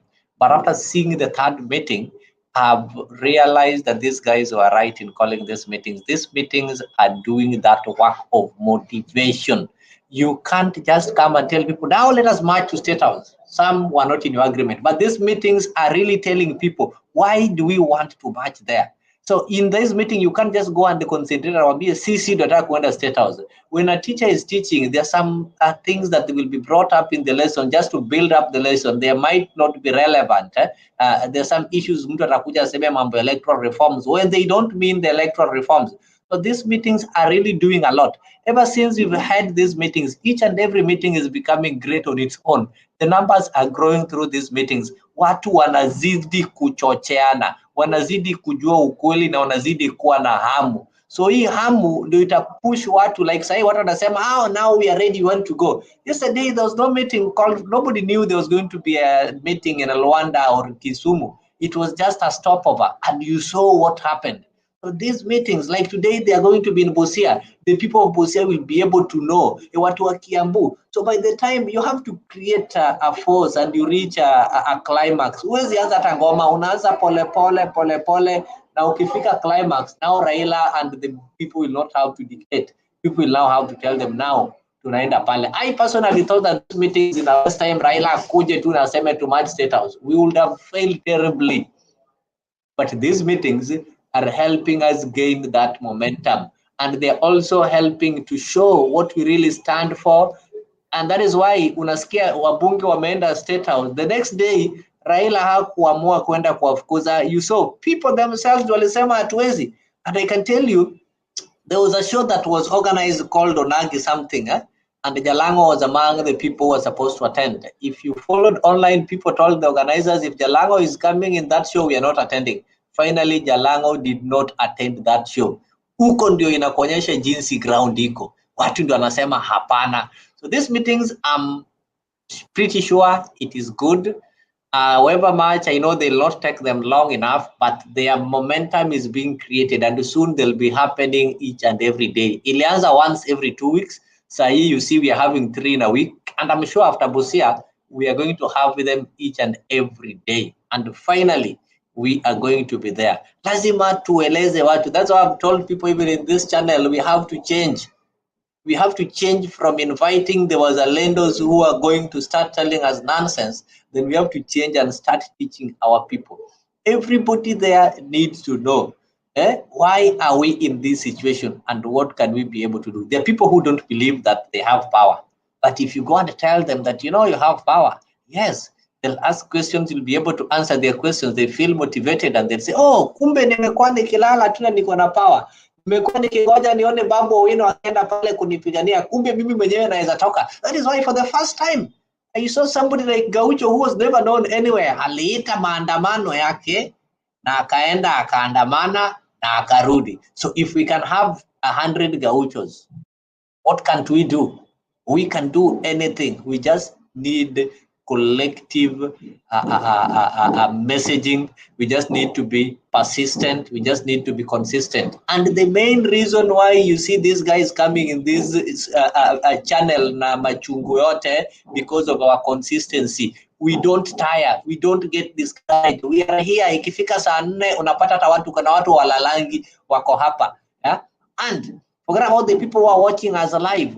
Go and look at those videos. You'll see how many people are being reached. You find that in a day, 10,000 people have been reached. It is not 10,000. There are people who are collectively watching them in a group. There are people who, after watching, they share the information. And that is how this movement is running. It gets old. Hata gari ya zangi mbio once umeanza hivi, uta cause accident. Unazanga polepole na hiyo gear 1, gear 2 ukienda ukishika momentum. Na saa hii nikikwambia momentum imeanza kushika na inaendelea. Mr. G, unasemaje? Leo. Just a rejoinder. Get a rejoinder. To add on what Leo is saying, Makanda, if you watched what happened to Jalango, look at those young boys ambao alikataa asingie. Those guys hawa bodyguard wa nani walitoa bunduki, bodyguard wa Jalango walitoa bunduki, but the guys said what? They said hata mtoe bunduki, ukitaka shoot. You know, right now people are ready even to die, but they have to get their cow back. You see, watu chini ground, watu wamekemuka bana. Usifikiri ati ni mchezo. Watu wamechemuka, and I believe very well, Makanda, you are the first person who was saying that these meetings are beneficial to Raila. Why? Because we need to go all over the country. Those are the words that we are saying. Na shangaza haya tumebadilisha msimamo. Na ni walikuwa nasema tunafaa tuende na maandamano kila mahali do mwishowe tukuja na moja kubwa Nairobi. How come sasa hiyo umechange? And you know very well revolution inaanzanga hivyo. All are educated. That's great. Beryl Zion, we are live. It is not yesterday's. Yesterday we had 2 feeds. We ended the first one after 5 hours, and we are live. So you can join us and invite others too. Betty, Karibu na Douglas. Naona unafuatilia ukiwa Kangaroo, Karibu Wakanda. Mr. G and Leo and the meeting. I think people are not understanding me to some extent. One, I'm one person who believed, even Mr. G can tell you, and I still believe that if you want to organize your revolt, you cannot just work with Nairobi alone. I'm one of the people who believe that Raila has to go to other places, and I still believe so, that going to other places and spreading, giving information to other areas is very important. That one I agree. What is happening is one of the things that is happening that we are currently like is what Dominic said. We are getting mixed messaging, especially from the principals. Those are the worries. When a principal starts talking about 2027 and electoral reforms, that is where we have issues. So on my part, I said that we were to give them about 2 months. I think by then I said 3 months. Now let's say 2 months. So after 2 months, we'll see where we are heading. Yeah, I was generous with time. 2 months is okay. So we'll see. Maybe by the end of 2 months, the Azimio will have finished the public consultations in various quarters, because through that they are also establishing grassroots networks. They are activating grassroots networks, which is very important. I've not changed my position on this issue. What the biggest problem we have is lack of clarity. There's no clarity. Raila is very clear that tunataka ushindi wetu, but on the same platform yenye Raila ako, unapata mtu anakuja na yake. They need to tailor their information yao itoke ni hivi. This is the information we are giving. So the problem we have is about messaging, but the intention we all understand. We all have the right intentions. Otherwise, bye. Yeah. Makanda, you are the first person who was saying that Raila should not give his strategy to the public. Sasa mbona unataka patiana his strategy? And you are the first person who was saying that he should not, anafaa fanya kila kitu kisiri. Wacha contradict bwana. We know what we are doing and we are on the right track. You just give us time, utaona.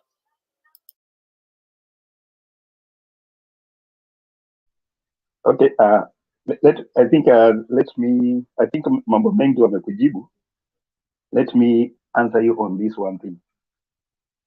Now, I think probably on this, haujai kaa chini ukaelewa vizuri. God is everywhere on everything. God is everywhere on everything. Never be deceived. The people who misunderstand and misinterpret and mislead people are the preachers who are themselves don't understand the Bible. They don't read the Bible well, or they read selectively, or those who have been given money to mislead people deliberately, and they are there. So God is everywhere on everything. The fact that he allowed a thief to steal your animal does not mean he is part of it. Si wao wanaiba, hata wewe unaweza tembea unyang'anywe kibeti. It is not that God wanted you to be.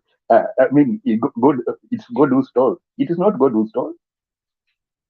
The thing is, there is something he wants you to understand. Let me give you a picture. For example, in Kenya,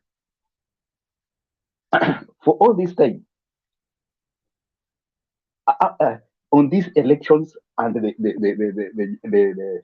the court processes, God has just taken time to give you chance to sort out your issues by yourselves. Akiwapatia nafasi, akipatia nani Willy Mutunga nafasi, can you give the right judgment? Willy Mutunga akatupa mbao. He gave it to Maraga. Maraga exercised his his position to do what was right. Though pia naye kwa kiasi kingine pia alitutupisha mbao nusu yake. But Ayamata Koome alipewa nafasi, he wasted it. Now, it's not that God is not there, he's there. When you go to elect and you elect a wrong person, God watches you as you go to elect a wrong person. Anakuangalia na anasema, okay, is that what you want? Have it. Ruto has managed to kusimama pahali penye yuko because there is a group of people who elected him, at least 40%, 41%. What of if those 41% did not support him? Because everybody knows, hata wakale wake pia wanajua yeye ni mwizi. Everybody knows that he is a thief. And you take your vote to go to vote for a thief. God is watching you and anakuuliza, are you sure that you are going to vote for a thief? So, my friend, God is everywhere on everything. Si ati amesahau, anakupatia tu nafasi so that you do the right choices. The fact that now, at this point, I think probably this is what he's trying to do. He's just telling the system that he can do his own justice. If the court fails to do justice, God can decide to do his justice in whichever way. God can set a revolt against you. Yeah, God set a revolt against Mugabe. Yeah, it is a fact. Huwa inafanyika. Even in the Bible, God set Jehu to go and kill the children of Ahab. It is God who did that. So it does not become less. Sasa, God is just squarely there. Kitu tufanye is God expects you to do your responsibility. If a leader is taking you the wrong direction, you have a right to refuse and say no. And God will be with you when you are refusing and saying no. Yeah? It is Kenyans to take responsibility of the nation. We mtu anakuja kwa boma yako, alafu anakuja anatoa ng'ombe kama umeangalia hivi. Then you be quiet. Chukua panga, kimbiza wewe jamaa bwana. You don't watch. Mtu anakuja anachapa watoto wako makofi alafu anaenda. No. You don't watch. Those children are your responsibility. So Kenya is our responsibility. And God has given to us so that we be responsible with it. If somebody is messing, we should tell him no. Yeah? That's what I'll say. Thank you, Domi, for that. Stone PK, I don't know if you're still around. If you are not there, let me give this opportunity to Kenyan democracy. At least we can hear from her before we get back to Mr. G.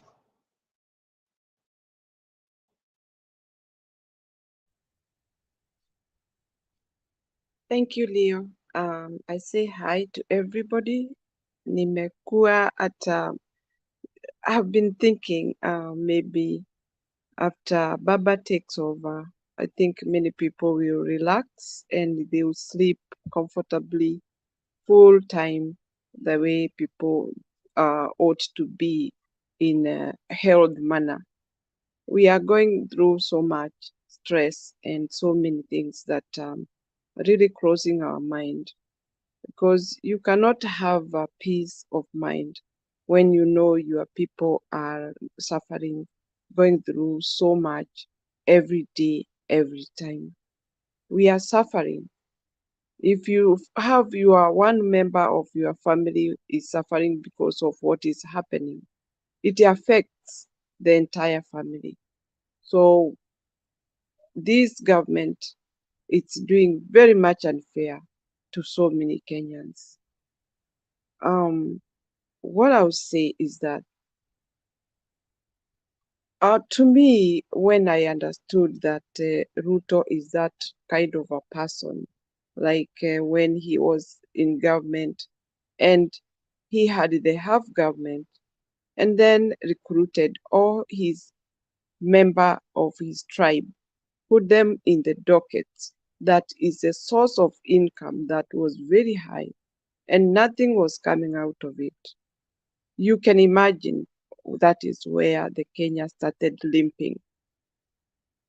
And now, when he was campaigning, he said that if you elect me, I will not repeat that mistake again. He has done it again. People are watching and they are seeing the same thing has happened. He has, even if he has played down underground, he has put his tribe to the right position where he knows that he has done the same thing he did with his tribe last time when he was a deputy.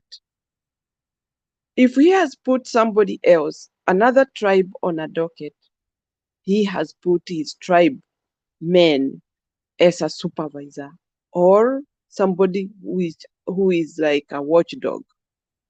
What does that mean? It means that he still have his tribe managing his idea of how Kenya should be run. Our Kenya is being run by the same tribe, one tribe. Hata kama ameweka Mkikuyu, ameweka Mswahili, ameweka Msomali, ama ameweka nani. Besides that, ameweka his tribe for supervision, for checking, watchdog, ama watchman. It tells us that is how he is.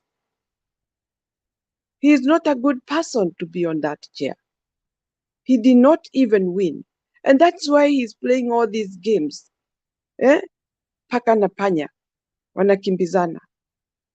That is exactly what is happening in Kenya. And Kenya will never have cured with this guy being where he is. It will never heal. Nikiangalia naona kabisa, Ruto is not there for Kenya. Ruto is there for himself, to benefit himself and his tribe, not other tribes.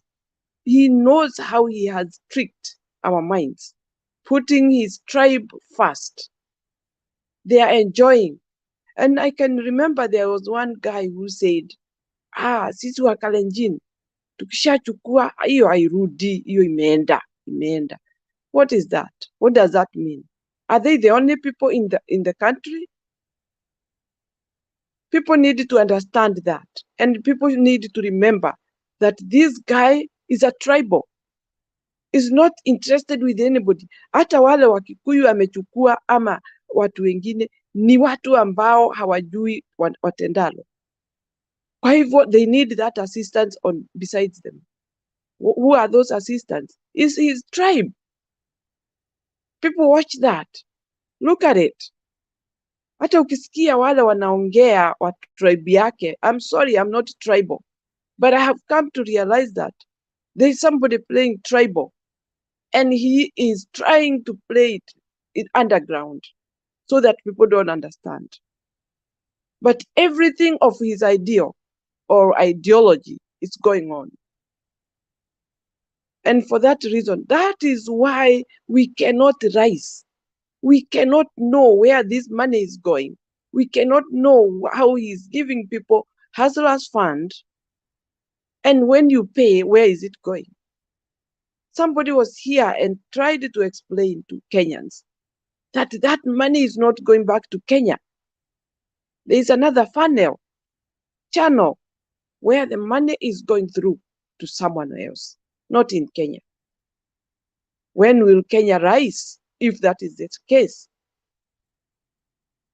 Hebu niambie, ukichukua mtungi wa maji uinamishe, hata iwe inatoa tone moja every minute, tone moja, huo mtungi ni kupungua, unapungua. Na usiseme ati haitaisha kwa sababu ni tone, hiyo maji itaenda finish. And that is how Kenya is being done. Munafichwa vile pesa inaenda ama inatumika, lakini inaenda. And that's why the dollar is rising. I heard somebody here saying that ati wale wako Kenya ndio wanafurahia kwa sababu ukituma inakuwa mingi. There is nothing like that. Don't be cheated. Nikitumia mtu pesa ambayo ni dola, hata iende ikuwe mingi Kenya, it is useless. Vitu ni kali, and that is why the dollar is hiking, because the life in Kenya is high. So nikikutumia iwe ni 10,000, unaenda hapo dukani unanunua vitu mbili na 10,000, imekusaidia nini? Hakuna. Kwa hivyo mtu asibalance ati aseme ukituma Kenya pesa inakuwa mingi. Inakuwa mingi, lakini huko ndio mambo mbaya iko. Vitu ni ghali. So it is not helping. Ruto is doing a very bad thing in our country. He should not be on that chair at all. Na siku ile atatoka, Wakenya watajua ni nini tunasema. What we are trying to tell Kenyans, they will understand what we are seeing. They might not be seeing right now, but the moment the time will be overturned, iwe ati mtu mwingine ako hapo ambaye anajali masilahi ya Wakenya, ambaye anafikiria Kenya vile itadevelop, ndio watajua what we are talking about. Mtu wa kudevelop country, mtu wa kufanya nchi iendelee, haangaliagi watu macho, anaangaliaga hapa juu ya kichwa. Because that is when you work for the people who you don't want to know whether they are brown, whether they have got no ears, whether they have got no eyes, whether they have got no meno. Unaangalia hapa juu ya kichwa kwa sababu wewe interest yako ni kutengeneza nchi. That is how a developmental mind looks like. Lakini huyu ambaye anaangalia nani nitaweka Kipchumba wapi? Nitaweka Kiprio wapi? Nitaweka Cheptoo wapi? That is a very bad thing. We are being ruled by one tribe. Don't forget. Siku hizi mmesikia nani anaongea? Huyo anaitwa nani? Huyo alipewa trade, Minister of Trade, Kuria. They don't talk. All these people who are given dockets, they are people who we were told that they will be saying yes sir, yes sir. And it is exactly what it is. Kwa hivyo hata akiletewa mkale hapo besides him, he will not say anything because he is getting what he wanted to have for himself. Ni watu hawajali maslahi ya Wakenya hata kidogo. Na kwa hivyo Ruto anafurahia sana sababu anajua everybody that I have captured their mind. Their mind, hiyo mind yao inakuwa remote control. Si watu ambao wanaweza amua ati hapana, sitakubali leo, sitakubali watu wetu hivi. Hakuna. Wote wamekuwa wamelaliwa kabisa. So Kenyans, think about this and let's have one chorus. Ruto must go. Ruto must go. And I will urge sisi ambao tuko hapa kwa forum, hata wale wana comment, ukiandika comment yako mwisho kabisa unamalizia Ruto must go. Na sisi tuko kwa forum, kama tuko live, mtu akimaliza submission yake, just put Ruto must go so that people can get it in mind that we are really serious about this issue. Nitakomea hapo leo. Mimi sijui ni lini nitakuwa nimeridhika na nchi yetu. Tuikomboe hii nchi yetu. I don't sleep. Sometimes I stay awake just thinking I wish I was a huge person, huge. Mtu ambaye anaweza piga watu mangumi. I can go there and do it. But I know my voice is being heard. It's a terrible situation that we are in. Ati hakuna mtu ambaye anafurahia maisha yake akiwa nchi yake. Watu ni wengi. Hawa tulichagua ni wachache, very few.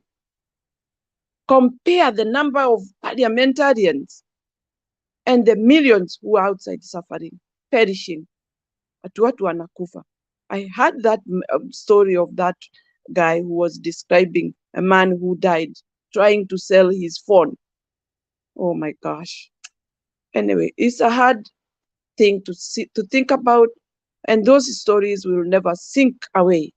They will still remain and keep on lingering in our mind because these are human beings being mistreated like this.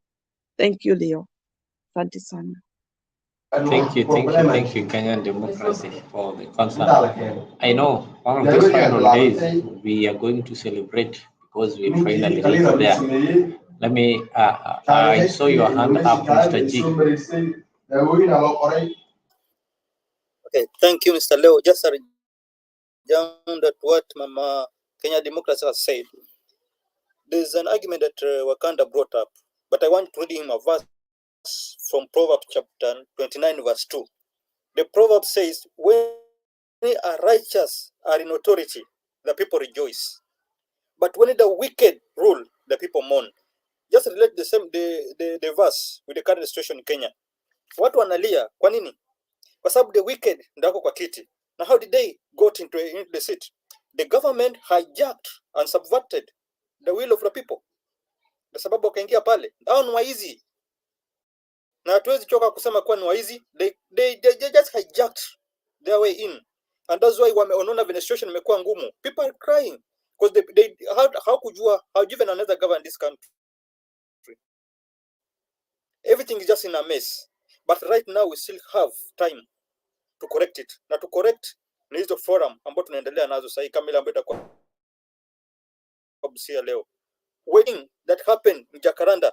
It's just the same thing that will happen here. Watu bado wanasikia ile uchungu, wanataka baba waambie tuende leo ama tuende kesho. That's only what people are waiting. Hakuna kitu kingine. Na those referendum vile tu leo umesema zinasaidia kwa sababu now we are gaining that momentum. Momentum inaendelea kuwa strong. Kuna mtu under comment amesema we need to go with the guns or stones. We are not going with stones, so itakuwa peaceful. We are just going peaceful na mwenyewe atatoka mbio. But another thing we need also to make sure hao watu ambao wako kotini hawa kina Kome pia wametoka mbio. Hatuwezi mtoa huyu mbio na tuache kina Kome akiwa wako. Kwa sababu watu wametumess this country. And we are not doing anything good. Kila kitu imekuwa ni destruction and mess all over. Just when mama amesema #Ruto must go. Hakuna kitu nyingine. Thank you very much. Stone, are you still there? Yes, Domi, you can take it on. There's some people who are just wasting their time here. I don't know why they want being here when they don't believe. When they don't believe in what you're saying. Like somebody like Beryl Zion. Don't you have some other things?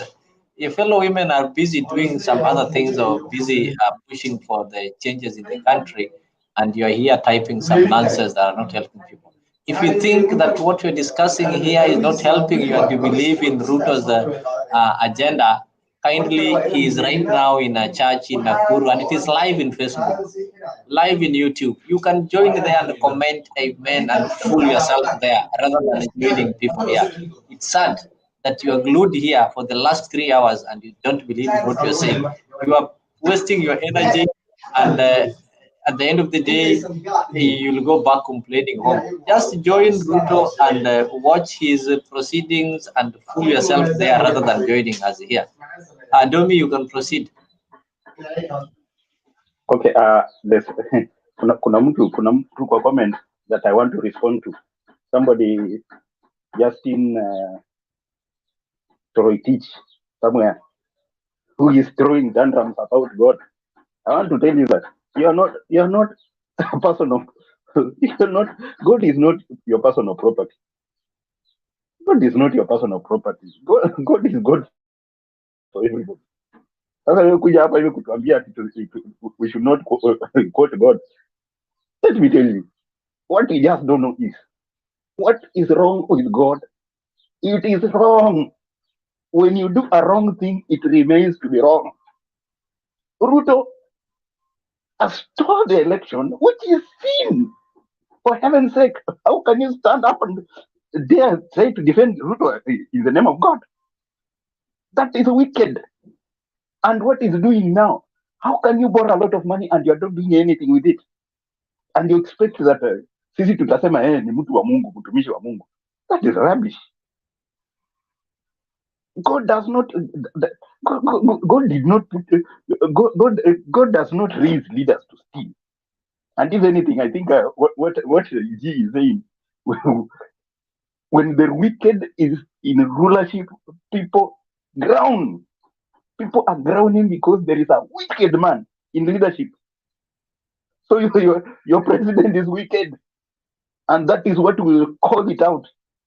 You know the problem with you people, you try to hide behind the Bible, so that we should not point out nini makosa ya wakubwa. Look at John the Baptist. John the Baptist aliambia Herod, you have stolen another man's woman.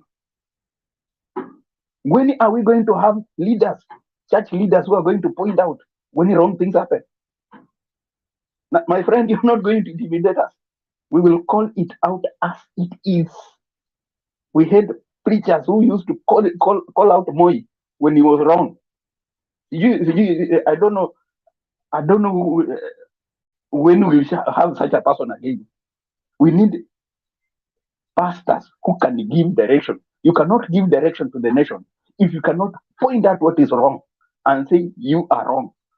We need people who can stand up and speak the truth as it is, and will speak it out.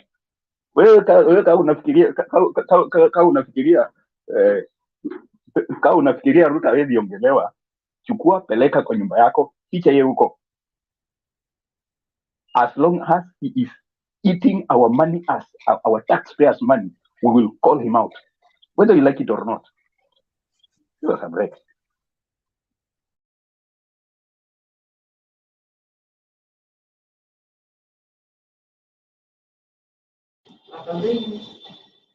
Yomi, are you still speaking? I can't hear you.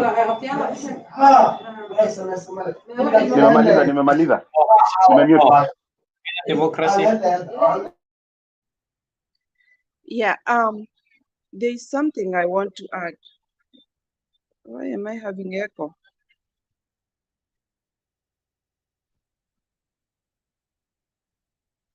I think because you're having two accounts, you can drop two accounts. Let me go out, then come back. No, let me just remove one. Sorry? You can now proceed. Okay, thank you. I still have echo.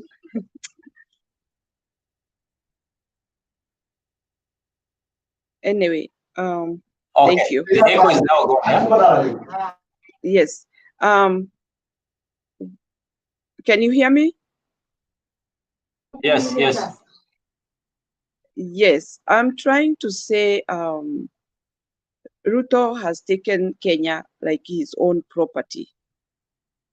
He has put everything in his hands.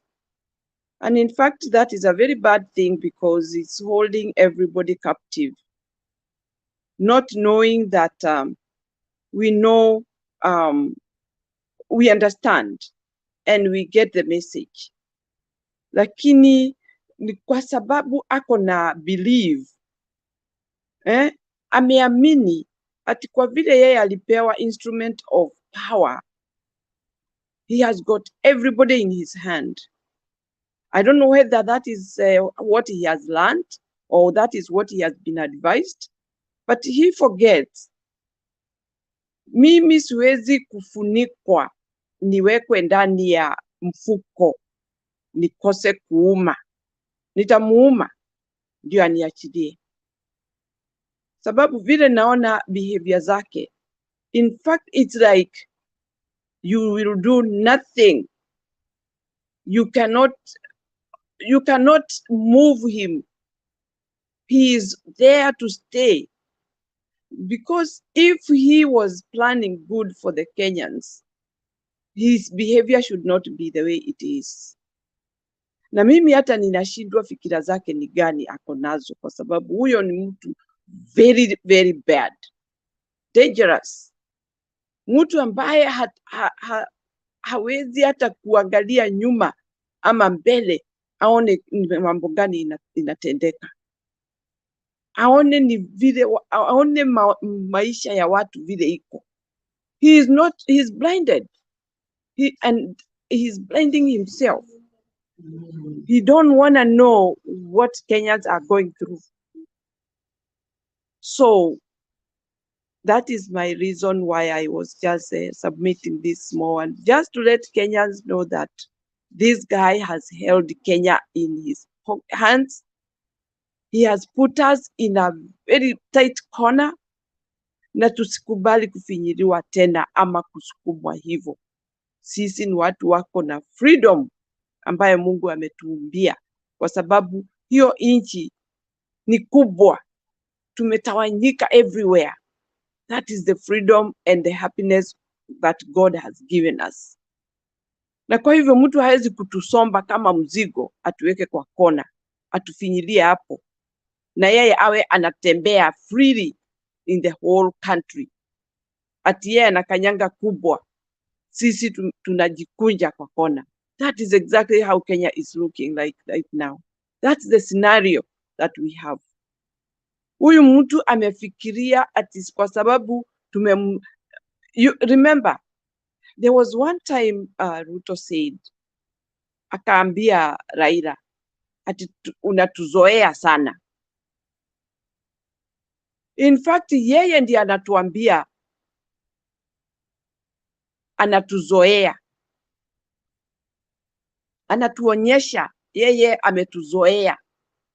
Na kutuzoea ni nini? Ile mambo amefanya Kenya, Wakenya wamemnyamazia. Wakenya hawajapiga nduru. Wakenya hawajamuuliza maswali, wamemnyamazia tu. Yeye ndio anaona tumemzoea. Lakini ana do the other side, the other way, opposite, anasema Raila amemzoea. That is exactly what he is doing. Yeye ndiye ametuzoea, na yeye ndio anajua ni nini anatufanyia, kwa sababu tumemzoea na hizo matendo yake mabaya.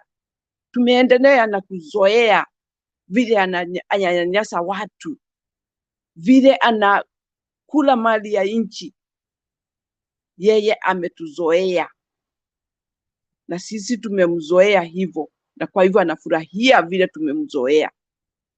It's a very bad thing and a bad feeling.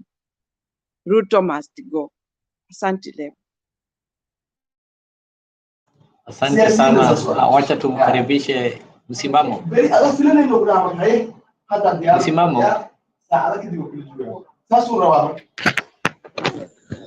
Yes, kaka Nyabaya, nashukuru kwa hii nafasi na ninamuunga mkono mama yetu hapo Kenyan Democracy.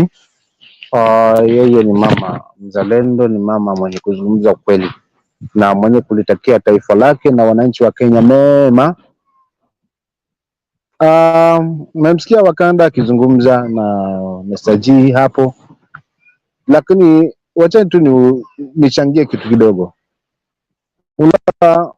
Sisi ambao tumeko hapa katika hii panels, nadhani Jabaya ameleka wazi kabisa kwamba ni wengi wanatuangalia, si kwa vikundi, si kwa nini, ni wengi wanafuatilia hapa, na wasiwasi wa kusema kwamba labda pengine haya mambo hayatakuwa, si ukweli,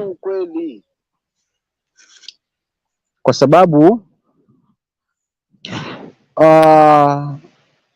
sisi ndio tuna drive Raila, ndio tunamweka Raila pale kuhakikisha huu ushindi tumeupata kwa ajili yake, maana yuko na maono na hili taifa.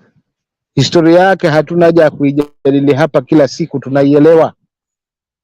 So it's a matter kwamba ni sisi wenyewe wananchi tuje kwa pamoja kufanikisha hili jambo la kumtoa Ruto kwa mamlaka. Si la Raila, kama vile ambavyo hawa kina Ruto wanalieka kwamba huyu ndio msumbufu, lakini sisi tuko na Wakenya, ila hawana Wakenya, wana mipango ya kuweza kuanua wabunge kuwa Wakenya. Tuondokane dhana ya kwamba pengine wote kule wanatapatapa kuwapaka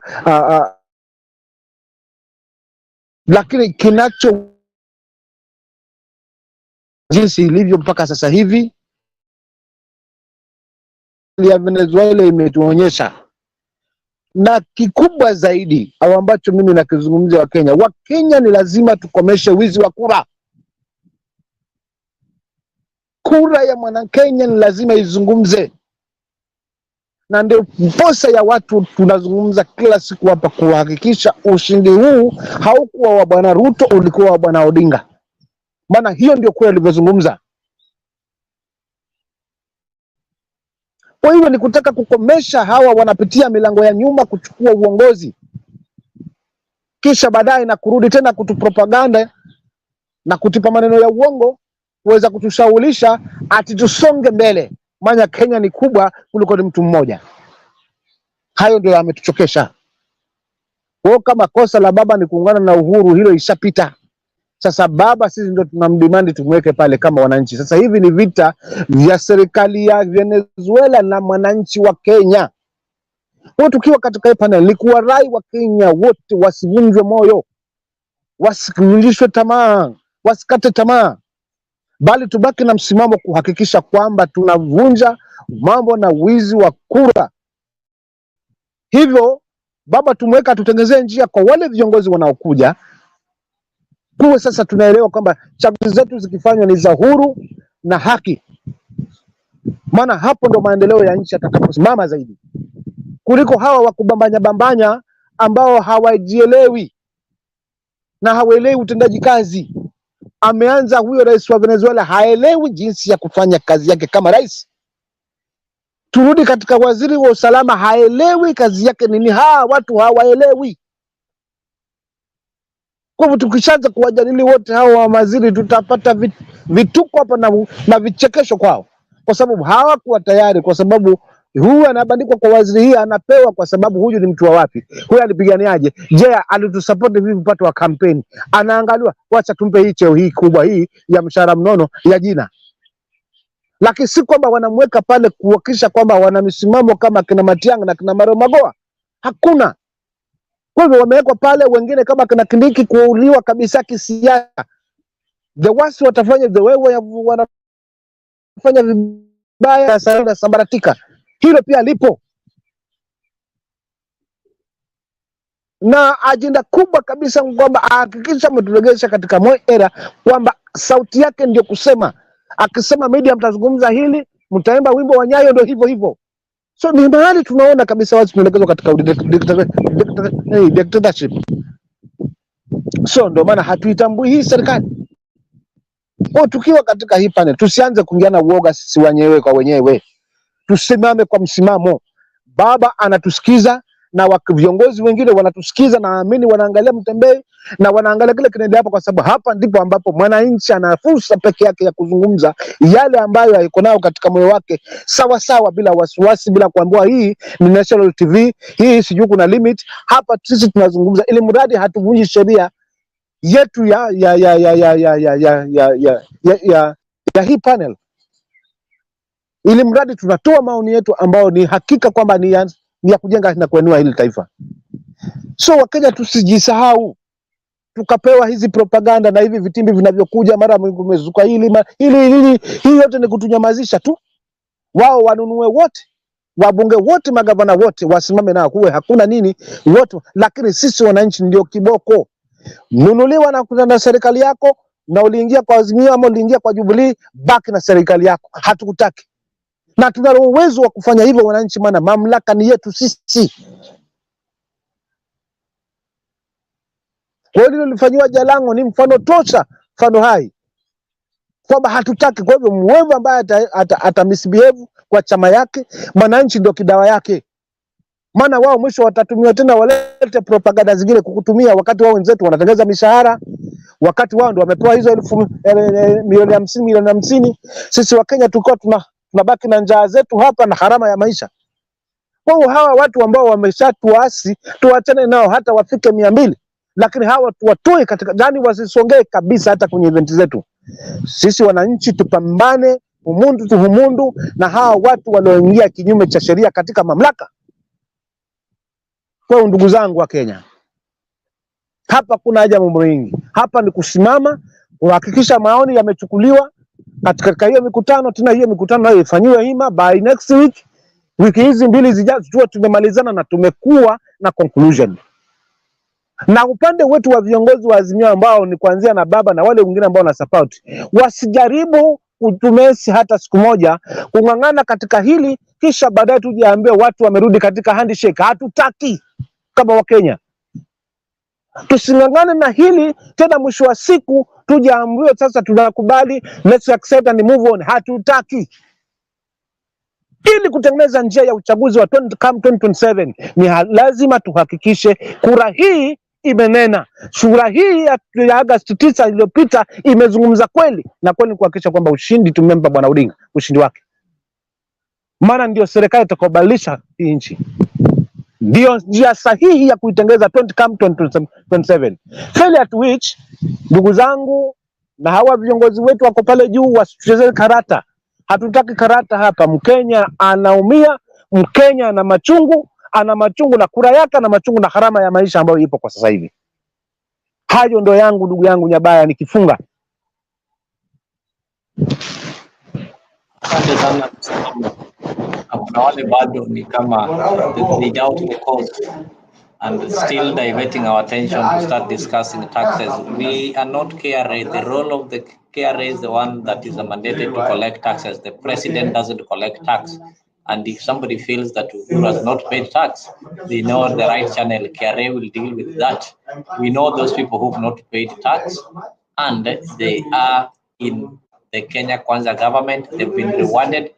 The other day, you had Tabitha Karanja saying that she is not being requested to pay 14 billion, it is 7 billion. So imagine she admitted she owes Kenya 7 billion.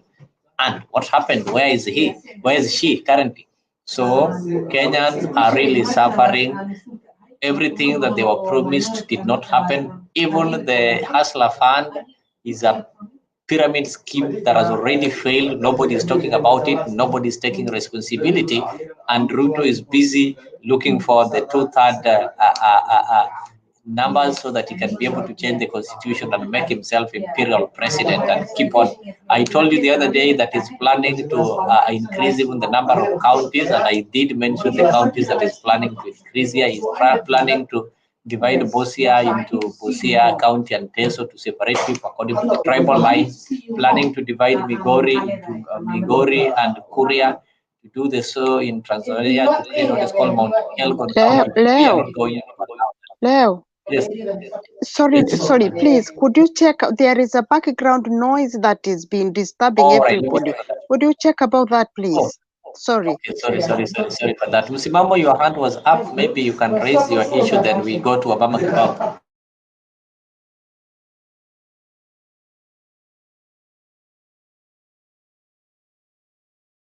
Yes, Musimamo. Poleni, kuna jambo tu niongezee kidogo. Haya masuala taxes, kati ushuru, hii shiri yote ni vitimbi tu. Kwa sababu kama wameingia ndani ya miezi 6 katika uongozi na ushuru wa Kenya wanatoa ushuru kila siku. Juzi gavana wa benki kuu tulimsikia hapa akizungumza kwamba Kenya haina pesa. Na hai inaochukuliwa kama haijulikani mahali inaenda. Hii unaolazimishwa tuilipe na tulipe ushuru, utaenda wapi? Mlinzi wa huo ushuru ni nani?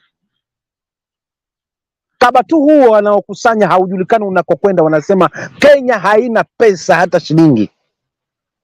Na huu unaoimbwa kila siku kwamba tutoe ushuru huu, ulinzi wake ni gani?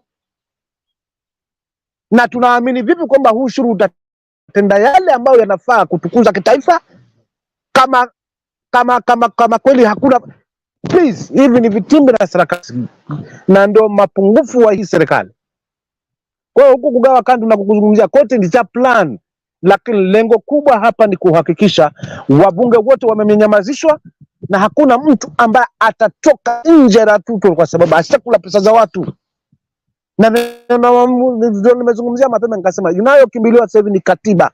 Hii katiba itakuja kutukaanga kiasi kwamba kama tuibadilishe itakuwa ngumu. Kabla yafikia hapo, Wakenya tuamke, tutofautishe, kama nilivyozungumza semi zangu kwamba tutofautishe kati ya wanasiasa na sisi wananchi.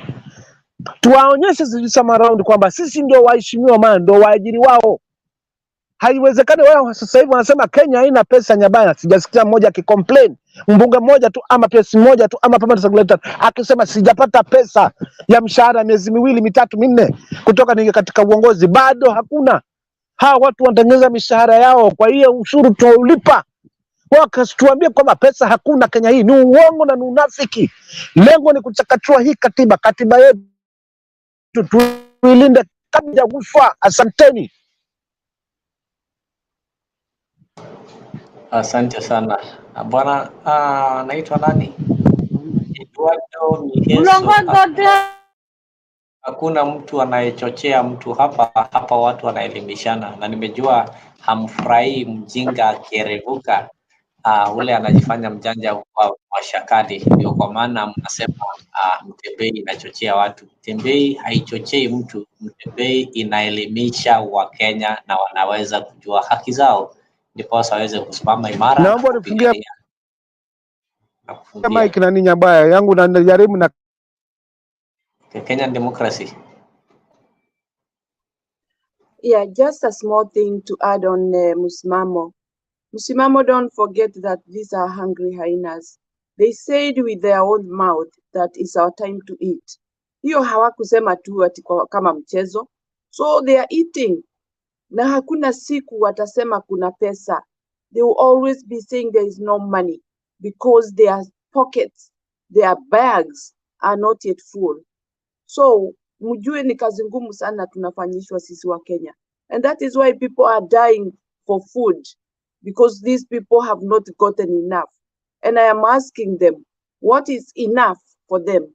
If this all money is gone, they have borrowed money outside, and they have said that they don't have money. And it's a lot of money that they have borrowed. Where are they going to leave this burden on? Who is going to pay this money that they have borrowed, which is not even available in Kenya? And yet they are still crying. And their taxes have gone high. And it's terrible. It's not people, these are not people who should be governing our country with the problems that we have right now. They need to go. So Msimamo, usiseme ati wanasema ati hakuna pesa. Pesa iko, lakini haiwezi ikatosha kwa sababu wao ni wanyama. Hawana haja na watu wengine. They cannot share. And I'm happy that you know that they have not complained that they have not been paid their salary. They have gotten their money. Hakuna mmoja ametokea. Ni kama vile walifanya hiyo kitu ya Matiang'i. Wanaenda kufamia Matiang'i. Wanarudi wanasema si wao walikuwa wameenda. Na mbona hawakuenda kutatua kujua ni nani walikuwa wameenda? Hakuna ripoti kama hiyo. Ripoti ni ile tu ya kusema sisi hatukuenda. But they never went there to know who went there. So this is a government that is playing shady games on everybody. Na sasa sisi wa Kenya tunatakiwa tuwe pamoja na tushikane, tuwe serious. Let's move on to do what we are supposed to do. Let's be serious and get these people out before they ruin our country, because already our country is halfway done. Hatutaki wamalize nchi yetu. Asante Leo. Pole kwa kuingilia hapo katikati. And Ruto must go. Wamama was next. Yeah.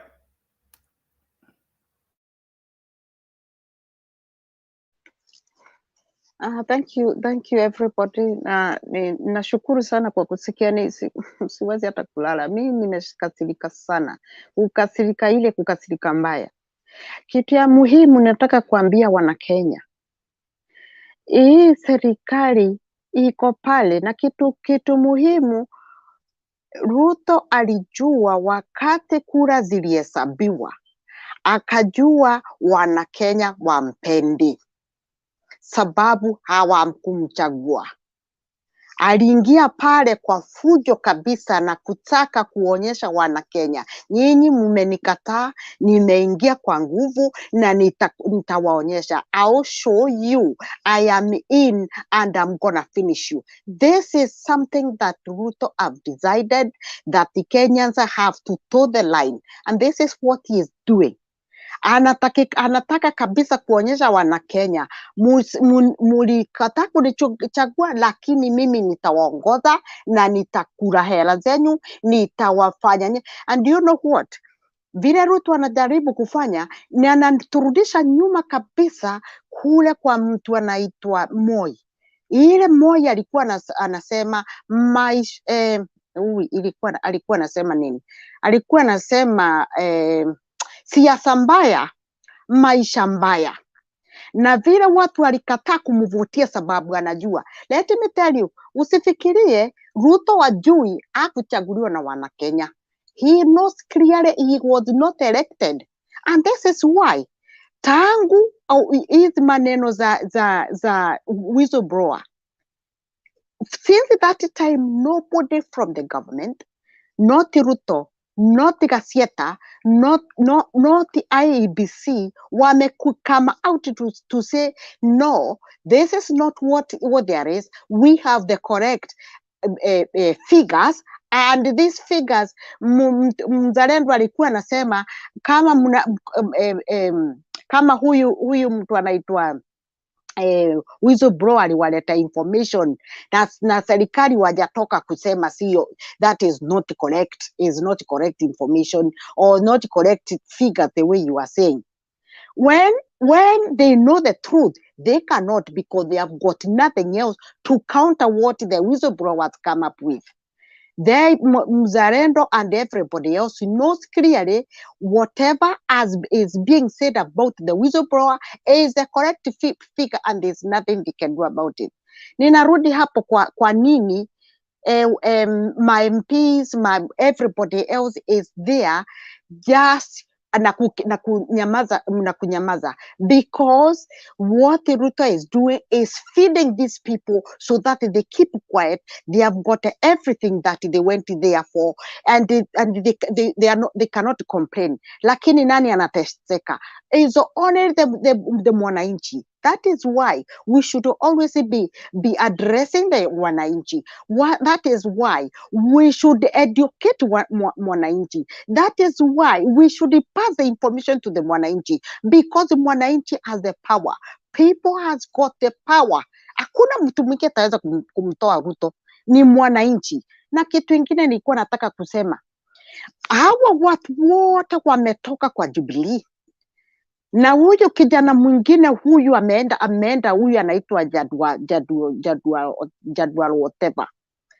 Ninataka kuomba kama kuna njia, wachana na party Azimio, Jubilee, wananchi wapatiwe. Kibera waanze na Jadwal, waanze wananchi wenyewe, they can start going to the street. We do not want to wait until mambo zote za kwenda kutoa Ruto. First of all, wananchi wa Kibera hawakuchagua Jadwal na tikiti ya UDA, walimchagua na tikiti ya ODM. Wananchi wenyewe wachukue jukumu mikononi mwao, kwanza watoe hao, sababu ni watu wako na tumbo, they are tumbo class, and those are the people who are finishing Kenyans. They are the people who are not respecting wananchi. Wananchi ndio waliwapeleka huko na wane kutafuta kazi. Sababu, why am I saying that? Ruto is evil. Anataka kutafuta hawa watu ndio afikishe hiyo namba, ndio aweze and I've said this several times, and I know most of us here have said about the constitution. If the constitution is going to be tampered with by Ruto, and it is just at the verge of achieving that, when he's taking these people, there's nothing else as bad as if this constitution is going to be tampered with because Kenya is going to be finished. We are not going to allow that. So the first thing I wanted to say is that all those MPs that have gone back to UDA, they wananchi themselves, the voters who made them go through, the voters who voted for them, mwananchi, they go on street as we waited to do other things. We wanted to deal with these people who are tumbocrats, who went there because they wanted. Whoever who visited the state house, all of them, they wanted to be removed by the mwananchi. The mwananchi has got the power. They are the people who voted them out in. They should vote them out by saying, we did not vote you in with the UDA. We voted with the Jubilee. We voted you with the ODM. We want you out. Come again and talk to us. We see whether they are gonna be voted. We needed to deal with the Ruto left, right, center. This is all I can say, my dears. And Ruto must go. Thank you very much.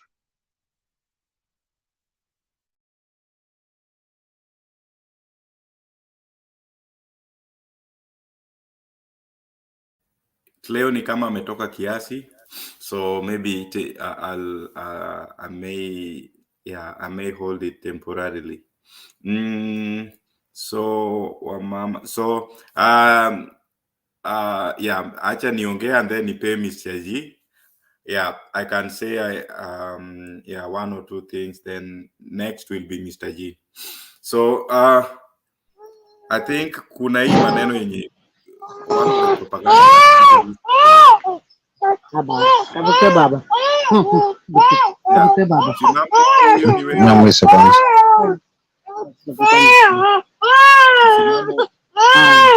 Mama acha kuchuna mtoto bwana.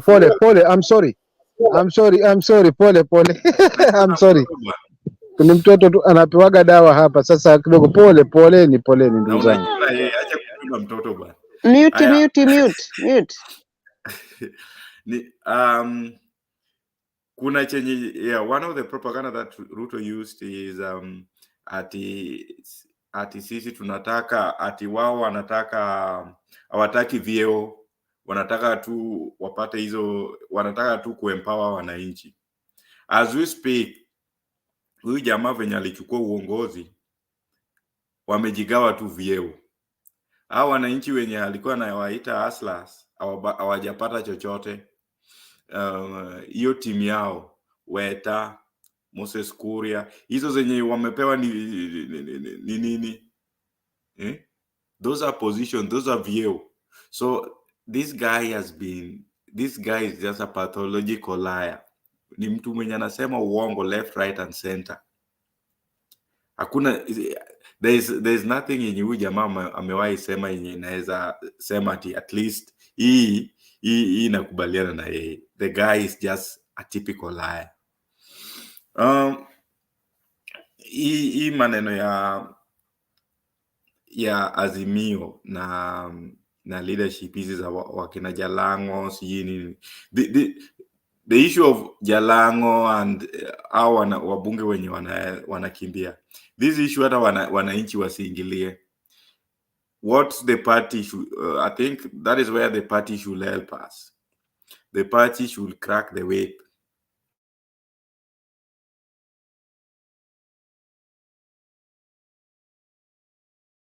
Need to strike their name from the party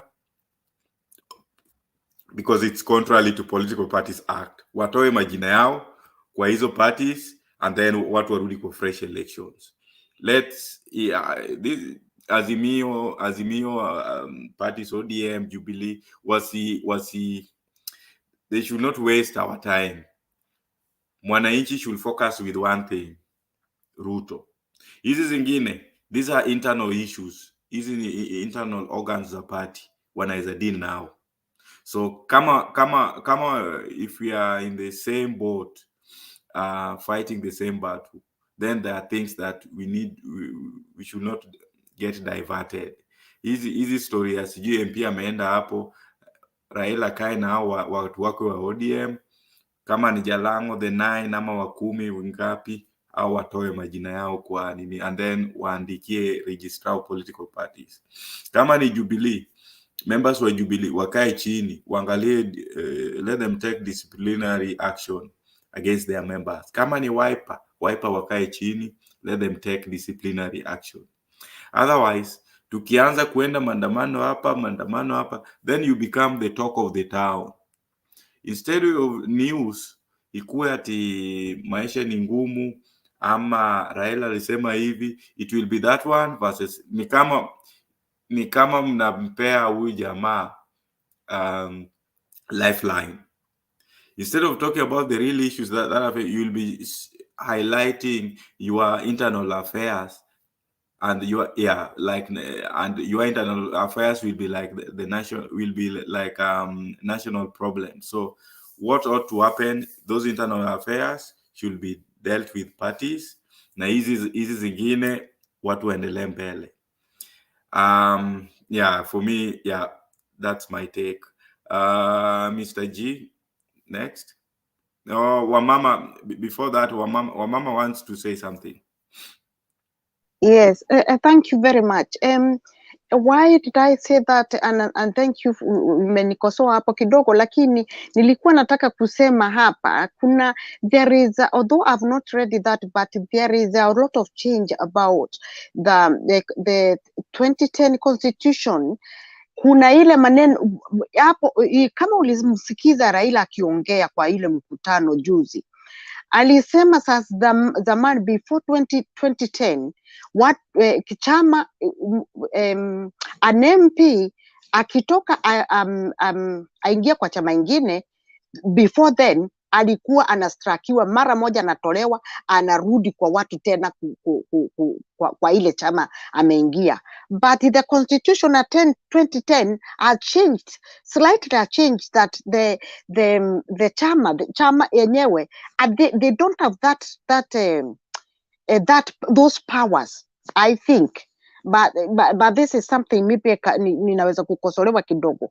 There is a bit of a problem because hiyo Jalango angeweza kuwa ametolewa, but there is something which is not clear with the constitution 2010 about striking or an MP who was evicted or to another chama when he's has been elected with a different one. So there is that problem, and why did I say that, my brother, is that we do not want to leave this one far too long, and then Ruto will get the quorum which will allow him deal with the constitution, change the constitution the way he wants, and Ruto will lead or will lean in as a president of Kenya for the next 30 years, and Kenya will die. I can tell you for free. We wanted to have Kenya to lead Africa, and this is something I said again. We wanted to start with Kenya, which will lead the rest of Africa. The way elections have been stolen in other parts of Africa, Kenya should lead, and Kenya should lead by example. And this is the time. 2027 is not the time. It is 2022 we are dealing with. And if we let Ruto, because Ruto ni mkora na kila mtu anamjua. Kitu muhimu nilisahau kusema, hawa watu wote wake Ruto ameweka hapo mbele, anaweka mbele sababu Ruto is not there to lead the Kenyans. Is not there to fight for Kenyans. Ruto aliingia pale aibe na aingize watu wake waibe. Wakale kuna mama sioni vizuri sababu sina Kenya Democracy alisema vizuri sana nikimsikiza nikiwa nyuma, that ameweka Wakale mbele wote na pale ameweka Wakikuyu, anaweka Mkale pale to always see that whatever they want to do is done according to what Ruto wants. Wanataka kuiba vile. Sikiza, ninataka kuwakumbusha kidogo mambo ya Moi. Wakati Moi alikuweko, kila pahali tukienda every institution in Kenya was led by Kale. Sisi wenyewe wa Kenya tukaanza kuongea Kiswahili ya Kikale. Ukienda kwa polisi wakubwa na polisi barabarani ni Kiswahili ya Kikale, na lazima uongee Kiswahili ya Kikale ndio usikike. We are not going back to that. We are not going to that, na tunakatakata.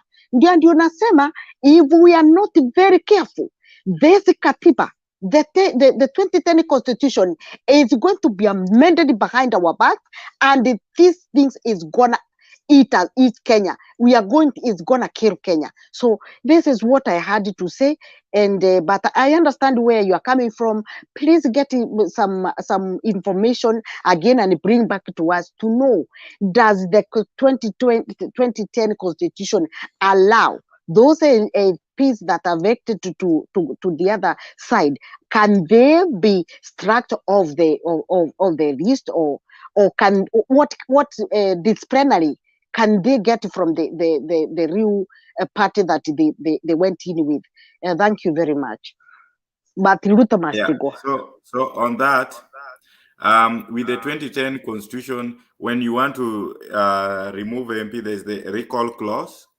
Recall clause, hapo ndio wabunge wali there are few gaps in the recall clause, but citizens can collect signatures. I think for MP is about 1,000 or 2,000 signatures. After collecting signatures, you take them to parliament and court, and then the process starts.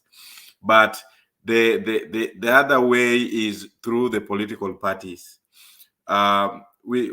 When a party is being registered, normally you submit party bylaws, how you will be dealing with some of these conflicts or conflict of interest, or how a party can take disciplinary action.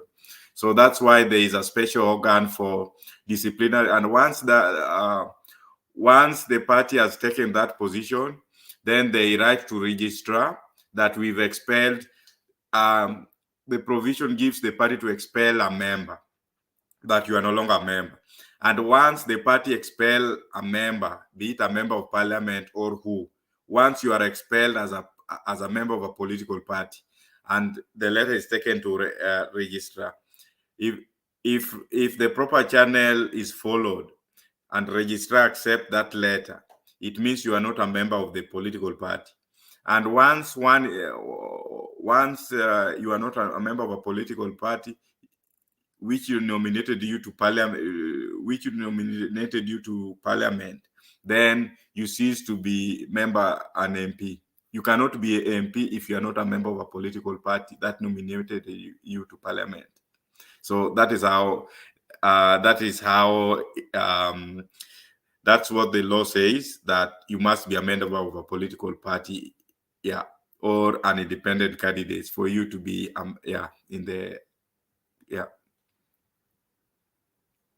yes, for Mama. Yes, just to be on the safe side. Yeah. We need just Leo is back.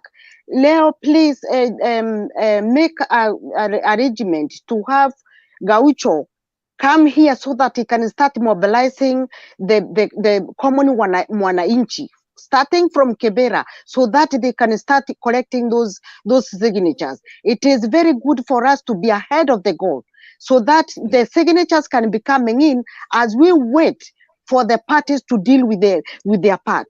The signatures from wananchi should start right away, because we wanted to be ahead of Ruto. Whatever he's trying to do, we don't want the 3% or whatever percent is remaining for him to capture our constitution. So we wanted to be ahead. If you can make that, and we start educating people, let the wananchi start collecting the signatures, just to be ahead of that. Thank you very much. Yeah. So Mr. Leo, G was next, and then G. Now Leo will talk. Leo is back, and then Wamama Langata is Jalango, and then Kibera is another constituency, I think so, with another MP, or I think Orero or someone. So Langata is for Jalango. Mr. G, you can take over, and then Leo can guide us. Yeah, thank you. Can I say Thank you, something? Makan, but can't you allow Kenya democracy to shift? Thank you, Mr. G. I just want to say something before I forget. I would urge Kenyans to take this heed. You know, Ruto is very cunning. He may wake up one morning and start saying, unga imeenda chini na ateremushe. Anaweza fanya mambo ingine hapo ya kufurahisha roho zenu for 5 minutes. Before you know it, he has done the dangerous thing he can always do. Please, msimamo wetu tusisahau. Msimamo wetu ni ile tu, let's focus on our thing. Tusiambiwe kitu ya kutufanya turudi nyuma, kwa sababu huo mchezo anaweza ucheza. Mfikirie amepoa, ameregea, ameanza kutengeneza maneno. Tusiregee tafadhali, because this is a haina. Amevaa ngozi ya kondoo. This is our movement. What we are doing is a hurricane. Na unajua hurricane ikishapita, nyumaye ndio watu wanarudi kuja kuokota kitu moja, ama kurekebisha nyumba yako kama imevunjika kitu. That is what we're gonna do. We are hurricane. It's passing in a very high speed. Alafu nyumaye, hao Jalango ndio sasa mnaketi chini, mnamwambia kuja hapa. Ati ulifanya nini? Chukua certificate yako, pelekea baba yako. That's the way now we will deal with them. Mtu sasa ni yeye atajiondoa kabla hajaondolewa, hurricane ikiwa imepita. Kwa hivyo sisi ni hurricane, wananchi ni hurricane. It's coming in a very high speed. We are not stopping and we are not listening. Hata hurricane haisikizagi mtu, hata wakipiga nduru lazima ipite, na inapita na kila kitu. So Kenyans, that is the motto. That is what we are right now. Tusisikize na tusifungue macho, tufunge macho na kwenda. So for me, Ruto must go. Asanteni. Asante sana Mr. G. It was your time, eh? Yeah. Okay, thank you Leo and Makanda. I agree with what Kenya Democracy has said. And in fact, ameshaanza tayari. Look at what happened yesterday. Ashaanza kupatiana nini? Ashaanza kwa point watu kwa stronghold ya Raila. Why? He's up to silencing Raila. And anajaribu kufanya anything possible to silence Raila. But this is the time that we need not to allow it to happen. Angalia what he used to promise people wakati alikuwa bado na campaign. He's the first person ambaye alisema kuwa watu wote akiingia kwa kiti, watu wote, wamama wote by December watakuwa na NHIF card. Sijaona hata mmoja. And is a guy ambao amejaa na propaganda. And for us to deliver our nation, we need to have one stand and one focus. Na one focus, we need people ambao watasimama na sisi, watu ambao watasimama na baba, na hao watu wasiwe kina Jalango. Okay, mama amesema kwa we need to start initiating right now a way ambao tutawapush out. They already wameshakuwa rejected. Hao watu washakataliwa tayari. Venezuela alisema huyu mtu ni traitor. That is enough. Ashakataliwa. Hata sasa wakenda wakasimama kwa election, Jalango cannot get that seat again. Ashakataliwa. Our focus is Ruto must go. Look at what happened. Juzi tu amechukua almost 7 people from Nyanza, amewaappoint. Why? Anataka watu waseme huyu mtu ni mzuri. Another thing, kuna vitu ambazo alikuwa ameagiza. Okay, hata before that point, the point that you have said kuhusiana na hii 2/3 imebaki watu wachache sana, very few MPs, na his agenda ni kuanza ku change his constitution kwa sababu yeye anataka a rule forever. Huyu ni mtu ambaye ana the same character na huyu president wa Uganda ambao ni Museveni. Okay, Museveni alitumia bunduki kuingia kwa kiti, unaona, na kawa dictator. Huyu amechaguliwa by the corrupt people ambao walikuwa wamemzunguka, and now the corrupt people ndo wanaendelea kuenjoy the benefit root from the poor guy ambao alikuwa amedanganya kuwa atakuja kuwa delivered. The poor guy should understand that sasa ndio wakati wake wa kusimama. This is the right time ambao tunafaa tusimame na tuwe na one voice. Hakuna kitu ya kuogopa. Hatuendi na bunduki, Sisi ni kumatch pale na kusema huyu mtu hatumtaki, na ndio hivyo hatumtaki. Why? Kwa sababu he is not governing the country. Huyu mtu aliingizwa pale na their purpose na their plan ilikuwa wa loot the country, na wameloot for enough. Wameleta hivi vitu zao, hii scam ya hustler fund. Hustler fund is just a scam. Haijakuwa kitu ambacho inakuja kusaidia mwananchi wa Kenya, na yeye mwenyewe atakuwa anadanganya watu kwa akiingia boda anapewa 50 billion. Akiingia mama mboga anapewa 50 billion. Sasa hii kuna pesa wamekopa, billions of money. Sijaona any project hata moja ambayo anaweza sema kwa ametumia hiyo pesa kufanya. Pesa ambayo nimesikia zimetumika almost 8 billion zimetumika kwao tu kukunywa chai na kukula na kutembea, kila siku anatembea wakienda kuzunguka. They have no interest ya mwananchi wa chini. Na mwananchi wa chini kuamuka ni sasa ndio wakati anafaa amuke, because we need to pay this thing right now. We just need to fix it. Hatuwezi ngoja for more time, kwa sababu the more tunaendelea kungoja ndio the more anaendelea kuingiza mizizi, na the more atashika itakuwa ngumu sana kumtoa. We need to wake up. Kwa wale ambao wanafikiria kuwa kuna time ambao huyu Venezuelan president atachange, hawezi change. Huyu ni mkora. Look at the people ambao wamemzunguka. History, angalia watu wangapi ambao wamekufa kwa ofisi yake. Watu wangapi ambao wamekuwa associated na yeye lakini wamepotea. Watu wangapi? Kina Msando alipotelea wapi? Kina Jacob Juma mpaka wakataja kabisa mimi nafuatwa na huyu mtu, wamepotea.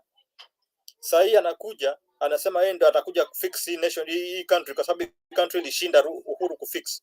The first thing ambayo anafanya anatoa subsidy. Mama sasa hivi anaumia sana, wakienda kuzaa mpaka ulipe pesa. Operation, mtoto mdogo ambaye alikuwa anafanyiwa less than 5 years tulikuwa tunafanyiwa free, sasa hivi mpaka ulipe pesa ndio ufanyiwe operation. Ni mtu ambaye hana any interest na mwananchi wa chini, na ni watu wanafaa waamuke waangalie. Hakuna kitu ambacho tunaweza sema kwa president atakuja kusaidia because that is the president. He is just a president there to steal from the poor Kenyans ambao wanaona kuwa hawezi kumtoa hatuhitaji bunduki. Ni nini hizi rallies ambazo tunaziitisha saa hii? Hizi ndio rallies ambazo zinapatia watu motisha twende, na people should wake up na tuende tung'oe huyu mtu. #nikuwa Ruto must go. Hatuwezi allow wageni aendelee ku loot this country. Atauza kila kitu. His plan anataka privatize institutions karibu zote. He's fighting to kill Safaricom. He's fighting to destroy the business ya Uhuru Kenyatta ya milk, akiongana na Waganda. The guy ambaye he's the one ambaye alileta mkora akachukua billions of money hapa Kenya akienda kuinvest in Uganda. So tuna expect nothing else from this guy. Hakuna kitu ambacho tunaweza expect nzuri kwa huyu Venezuelan president. This is the guy ambaye ataleta investors hapa ndani from outside, na au investors watakuwa wanakuja on the behalf of him. Yeye atakuwa ananunua hizi company akidanganya kwa ni wa investors wananunua, kumbe ni yeye mwenyewe ananunua kufanya business zake. There's nothing he can help us, this guy. Ni mwizi huyu mtu. Amekuja kunyakua kwa sababu ya motive yake, kwa anataka kushindana na kina president Uhuru Kenyatta. Hakuja nyakue mali ili afikie ile class ya kina Uhuru Kenyatta ambayo haizi fikia. So anatumia kila njia. Utaniambia vipi, how can somebody auze tu mayai awe bilionea vile amekuwa sasa? Anadanganya watu ati yeye hustle, amuuza mayai na kuuza kuku akapata hizo pesa zote. Watu wangapi wameuza mayai na kuku miaka yote, lakini hata kununua gari wameshindwa kununua? Kwani yeye anatumia nini ndio anaweza nunua hizo vitu zote? He has been the government since 19 and something, na anadanganya watu kwa ni hustler. Hustler mgani? Watoto wake hawajaitembea chini, yeye mwenyewe hajasoma shule za chini, but he's lying to people kwa is a hustler. People should rise up, wasimame na cause of Raila. Raila has fought for democracy of this country. Raila knows the interest of mwananchi wa chini. That's why his government ilikuwa planned well, na alikuwa anajua kuwa hii government imekuwa wasted, government imeharibika kiuchumi, but they are able to fix it. Walikuwa shakuwa na plan ya kufix the country. Mtu ametuibia ushindi wetu, ameiba ng'ombe yetu, lazima tuende tuichukue. There's nothing to wait again. Hatuwezi ongoja, tuende tuchukue ng'ombe yetu. The president ambao ni Raila Amolo Odinga anajua vile atagovern this nchi mpaka tujue, mpaka tufikie mahali tulikuwa tumeplaniwa kufikia. Sit, wake up and fight the cause. Thank you, Mr. G. Maybe to respond to Mama Kibao, yeah, people are really mobilizing outside there, and even this cause is being undertaken by the Bunge la Wananchi. Wamechukua kazi kama yao, and they are really recruiting and informing Kenyans why we need to get the better. So those people who cannot be able to be on the front line, we've also managed to create ways of you participating. And that is why there is a pay bill number that was running there, so that you can support these guys who are on the ground sometimes as they are doing their usual trainings and the usual recruitments. They can get some water, they can get some fare to move from place to place. So the pay bill number is there. You can share that thing that you're having. I'll share it later. Then to come on the issue of people like Jalango, I think Baba and ODM has always been so lenient, and this one is an advantage that was taken by people like Aisha Jumwa, and they learned, and that is why this time around they are not even pestering people. Jalango is now forcing himself to be in ODM.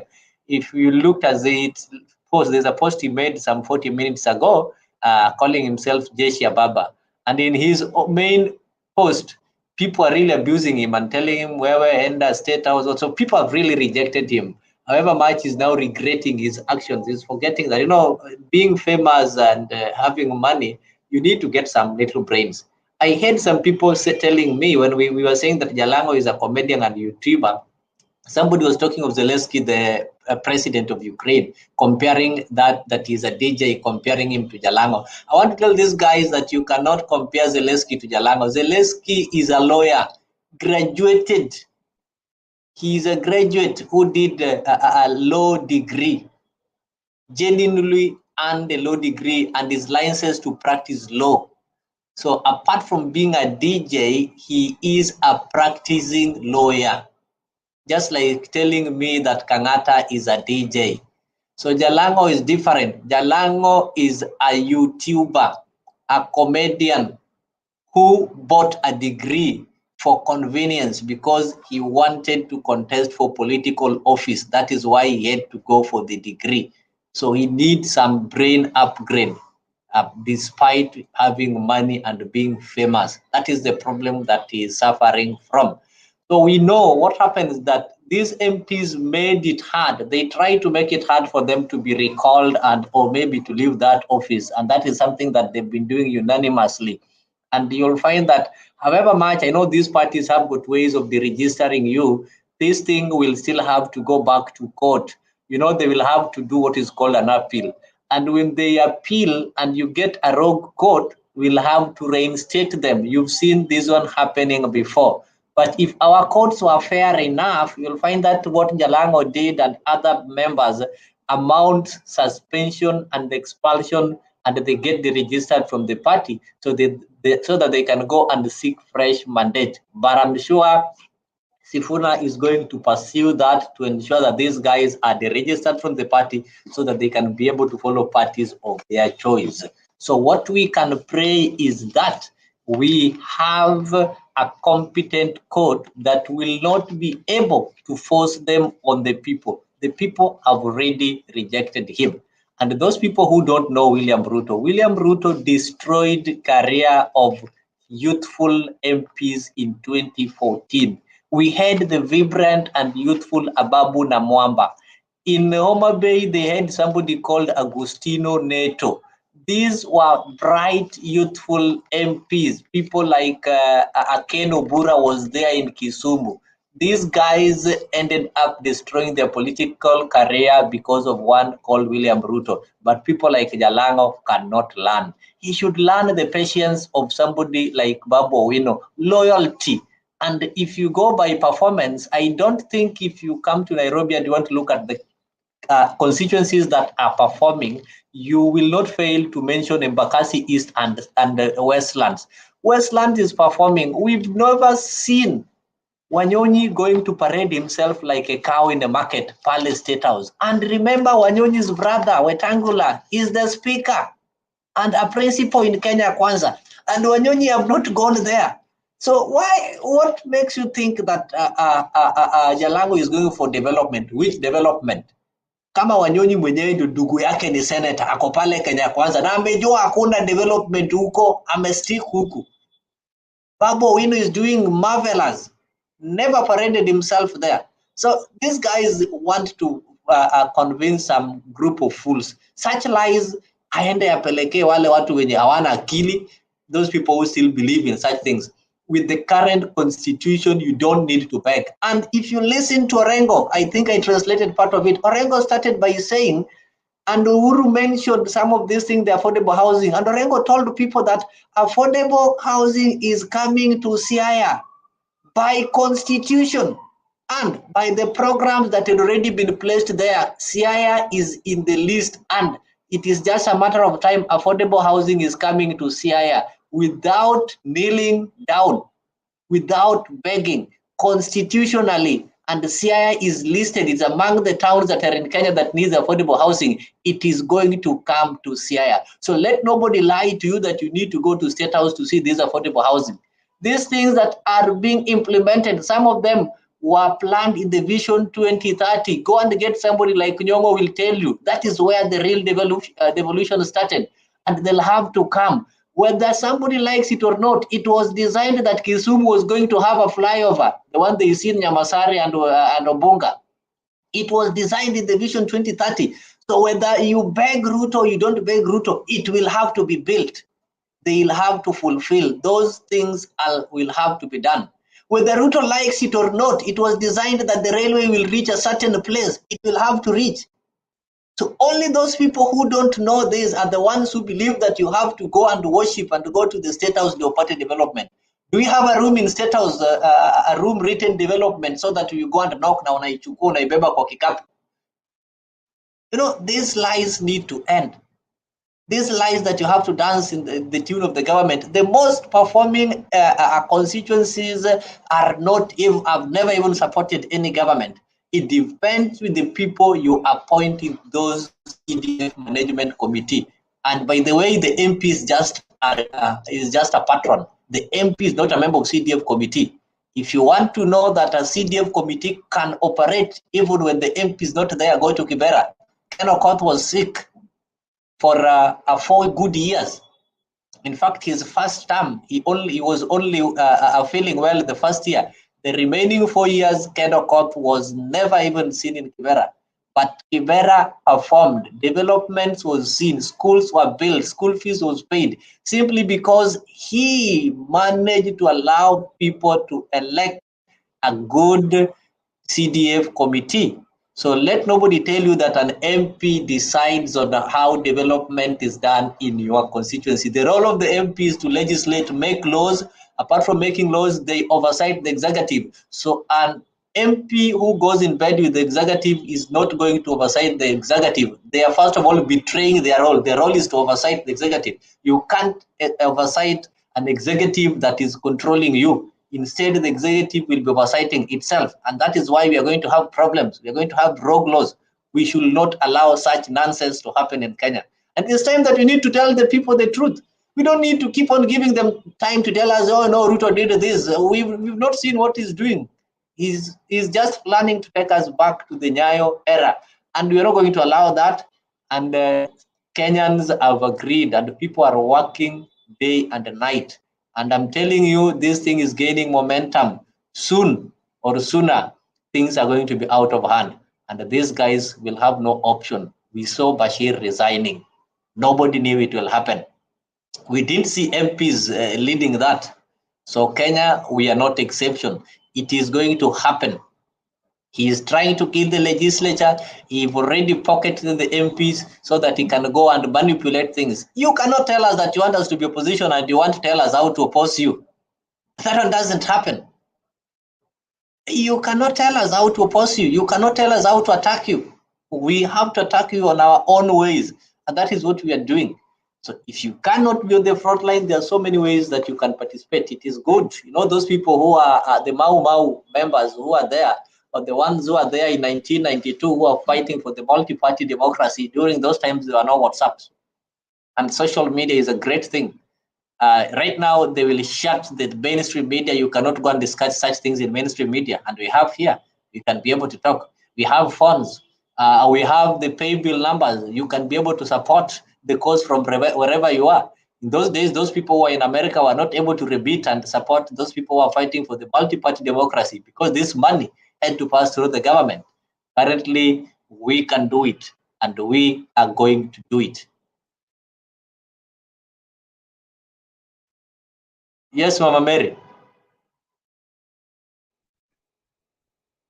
Yeah, Leo, I want to urge Kenyans, now that we hear milk will be coming from Uganda, that is the business now they are trying to bring in.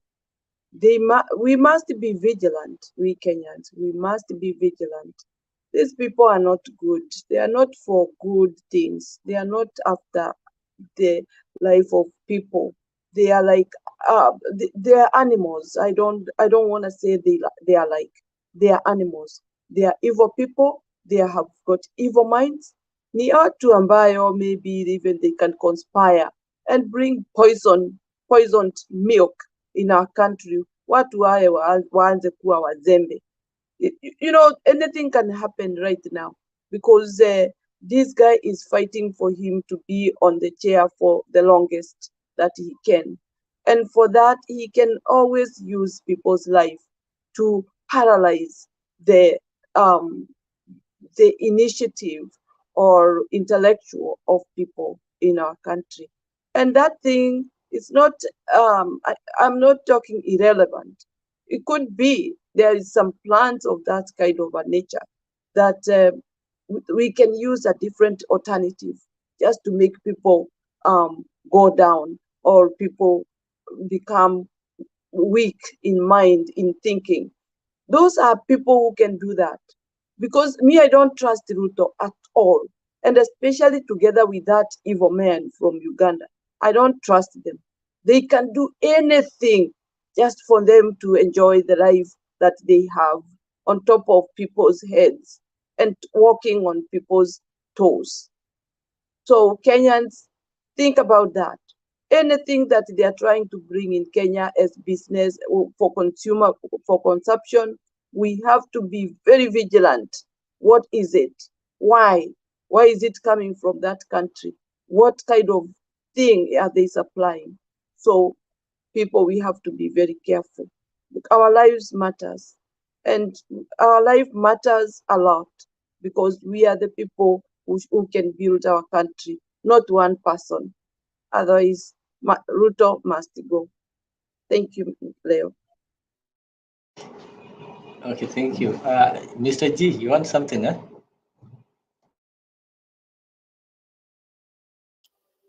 Just to add in what Mama has said, Ruto must go.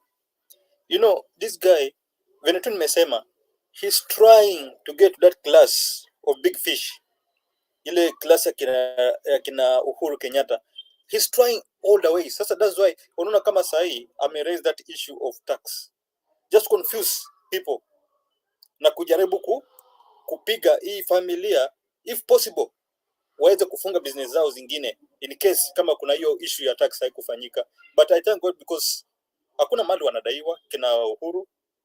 There was an element kwa constitution ambayo ilipatiana this thing called kuna award that nasahau ambao on tax wanakuwa allowed, inakuwa yani hawalipi tax as a family ambao ilikuwa ya former president.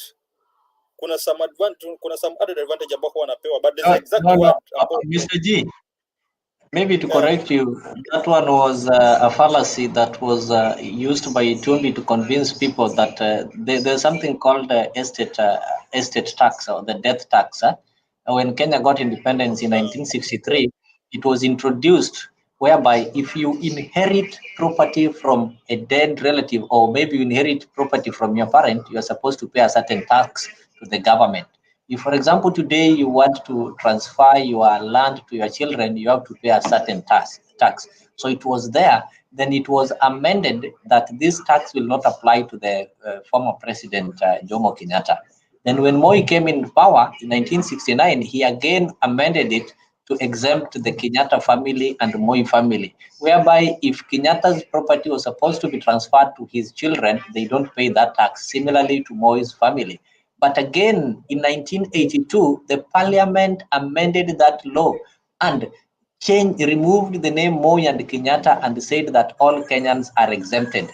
And if you've done some succession, me have done so, I was inheriting some property from my late father, you'll find that they don't charge you. you will go and transfer that property from your parent or anybody who is selling you that land without paying that tax. So it no longer exists. All Kenyans are exempted from that tax. So they are trying to bring confusion because they are planning to bring that law back. They want to increase the tax base. So they want to bring that law back because they've realized currently people are doing a lot of transfers in property. So they want to bring it back so that when you'll be transferring some property from your relatives or property from your deceased parent, you'll have to pay that tax. So to bring it, they first of all want to create confusion so that you think that law still exists, so that they reintroduce it. But what Kenyans are forgetting is that if they reintroduce it, the Kenyatas and the Moise family will not suffer because already their property had been transferred. So that person who thinks that if they introduce it, that large land of Kenyatta that is going to be transferred, government is going to get anything, they are dreaming. The government will not get anything from that land. It had already been transferred and the law cannot be reversed. With my little knowledge in law, it cannot be reversed. You can proceed.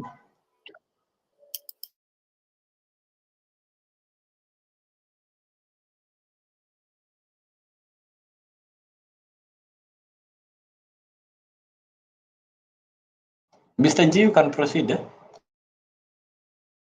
Sorry. Thank you, Leo, for your enlightenment. The correct word was exemption. Hiyo ndio nilikuwa nasema. They were exempted ukweli. But now this guy ambao ni Ruto anajaribu kila njia aweze if possible anyang'anye hao watu mali. Unaona? Yet hao watu hakuna mali popote ambao wanadaiwa. In fact, mama Kenyatta alisimama akasema kama kuna any place hajalipa tax wakuje wamletee, wamwambie ni hapa hajalipa, na kama iwezekani basi wachukue shamba yake, wachukue hiyo mali yake ambayo anasema hajalipia.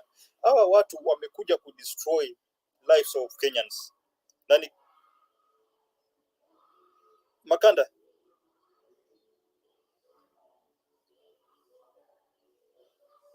Mr. G. Yeah. Yeah, I think I might be leaving it. Yeah. But you are getting back to Ruto's narrative to divert people's attention from real issues. Yeah. Otherwise, yeah. Thank you, guys, and I think I might take a rest. And they just give you a final submission, or maybe you are a parting shot. We are also winding up. We want to allow people to go watch and follow the proceedings from Busia. I think the guys will be heading to Busia anytime from now, and Mtembe is going to take it live from Busia. So we can just give the final or the winding submissions.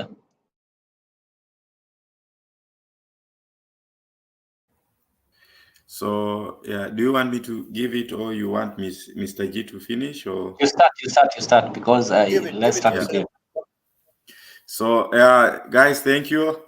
I think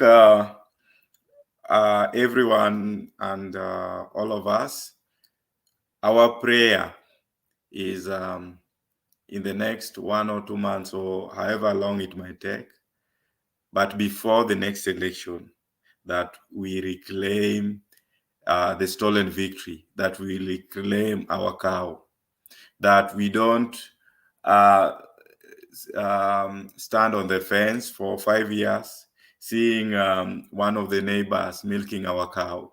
We want our cow back. So yeah, for me, that is my parting shot, that we are in the same boat looking for our cow, so that we get our cow back. Yeah, that's all. Otherwise, sisi saa yetu ya kulala imefika. Naona kama saa 3 usiku imefika. Yeah. Bye. Mr. G. Okay, thank you Wakanda. Ulunalala mapema sana saa 3. Okay, what I was trying to say ni kuwa we should rise up, cause tushagundua this guy amepewa time. He was given more than 100 days ambao alikuwa ameitisha. In 100 days haja deal na the really issue ambayo ina affect mwananchi wa chini, but amemuongezea shida mingi. Wale watu ambao wana shida kidogo sasa hii imezidi, kama watoto as I was saying yesterday, some young girls and young boys wamepita mtihani lakini hawezi enda shuleni kwa sababu maisha imekuwa ngumu, familia haiwezi raise hiyo issue, imebidi mpaka watu wengine waingilie, watu wa nchi waingilie kuchangia watoto wengine ndio ende shuleni. Na sasa imagine kuna hao ambao wamejulikana ndio wamechangiwa, how many more ambao bado hawajulikani mali wako, ambao wamekosa hiyo nafasi kwa sababu ya hali venye imekuwa ngumu. Guys, we should rise up na to fight for our own cause to deliver this nation. Na to deliver this nation, the cow should be given to the rightful owner. Raila apewe kiti yake, and this thing should be addressed right now. Hakuna mambo ya kungoja, because no one will fix this nation tukiendelea na these things yani mpaka 2027. Huyu akipewa nafasi ya kuchagua his own IBC commissioners, watachukua wale watu ambao watamfavor, and what happened in IBC is what will happen in 2027. So the right time to deal this issue and fix it is right now, and the issue ambayo tunafaa deal nayo ni Ruto must go. Ruto atolewe, asiendelee kukaa pale, ananyanyasa watu sana. Watu wengi wamekimbia, investors ambao walikuwa wanaleta kazi Kenya wamekataa kufanya kazi na sisi, wameenda, wengine wameenda Tanzania, wengine wameruka, wameenda mpaka Eritrea. Why? Kwa sababu of what is happening in this nation. The environment is not conducive for people to do business. Wacha hata hao investors, wananchi wenyewe ambao wanafaa wafanye business pia hawawezi fanya business kwa sababu maisha imekuwa ngumu, hali imekuwa ngumu, wanasumbuliwa kila kona. Why? The leaders ambao wameenda pale ni watu ambao hawana any interest na maisha ya mtu wa chini, wanafinyiliwa kila kona. Sasa angalia, kila kitu imepanda na inapanda kila siku, but watu ambao wako around Kenya, around Ruto, wale unakumbuka ile list of shame ambayo ilikuwa some years back, those are the guys ambao wako government sasa. Watu ambao walikuwa ni wakora, watu ambao walikuwa naiba pesa, wamefunguliwa makesi sasa mpaka the cabinets wengine wako kwa hii government, lakini kesi zao wamepatikana guilty. Wengine wengine wametolewa tu kwa sababu wako connected na Uhuru na Ruto, wametolewa charges zao, yet ni watu ambao wako convicted na wanajulikana, mpaka wengine ni wauaji, wengine wamuua kabisa, lakini tunawajua, lakini bado wako kwa government wanafanya kazi, they are free. Look at common mwananchi, akikosa kidogo anafunga miaka yote, wengine wanauliwa, but wale wezi wenyewe ambao wanagandamiza Kenya ndio wao ambao wanapewa vitu endelee kufurahia wakati wananchi wa Kenya wanaumia. Guys, the only person who can deliver us from this shame ni Raila Amolo Odinga. The only person who can govern this country ni Raila Amolo Odinga. Why am I saying Raila Amolo Odinga? Look at connection outside the country. Raila ana connection all over the country, all over the nation, all over the world. Hata si this nation alone. Kila mahali akienda Raila ako na marafiki. Ruto hakuna mahali popote, ni Uganda kwa sababu ya Museveni. The conman, watu ambao wanaelewana pamoja. But Raila ni mtu ambaye anaweza leta development in our country. The person ambaye anajua how governance is done, na ni mtu ambaye amekuwa kwa politics for many years, anajua what to do. Mwenye alituambia kuwa he had a plan for our nation, the plan to deliver us from all this destruction ambayo tunapitia sasa hivi. Walikuwa washapanga, walikuwa wanashajua mali pesa zitatoka waweze kusaidia mwananchi wa chini. Wakati alisema 6000, watu from UDA walikuja wakaanza kusema ati haiwezekani, na watupatie reason why wanasema haiwezekani. Na Raila had told us kuwa ana plan ya kusaidia yule mwananchi wa chini ambaye hajiwezi, na atakuwa anapatia kila mwezi 6000. Mtu akipewa 6000 can boost somebody kununua kitu ya kula. Lakini sasa huyu anakuja anaingia alafu anapatia watu 500 utafanya nini? Ambao ukinunua unga ni mfuko mbili peke yake imeisha. Hata huwezi nunua mboga, huwezi nunua mafuta, huwezi nunua makaa, huwezi fanya anything. Anakupatia 500 na kudanganya kuwa anajua kugovern this country. This guy cannot govern the country.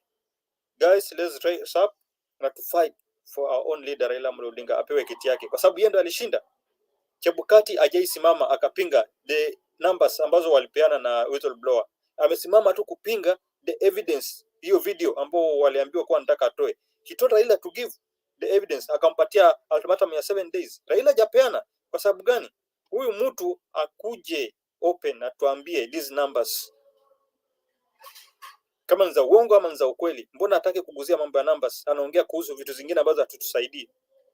So guys, let's raise up and fight for our victory. Tusiwache ikaenda, kwa sababu tukiwachilia this time round it will never be fixed. Raila mwenyewe hana more time to stay in this world.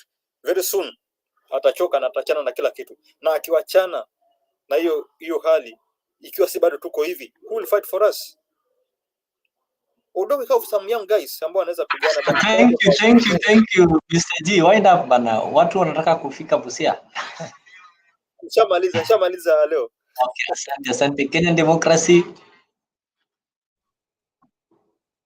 Mi nauliza Wakenya, muangalie, mpime, muone kile mmetendewa na huyu mtu, isipokuwa ni kunyanyaswa. Hakuna kitu ingine mnatarajia kutoka kwake. Kwa hivyo Wakenya, mko peke yenu, na mkijua mko peke yenu, ni nyinyi sasa mjipiganie na mseme hamukufanya makosa, mlichagua yule mtu ambaye mlikuwa mnataka, lakini mwizi akaja na akatoroka na hiyo upendo wenu. So your hope and belief has been taken by somebody who don't care about you. Kwa hivyo sasa wote tuimbe na tuseme Ruto must go. That's it. Thank you so much. Raila is currently in a church at Mundika Catholic Church, and from there he will be marching to Busia Stadium. I think Mundika Catholic Church, ukitoka hapo unaingia somewhere called Korinda, some 5 minutes to where the venue is. So that is what is happening currently. Just wind up. It was nice having you guys here. We've been here for we started yesterday night at 10, and we are still running. So let us keep it here. We are planning to come up with some programs so that we'll be running throughout the day and have different sessions with the different teachings. So for those people who participated, the ones who joined through YouTube, the ones who joined through Facebook, nawashukuru sana. Tukimaliza na Tiara Oscar Juma, karibu tena next time. I saw Brian Richard, there was Danny, Diana Gianna was there, Shania, Jacqueline Getuba from yesterday night. She didn't sleep. Sarah Ubiero, karibu sana. We appreciate you. Pamela, Akelo, Diana, Gianna, Judith Okwema have been loyal here. Awino Rapemo was there. Fred Wanjala, tunakupeleka Busia sasa hivi. Usijali, we are going there. Jacqueline Chanario was here. We had Vin Kim Makarin. Nancy was there the whole night, and she not even slept. She's still there with Brian Richard. Who else? John D. We can see you, and we appreciate you attending the show today. Atatu Juma, we saw two. Is it a good to Okoth Joshua, Frank, yo, Anti-Libero, you, so, and everyone else was gone who wanted to join us. I'll ensure that you get Chaka's number today or tonight when we meet. There was Ida Barak. We appreciate your work that you're doing, even in mobilizing.